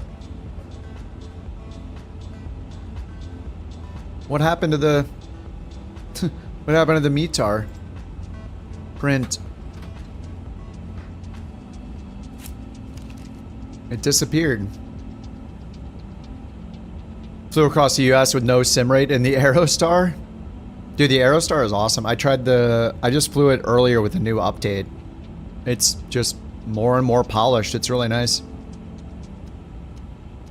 It's a really good plane. Alright, 1002 at the destination. Winds are 040 at 5 meters per second. I guess. You're bouncing up and down in the Phoenix.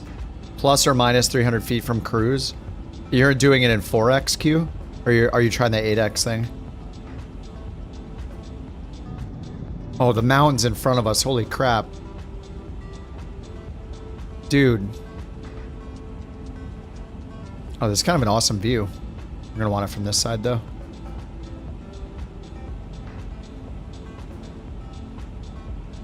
No, don't turn away from the mountains.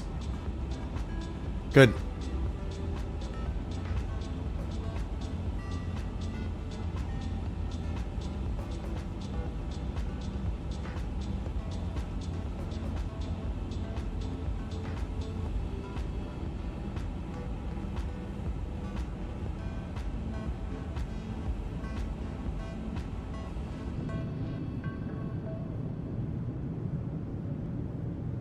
Oh, bouncy, bouncy wings. Noodle wing time.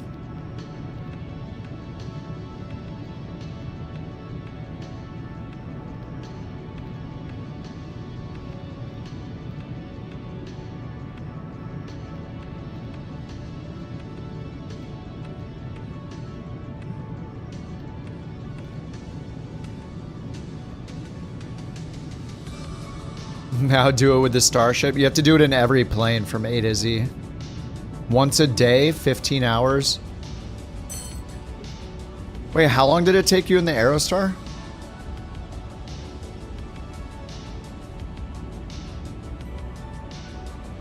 Did you just turn on unlimited fuel?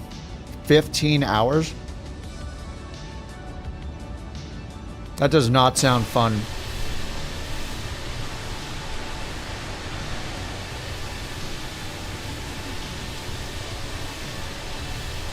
You had to land. How long did you get on like each tank? Each refueling?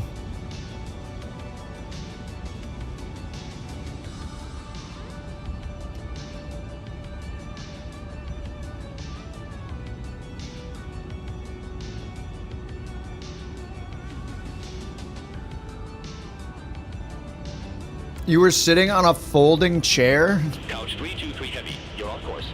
Clear direct jinging. Resume all navigation. Wilco. Did you not even put like a cushion on it? Resume O navigation. Couch 323 heavy.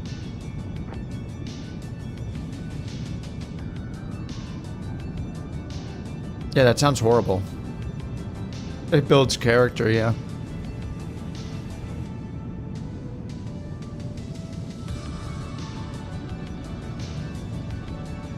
How am I off course? I don't know. I'm not. Clear direct JIG? What is JIG? Where are direct JIG? JIG 861 miles. We're good. I don't know.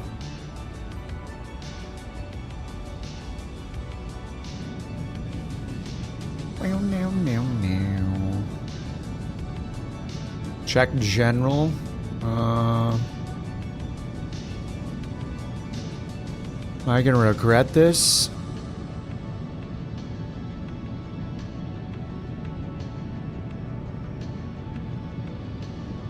Wait, Q, what happened to your Aerostar? Upside down in the water. That is the chair you're sitting in? Dude. You don't have another chair?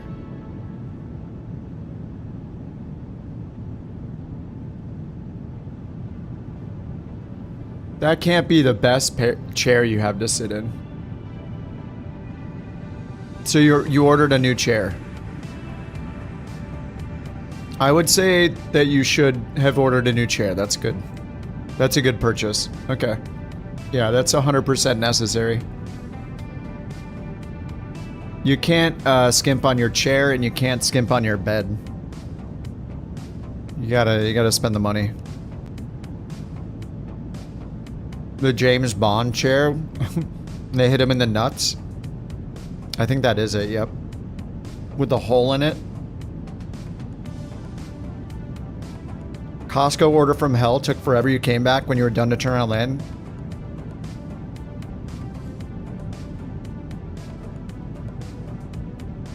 Came back to the sim and the Aerostar was in the water. Your bed? Yeah, you need to get a memory foam mattress, dude. Get a good bed. Get a good mattress. Perfect condition.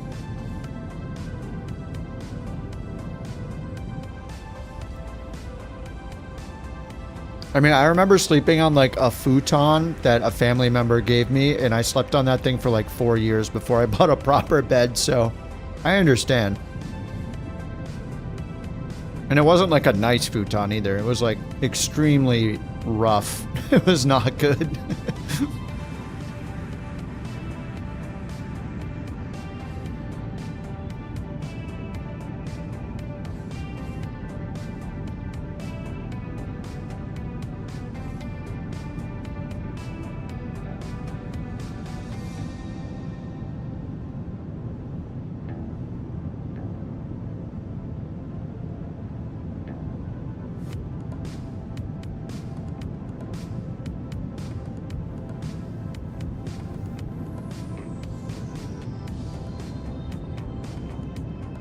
Yeah, I'm really glad you spent the money to get a new chair. Carpet with a blanket and a pillow. Yeah, I don't think the futon I used to sleep on was that much more comfortable than that. At least it was off the ground.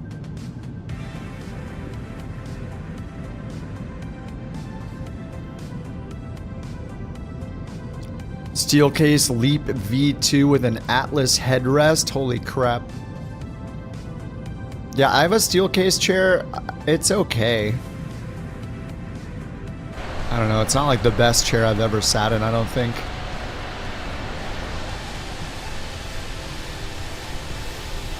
I kind of got it over the alternatives because I thought it looked better. When they're all supposed to be really comfortable. It's not bad.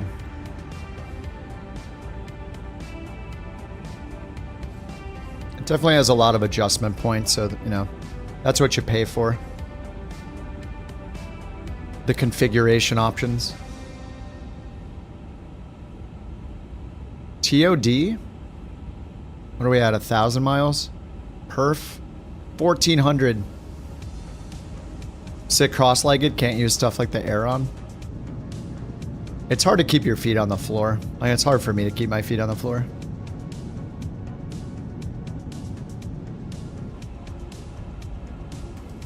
Yeah, we have a nasty crosswind right now.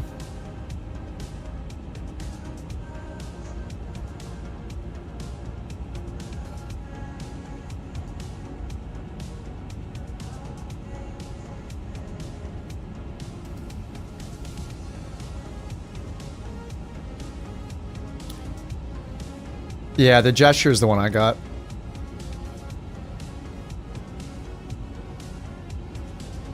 I didn't get the headrest though. Probably should have.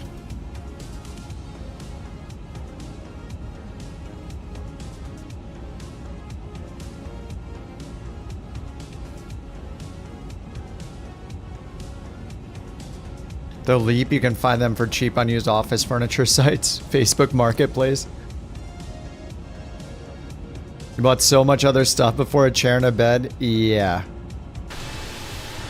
Bed, number 1. Chair, number 2. I mean, just think about where you spend most of your time. Like, you're gonna sleep a third of your life or whatever in a bed. You're gonna probably want a nice bed. I mean, it doesn't have to be super fancy. It just, you know, get like a cheap memory foam mattress or something. And then, yeah, after that, if you sit on the computer all the time, get a good chair. You don't need a good desk, you know, you need a good chair. And the desk can literally be anything. You're not sitting on the desk, probably.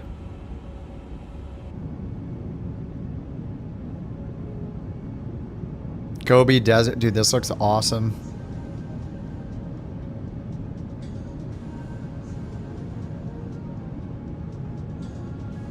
A futon looks sick. It's a couch, it's a bed. It's one big piece of thing. Yeah, but I was saying the futon was not comfortable, remember? It's way better to get like a nice mattress. Just get like a memory foam mattress. Miss the futon days when your back was made of rubber? Yeah. Couch 323 heavy. Bye-bye. Bye-bye. Nanju control. Couch 323 heavy. Good day. Flight level 410.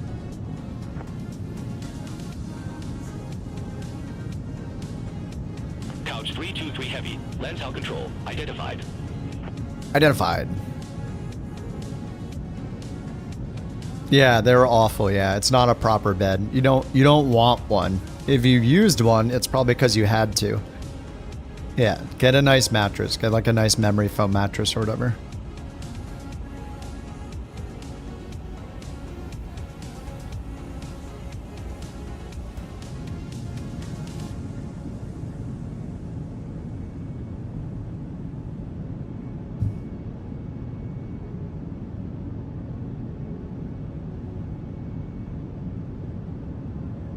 Like the money you spend on something uncomfortable, that money could have gone to something that's comfortable, you know?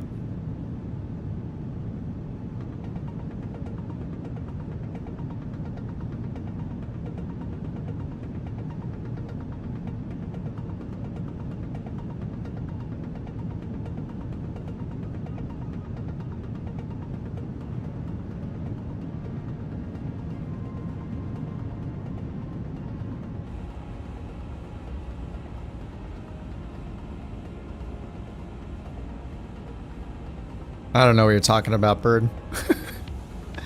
Yep, buy nice or buy twice, yeah. That's a good saying. But you know, most people can't afford to buy nice, so they have to buy twice.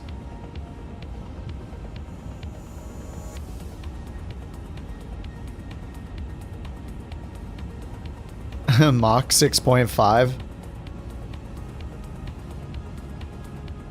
All right, 85.1%.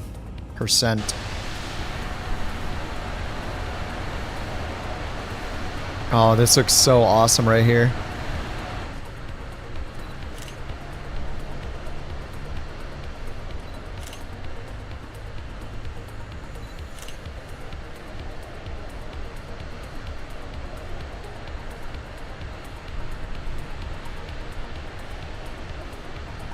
Dude, what is going on here? I thought it was a mountain for a second.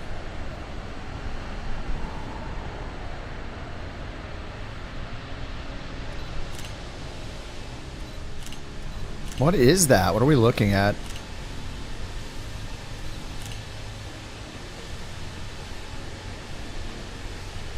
I mean, obviously there's like rivers or a...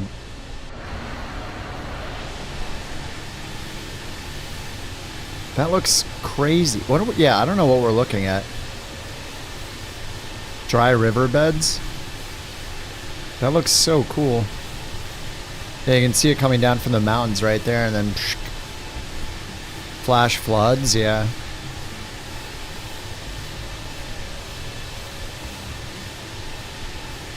Yeah, JT was there. That makes sense. Do we still hate the A350? It's running pretty well right now. I mean, maybe the trick was we didn't take off from a super busy airport. Like, the airport we took off from was like a GA airport with like a long runway. We loaded in at a small parking spot, a small GA ramp. So maybe if you don't take off from a really big airport, it doesn't screw the plane up. I don't know. Definitely don't take off from an AnyBuilds airport.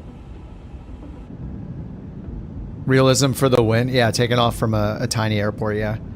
We got the 350 departing from a GA airport. It's, well, I don't think it's GA. I had like an 11,000 foot runway or something, but...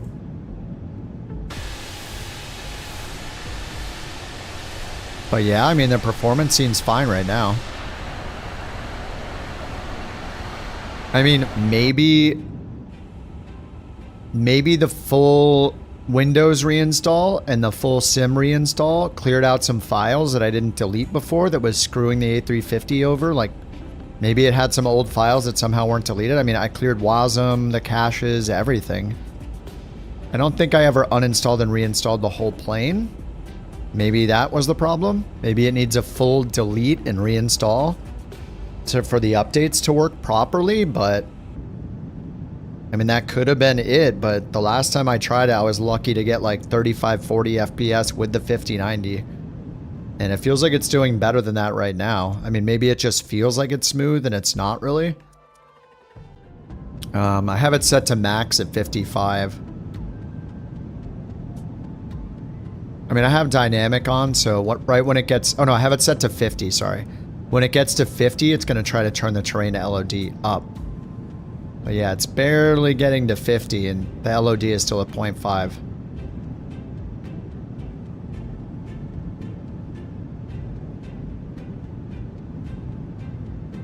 Just all main thread limited. I mean, as expected. But you know, I mean, 50 FPS feels fine in the sim. Until we get to a big airport. How long does it take for it to load? I mean, the first time takes a while because it's got to activate all the packages or whatever in the streaming folder. But it should take less time after that.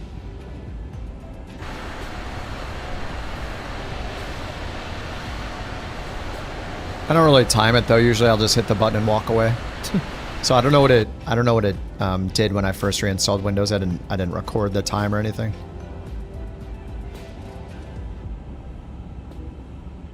Yeah, if you're launching a plane for the first time, yeah, it takes forever. It doesn't matter who made the plane. Especially a big airliner or something. When you choose it and you launch in, you hit fly or whatever, you load into the world map. Choose your spot and hit load, hit go. I mean, just like it did to me when I loaded into this. It takes 10 or 15 minutes for it to initialize the plane the first time.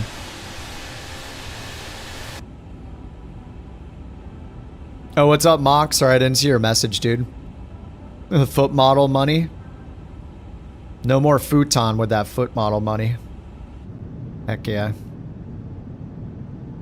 Fresh Windows, fresh sim, no mods, 10 minutes every time. Is your internet super slow? I don't know. I think that's when it's like contacting their servers and checking all your packages, like what's activated or not, what you have access to in the sim. I don't know. I mean, I restart mine pretty regularly. I don't think it ever takes 10 plus minutes. I don't know, it could be internet.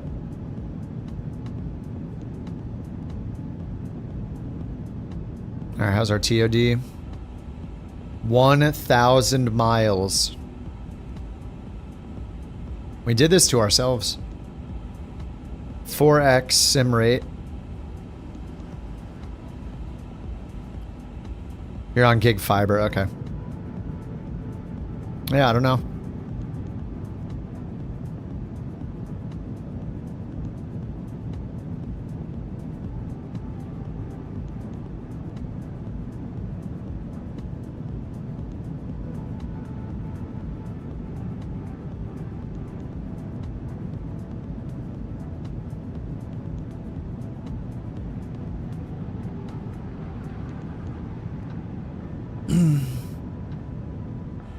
Have I ever crashed during a live stream? Like, yeah, of course. You mean like a CTD or like crash the plane? I've done both. Some streams I would crash like 10 times a stream as I'm testing stuff and running into bugs. Yeah, all the time. I mean, I streamed on release day, waiting for the servers to come up, and the following entire week, I was on every single day for like 10 hours a day streaming the release of the sim. I have crashed a lot. Especially without landing gear. No, that's a controlled landing. That's fine. My landing rate's still pretty good without the landing gear. It's totally fine.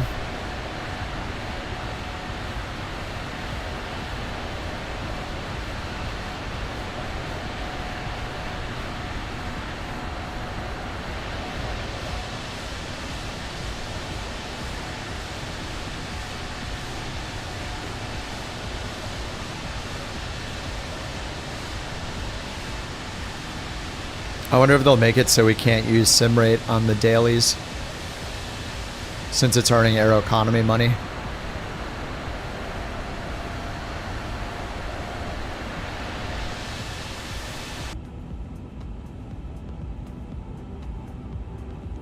It's still a crash landing. Tomato, tomato, you know. Agree to disagree, you know. It's fine.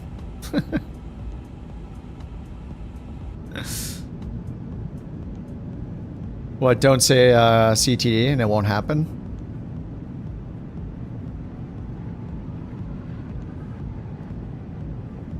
Oh, don't say the... Well, they have to make it balanced in some way. They just need to implement a, like a bonus system where there's the base pay and then there's what you get if you do realism things. Like no sim rate, you know. You fly the plane in a responsible way, all those kind of things. So it should be base payment just to get from A to B. They don't care if you sim rate. Yeah, it should be a bonus, no penalties. So what you see is what you get, and then you can get more on top of that. That's better than what you see is not what you get. Right, yeah. Most people are not going to do long hauls on a regular basis if they can't use sim rate, so... They have to allow sim rate in some capacity for sure.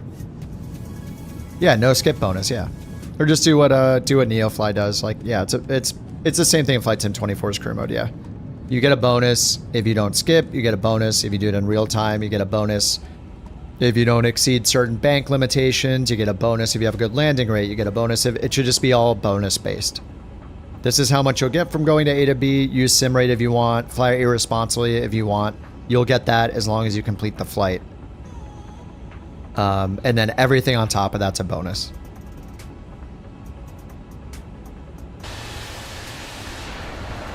And they can just introduce those things one at a time. Start with sim rate. After that, do maybe landing rate or max G's during the flight, max bank angle during the flight, those kind of things.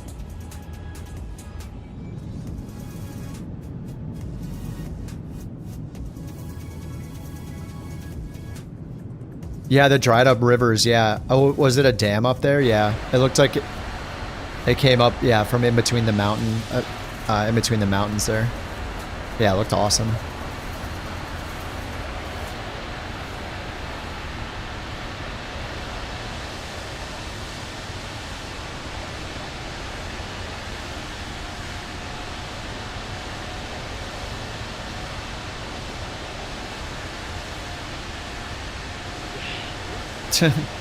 We're waiting. Waiting for what? Waiting for top of descent, I know. We're waiting. TOD, is that 930 miles? Oh my god, it's gonna take like 1,000 hours. D8 received. Did it print it? Nope. Did it erase the printed sheet for some reason? Yep. Like, they can't even make the features work right. What the heck is that? It's been Why would it 84 erase years. it? Doesn't make any sense. It's on auto update. It's not on auto print. So why does the printer paper get erased? It's very strange. No significant changes. Magic ink. Oh yeah, it disappears. It's a Mission Impossible encoded message. Self-destruct. We're waiting.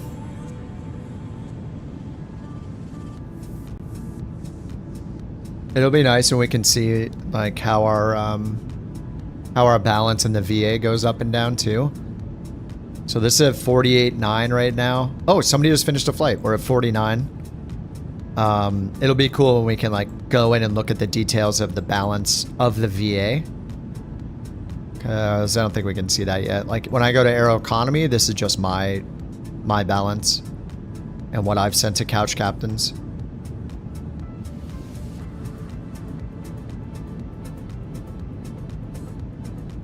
Man, we are filling up the map. We're gonna draw a big line from here to here. So yeah, see who makes the most money, yeah. All those kind of stats will be cool.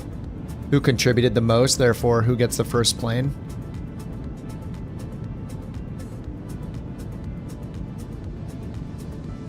I do hope it's it starts out with us buying our own planes and still being like a contractor for the VA. I mean, that's essentially what's happening now, even though we're using real planes. It's just like we send the VA a cut. So every time we do a flight, the VA gets a cut, even though we're using a plane that's given to us. But yeah, they're probably going to... I mean, there's a hangar page in the sidebar. It just doesn't exist yet. So we're definitely going to be leasing, buying, purchasing, whatever. Renting, leasing, buying our own planes. And then I assume the VA will have its own planes that people can use. I kind of hope they don't do the thing where your pilot and plane are in a specific location. You know what I mean? Like dealing with, oh, you can't fly from there because your plane's not there. The hardcore way that On Air Company does it is so frustrating. It just makes it very unfun. It's like too realistic. But I do think them having a hangar and having if the plane is in use or not, I think makes a lot of sense. Like, what if you have a hangar for the VA? The VA buys a bunch of planes. If somebody is using a plane, it doesn't matter where in the world they're flying it. It just matters that the plane is in use. So sorry, we have one Citation X. Somebody's using it right now. You can't. So then you start the job with a different plane that is available, a plane that'll work, you know. I wish it didn't care where you were, where the pilot is and where the plane is. Oh, God! Oh, God! What? That would kill a big part of FSHub, the flying together aspect. Like well, you would need multiple planes. So like it makes sense that we're gonna have to own planes, right? There's no way we're not gonna buy, lease planes. Like there's a hangar, right? You have to earn the planes, you have to buy the planes, all that kind of stuff. Huge update coming on Friday for the 350. Performance? I'll believe it when I see it. What is it going to be? 15 updates now? I hope they do. I mean, this flight has actually been pretty good. I think the reason why it might be stable is because I took off from a really tiny airport. But that's good, dude. I hope they do. I'll fly it more if if it keeps performing like this, I could keep flying it. I think as soon as I load into a giant airport though and I fly out of LAX or Denver, it's going to be horrible. I'm still at like 50 FPS right now. No, I do have it at 200 TLOD. I cranked it up because it was working well. But yeah, that's good. I hope they do. The airport. it could be that when you start at an airport, it like causes, who knows, memory leaks, something where it's loading in so much data and crap that once you load in there, it just borks the plane. Because I haven't really flown this out of a small airport, and that's the only change we did today. Usually when I fly this, it's out of a big international airport. Today we took off from a little GA style airport with a long runway. So I don't know, I'm just thinking out loud. I don't know if that's why, but that is something that's different than normal.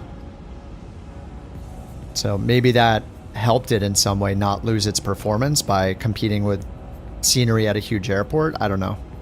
Anyway, if they increase the performance, that's great. It's too bad it took them 15 updates to learn that they need to increase the performance of a plane that everybody's been complaining about for 3 months or whatever. 777, 100 TLOD, 25 FPS. What resolution are you running at? I think I'm running at 90% resolution right now on the 4K monitor just for a little extra FPS. That's probably also helping my performance a bit is, yeah, I have this at 90%. I'm not running at full 4K right now. Just to try to get a little more performance out of the sim.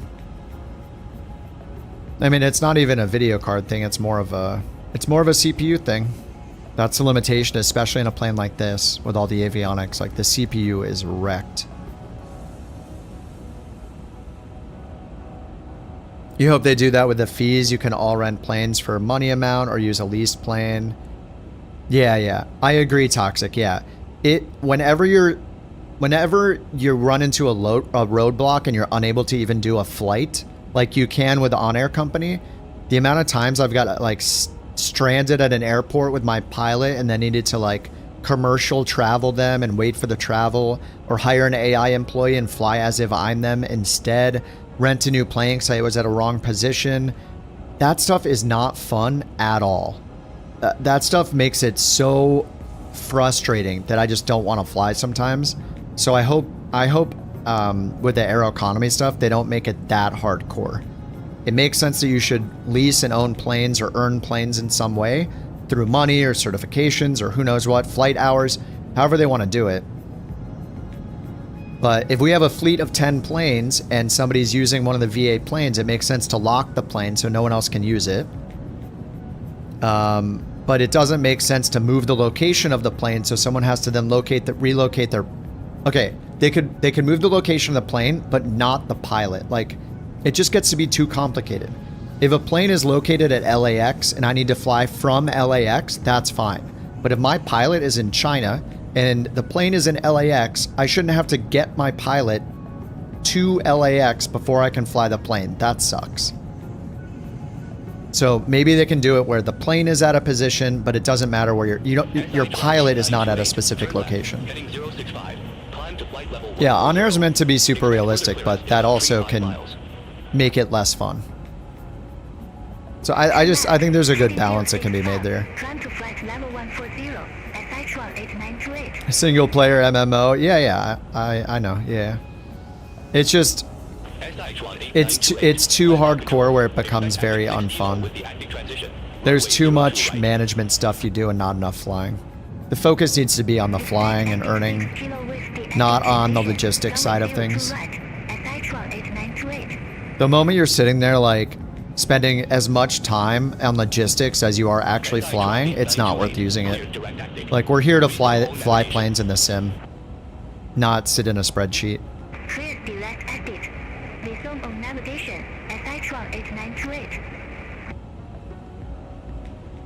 So, yeah, I think they have a really good opportunity to make it awesome. D-ATIS received. So wait, it didn't delete it this time, right? Contact to approach 126.35, SH-1898.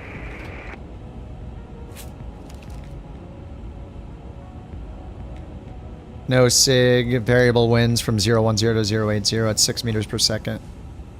Ceiling visibility, okay.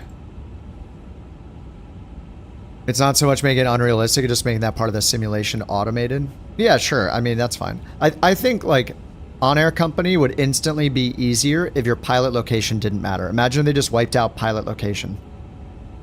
So You just say, I want to fly this plane. Okay, the plane's available at this airport. You fly it from that airport to somewhere else. That's good enough. That's enough of a restriction where you have a physical location for each plane. And when someone flies it from one place to another, it's there, but you don't have to worry about where your pilot is independently of that. That is such a pain. It makes it too likely that you're going to be unable to fly when you hop into Aeroconomy or whatever the career mode app is. That's how FSHub is. You just go where the plane is and fly the job. Yeah, that's what it should be. Just take the pilot out of the equation. You can still earn certifications and stuff, but your pilot location shouldn't matter. That would make it way, way more fun. There's just too many times where I'm hiring AI employees and flying as them because my pilot's in the wrong spot compared to where the plane is. And that, yeah, that has been the most frustrating thing with the Aeroconomy.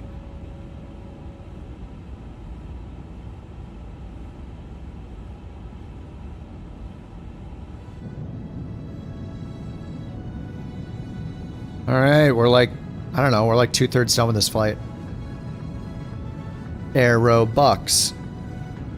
On Air lets you transfer your pilot. Yes, they used to do it on the Thunder server, actually. They used to give you tokens, which were travel tokens, and then you could instantly transfer your pilot. But I think they took it out. But even on Thunder, all you had to do to get around it was hire a new freelance employee at the airport where the plane was, hire them for 24 hours, and just fly as if you are them. So there's a way around it, but it's just like 10 more clicks you have to do, and it's just not fun. Every time I had to do that, I was just like, ugh, this sucks. Just let me fly the plane. So I hope they do it that way.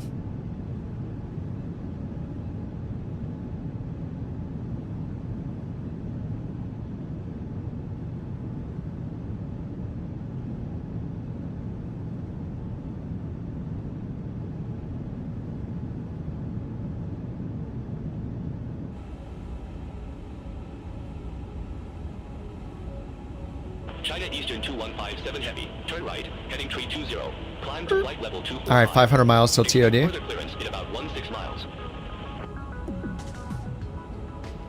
Turn right, heading 320. Climb to flight level 245. China Eastern 2157 Heavy. On Air is awesome if you have the time. Even if you have the time, it doesn't mean you want to spend 20% or 30% of your time doing the logistics stuff. Like, I have the time to play the games all night, but I don't want to spend that time doing that crap, regardless of how many hours I have available, you know? Couch 323 Heavy. Contact Wuhan Control 118.9. Center on 118.9. Couch 323 Heavy. Have a good day. Wuhan Control. Couch 323 Heavy. Flight level 410. Do they want to make you fill out real paperwork? Couch 323 Heavy. Wuhan Control. Identified. What's up, Bobby? You love doing the logistics, but they chose the simulator, not the fun logistics. Foot modeling slow this time of year. Shanghai 9160. Wuhan Control. Radar contact.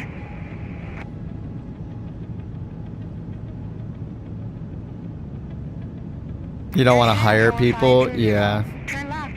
Heading 090. You managed a VA for On Air for a while. It was tedious. We tried it for a bit, like Lithona was doing it. And oh my god, I wasn't doing it at all, and it felt like I was doing the work when I wasn't. I wasn't doing any of the work, and it felt like work. It was, yeah, it was kind of nuts. All right, 450 till TOD.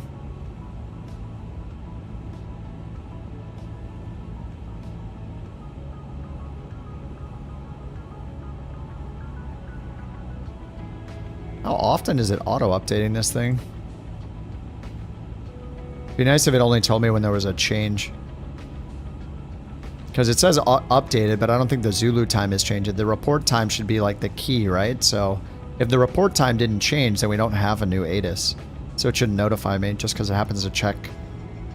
It's like very distracting, isn't it? Hey, new ATIS. No, there's not. New ATIS. No, there's not. New ATIS. No, there's not. You have to check every time to see if it's new.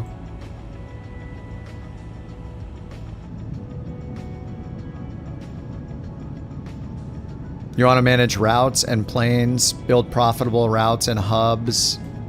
Yeah. Yeah, picking the routes is cool. Deciding what planes that the VA has in its hangar and how much they cost is cool. It looks like Aeroconomy is going to have some business aspect to it where you own businesses and they generate, like, I don't know if it's money or passengers or what.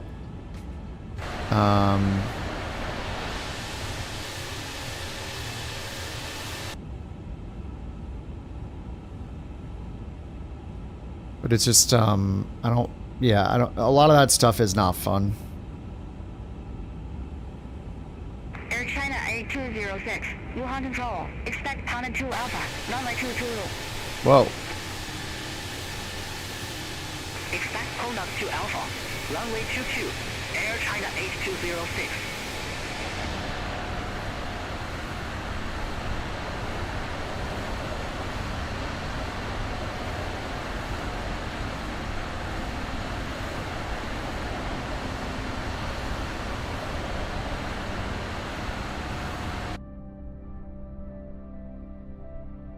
Whoa.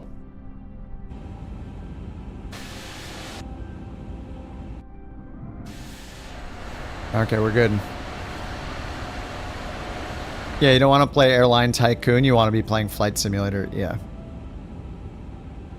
Yeah, as long as it's focused on, like, as long as you can hop on and you can start flying within, like, 5 minutes. You know, unless you're, like, deciding to do some route planning for the VA and that stuff. If you want to fly as a pilot, you should be able to hop on, find a mission, and hop in a plane in a couple minutes. Like, if you're spending a really long time looking at logistics, where's my pilot? What certifications do I have? What planes do we have available? Am I where the planes are? Do I need to transfer my pilot to where the planes are? Do I need to hire an AI employee and fly as them to where the planes are?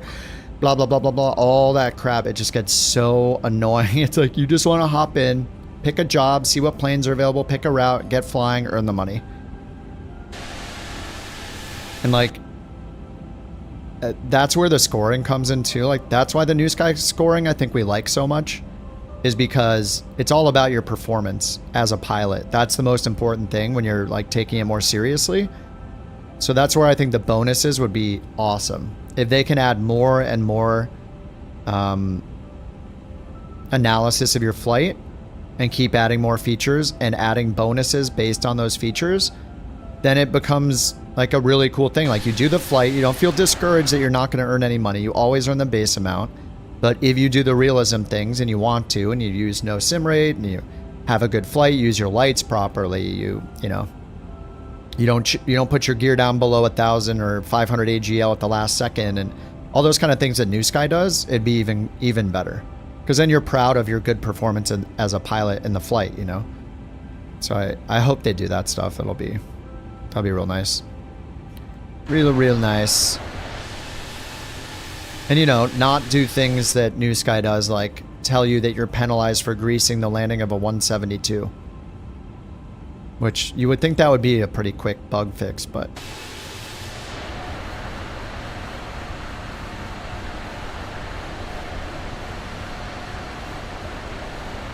But based on how FSHub is, I think that they know that it can't be tedious, or people aren't going to have fun.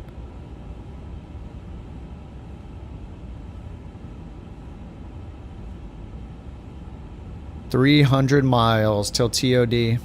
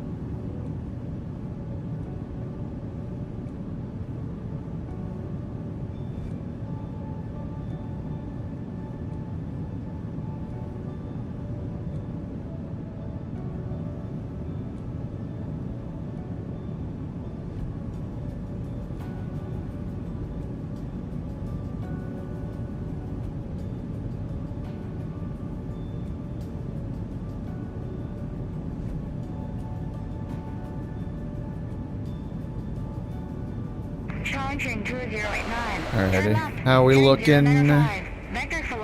Long hauls. Long hauls with 4X. Still tedious. 253. That's it. We're at what, 75? No, not 75. It's 25 divided by 4. 60. 60 miles out. Real time. 62.5. Climb to flight level 200. Climb to flight level 200. Alright, still ceiling visibility okay. 236. Sim rate 4. Sim brief was giving us runway 35 right. What I gotta do is find the SAS 93 Alpha arrival. Couch 323 heavy. Contact non-ground control 120.5. Center on 120.5. Couch 323 Is that it? heavy. No, Assassin 93 Alpha. That's the 01 Alpha. Nanchang control. Couch 323 heavy. Flight level 410. 93 Alpha, that's it. Okay, it's on this one. RNAV stars, runway 34, left, right, north. Okay, we're right here. Assassin 93 Alpha. Down to 9850 feet. And then down here. 1970. Pretty much going down to 2,000 feet. Actually, we're landing 35 right.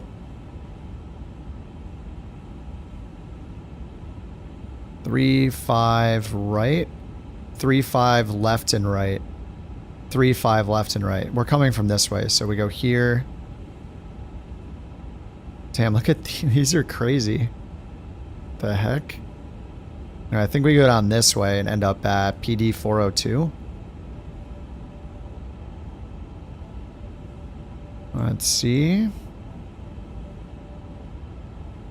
PD 438. Oh, over here. Okay, we go down this way. Arc all the way around. 437. 438 on this DME arc. Or it's not DME, it's just GPS, but 438 to 5910 feet. And then down here to 2960 for runway 35. Okay, so it's probably about 3,000 feet we go down to.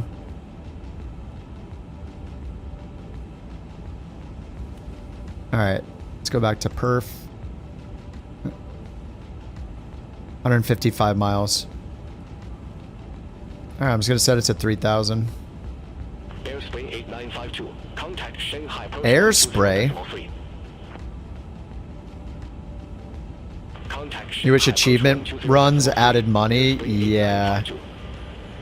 Yeah, I think it'll just be one of those things. We'll do achievement runs certain days, and we'll do Aeroconomy other days. Like, we'll just have days where we just take a break from Aeroconomy and just do the achievements, so because they're really fun. You know, right now, all the Aeroconomy thing is, besides the dailies, is just the pilot for hire stuff, so it's a very, like, single, like, solo player experience right now.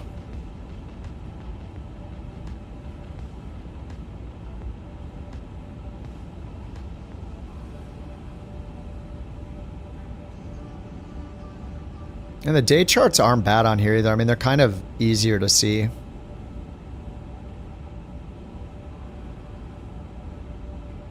Yeah, they did a pretty basic implementation.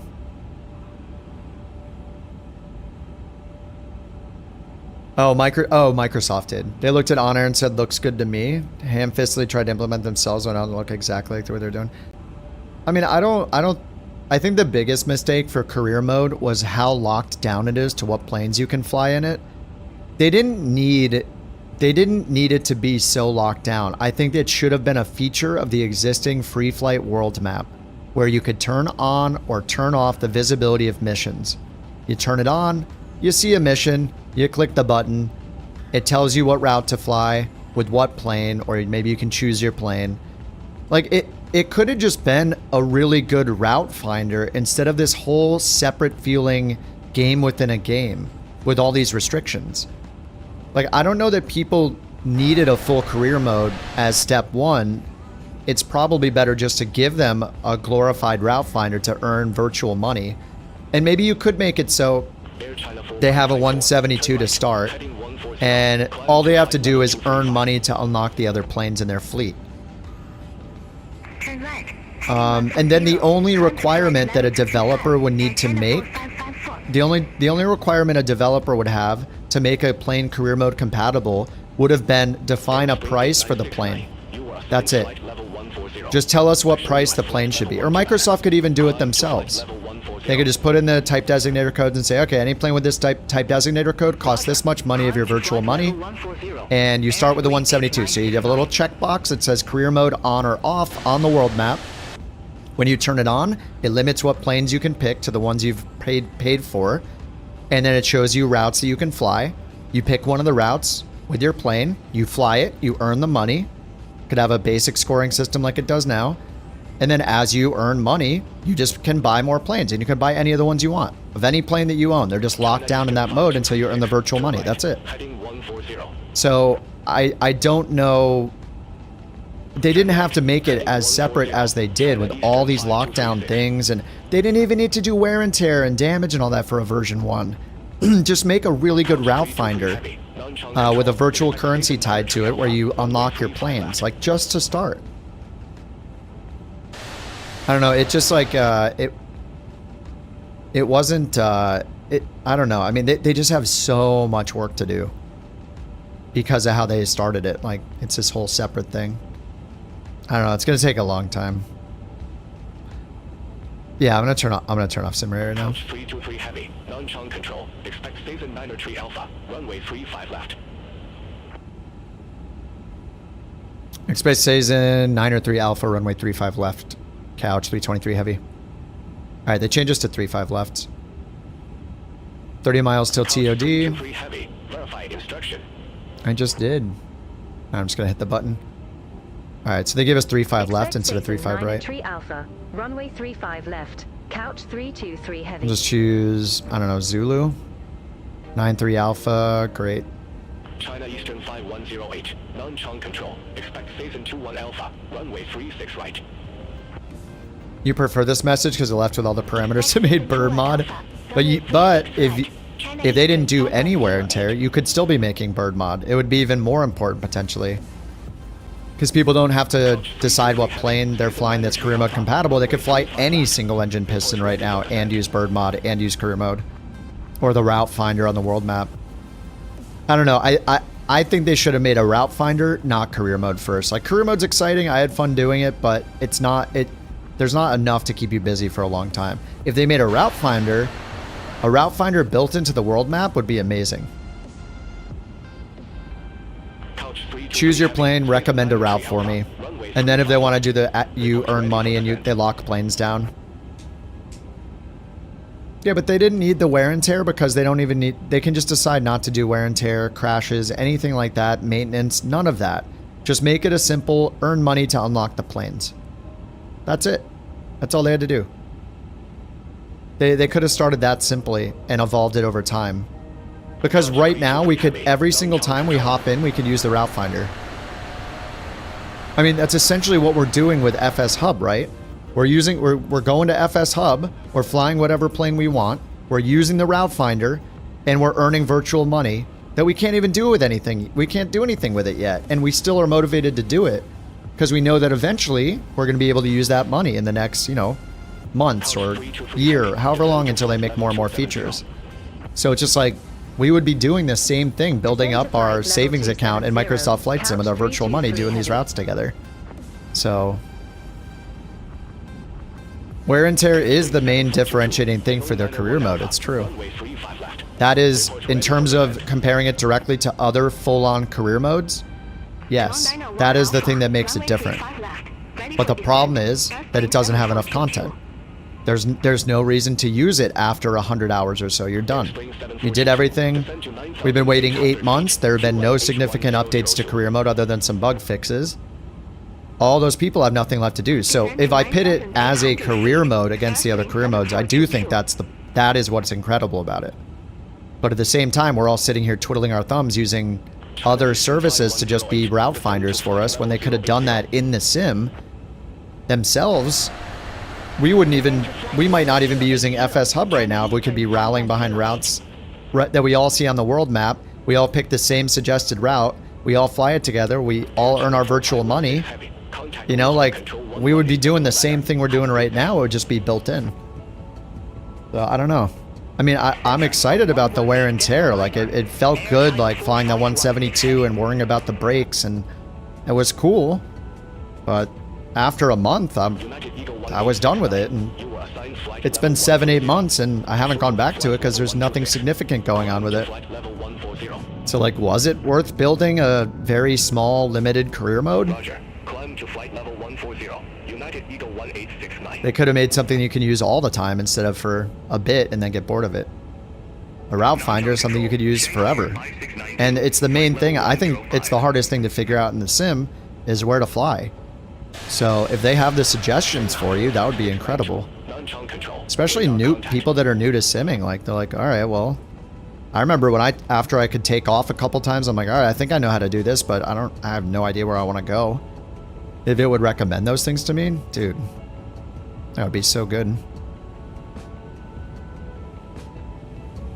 So to descend to 270. Yap. All right, 270. Climb to flight level 220. Vectors for Warsaw. Open descent. Speed brake. Climb to flight level 220. China Eastern 5236. We are high. We'll catch up to the profile. Yeah, I don't know. I think it might have just been too ambitious on their part. Given what we know now, like in hindsight, it seems like it was way too ambitious if they haven't made significant updates in almost a year. Like, it's kind of crazy. It's it's already August. 3 more months until release day. Like, it's been out 9 months at this point. You still can't even fly the few heavies that are in the sim. I mean, it's kind of insane. Wait almost a year for them to unlock one item in the certification tree that was there on day 1. That's pretty bad.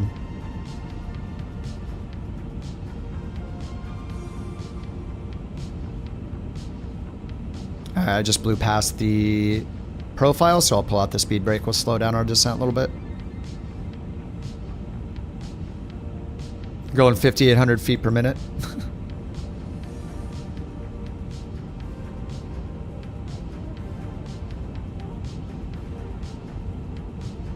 You'd rather they put in the API tools?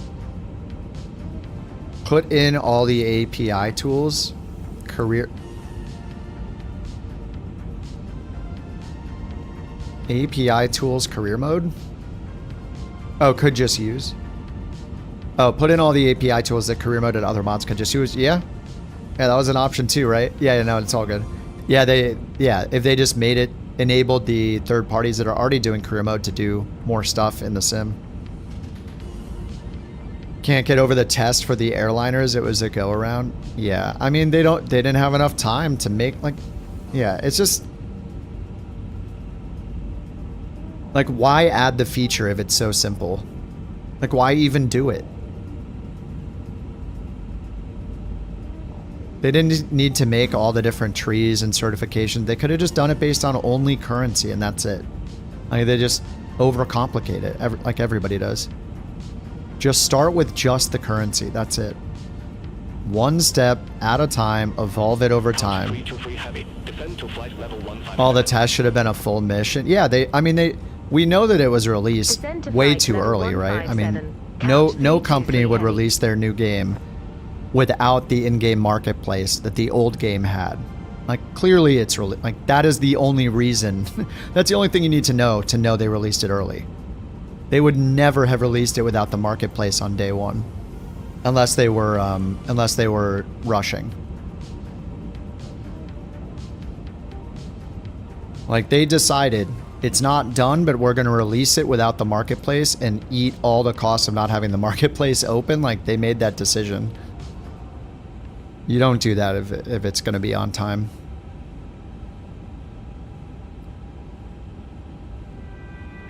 Alright, let's check out our weather. Oh, we have the weather right here. I'll just look at the runway.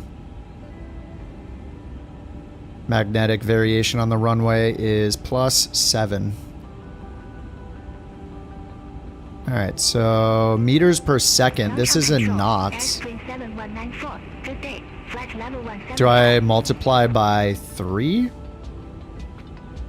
What is 6 meters per second? 7194. Non-chunk control. Radar contact.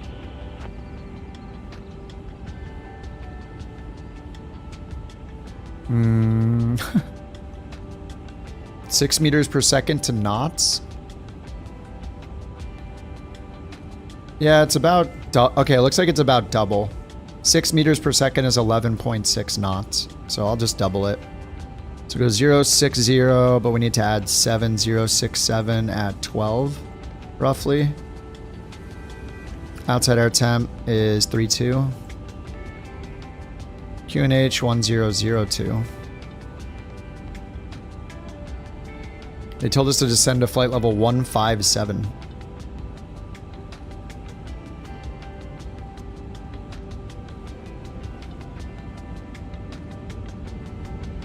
Alright, 157. Alright, and then we don't know which ILS. I mean, there's ILS Zulu and a Yankee. And they switched us over to 35 left.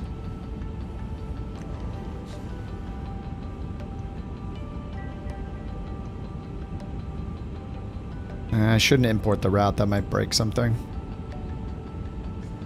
Let's go back, choose the arrival. 35 left. SAS 93A. Approach procedure.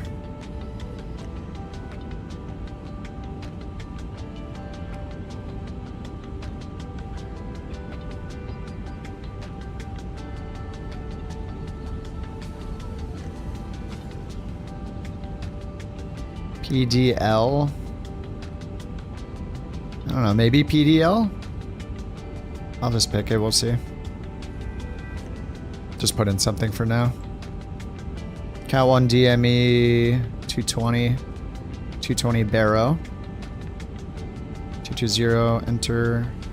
Okay, good. ATIS received, it's still the same.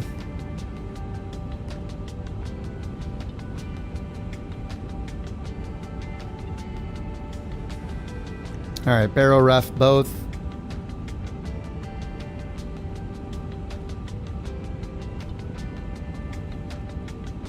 Look at this huge circle we have here.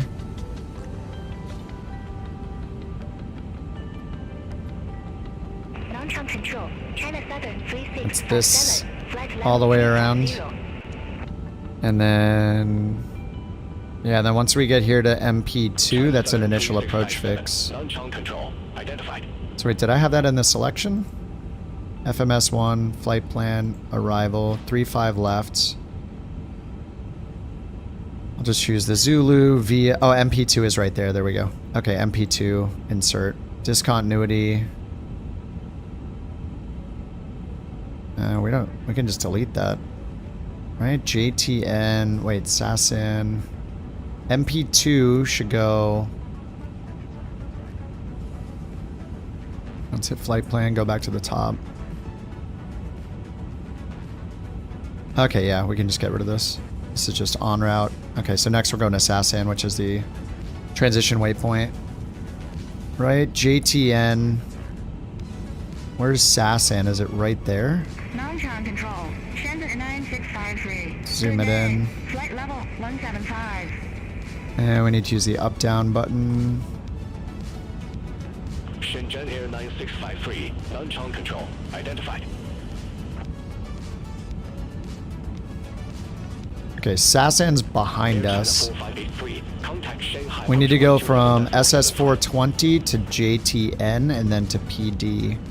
Contact Shanghai approach 127.75. We need to remove this. Yeah, I got some duplicates here. Here's 420 and JTN again. And then the discontinuity. There we go. Alright, JTN to PD 408. Contact Shanghai approach 127.75. There we go. Yeah, that's it. All right, and then all the way around to MT2, initial approach fix, and then, or MP2. Okay, that looks good. All right, might as well zoom in, get the airport map, and set BTV. And the altimeter was 1002. All right, 1002 on standby.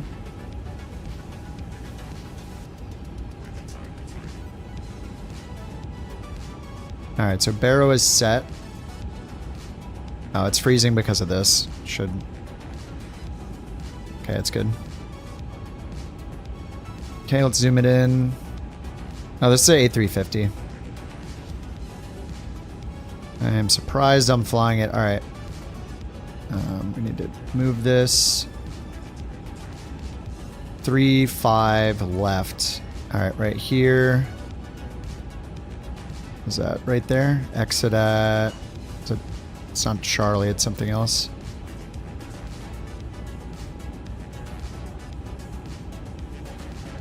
Delta 4.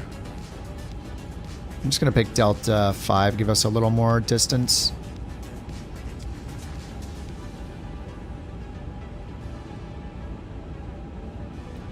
Alright, so BTV is set, auto brake says brake medium.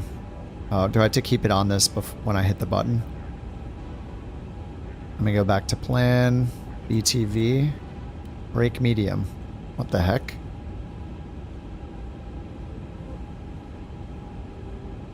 Delta 5, set BTV, exit, auto brake, BTV. Okay. Now we can go zoom out. PMDG. This isn't any builds plane. It usually causes me lots of problems, but I am flying it. PMDG is better than any builds, though. 9,800 feet, QNH1002. Alright, seatbelts on. They're always on. Minimums are set. Runway condition and auto brake is set. Descend to 9,800.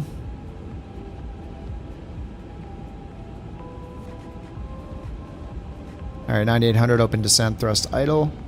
QNH 1002. We'll just flip that over now. It's synced everywhere. 1002. Turn right, heading 055. Climb to flight level 175. 380 can load the same map without even a stutter. Climb to flight level 175. Hainan 738. I believe you. Alright, checklist landing.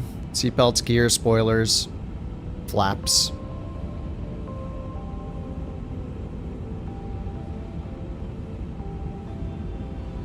I forgot to even turn this off. Like, they need to make performance mode. Turn this screen off, never update it, turn this screen off, never update it.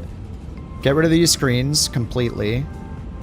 They need to look at... They just need to go through and do a bunch of efficiency passes on things that aren't necessary. Turn off this whole radio if we want to. Turn off this radio. Like, PMDG has it so you can turn off everything but the... you can turn off all the FO screens to save on performance. Yeah, you can turn them down. I can turn it off and then it just makes some errors, right? It'll give me some errors and I can clear it. They just need to add that to their performance options. Just do it automatically so I don't have to do it every time. Turn right, heading 225. Climb to flight level 115. Showman Air 8079.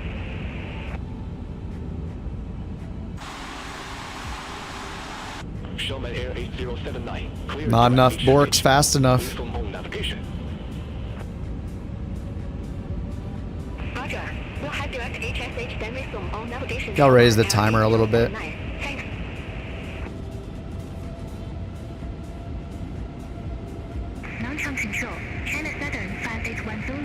Then I'll raise the false Bork timer a little bit. Couch 323 heavy. Contact Shanghai approach 120.3. Did it help? I don't know. It hasn't been bad today. Like, we'll see how the landing goes, but it hasn't been bad on this flight. Shanghai approach. Couch 323 heavy. 9,800 feet with information Sierra. Speed limit exceeded. We're going 280. It's trying to slow us down. We'll get the spoilers out. Heavy Shanghai approach. QNH1002 expect the ILS Zulu runway. 35 left with the MP2 transition. ILS Zulu. ILS Zulu MP2. Nice, that's what I got. Okay, cool. 100 expect the ILS Zulu runway 35 left with the Alright, and instrument approach charts. I wish we could filter by runway, that would be so nice. ILS Zulu 35 left. Couch 323 heavy. Descend to 5,900 feet. Okay, there we go. Descend to 5,900 feet. Couch 323 heavy. Alright, 5,900. She's giving us feet. Well, we got the meters on anyway. We're at 2,970 meters.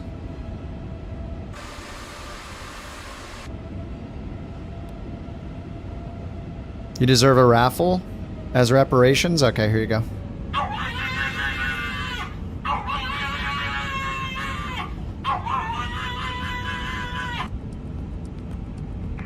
That's fair. Information. Tango now current. QNH1002.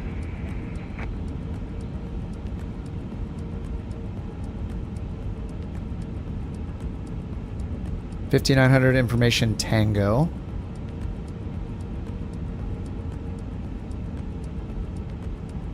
ATIS is on 2785. Might as well get that again. 127.85 over here.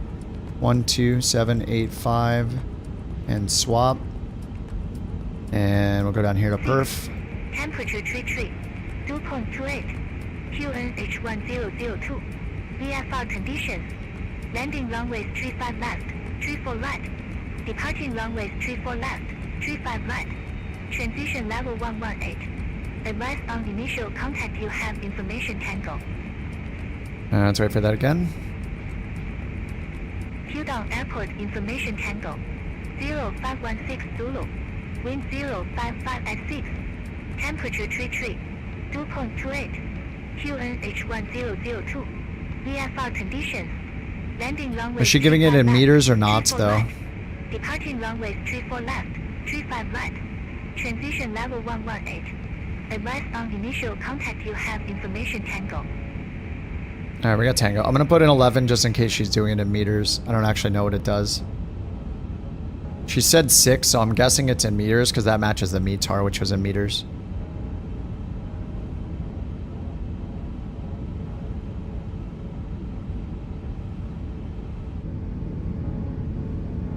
Dude, look at that water.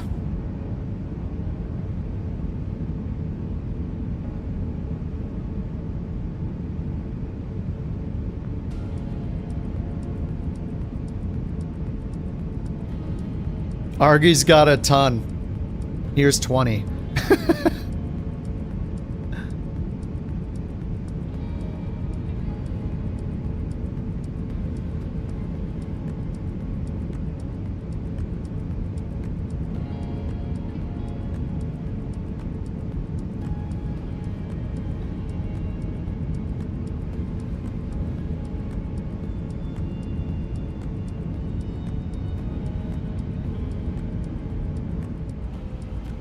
Bird, thanks for sending me that code, by the way. I might work on that tonight or tomorrow. To make it so it'll automatically open landing predictions when I'm like 5 miles out. You know, like in a case like this though, for example, look, I fly past the runway. As soon as I get over here, it's opening the landing predictions. And now we got like 15 minutes of this, you know? So I don't know that it can be simply on the miles. It might have a lot of times where it opens it way in advance, so... If I just remember to hit it when I'm on final, it would work. Like, I just hit one button. That's not a big deal, but... you know, sometimes I forget. Yeah, that's true. Yeah, I can do altitude. Yeah, distance... And say, what, altitude under like, what do you think? Like 4,000, 5,000 feet? I don't know what my AGL is right now. Oh, I guess it's we're over sea, right? Yeah, it's like 5,000 right now. Maybe like 3,000 and within 5 miles. But I don't know what height we're usually at above the ground 5 miles out. Anyway, yeah, maybe there's a way to make it work. I mean, worst case scenario, they're open for a longer period of time than normal, which is fine. And then I can just change the reminder to not be every like 60 seconds. It'll be like every 2 minutes. It'll remind people that they can do the landing rate.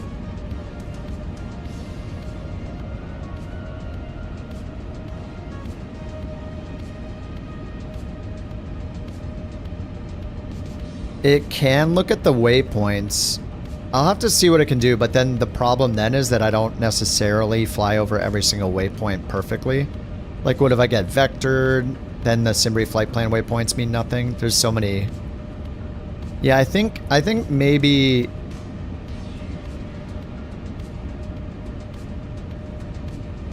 Yeah, I don't know. Auto rotation? Oh, auto flare, you mean? AGL? Maybe. Yeah, I'm not sure.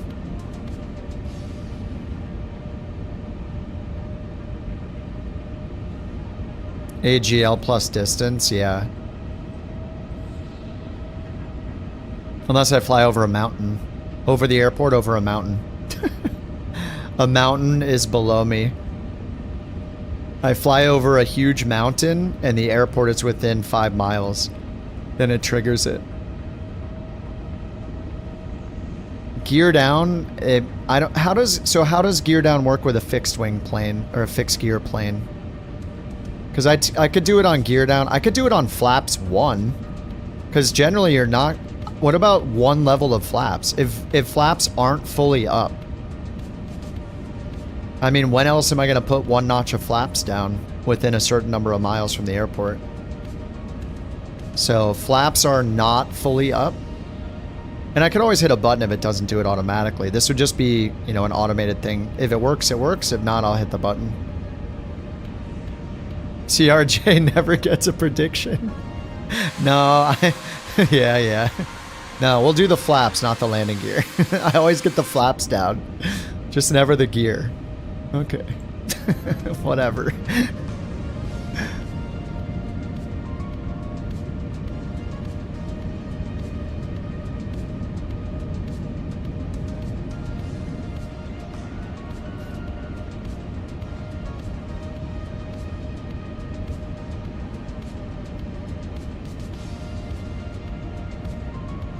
Man, this is quite the tour of the ocean.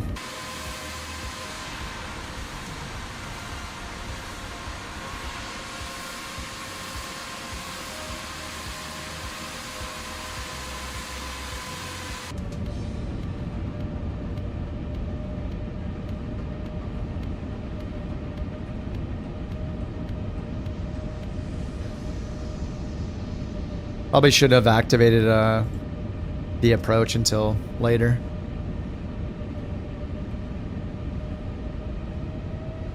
I think we should be doing this at like 200 knots, not at 170.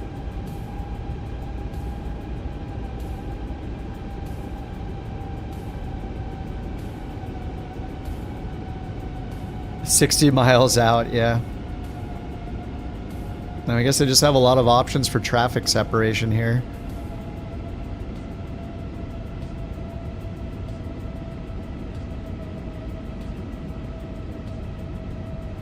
And what is this? Like, here you go...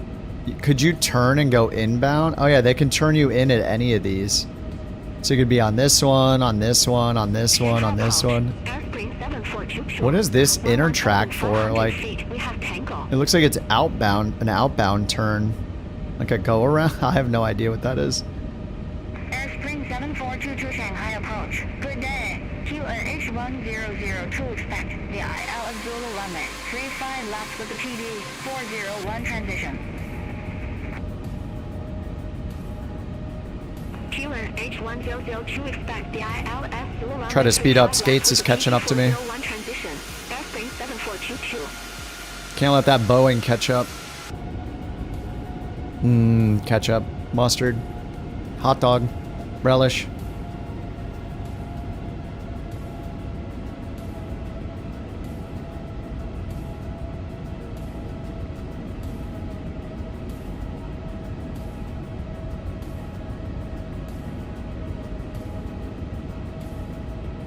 Alright, we still got one like 90-degree turn coming up.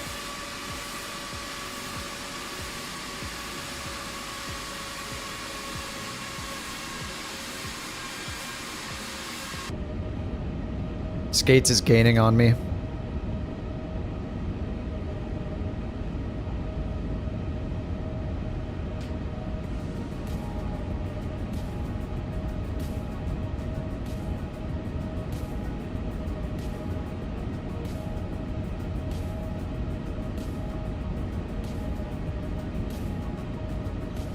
Ah. Real bad. Yep. Airspring 7422. Descend to 3,000 feet. QNH 1002. Makes me want a hot dog real bad. Alright, we're turning around here. 1, 2, wait. Oh, this is our last turn, and then turn for final. One turn for final. Maybe. Eric, thanks for the raid, dude. The TTS is getting stuck. It's trying to say thank you. Alright, right turn. PD 438. 5,900. Then we need to descend down to 2,960 for 3.5 left. Need to go to sleep. Wanted to leave the group in good hands. Thanks, Eric.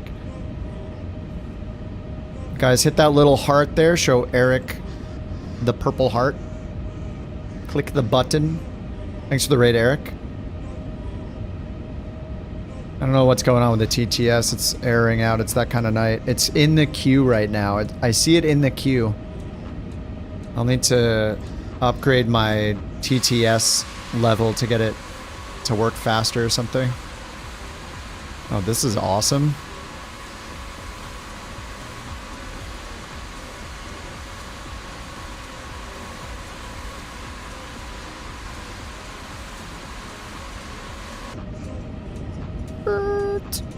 Alright, we're still going 220 knots, it's fine. Let's see if we overshoot this. I don't see a speed restriction, right? There's 230 knots in here. Oh, up here, it said at 230 knots. And then here is max 220. Yeah, I didn't look at the speed. Alright, down to 3,000 feet.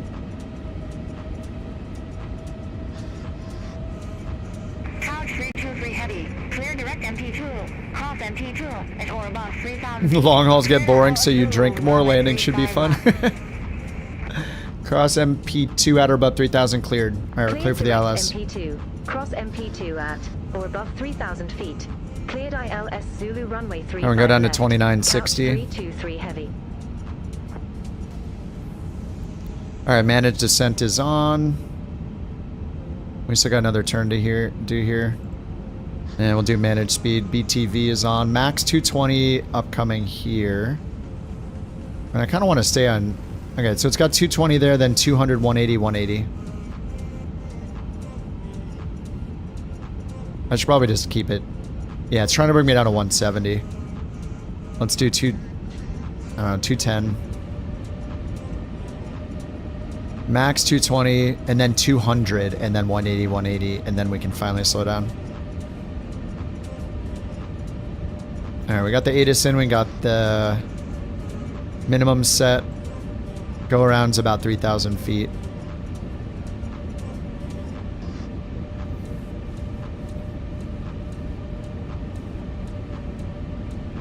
It's like the arrival on this long haul is longer than most flights we do.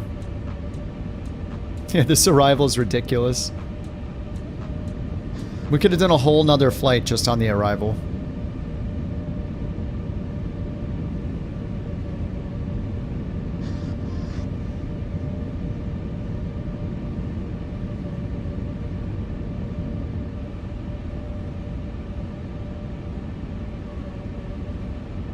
You've done 2 flights during my arrival. Oh, God.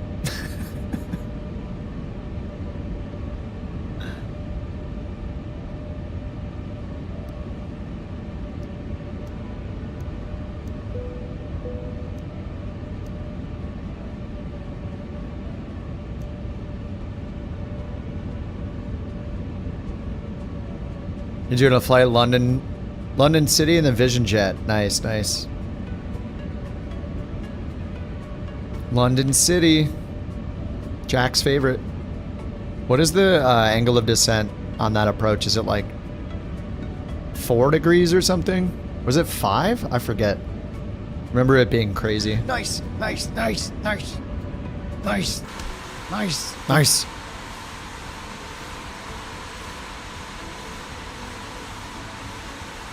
What's going on down here? I see buildings.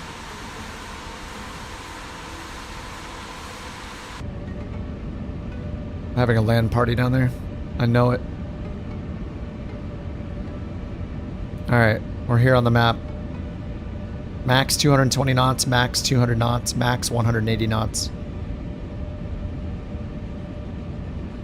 Hainan 7613. Contact Tudong Tower 118.8. Over to Tower 118.8. Alright, seatbelts on, landing gear down, spoilers arm, flaps to landing.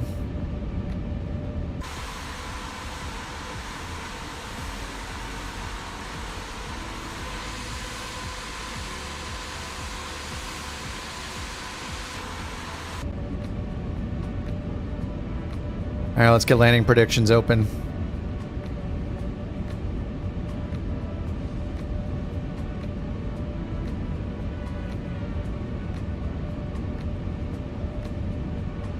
Win 1 to 3 Bork coins.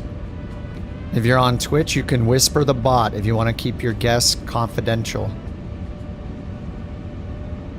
Actually, if somebody tests that, has somebody that has not... Did anybody whisper? I want to double check to make sure you're in the group for the predictions. Did anybody whisper theirs to the bot? I want to check to make sure. You will in 1 sec? Okay.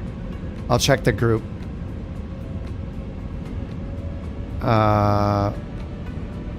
You did it, bot? Oh, you did it. Okay, hold on. No, I don't see you in the list, Bird.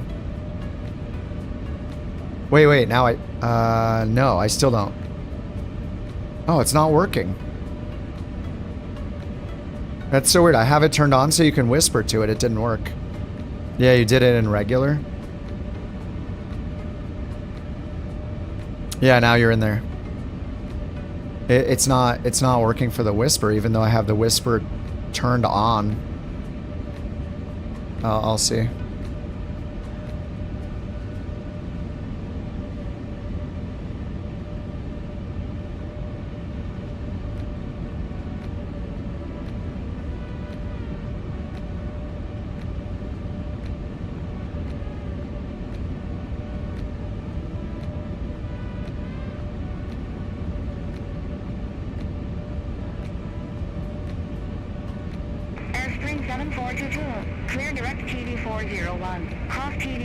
Okay, one right turn, max 200 knots. Let's slow down to 200.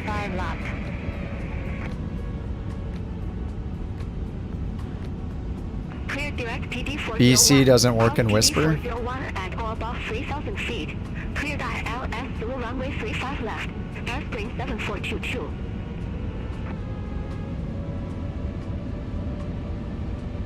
It is turned on the whisper. Can you try it in the whisper now? BC in the whisper. Bird, let me know if it works now.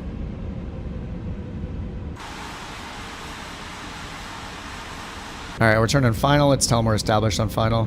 Shanghai approach, couch 323 heavy, established on final. ILS, Zulu, runway 35 left.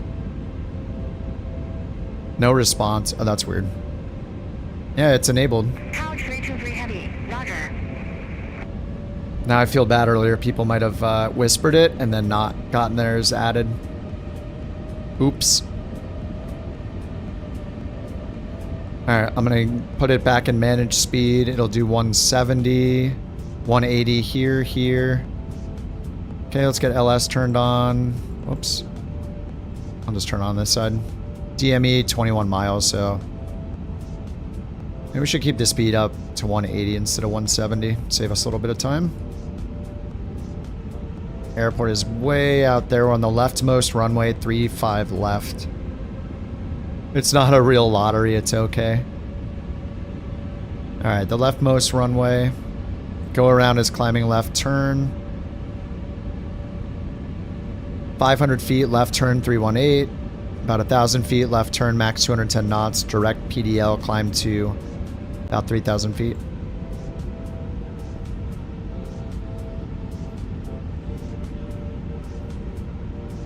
Alright.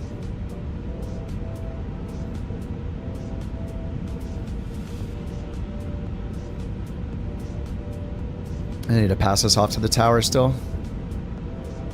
Alright, landing gear, ground, spoilers, and flaps. We'll get spoilers. Landing gear, we're chilling. DME 17. Alright, glide slopes above us. I'll just hit approach now. Not on the localizer yet. So is there a minimum distance it'll grab the localizer? Because we're at... Oh, there it goes. Okay, Lokestar. Alright, Lokestar, flaps 1.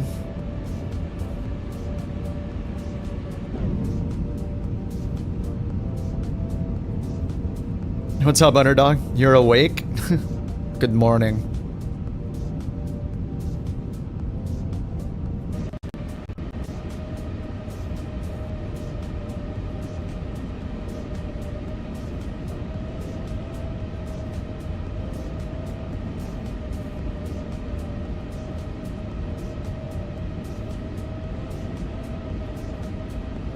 Alright, glide slopes 1 dot above. Let's go back to manage speed.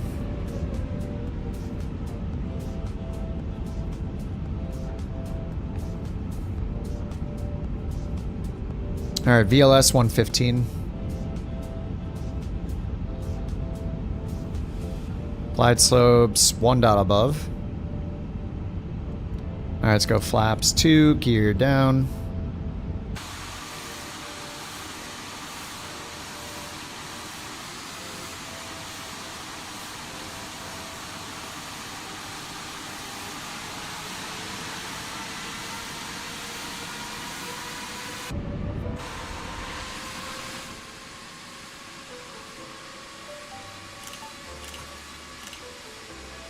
This looks awesome here.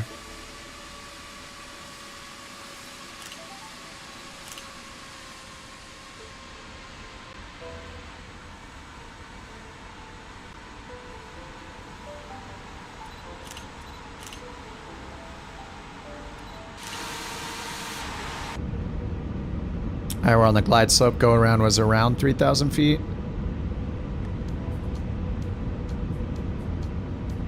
Still 10 miles DME.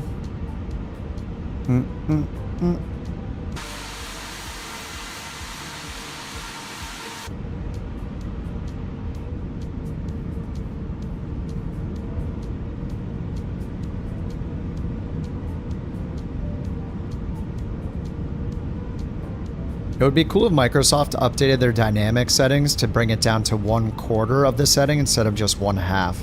Because then you could set it to 400 and let it go all the way down to 100. Or they should just let you set a min and a max. Couch 323 heavy. That'd be nice. Tower 118.8. Bye-bye. Bye-bye. Alright, over to tower, 9 mile final. It's a little less than 9 miles. Have a good day. Alright, flaps 3. Pudong Tower, couch 323 heavy. ILS Zulu runway 35 left. Couch 323 heavy. Pudong Tower, runway 35 left, clear to land. Clear to land. Ding. 2,500. Ding. Runway 35 left, clear to land. Couch Alright, 2,500. heavy.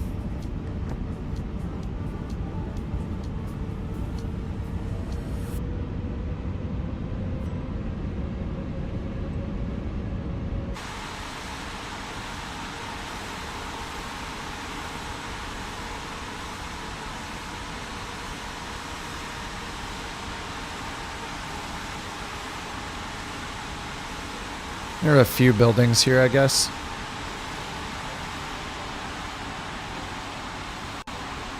Looks like I have photogrammetry off, but I'm pretty sure I have it on.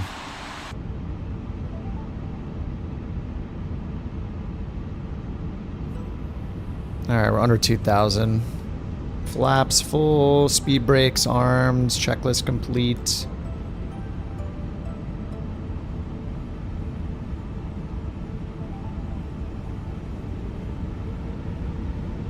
No rogue towers. That was so crazy. Alright, I'm not seeing any rogue towers. There's the outer marker.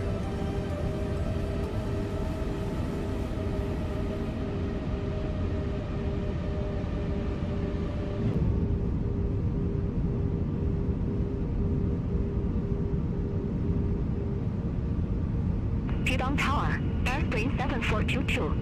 LS Zulu runway 35 left.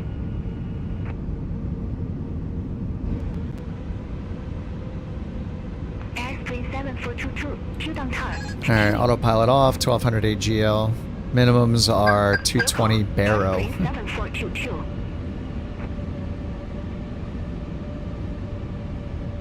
Sheriff, he's over here.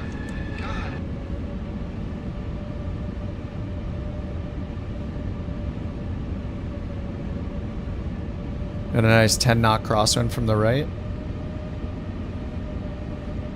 And there's 1,000.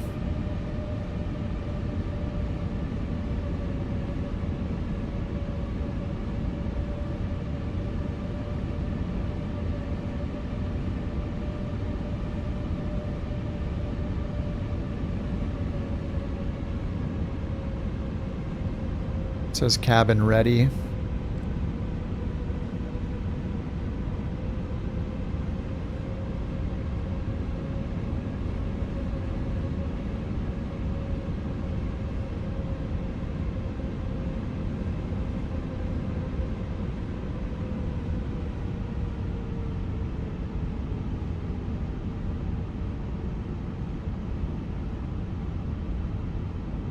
$500.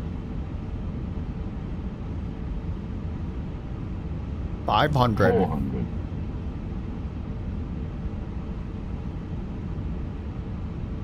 300. 100 above.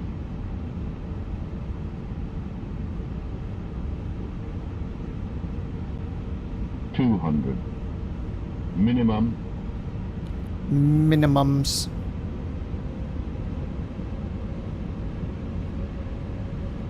100. 90. 80. 70. 60. 50. 40. 30. 20. Retard. 10. 5.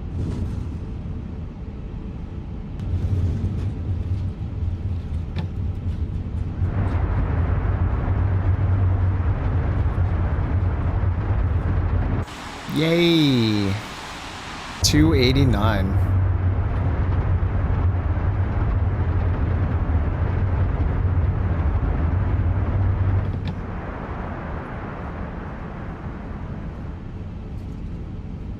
Touch 323 heavy. Exit right at Delta 5.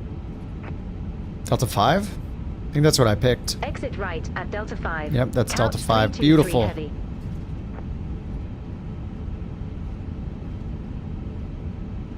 Delta 5. That was such a long flight, and we did it in 4X, and it still felt like a really, really long flight.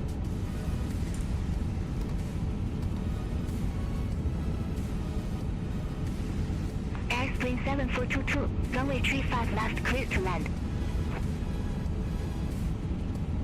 Runway 35 left, clear to land.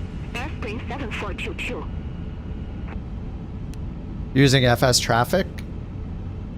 Touch 323 heavy. Contact ground 121.7. You're using it as well? Nice. Oh, instead of FSLTL. I bought FS traffic on the marketplace in 2020. Is it on 2024 marketplace? It's like a medium without sim rate? Yeah. It still feels like it took forever. It's on Just Flight. Yeah, I have it through the marketplace.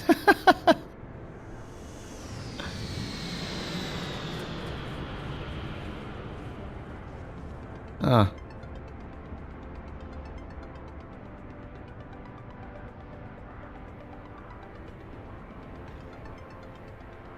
You made a Discord bot that shows how long until we pass the other airlines?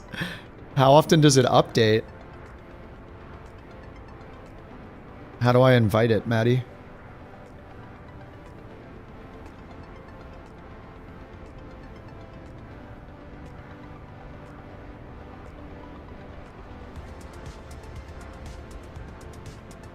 Oh, is it that FSHub Couch Captains one? Oh, I see it. Add app. Okay.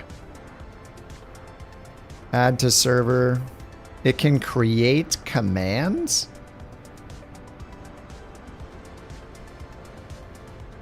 I guess that's fine. That makes sense, I guess.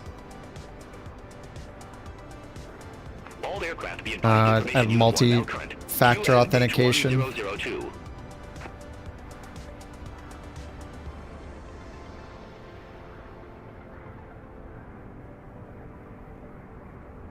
Airspring 7422. Gate 1 taxi via Delta, Papa 6. Hold short runway tree 5 right. Gate 1 via Delta, Papa 6. Alright, Maddie, it's done. Runway 35 right. Airspring 7422.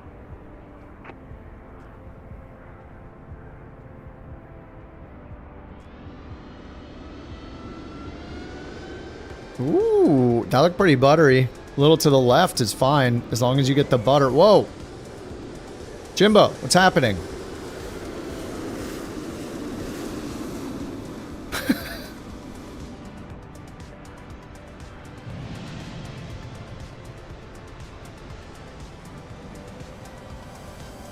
Oh, Noah's landing in the CJ3. And the CJ3 made it this far? Like 3,000 miles?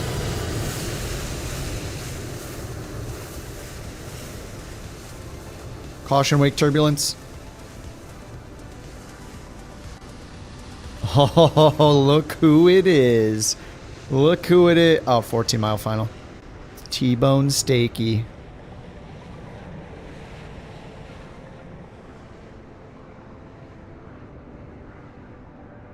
So, Maddie, is that one where it has commands that we run?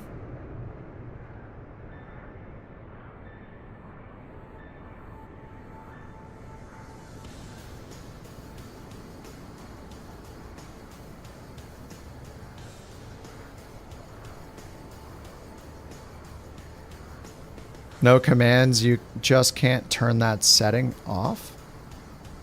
Oh, what setting? Airspring 7422. Cross runway tree 5 right at Papa 6. Continue taxi via Papa 6. Cross runway 35 Like, how often does it post? Continue taxi via Papa 6. Airspring 7422.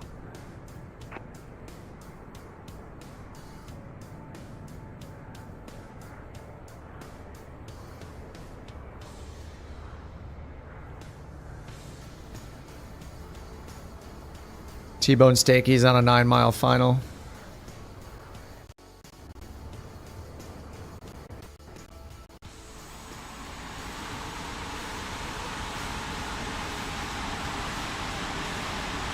Oh, it does it at once a day. Nice. Okay, awesome, man. In the FSHub channel. Okay, nice, dude. Heck yeah, that's awesome, man. Thanks.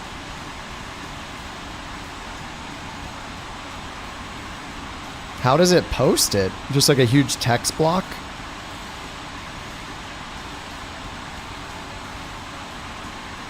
How long are these flights? This one would have been like 5.5 hours, I think.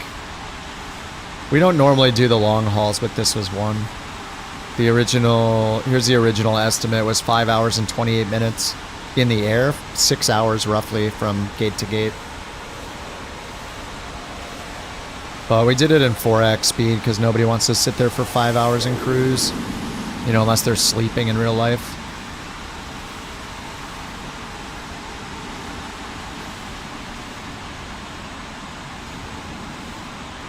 Oh, almost touched the center line. Dang.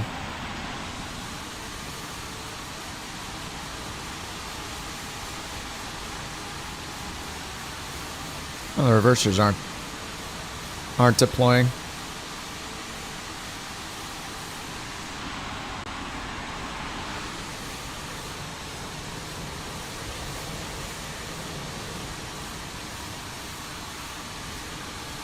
I wasn't hacking this time.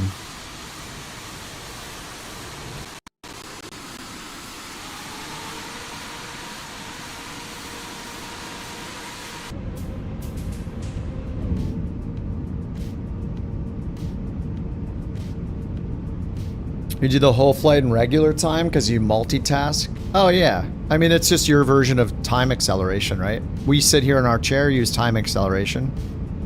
You get out of your chair, leave, and come back in 4 hours. It's the same thing. If you're AFK, you're not doing the flight, you know? Yeah, everybody's got their own variation of what sim acceleration or time acceleration is. Some people go to bed, do chores, you know?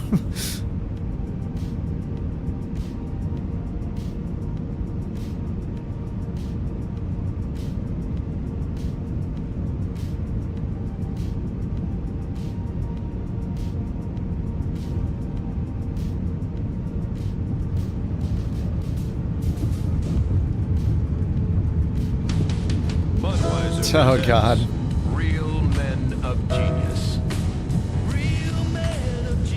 Thank you for the biddies, Q. Today we salute you, sim rate time acceleration guy. Mr. Sim rate time acceleration guy. FS traffic doesn't load like a real simmer. But does FS traffic replace all of the models, or only some of them? Not that bad. Eating popcorn.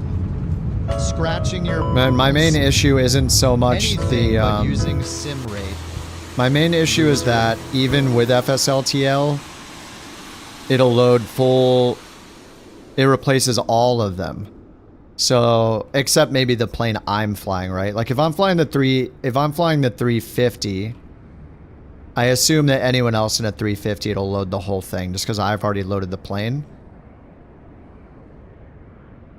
Maybe I should give it a try. I mean, I own it through the marketplace, though. That's the issue, is that I don't want to pay for it a second time. Oh, T-Bone Steaky's down. I missed the touchdown.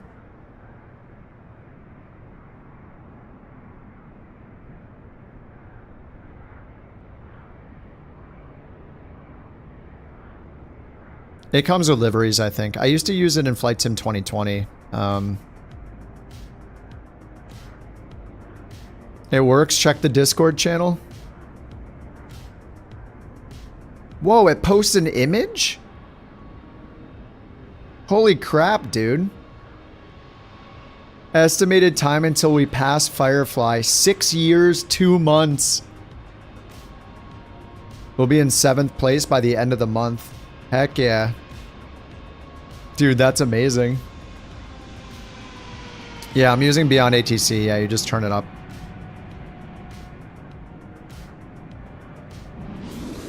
FS traffic top, FSLTL. If you're not, you want to remove what? Remove FSLTL. I mean, I would probably just uninstall FSLTL and just try FS traffic and see how it goes. Because if I can just use one thing instead of two, I'm going to use one.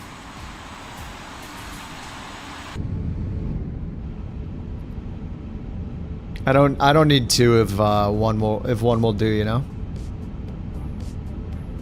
It was a rough one, but you made it. Hey, it was your first A380 flight. What's up, Mike? How you doing, man? Thanks for dropping in, man. Couch 323 heavy. Gate 23 taxi via Delta 5, Papa 4. Hold short runway 35 right. Do I not have GSX integration on? Oh, I don't have it on. Whoops. 35 right. Couch 323 heavy. I didn't have it on. I had to turn it on in the... All right, we got gate 23. Gate 23, 7. Show me the spot and activate. Parking brake off. Flaps all the way up. Landing lights on. APU master. Strobes off.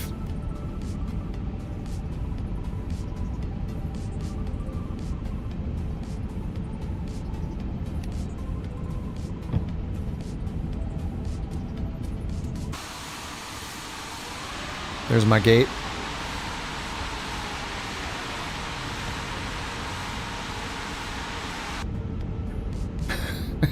Excuse me. Excuse me. Another flight? It's gonna be 11 p.m. soon. We need some motivational posters to get our flight numbers up. Dude, that is awesome, Maddie.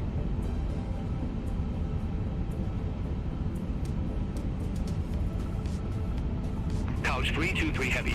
Cross runway 35 right at Papa 4. Continue taxi via Papa 4. Bravo, Bravo 4. Bravo, Bravo 4. Cross runway 35 right at Papa 4. Continue taxi via Papa 4, Bravo, Bravo 4. Couch 323 heavy.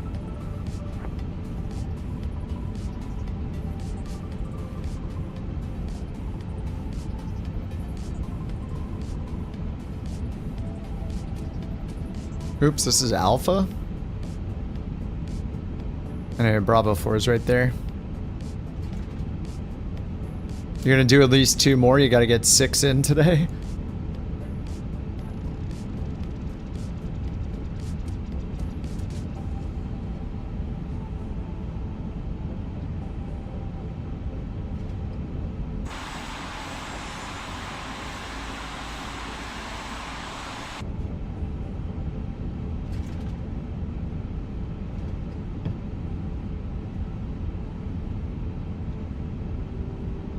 Got all those couch liveries. They look so good.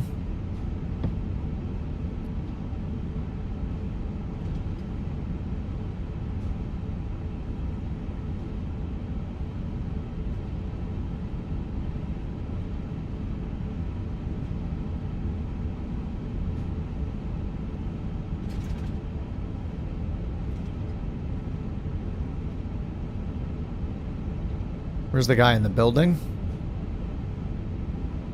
There's nobody here.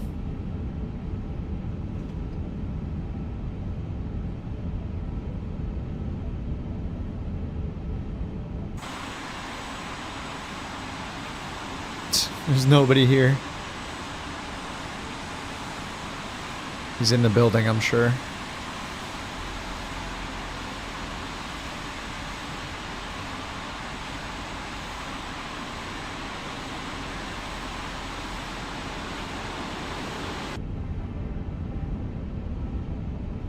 To stop the engines to request ground services.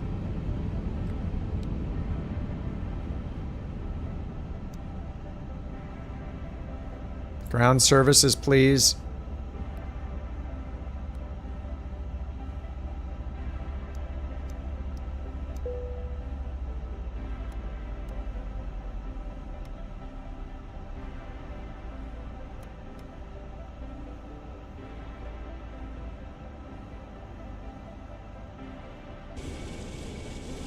Deboarding requested. The boarding requested. Duh, boarding requested.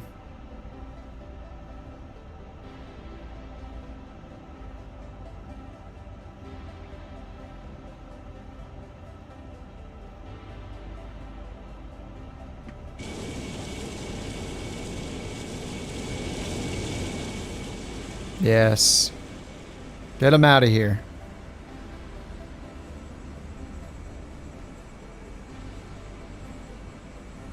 Oh, we made it.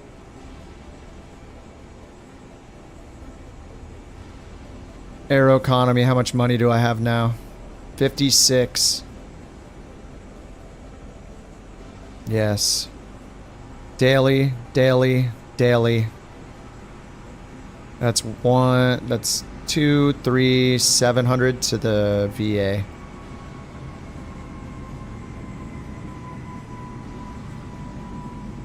Oh my god, we're at 53 now. Were we at 40? Now we're at 53, or were we at 50 and now 53? Whatever it is, it's a bunch of money.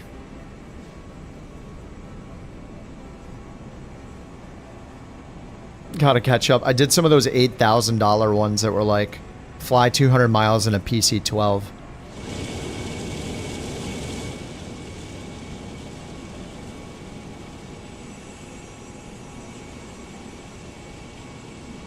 Virtual paycheck.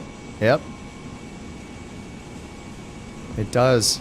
The dailies give you money, and then they release like a new thing that is like freelance.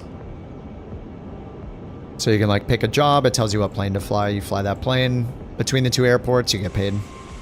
There's nothing to use the money on just yet though, we're just hoarding.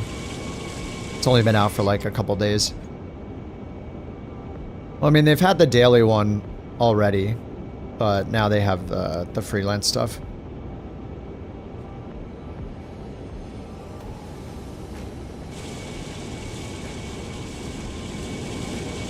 Alright, packs are unloading.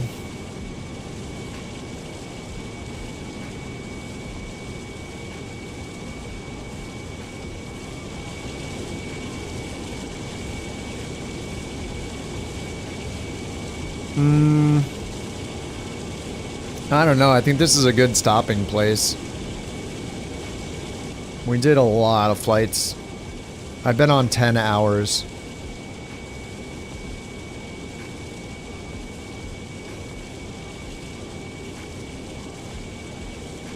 I think the group flight thing broke, like we haven't had one since...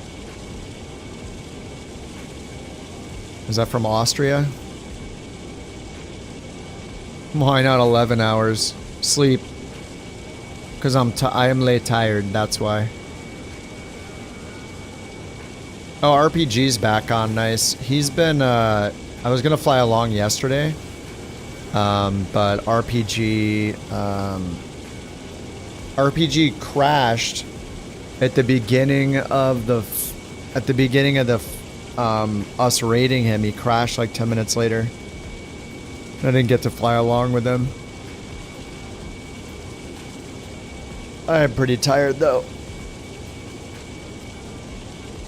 I want to raid RPG again because I meant to raid him yesterday and then he had technical problems, so we couldn't fly along.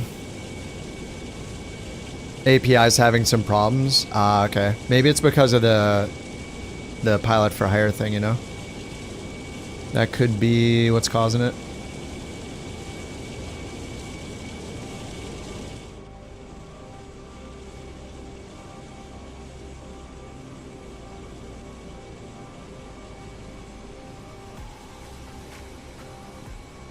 Alright, Underdog, have a good night, dude. Oh, I can't tilt the camera because I'm against the building. Couch! Yeah, it could just be the APIs having some issues. I think that is probably what's happening. Alright, I'm gonna throw the raid to RPG again because I wanted to do it yesterday and then he had issues, so... Hit up RPG again. And... Dude, guys, you guys threw so many gifted subs and stuff today. Thank you very much for all the gifted subs. Eric, thanks for the raid again. Q for the 5 gifted subs. Airtones for the super chat. What was it? Lucid and Shadow, thanks for the gifted socks today. Thank you for the Bork. Q, thanks for the biddies. Ed, thanks for the Prime. Val, thanks for the Prime. Logan, thanks for 9 months. Shane, thanks for the Prime. Shadow, thanks for the biddies. Shadow sent way too many biddies today. JT, thanks for the biddies. Cassowary, thank you for 2 months. Bobo, thanks for 21 months. JT, thanks for the gifted. Sawyer, thanks for the biddies. Mac, thanks for the biddies. Toxic, Jack, and Shadow, thanks for the gifted subs. Mac for the biddies. Ren for the biddies. JT for 5 months. Jack for 6 months. Rock for 2 months on the Twitch. Much appreciated, guys. Yeah, we're gonna raid a RPG. And I'll see you guys tomorrow. Thanks for hanging out. Good job with the Aeroconomy borking. Rigged. I'll see you guys tomorrow. You have a good night. Thanks for hanging out. Thanks for all the flying. I think the VA made a little pretty penny today. We got a lot of flights in. Q1. Ridiculous. Alright, guys. I'll see you tomorrow. Good night.